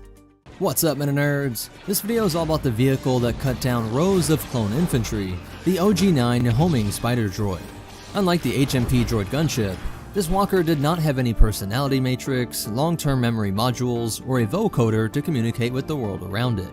So although I made the argument that the gunship may have had some sort of sentience, I think we need to view the OG-9 as a conventional mindless droid. Just a four-legged tool for dealing death, and actually for collecting debts. The OG-9 was commissioned by the Commerce Guild for the purpose of convincing debtors to give over their delinquent credits. But it was designed and manufactured by Bactroid Armor Workshop, the Geonosians that produced most of the droid army. After the snafu on Naboo, the Republic tried to break up some of the Trade Federation's weapons facilities, including the providers of tanks and B-1s over at Bactoid. Before they were destroyed, these homing spiders were bought up by the Commerce Guild, along with the DS-D1 Dwarf Spider. At a cost of only 70,000 credits, you get a whole lot of firepower and features. Its main weapon was the homing laser that could sweep through the battlefront. Notice that this laser doesn't just burn through things, but contains so much power that it actually creates a decent-sized explosion on impact. That bottom laser is the anti-personnel cannon, firing volleys of plasma bolts that can melt through their fleshy foes. It's also reported to have a retractable ion cannon, but this is never seen. It is often compared to the Republic's ATTE in the fact that it is a walker that can move a large gun around the battlefront and that it can take on difficult terrain. The main ball is connected to the forelegs via these long reinforced hydraulic struts, giving the walker a wide and sturdy stance. Then each of these legs also had shock absorbers and adjustable foot pads so that each could adapt independently to climb steep and uneven ground. Really innovative design made sure that its internal components were completely sealed off so that the OG-9 could walk along the seafloor.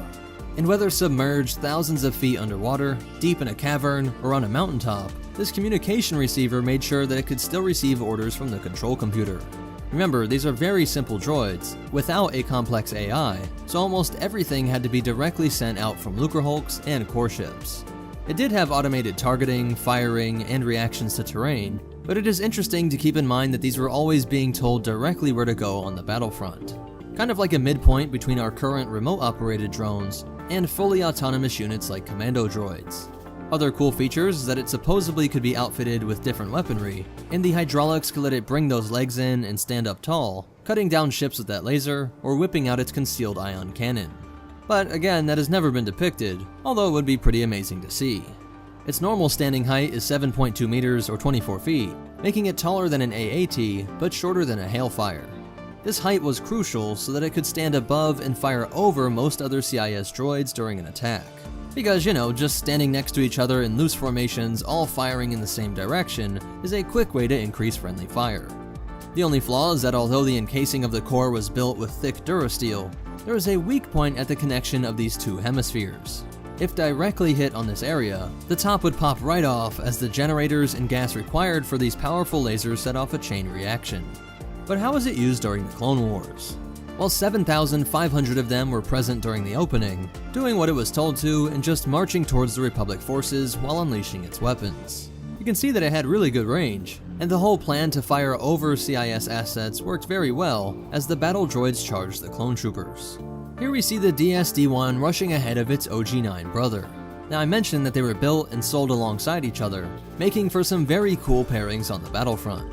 These spiders earned a terrifying reputation throughout the Clone Wars due to the burrowing abilities of the DS-D1. This small spider was used by the Commerce Guild to break up mining strikers and pirates that held themselves up deep in their mining tunnels. This ability was also great for raiding anti-CIS populations and Republic outposts. When the DS-D1 found an enemy, it would report back to its big brother, who would lumber its way over to finish him off. Its 90 km/h or 56 mph top speed meant that it may take some time to get there, but whenever you saw the little spider pop up, you knew that it was only a matter of time before you and your allies were being cut down by its laser scythe. Some OG-9s were present during the Battle of Mimban, killing a Jedi Master, and one nobly tried to bring balance to the Force by opening fire on Jar Jar Binks. Later, they would be seen on Felucia, moments before Aayla Secura was killed via Order 66. Because they rely so heavily on direct control from CIS personnel, it is less likely that any survived the decommission of CIS droids after the end of the Clone Wars. And sadly, there are no reports of them being used by rebels or any pirate factions. So that's it for its history, but you definitely want to hear these cool facts and behind the scenes stuff.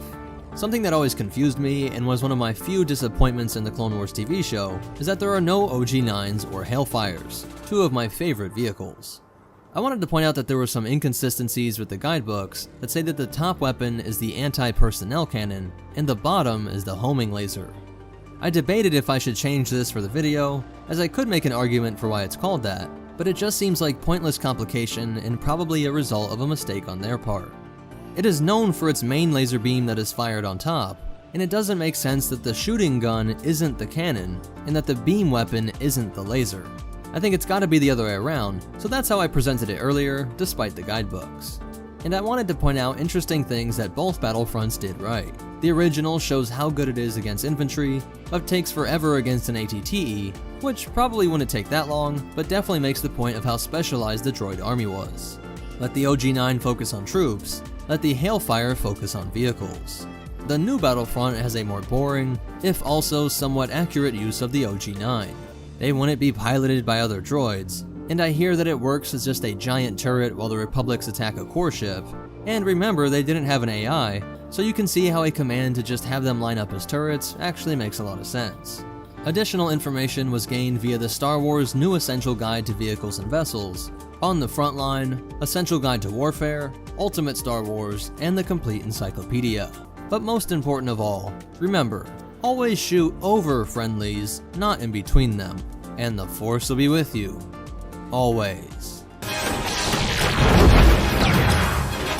What's up, Meta Nerds? In today's video, we're going to be talking about the DSD-1 Dwarf Spider Droid. We'll do a full breakdown of its terrifying ability, see why those in the mining profession worried that this thing would pop up out of the ground and kill them, learn how it worked and the many ways that it was used by the CIS during the Clone Wars, as well as look at some variants and behind-the-scenes facts. The Dwarf Spider Droid is built by Bactoid Armor Workshop, the same people that would produce the majority of the weapons, vehicles, and droids of the CIS. It would stand at a height of 1.98 meters or 6.5 feet tall, not including this large antenna, being only a few centimeters taller than a B-1 battle droid. At a width of 3.05 meters or 10 feet, it was about 1.5 B-1 battle droids across. And with a mass of 337 kilograms, it weighed more than 5 B-1s.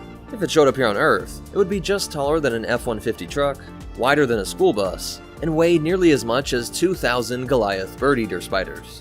The Dwarf Spider Droid consists of a turret-like head with multiple infrared photoreceptors and scanners. Things like the ARC Trooper's Stealth Walker might have been able to cloak their EM signature and invade these infrared scanners, but the droid also has a pair of echolocation emitters. Sound wave data cross-referenced with the IR data might have been able to detect any anomalies via cloaking or jamming tech. The DSD-1 was colloquially known as the Burrowing Spider Droid, because of its terrifying ability to dig after its opponents. More on how that was used to break up the mining guild strikers in a bit.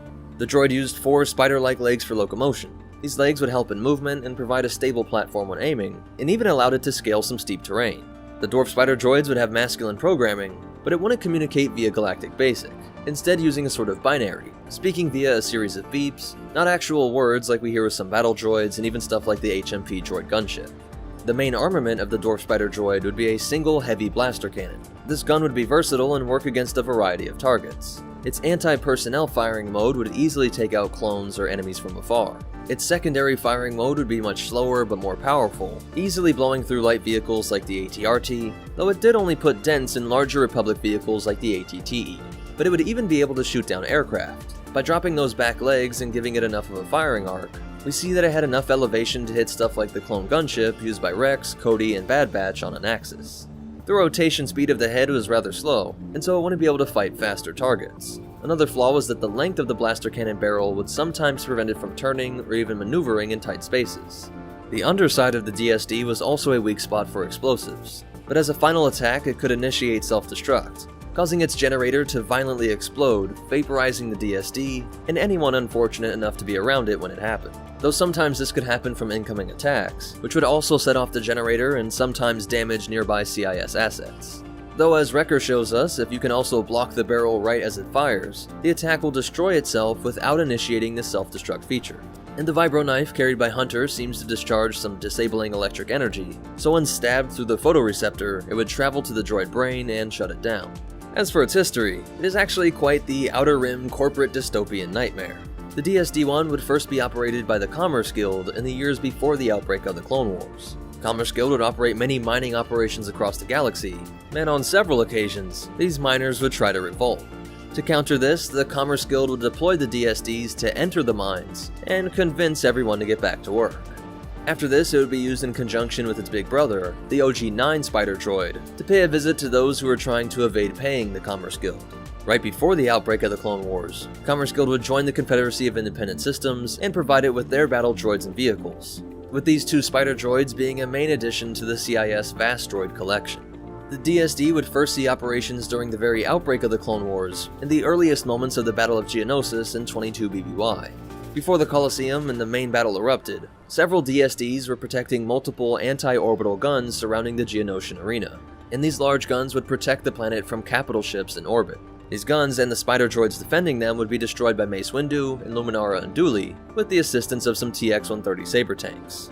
Now that the clones and the rest of the Jedi could arrive on the planet, the DSDs would soon face the Republic in full force. On Geonosis, the DSDs proved their worth and were able to pick up clone troopers from many kilometers. Not only were they killing clones, but they were also helpful in pinpointing specific targets. The big antenna was relaying enemy positions and data back to command, and they would help their big brothers the OG-9s in a specific tactic. The DSDs would race out and scout ahead, but as soon as a bigger threat or overwhelming force would appear, calling in the OG-9 with its laser that could just cut through ranks of troopers, and the big gun that could punch holes in things like the ATT. After Geonosis, the DSD would be operating on numerous Separatist-controlled worlds for a variety of different purposes. In most cases, they were on the front lines with many other battle droids used by the CIS. It would be present at major battles such as Christophsis, Malastare, and many others. On Malastare, the DSDs would be lethal to the Dug-mounted troops, wiping out all but one of them before they could reach the droids, only to be shot dead as he attempted to destroy them up close and personal. And in Legends, we know of their use on Munilinst, Dantooine, and Thule, just to name a few. And the Separatists would also use the DSDs on defense. On Teth, they were stationed here to defend against the ATTEs on an almost vertical cliff.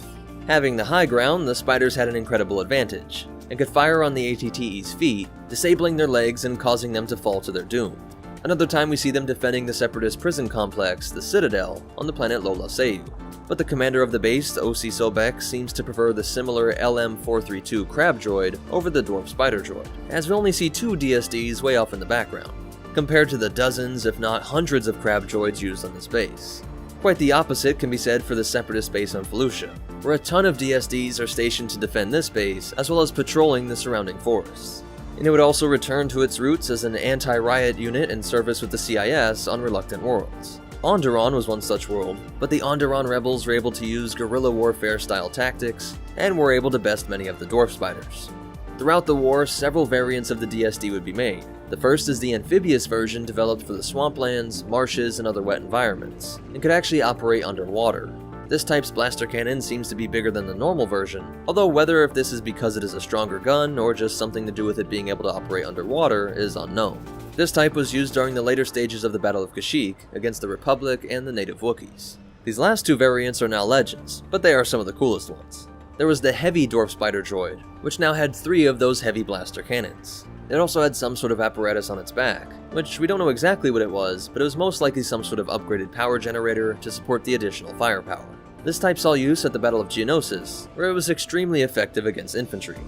The last type was the Advanced Dwarf Spider Droid, or ADSD.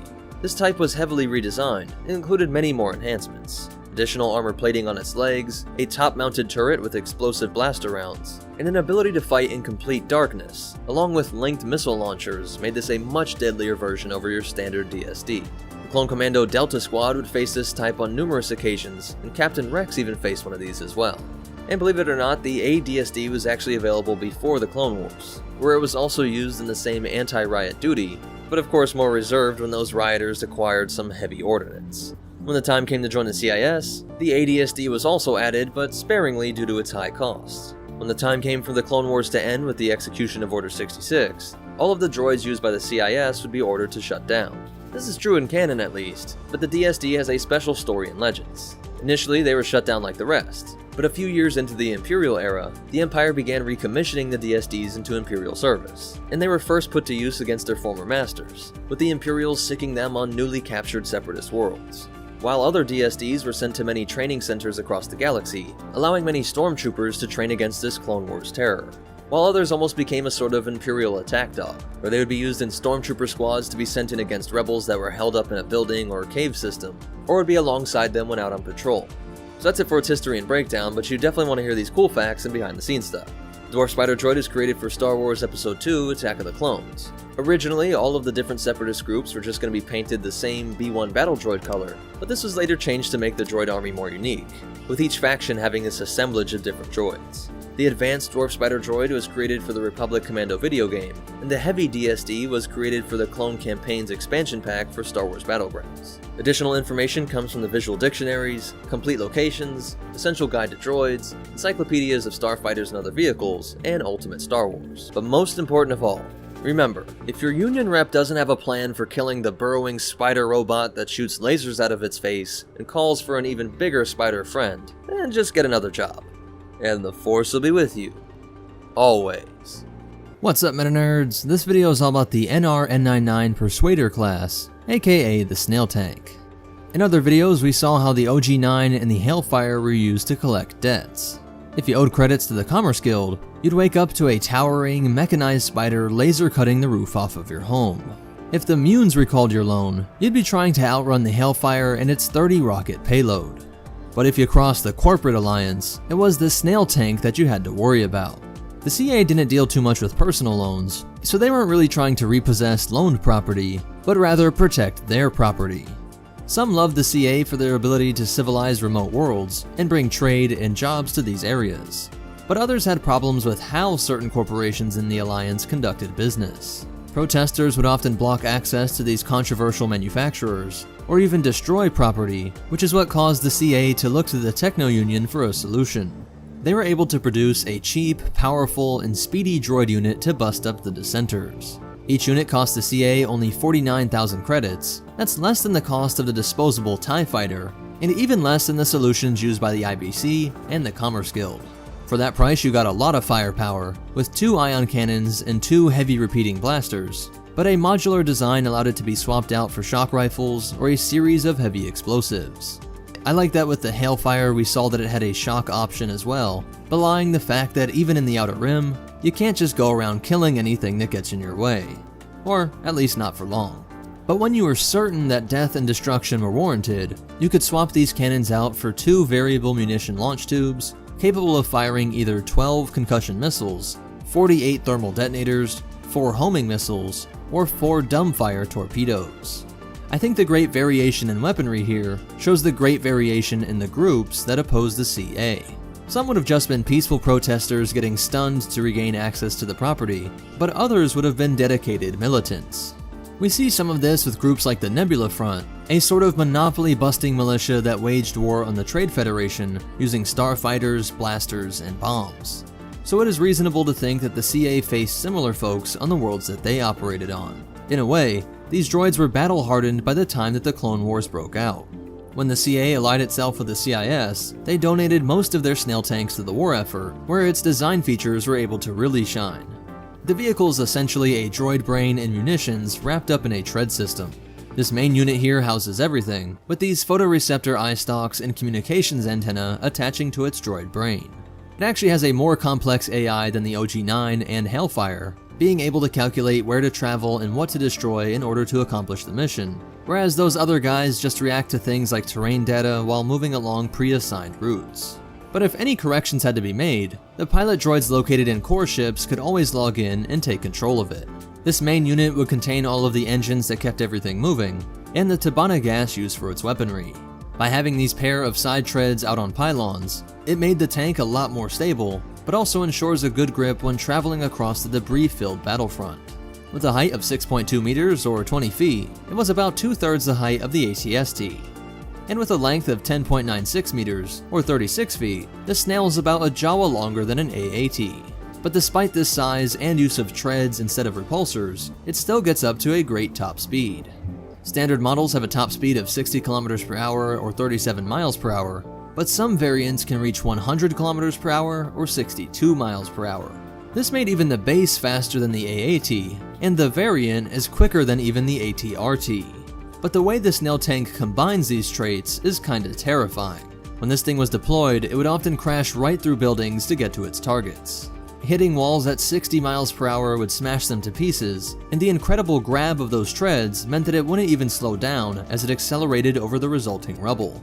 Its eye stalks and a name like Snail Tank might not be that intimidating, but if you understand this thing's ability, you'll think twice about opposing the Corporate Alliance and the CIS. But oppose the Republic did, and over the course of the Clone Wars, they could be seen on various worlds. On Christophsis, they were taken out on the bridge by AV-7 artillery. Later, they were a part of an invasion force on Malastare, and would have their droid brains fried by the electro-proton bomb. Then they were found on Megiddo, and most notably on Kashyyyk. Here they unveiled some cool abilities, but also a crucial weakness. You could see that droid units could ride on the side tracks, and impressively that with fast enough speeds, they could ride on top of the water. Where the DSD-1 Dwarf Spider was crawling up along the seafloor, the larger NR-99 was riding the waves. But the Wookiees were able to blow apart one by attaching a single thermal detonator. This housed all that Tabana gas and its droid brain, so this chain reaction instantly turned it into a pile of scrap. After the Clone Wars ended, some Wookiees repurposed Hailfires to use against the Empire, but it's unclear if any snail tanks were used this way. So that's it for its history, but you definitely want to hear these cool facts and behind the scenes stuff. This thing was set to appear in episode 2, and there are even animatics that depict it, but they weren't finished in time for the deadline. And there is some confusion as to whether OOM pilots can control it remotely or have to actually sit inside. The Wikipedia and some other sources imply that in episode 3, an OOM was shown inside of one, but I think that is just a confusion of what's happening in this scene. You can see the OOM seeming to fly out from inside of the tank, but if you go back and just slow it down, you can see the OOM standing on the side. So I think this is who we see getting blown towards the top of the screen. But let me know what you guys think in the comments down below.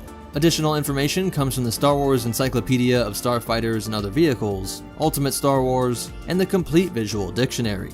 So that's it for the NR-99 snail tank. But most important of all, remember, beware the bulldozing snails, and the Force will be with you, always.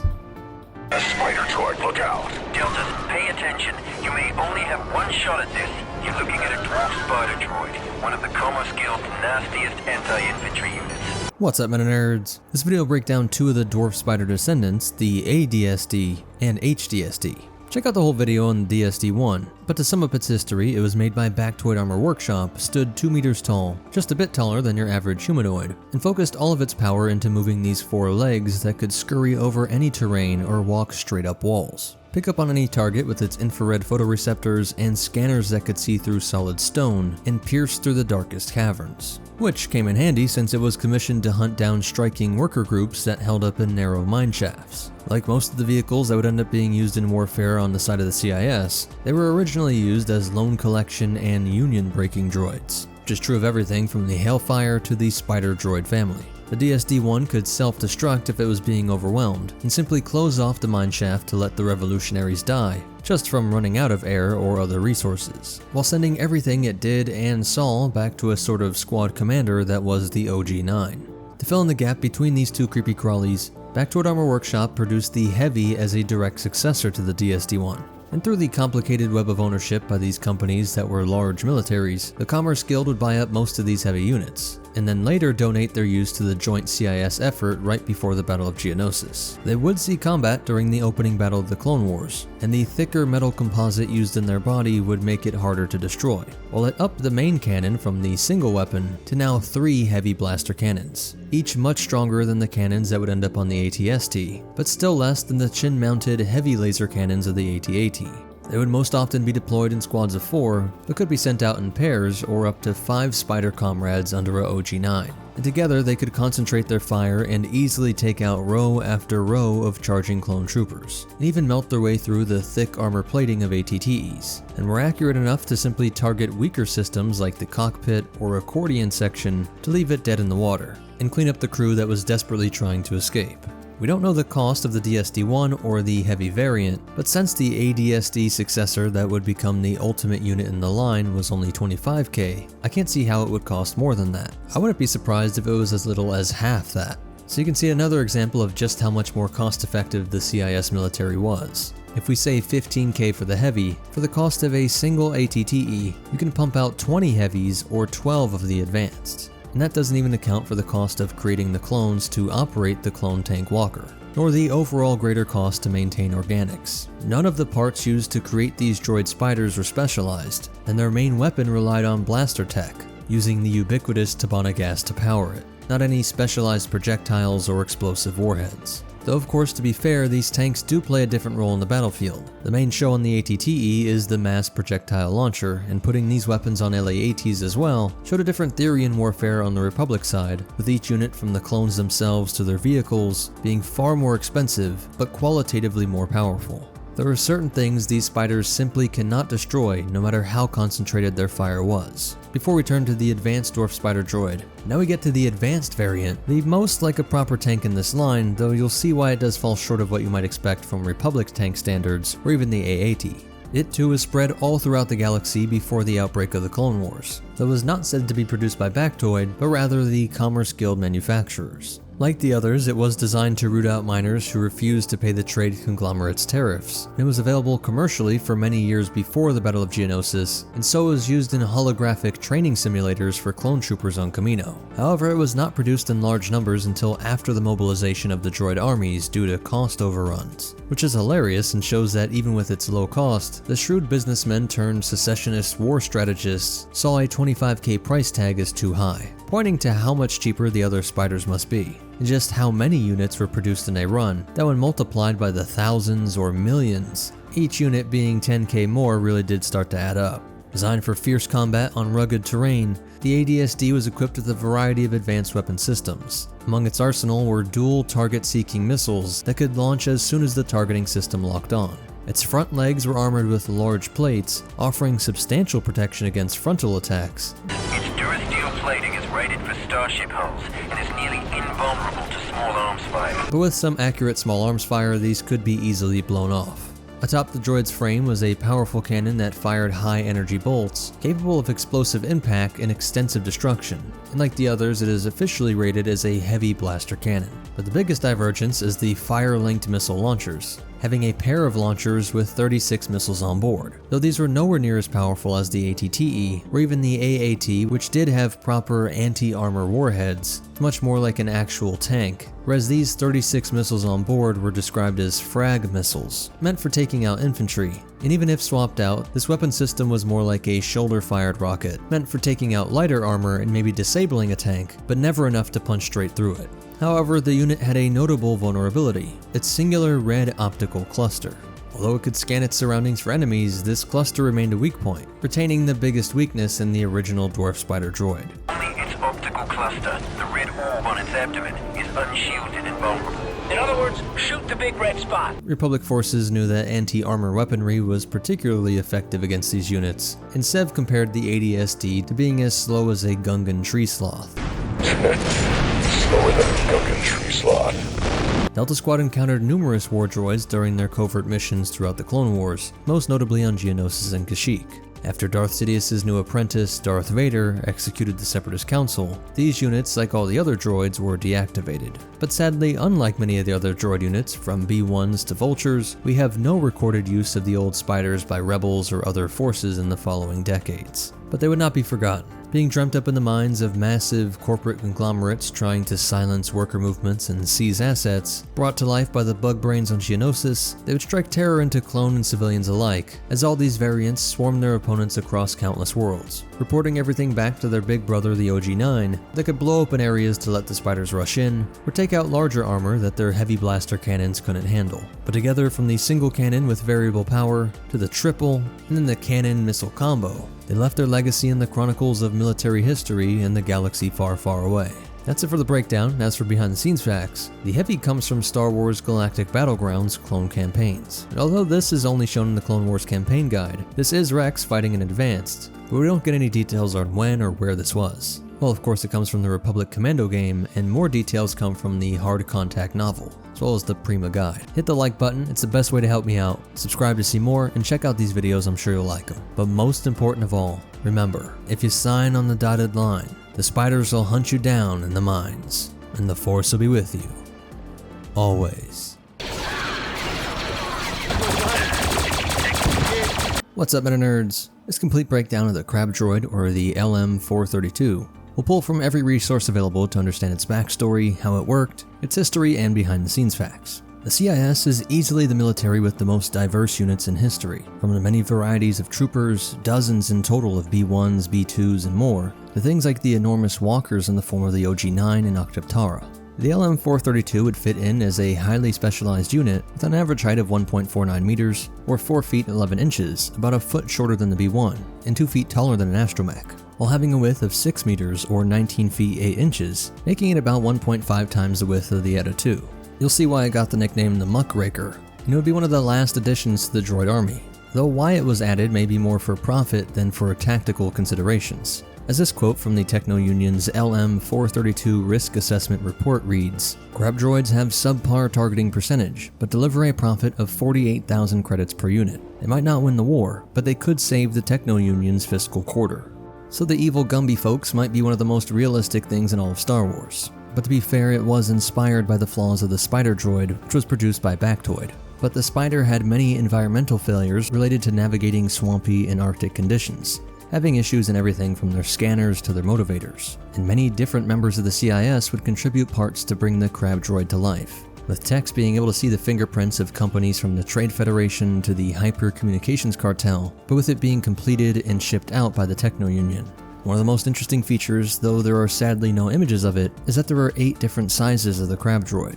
Somewhat like the Spider assassin probes, there was a tiny crab intended for espionage that could scurry about relatively undetected, all the way up to enormous ones that were larger than an ATTE that could batter down enemy defenses from walls to siege doors, to others that had Gungan-made bubble warp projectors, which when fired rendered even Jedi completely immobile, and could be used to block exits, lock down cities, and jam up vehicles. But these that we see most are the mid-size heavy infantry series, which were covered in thick armor, rated to stop endless barrages of small arms fire. The very first time they were deployed was during the Second Battle of Jabim. This next one goes out to the mutt jumpers of the 224th, slugging it out on Mimbum. Keep your heads down and your seals tight, boys. And they would show off the Separatist ability to create a large array of customized gear and weapons. Many of the versions fielded on the mud-covered world came equipped with insulated vacuum pump systems, placed inside of their forward pincers, which were complex assemblies of tubing and spray nozzles that could suck up mud and spray it out, flipping the environmental conditions on their head, clearing a path for themselves and other CIS units, while making it rain mud on the Republic forces, creating the once thought impossible situation where a trooper was suddenly covered in even more mud. Hell for the organic clones, but also for the machinery and technology, everything from the optic systems of walkers and tanks to comms and repulsors. Tales of this horror is what gave it the name Muckraker, but in the end it ended up being applied to all 8 versions of the crab.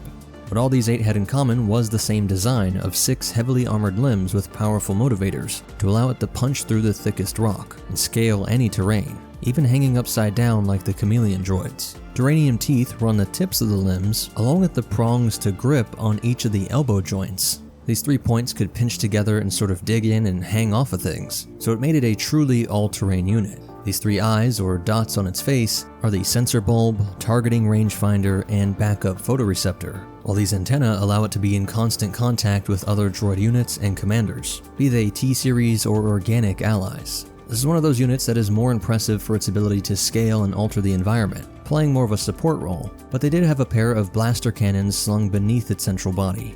Though most clones did confirm that internal report, noticing that these crabs couldn't hit the broadside of a Venator. This made them little more than paperweights in the eyes of Republic troopers, and being stripped of their intended creepy or intimidating battlefield appearance, some brave clones would simply rush them and exploit a weakness shared throughout the GAR, which said that these crabs had a weak point just behind the head. Oh, they had to be careful as the crabs were quick on their feet and were known to run down and simply stomp troopers to death, being far quicker than clones could run on foot in full armor. After Jabim, they would be seen during the Rhodia occupation. Rhodian Senator Anaconda Farr was compelled to enter into agreement with Trade Federation Viceroy Newt Gunray, who of course was secretly aligned with the Separatists. Under the pretense of providing protection, Separatist forces, including Crab droids, briefly took control of the senatorial residence on Rhodia. During this occupation, Representative Jar Jar Binks, Senator Padme Amidala, and her protocol droid C-3PO were sent to Rhodia to discuss the Republic's assistance. Amidala was captured by Gunray's droids shortly after arrival. Meanwhile in the hangar, Binks and C-3PO encountered battle droids and a crab droid that charged at Binks, firing its blaster cannon. Binks took cover as C-3PO directed him from above. The crab droid accidentally flung Binks onto its back while trying to shake him off, leading to its loss of balance and it falling into the swamp below. The Gungan managed to cling to the edge, avoiding being pulled down with the droid. During the Battle of Malastare, many of the LM-432s could be seen marching along with traditional B-1s, B-2s, and dwarf spider droids. But this visually impressive force was ultimately annihilated by the Republic's experimental electro-proton bomb. Because of the incredibly rough terrain at this citadel, many of them could be seen on Lola Seiyu. A Republic infiltration team consisting of Kenobi, Skywalker, Ahsoka Tano, and Cody was sent to rescue Even Peel and Wilf Tarkin, encountering many of these crab droids during their escape. Kenobi's team was ambushed by them on the airfield, with the crab dropping down to block their retreat, while simultaneously Skywalker's team traversed a fuel line to reach their rendezvous point, facing more security forces and crab droids upon exiting. Skywalker's quick thinking to throw a thermal detonator into a pipe destroyed a crab droid and allowed them to advance. The two reunited on the airfield only to be met with even more crabs, where Fives would cover Echo as he destroyed one with a well-placed charge. After escaping the prison complex, they saw just how adept these droids were at climbing along a wall.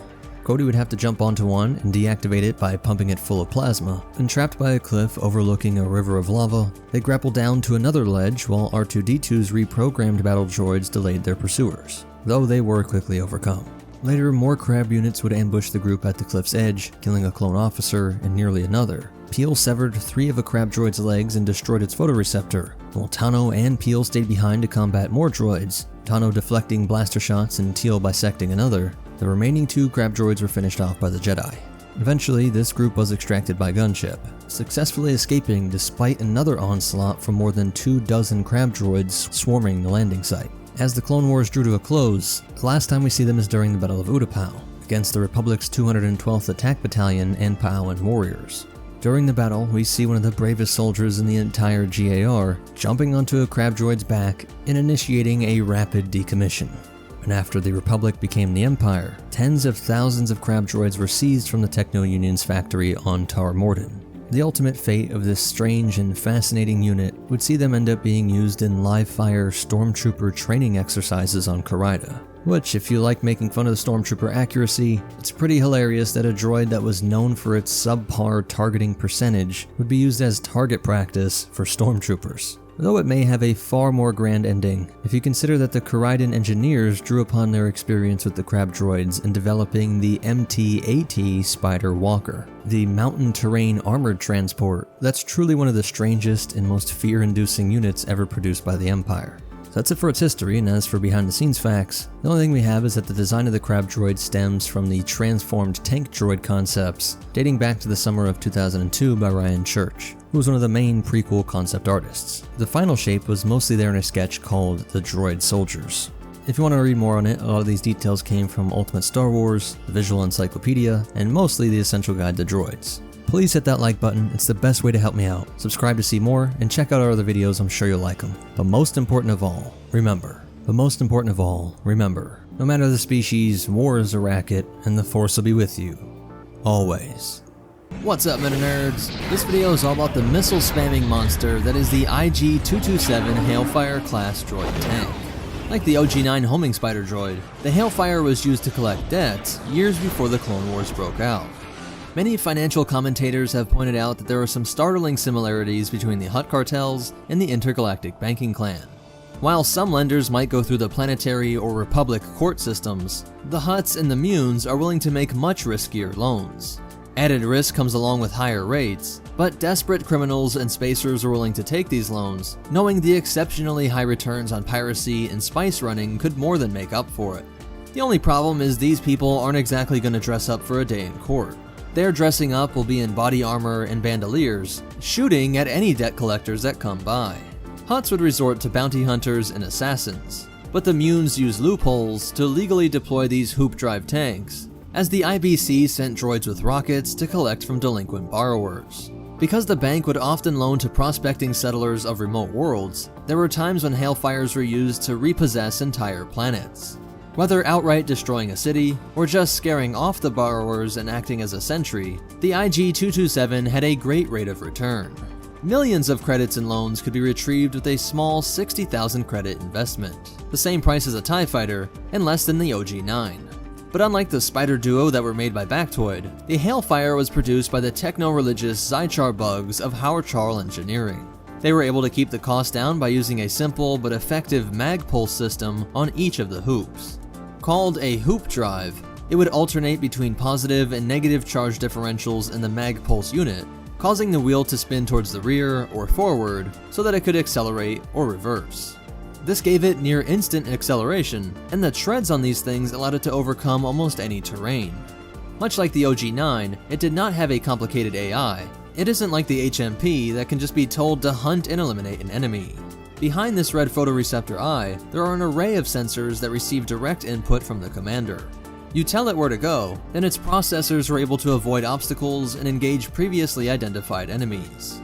Sometimes this created a flaw where it wouldn't prioritize targets, opening up on troops before vehicles. But if this ever happened, the commander had an easy way to override it, telling it to eliminate ATTEs first, for example.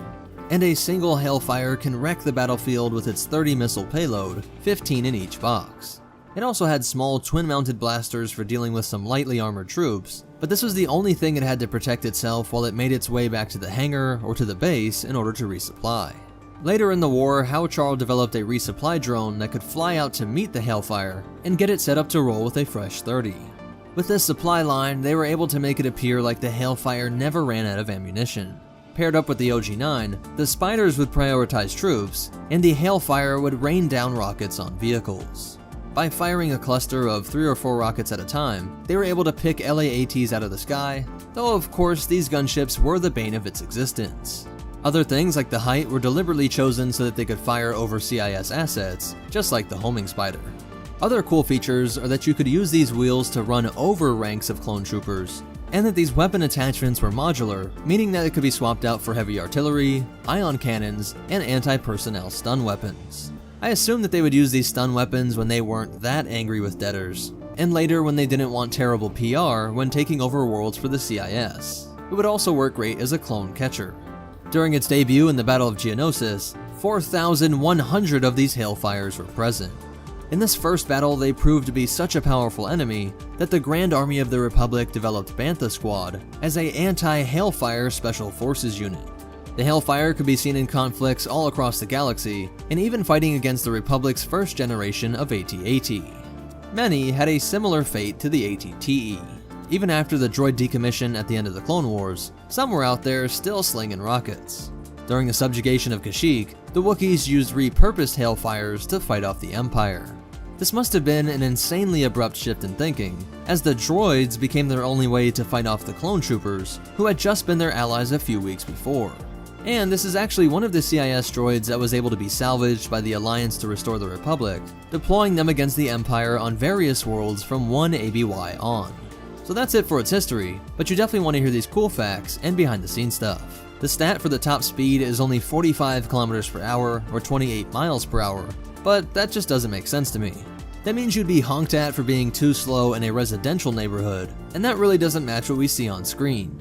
There were tons of visual ways that Lucas wanted to signify that the CIS were the bad guys, and even the color of smoke was used to help the viewer realize this, as the LAAT's rockets would leave these clean white smoke trails, whereas the Hailfire's rockets were all erratic and raspy, leaving smoggy black trails. And this vehicle was inspired by a mix of 2 Russian vehicles, the big-wheeled Russian Tsar tank, and the rocket packs on the Katruska. But it also draws on things like a 16th century Korean rocket launcher system called the Hwakcha. Additional information was gained by the Canon Guide Star Wars Encyclopedia of Starships and Other Vehicles, Legends Guide, the New Essential Guide to Vehicles and Vessels, the New Essential Chronology, the Essential Guide to Warfare, and Ultimate Star Wars, while also appearing in the game Star Wars Commander. But most important of all, remember, just pay your debts, and the Force will be with you. Always. What's up, Meta Nerds? This video is all about the Variable Geometry Self-Propelled Battle Droid, Mark I, often referred to as the Vulture Droid, and surprisingly never called the VGS PD-BD Mk1. The main droid fighter of the Confederacy of Independent Systems was manufactured by one of the most obscure species in Star Wars, the fanatical insects called the Zychar, whose society revolved around a religious cult of starship production. The four-legged bugs felt that the best way to experience the divine was to craft vessels made for traveling the stars, and they actually produced tons of ships and droids used by the CIS, including the Sheathipede, C-9979, and the Hailfire tank, just to name a few. Because of the aforementioned variable geometry, the length and height of this ship will change relative to whether it's walking or flying, so I'll just do this comparison in flight mode. Its length of 6.96 meters, or 23 feet, is about half the length of the X-Wing, and about a baby Jawa shorter than the TIE Fighter, while its height of 1.86 meters made it shorter than a Wookiee, and about half the height of the ARC-170. At a width of 4.75 meters, or 16 feet, it was thinner than the TIE Fighter, and around 1/4 the Y-Wing. Using our standard unit of the Imperial 1 class Star Destroyer, you could line up 230 Vulture droids from bow to thruster, and they would actually be smaller than some of the ISD's heavy turbo laser batteries. And for some comparisons to our world, it was about 1.5 Honda Civics long, with a similar height, and about 2 Civics across. Now what is really impressive is that you got a ship with an incredibly small profile, but that had an impressive top atmospheric speed of 1,200 kilometers per hour, or 746 miles per hour, making it tied with the TIE Fighter, and faster than the ARC-170 and the X-Wing, but it also packed an impressive armament. There are 2 different versions, with some having 4 laser cannons, a pair on each wing, while these openings here could be used for proton torpedoes, but others had systems in which the laser cannon or torpedoes could rotate into place when needed. And what's more, this fast, strong, small fighter only cost 19,000 credits, 1/3 the cost of a TIE, and 1/7 the cost of the X-Wing and ARC-170. By taking a look inside of this droid, we can see how this section above the laser cannons contains a series of power cells and converters, but if we move down, we can see a small repulsor lift array that helped to both reduce the effects of a hard landing and push this craft up when it went from walking mode into flight. We can see the pneumatic system that also aided in this transition, along with these scissor action tips that would extend when walking and help it navigate uneven terrain. It is easy to focus on how these nimble fighters were able to rip apart Republic ships, but often overlooked is how these leg features and its walking mode allowed the CIS to use this as a sort of tank or sentry in places where civilians might need some reconditioning. Though the wing-mounted laser cannons would be rendered useless, the body was angled so that no matter the variant, you could fire either your laser cannons or proton torpedoes into groups of people supporting the Republic. Creating this type of ship shows a military philosophy held by the CIS, which thought to use overwhelming numbers and have units that were capable of things that organics could not accomplish, like some of the features of battle droids, but also a maneuverability that can only be achieved with droid fighters. Vultures, hyenas, and tri-droids were all able to handle G-forces that would cause organics to pass out, while also having quicker reaction times. Taking a look into this main body, we can see the head is full of sensors that allow this droid to see in ways a human could not, picking up magnetic signatures and infrared, and passing it straight into its droid brain, instead of something like an ARC-170, which might also be able to collect this data through sensors, but could only relay this information to its organic pilot. In order to take advantage of these droid features, we can see that it used electromagnetic vectoring in order to direct the flow of ions coming from its engine. To generate all this power, the Vulture had solid fuel slugs, something we see in other CIS ships, instead of the more commonly used Tabana gas. Using this solid fuel, they were able to get greater energy output in a shorter time, while also taking up less space. Excellent Zychar design allowed these slugs to be replaced incredibly fast, something necessary since the Vulture droid only had a flight time of 35 minutes. As for its history, the Trade Federation were the first to purchase the Vulture droid, loving the fact that these droids could escort shipments through hyperspace by simply attaching themselves to the hull of otherwise defenseless transports. When it came to the Lucrehulk, the standard complement would be 1,500 Vulture droids, which could just attach themselves to the exterior, something the battlecruiser's designers planned for, putting in energy grids that could charge the Vultures without them having to take up space in the hangar bay. Originally, these were all governed by those Lucrehulks, also referred to as the droid control ships, having a similar relationship to the B-1 battle droids, but the loss at Naboo would come to be a valuable lesson for the CIS, which would work in droid brains that allowed these to operate independently. But interestingly, they also had the ability to communicate with each other, which would often sound like an electronic chattering. Vulture droids would remain a staple of the CIS war effort, seen at nearly every major engagement, with many CIS tacticians realizing that it was sometimes better to have the vultures just smash into the enemy's capital ships, instead of coming back to refuel. Their legacy would actually outlive the CIS, as many were picked up by rebel cells, and used against the Empire, most notably with the Free Ryloth movement, and Birch Teller's rebel cell. Champs Syndulla's group was able to use them in his assassination plot against Vader and Palpatine, which, though unsuccessful, did result in the destruction of the Star Destroyer Perilous.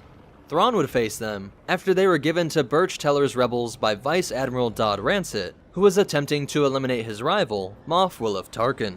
But the very last time we see them is around 60 years after their introduction to the galaxy, when vultures were being used as security droids by the wealthy houses on Cato Neimoidia. So that's it for their history, but you definitely want to hear these cool facts and behind the scenes stuff. Originally, these were to be piloted by B-1s, and you can actually do this in the original Battlefront video games, though this was really just because it was necessary for the game's mechanics.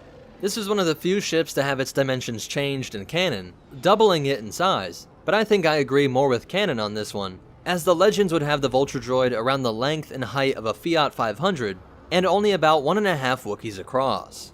And many have compared this to the Japanese Type 0, a fast, maneuverable plane that was mass-produced, and which were sometimes crashed into enemy capital ships.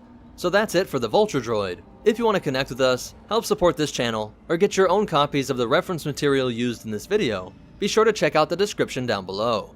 But most important of all, remember, if you ever feel divinely inspired by a Star Wars ship, you might be a Zychar, and the Force will be with you, always. What's up, meta nerds? This video is all about the Vulture droid's explosives dropping brother, the Hyena Bomber. If you know your galactic politics and Outer Rim tax history, you know that many corporations were able to have military-grade weapons in order to defend themselves from pirates. This allowed for things like Vulture droids and homing spiders, but it seems that bombers were a bit too excessive. Like most bans on certain types of self-defense weapons, it gets a bit slippery with the logic. Snail tanks that can fire concussion missiles are okay, but bombers are a bit too much. I think it has to do with bombs being less accurate and way more powerful, so the Trade Federation asking for exemptions to build bombers is kinda like somebody saying they need a grenade launcher for self-defense as opposed to a rifle. So it wasn't until the Clone Wars actually broke out that Bactoid Armor Workshop started to mass-produce Hyena bombers. At a cost of only 23,000 credits, it was only $3 grand more than its Vulture predecessor, and around 6 times cheaper than the bombers used by the Republic, like the Y-Wing. This is one of the best examples of how much more efficient the Geonosian builders were, as it packs in so much more than the Republic manufacturers. Just start with its armament, which includes 4 light laser cannons and a diverse payload of 6 proton torpedoes, 6 concussion missiles, and 4 proton bombs. It's carrying all of that at once, and I know it's not fair to directly compare it to the Y-Wing, a ship that was also meant to function as a long-range, hyperdrive-equipped heavy starfighter, but my point is that the Hyena is an expression of CIS military philosophy.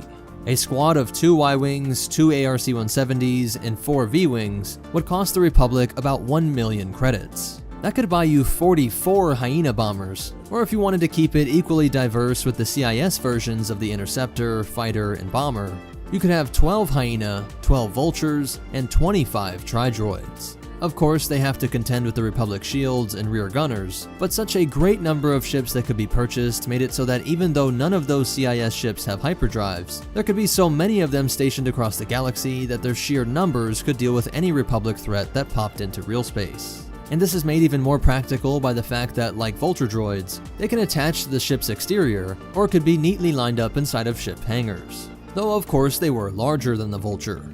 At a length of 12.5 meters or 41 feet, it was nearly twice the length of the Vulture droid, and the exact same size as the X-Wing. But it wasn't much taller, just an Ewok more than its predecessor, with a height of 3.1 meters or 10 feet. Despite this greater overall size and substantial payload, it was still relatively fast. Just 30 kilometers per hour less than the Vulture, with a top atmospheric speed of 1,150 kilometers per hour or 715 miles per hour, making it faster than the Y-Wing and TIE Bomber. so despite their size, they are still quick and agile, seen here being able to dodge turbo lasers and weave in between the bridges of the Venator. Moments like this show us just how powerful the Hyena is, with its proton bombs being able to blow through the Venator's hull. And other times we see that even when shot down, the resulting explosion upon impact is strong enough for these hyenas to take out the sturdy legs of an ATTE. But it also has a great AI system. While the precise bombing coordinates would often be directly entered by CIS personnel, if it needed to, it could determine on its own the best target to drop its payload on, and which enemy starfighters it needed to engage with its laser cannons. This level of autonomy is something seen in most CIS fighters, but greater than most droid vehicles. As for loading this thing up, it appears to be done manually by B-1 battle droids. Each of the head units acts as an ordnance pod, with the top section of the main head containing the droid brain and iconic red photoreceptors. I'd assume that this loading could have also been done by some other purpose-made loading machine, but you can see that when resupplying, it can split the wing. Breaking about midway and then separating into a wider four-legged stance, it becomes sturdier and low enough for the B-1 to insert the proton bombs. When they weren't being loaded, they could stand straight up just like a vulture droid, saving you some hangar space by not being so wide. Vultures can hang like bats from the ceilings of things like the Lucrehulk, so although we never see this, I do wonder if the Hyena could do this too. When it was time for them to deploy, a droid would activate them upon the orders of a CIS commander. Using audible electronic chattering noises to communicate with each other is where you get the name Hyena. Droids speaking to each other via vocoders is actually pretty common with the CIS, having tactical droids speaking orders to HMP droid gunships, with it replying back audibly. The army will follow. Leave no survivors. Go by your command. And so we see that starfighters are speaking to each other as well. We even see that a T-Series can speak directly to a Hyena while it's in combat in order to modify its previous orders. Calculate your flight path to terminate in the main hangar. This, combined with an ability of the head unit to lift and move independently from the body, allowed it to survey its surroundings and then chatter the location of new routes and enemies to its squad mates. The first time the bomber was used against the Republic was during the Battle of Faline. Here they destroyed all of the Republic's unsuspecting forces. That same year they nearly crashed into the Republic's cloak ship, on their way to trying to bomb out Senator Organa on Christophsis. Later, during the Battle of Ryloth, we saw how devastating they can be against a large village. Just a handful of them were able to set this Twi'lek village up in flames in just a matter of seconds. Shortly after that, we got to see the Hyenas nearly kill Mace Windu, but also see just how gangster Wat Tambor was. We will all perish for the glory of the Separatist Alliance. And then some were allowed to be commanded by the droid assassin Helios 3D. This IG series droid had his capital ship boarded by Anakin and Obi-Wan, forcing him to transfer his consciousness into a B-1 in order to escape. And speaking of droid consciousness, I wanted to know your guys' opinion on the sense of self that a Hyena might possess. We see that a crashed HMP was able to push through and make one last shot, and we see something similar with a Hyena during the space battle of Sullust. After given the order to take out Ventress, a damaged Hyena bomber tries to fight through its malfunctions and suicide bomb her position. We mentioned earlier that starfighter droids have a somewhat robust AI, so do you think that this is evidence that there is an I in there that wants to complete this mission, or is it just following orders? After Ventress survived, the fight continues on Dathomir, where we see the Hyenas being used first to soften up the witch's defenses before land units are sent in. And the final time we see them is on Scipio. A surprise attack destroyed C-70s and LA-ATs with ease, and then they later engaged the Republic's response team that came to rescue Padme. This engagement on Scipio shows the best and worst parts of the Hyena, with its payload being devastating, but its lack of shields making it easy to pick off with the Z-95 headhunters and other Republic ships. Once Vader cut down the CIS leadership, it is believed that all of the Hyena droids died with the Separatist movement. But we know that vulture droids were used in great numbers by anti-Imperial forces, most notably on Umbara. So I suspect that some Hyenas are out there somewhere in the galaxy, laughing about the fall of the Republic. So that's it for its history, but you definitely want to hear these cool facts and behind the scenes stuff. I'll just start by addressing the animal in the room. No, I'm not aware of any hyenas in the Star Wars universe. We just gotta shut off that part of our brain when it comes to those kind of lore questions. I think it's cool that on Ryloth we see that the ATTE has targeting identification graphical displays, which tell the clones that it is a hyena that is approaching. and it first appeared in the webcomic The Clone Wars: The Fall of Faeline. And in Legends, it was first named the Hyena Bomber in the Clone Wars campaign guide, and in canon via Ultimate Star Wars. And the names Vulture and Hyena are representative of the Republic's state of decay. Vultures and hyenas are known for picking from the carcasses of animals killed by something else, symbolic of how Palpatine was actually the one killing the Republic. As for the stats and all that, additional information comes from the books On the Frontlines and the Encyclopedia of Star Wars and Other Vehicles. But most important of all, remember, pour out a Java Juice for OG Watt, and the Force will be with you. Always. What's up, meta nerds? This video is all about the CIS rival to the LA-AT, the Heavy Missile Platform Droid gunship. We all know that the LA-AT gunship was a Republic workhorse present at the very opening of the Clone Wars, but this droid gunship doesn't appear until 2 years later, presented during the Civil War on Onderon. It was produced in conjunction with Bactoid Armor Workshop and Howard Charles Engineering, making this thing a product of some of the strangest and creepiest bugs in the galaxy. Let's look at some of its raw stats before we get into its history, and take a look at its cross-section. This may just be Separatist propaganda, but it's been reported that the HMP only costs 60,000 credits. This would make it the same cost as a TIE fighter, and less than half an ARC-170. I doubt this number because of just how much is packed into it.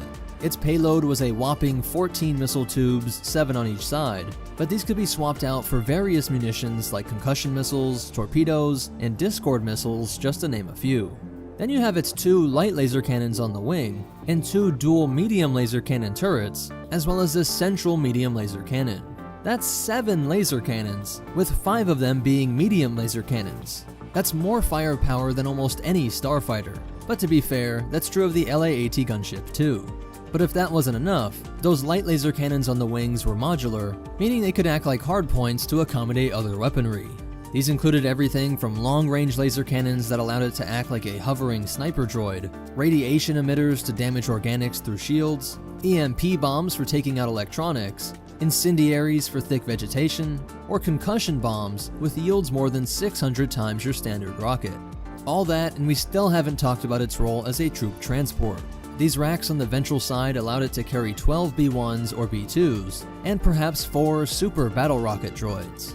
I'm not aware if it's ever been shown, but I can't imagine why there couldn't be modified racks to accommodate droidicas, or even aqua droids and LR-57s.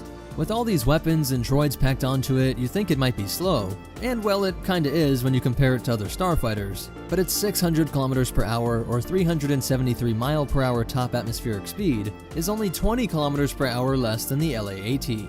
This is due to a newly tested type of super dense radioactive fuel, which packed an incredible amount of power into a relatively small fuel tank.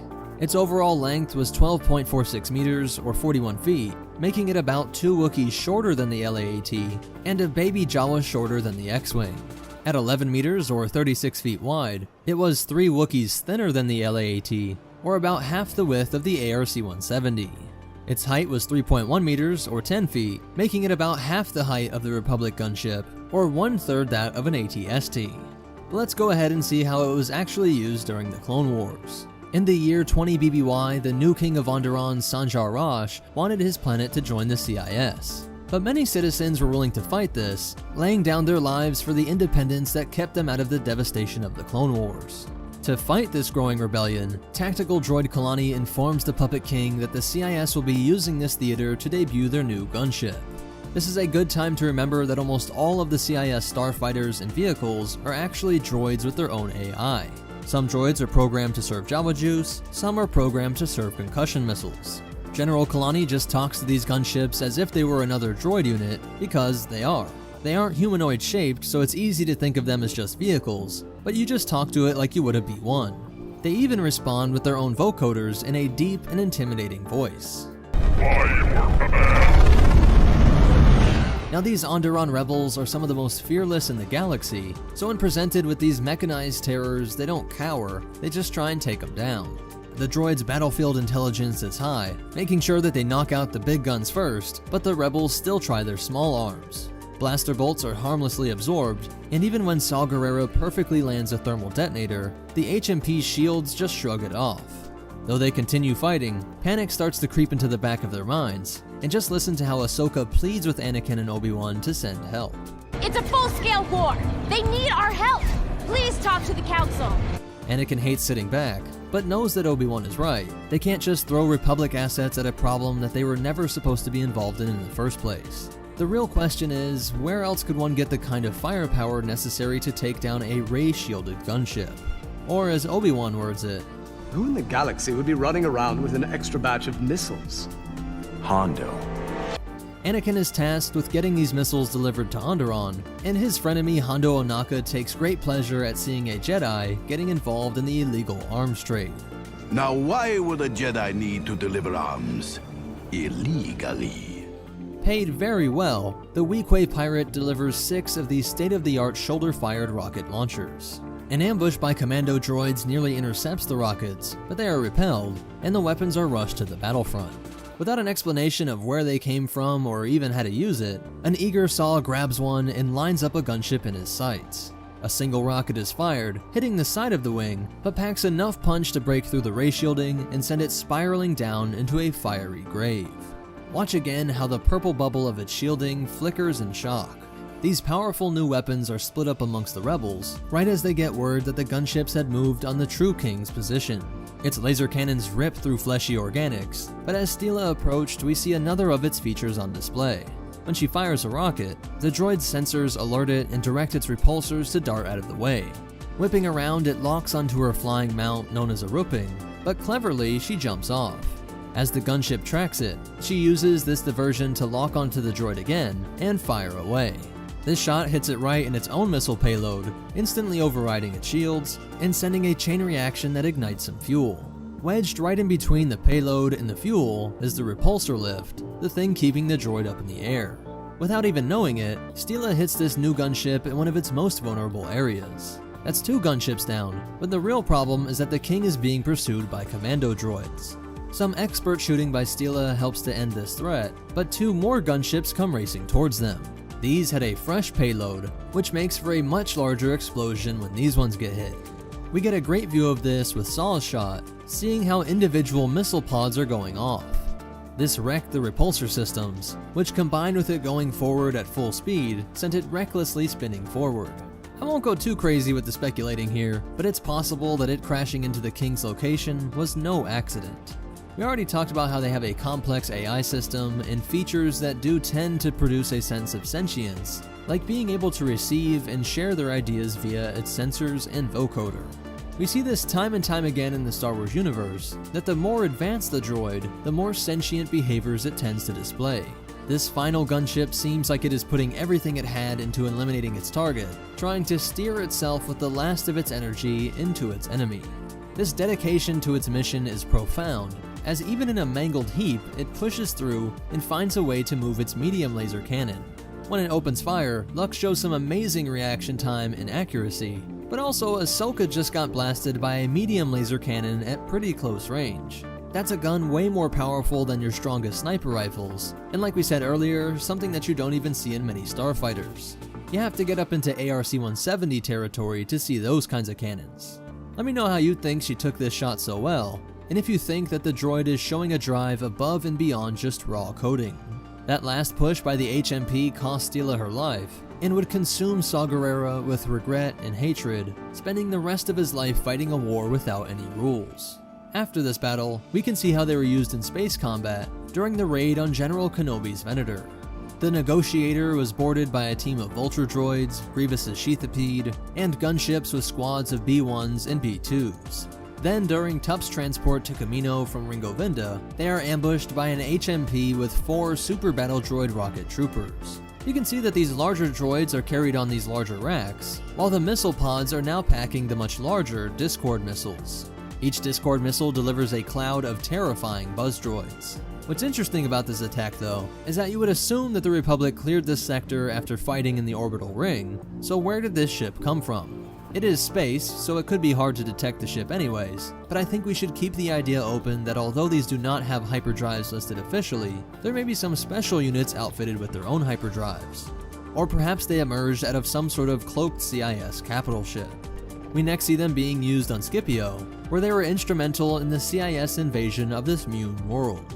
As Coruscant Guard shock troopers attempted to protect Padme, Hyena bombers made quick work of the LA-ATs and C-70s, while the HMPs swooped in for the troopers. Its laser cannons cut down a squad's worth in seconds, while their battle droid delivery finished off the rest, including the heroic Z6 wielding trooper known as Thorn. That same year, in the final moments of the Clone Wars in 19 BBY, HMPs provided aerial support to the snail tanks and dwarf spider droids as they attempted to take the Wookiee homeworld of Kashyyyk. Here, a daring gunship nearly changed the course of galactic history with a single shot that barely missed the little green Jedi Master. After the Clone Wars, there wasn't too much to be heard about this droid. I think it's safe to say that Palpatine prioritized the decommission of these deadly gunships, and the only time we see them fighting against the Empire is in the use of Geonosian CIS holdout Geyser Delso. A Geonosian separatist who'd somehow escaped Lord Vader's efforts to wipe out the remnants of the CIS. He was actually able to use some to board an Imperial-class Star Destroyer. Sir, the droids have landed on our ship. We can't launch our fighters. Calm down, pilots. Get out there and destroy that transport. But I like to think that somewhere out there in the vast galaxy, some rebels or pirates came across one of these Clone Wars droid veterans. So that's it for its history, but you definitely want to hear these cool facts and behind the scenes stuff. This logo with 3 9s or 6s making a circle is from King Addo Iman from Karam 5, a mid-rim planet that dedicated their massive manufacturing plants to help the CIS pump out droid gunships. The HMP was inspired by early concept art for the LA-AT, and in the script for the Clone Wars TV show, it was referred to as the HMP Predator. I don't know about you, but I think that's a pretty fitting name for it. For gameplay purposes, the HMP is piloted by a droid unit so that a player can operate it. Cross-sections come from the Revenge of the Sith Incredible Cross-Sections book, with additional information coming from Ultimate Star Wars, Vehicles and Vessels books, and the Star Wars Complete Encyclopedia and Guide to Warfare. When it says in its deep robotic voice, "By your command," that's a reference to Cylons from the Battlestar Galactica universe. By your command. And the whole Onderon arc was inspired by the US and Soviets' interactions in Afghanistan. One major factor for the Soviets withdrawing from Afghanistan was the fact that the rebels had been provided Stinger missiles. Soviet air superiority was one of the hardest things to counter, but once the CIA secretly supplied the rebels with these advanced weapons, the rebels finally had a chance. It's said that Mujahideen using these Stingers were able to get a 79% kill ratio, taking down approximately 269 aircraft. Influential Russian writer Alexander Prokhanov said that the Stinger was a turning point, and Tipping Point is the name of the episode in which the rebels get these weapons. So that's it for the HMP droid gunship. But most important of all, remember, always ask the important questions, like what about the droid gunship attack on the Onderonians? And the Force will be with you. Always. What's up, Meta Nerds? This video is all about the Tri-Droid Fighter, one of the main starfighters of the CIS. It was manufactured by Kala Designs and Flak Offok Automata Industries, the same people who helped to make the Droideka and provided the fuel for the HMP droid gunship. At a cost of 30,000 credits, it was 1.5 times the cost of the Vulture droid and half the price of the TIE fighter. At a length of 5.4 meters, or 18 feet, it was less than half the length of the X-Wing and shorter than a Vulture droid. At a width of 3.45 meters, or 11 feet, it was about half as wide as a TIE fighter and not even 2 Wookiees across. And with a similar height around 3.45 meters, it was less than half as tall as a TIE fighter and about twice the height of the Vulture droid. As for our standard unit of the Imperial 1 class Star Destroyer, you could line up 296 Tri-Droids from bow to stern.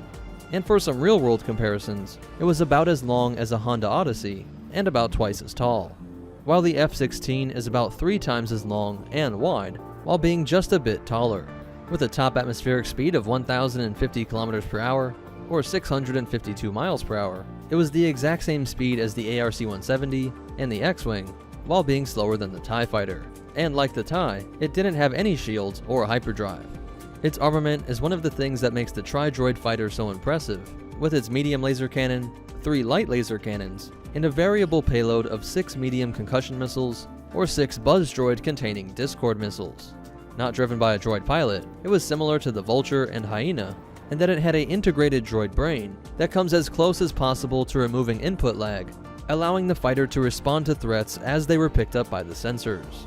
By taking a look inside of the ship, we can see where the weapon systems were charged via this port, energizing the power packs that line this area.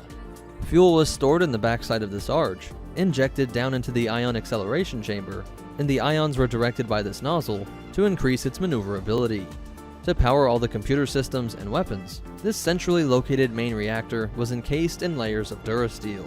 These photoreceptor eyes gave it a bug-like appearance, and its communication arrays were located here. The Tri-Droid's main systems were in this gyroscopic core, which kept it level while being incredibly maneuverable, and its higher level transceiver meant that it had a greater range than the Vulture Droid. Some other interesting features are that the laser cannons on its wings allowed them to be slightly adjusted up and down independently, and the main cannon is manufactured by the same line in the DS-D1 Dwarf Spider. As for its history, the first time the Tri-Droid fighter was deployed was on the outer rim planet of Praesetlin in the year 20 BBY, when the CIS tried to capture the Intergalactic Communication Center, which would have allowed them to interfere with the HoloNet. They stunned the Republic by being able to blow apart the T-19 starfighters of the Planetary Defense Force, and even proved difficult for the ace Jedi pilots Saesee Tiin and Anakin Skywalker. Their biggest role would be during the Battle of Coruscant, tearing up ARC-170s and taking their fight down to the cities of Coruscant. The Tri-Droids were decommissioned after the execution of the Separatist Council, which led to many pirates and junkers trying to bring them back to life. So that's it for its history, but you definitely want to hear these cool facts and behind the scenes stuff. One of the original concepts for this ship was that it would be shot like a missile from CIS capital ships, attached to boosters that would jettison off, and they would continue with their momentum as a starfighter. This idea was thrown out, however, because it would be too confusing on screen with the already chaotic Battle of Coruscant. And the overall look of this ship is based on the skull of one of the most terrifying predators on the Colicoid's homeworld. But most important of all, remember, beware the droids bearing droids, and the Force will be with you. Always.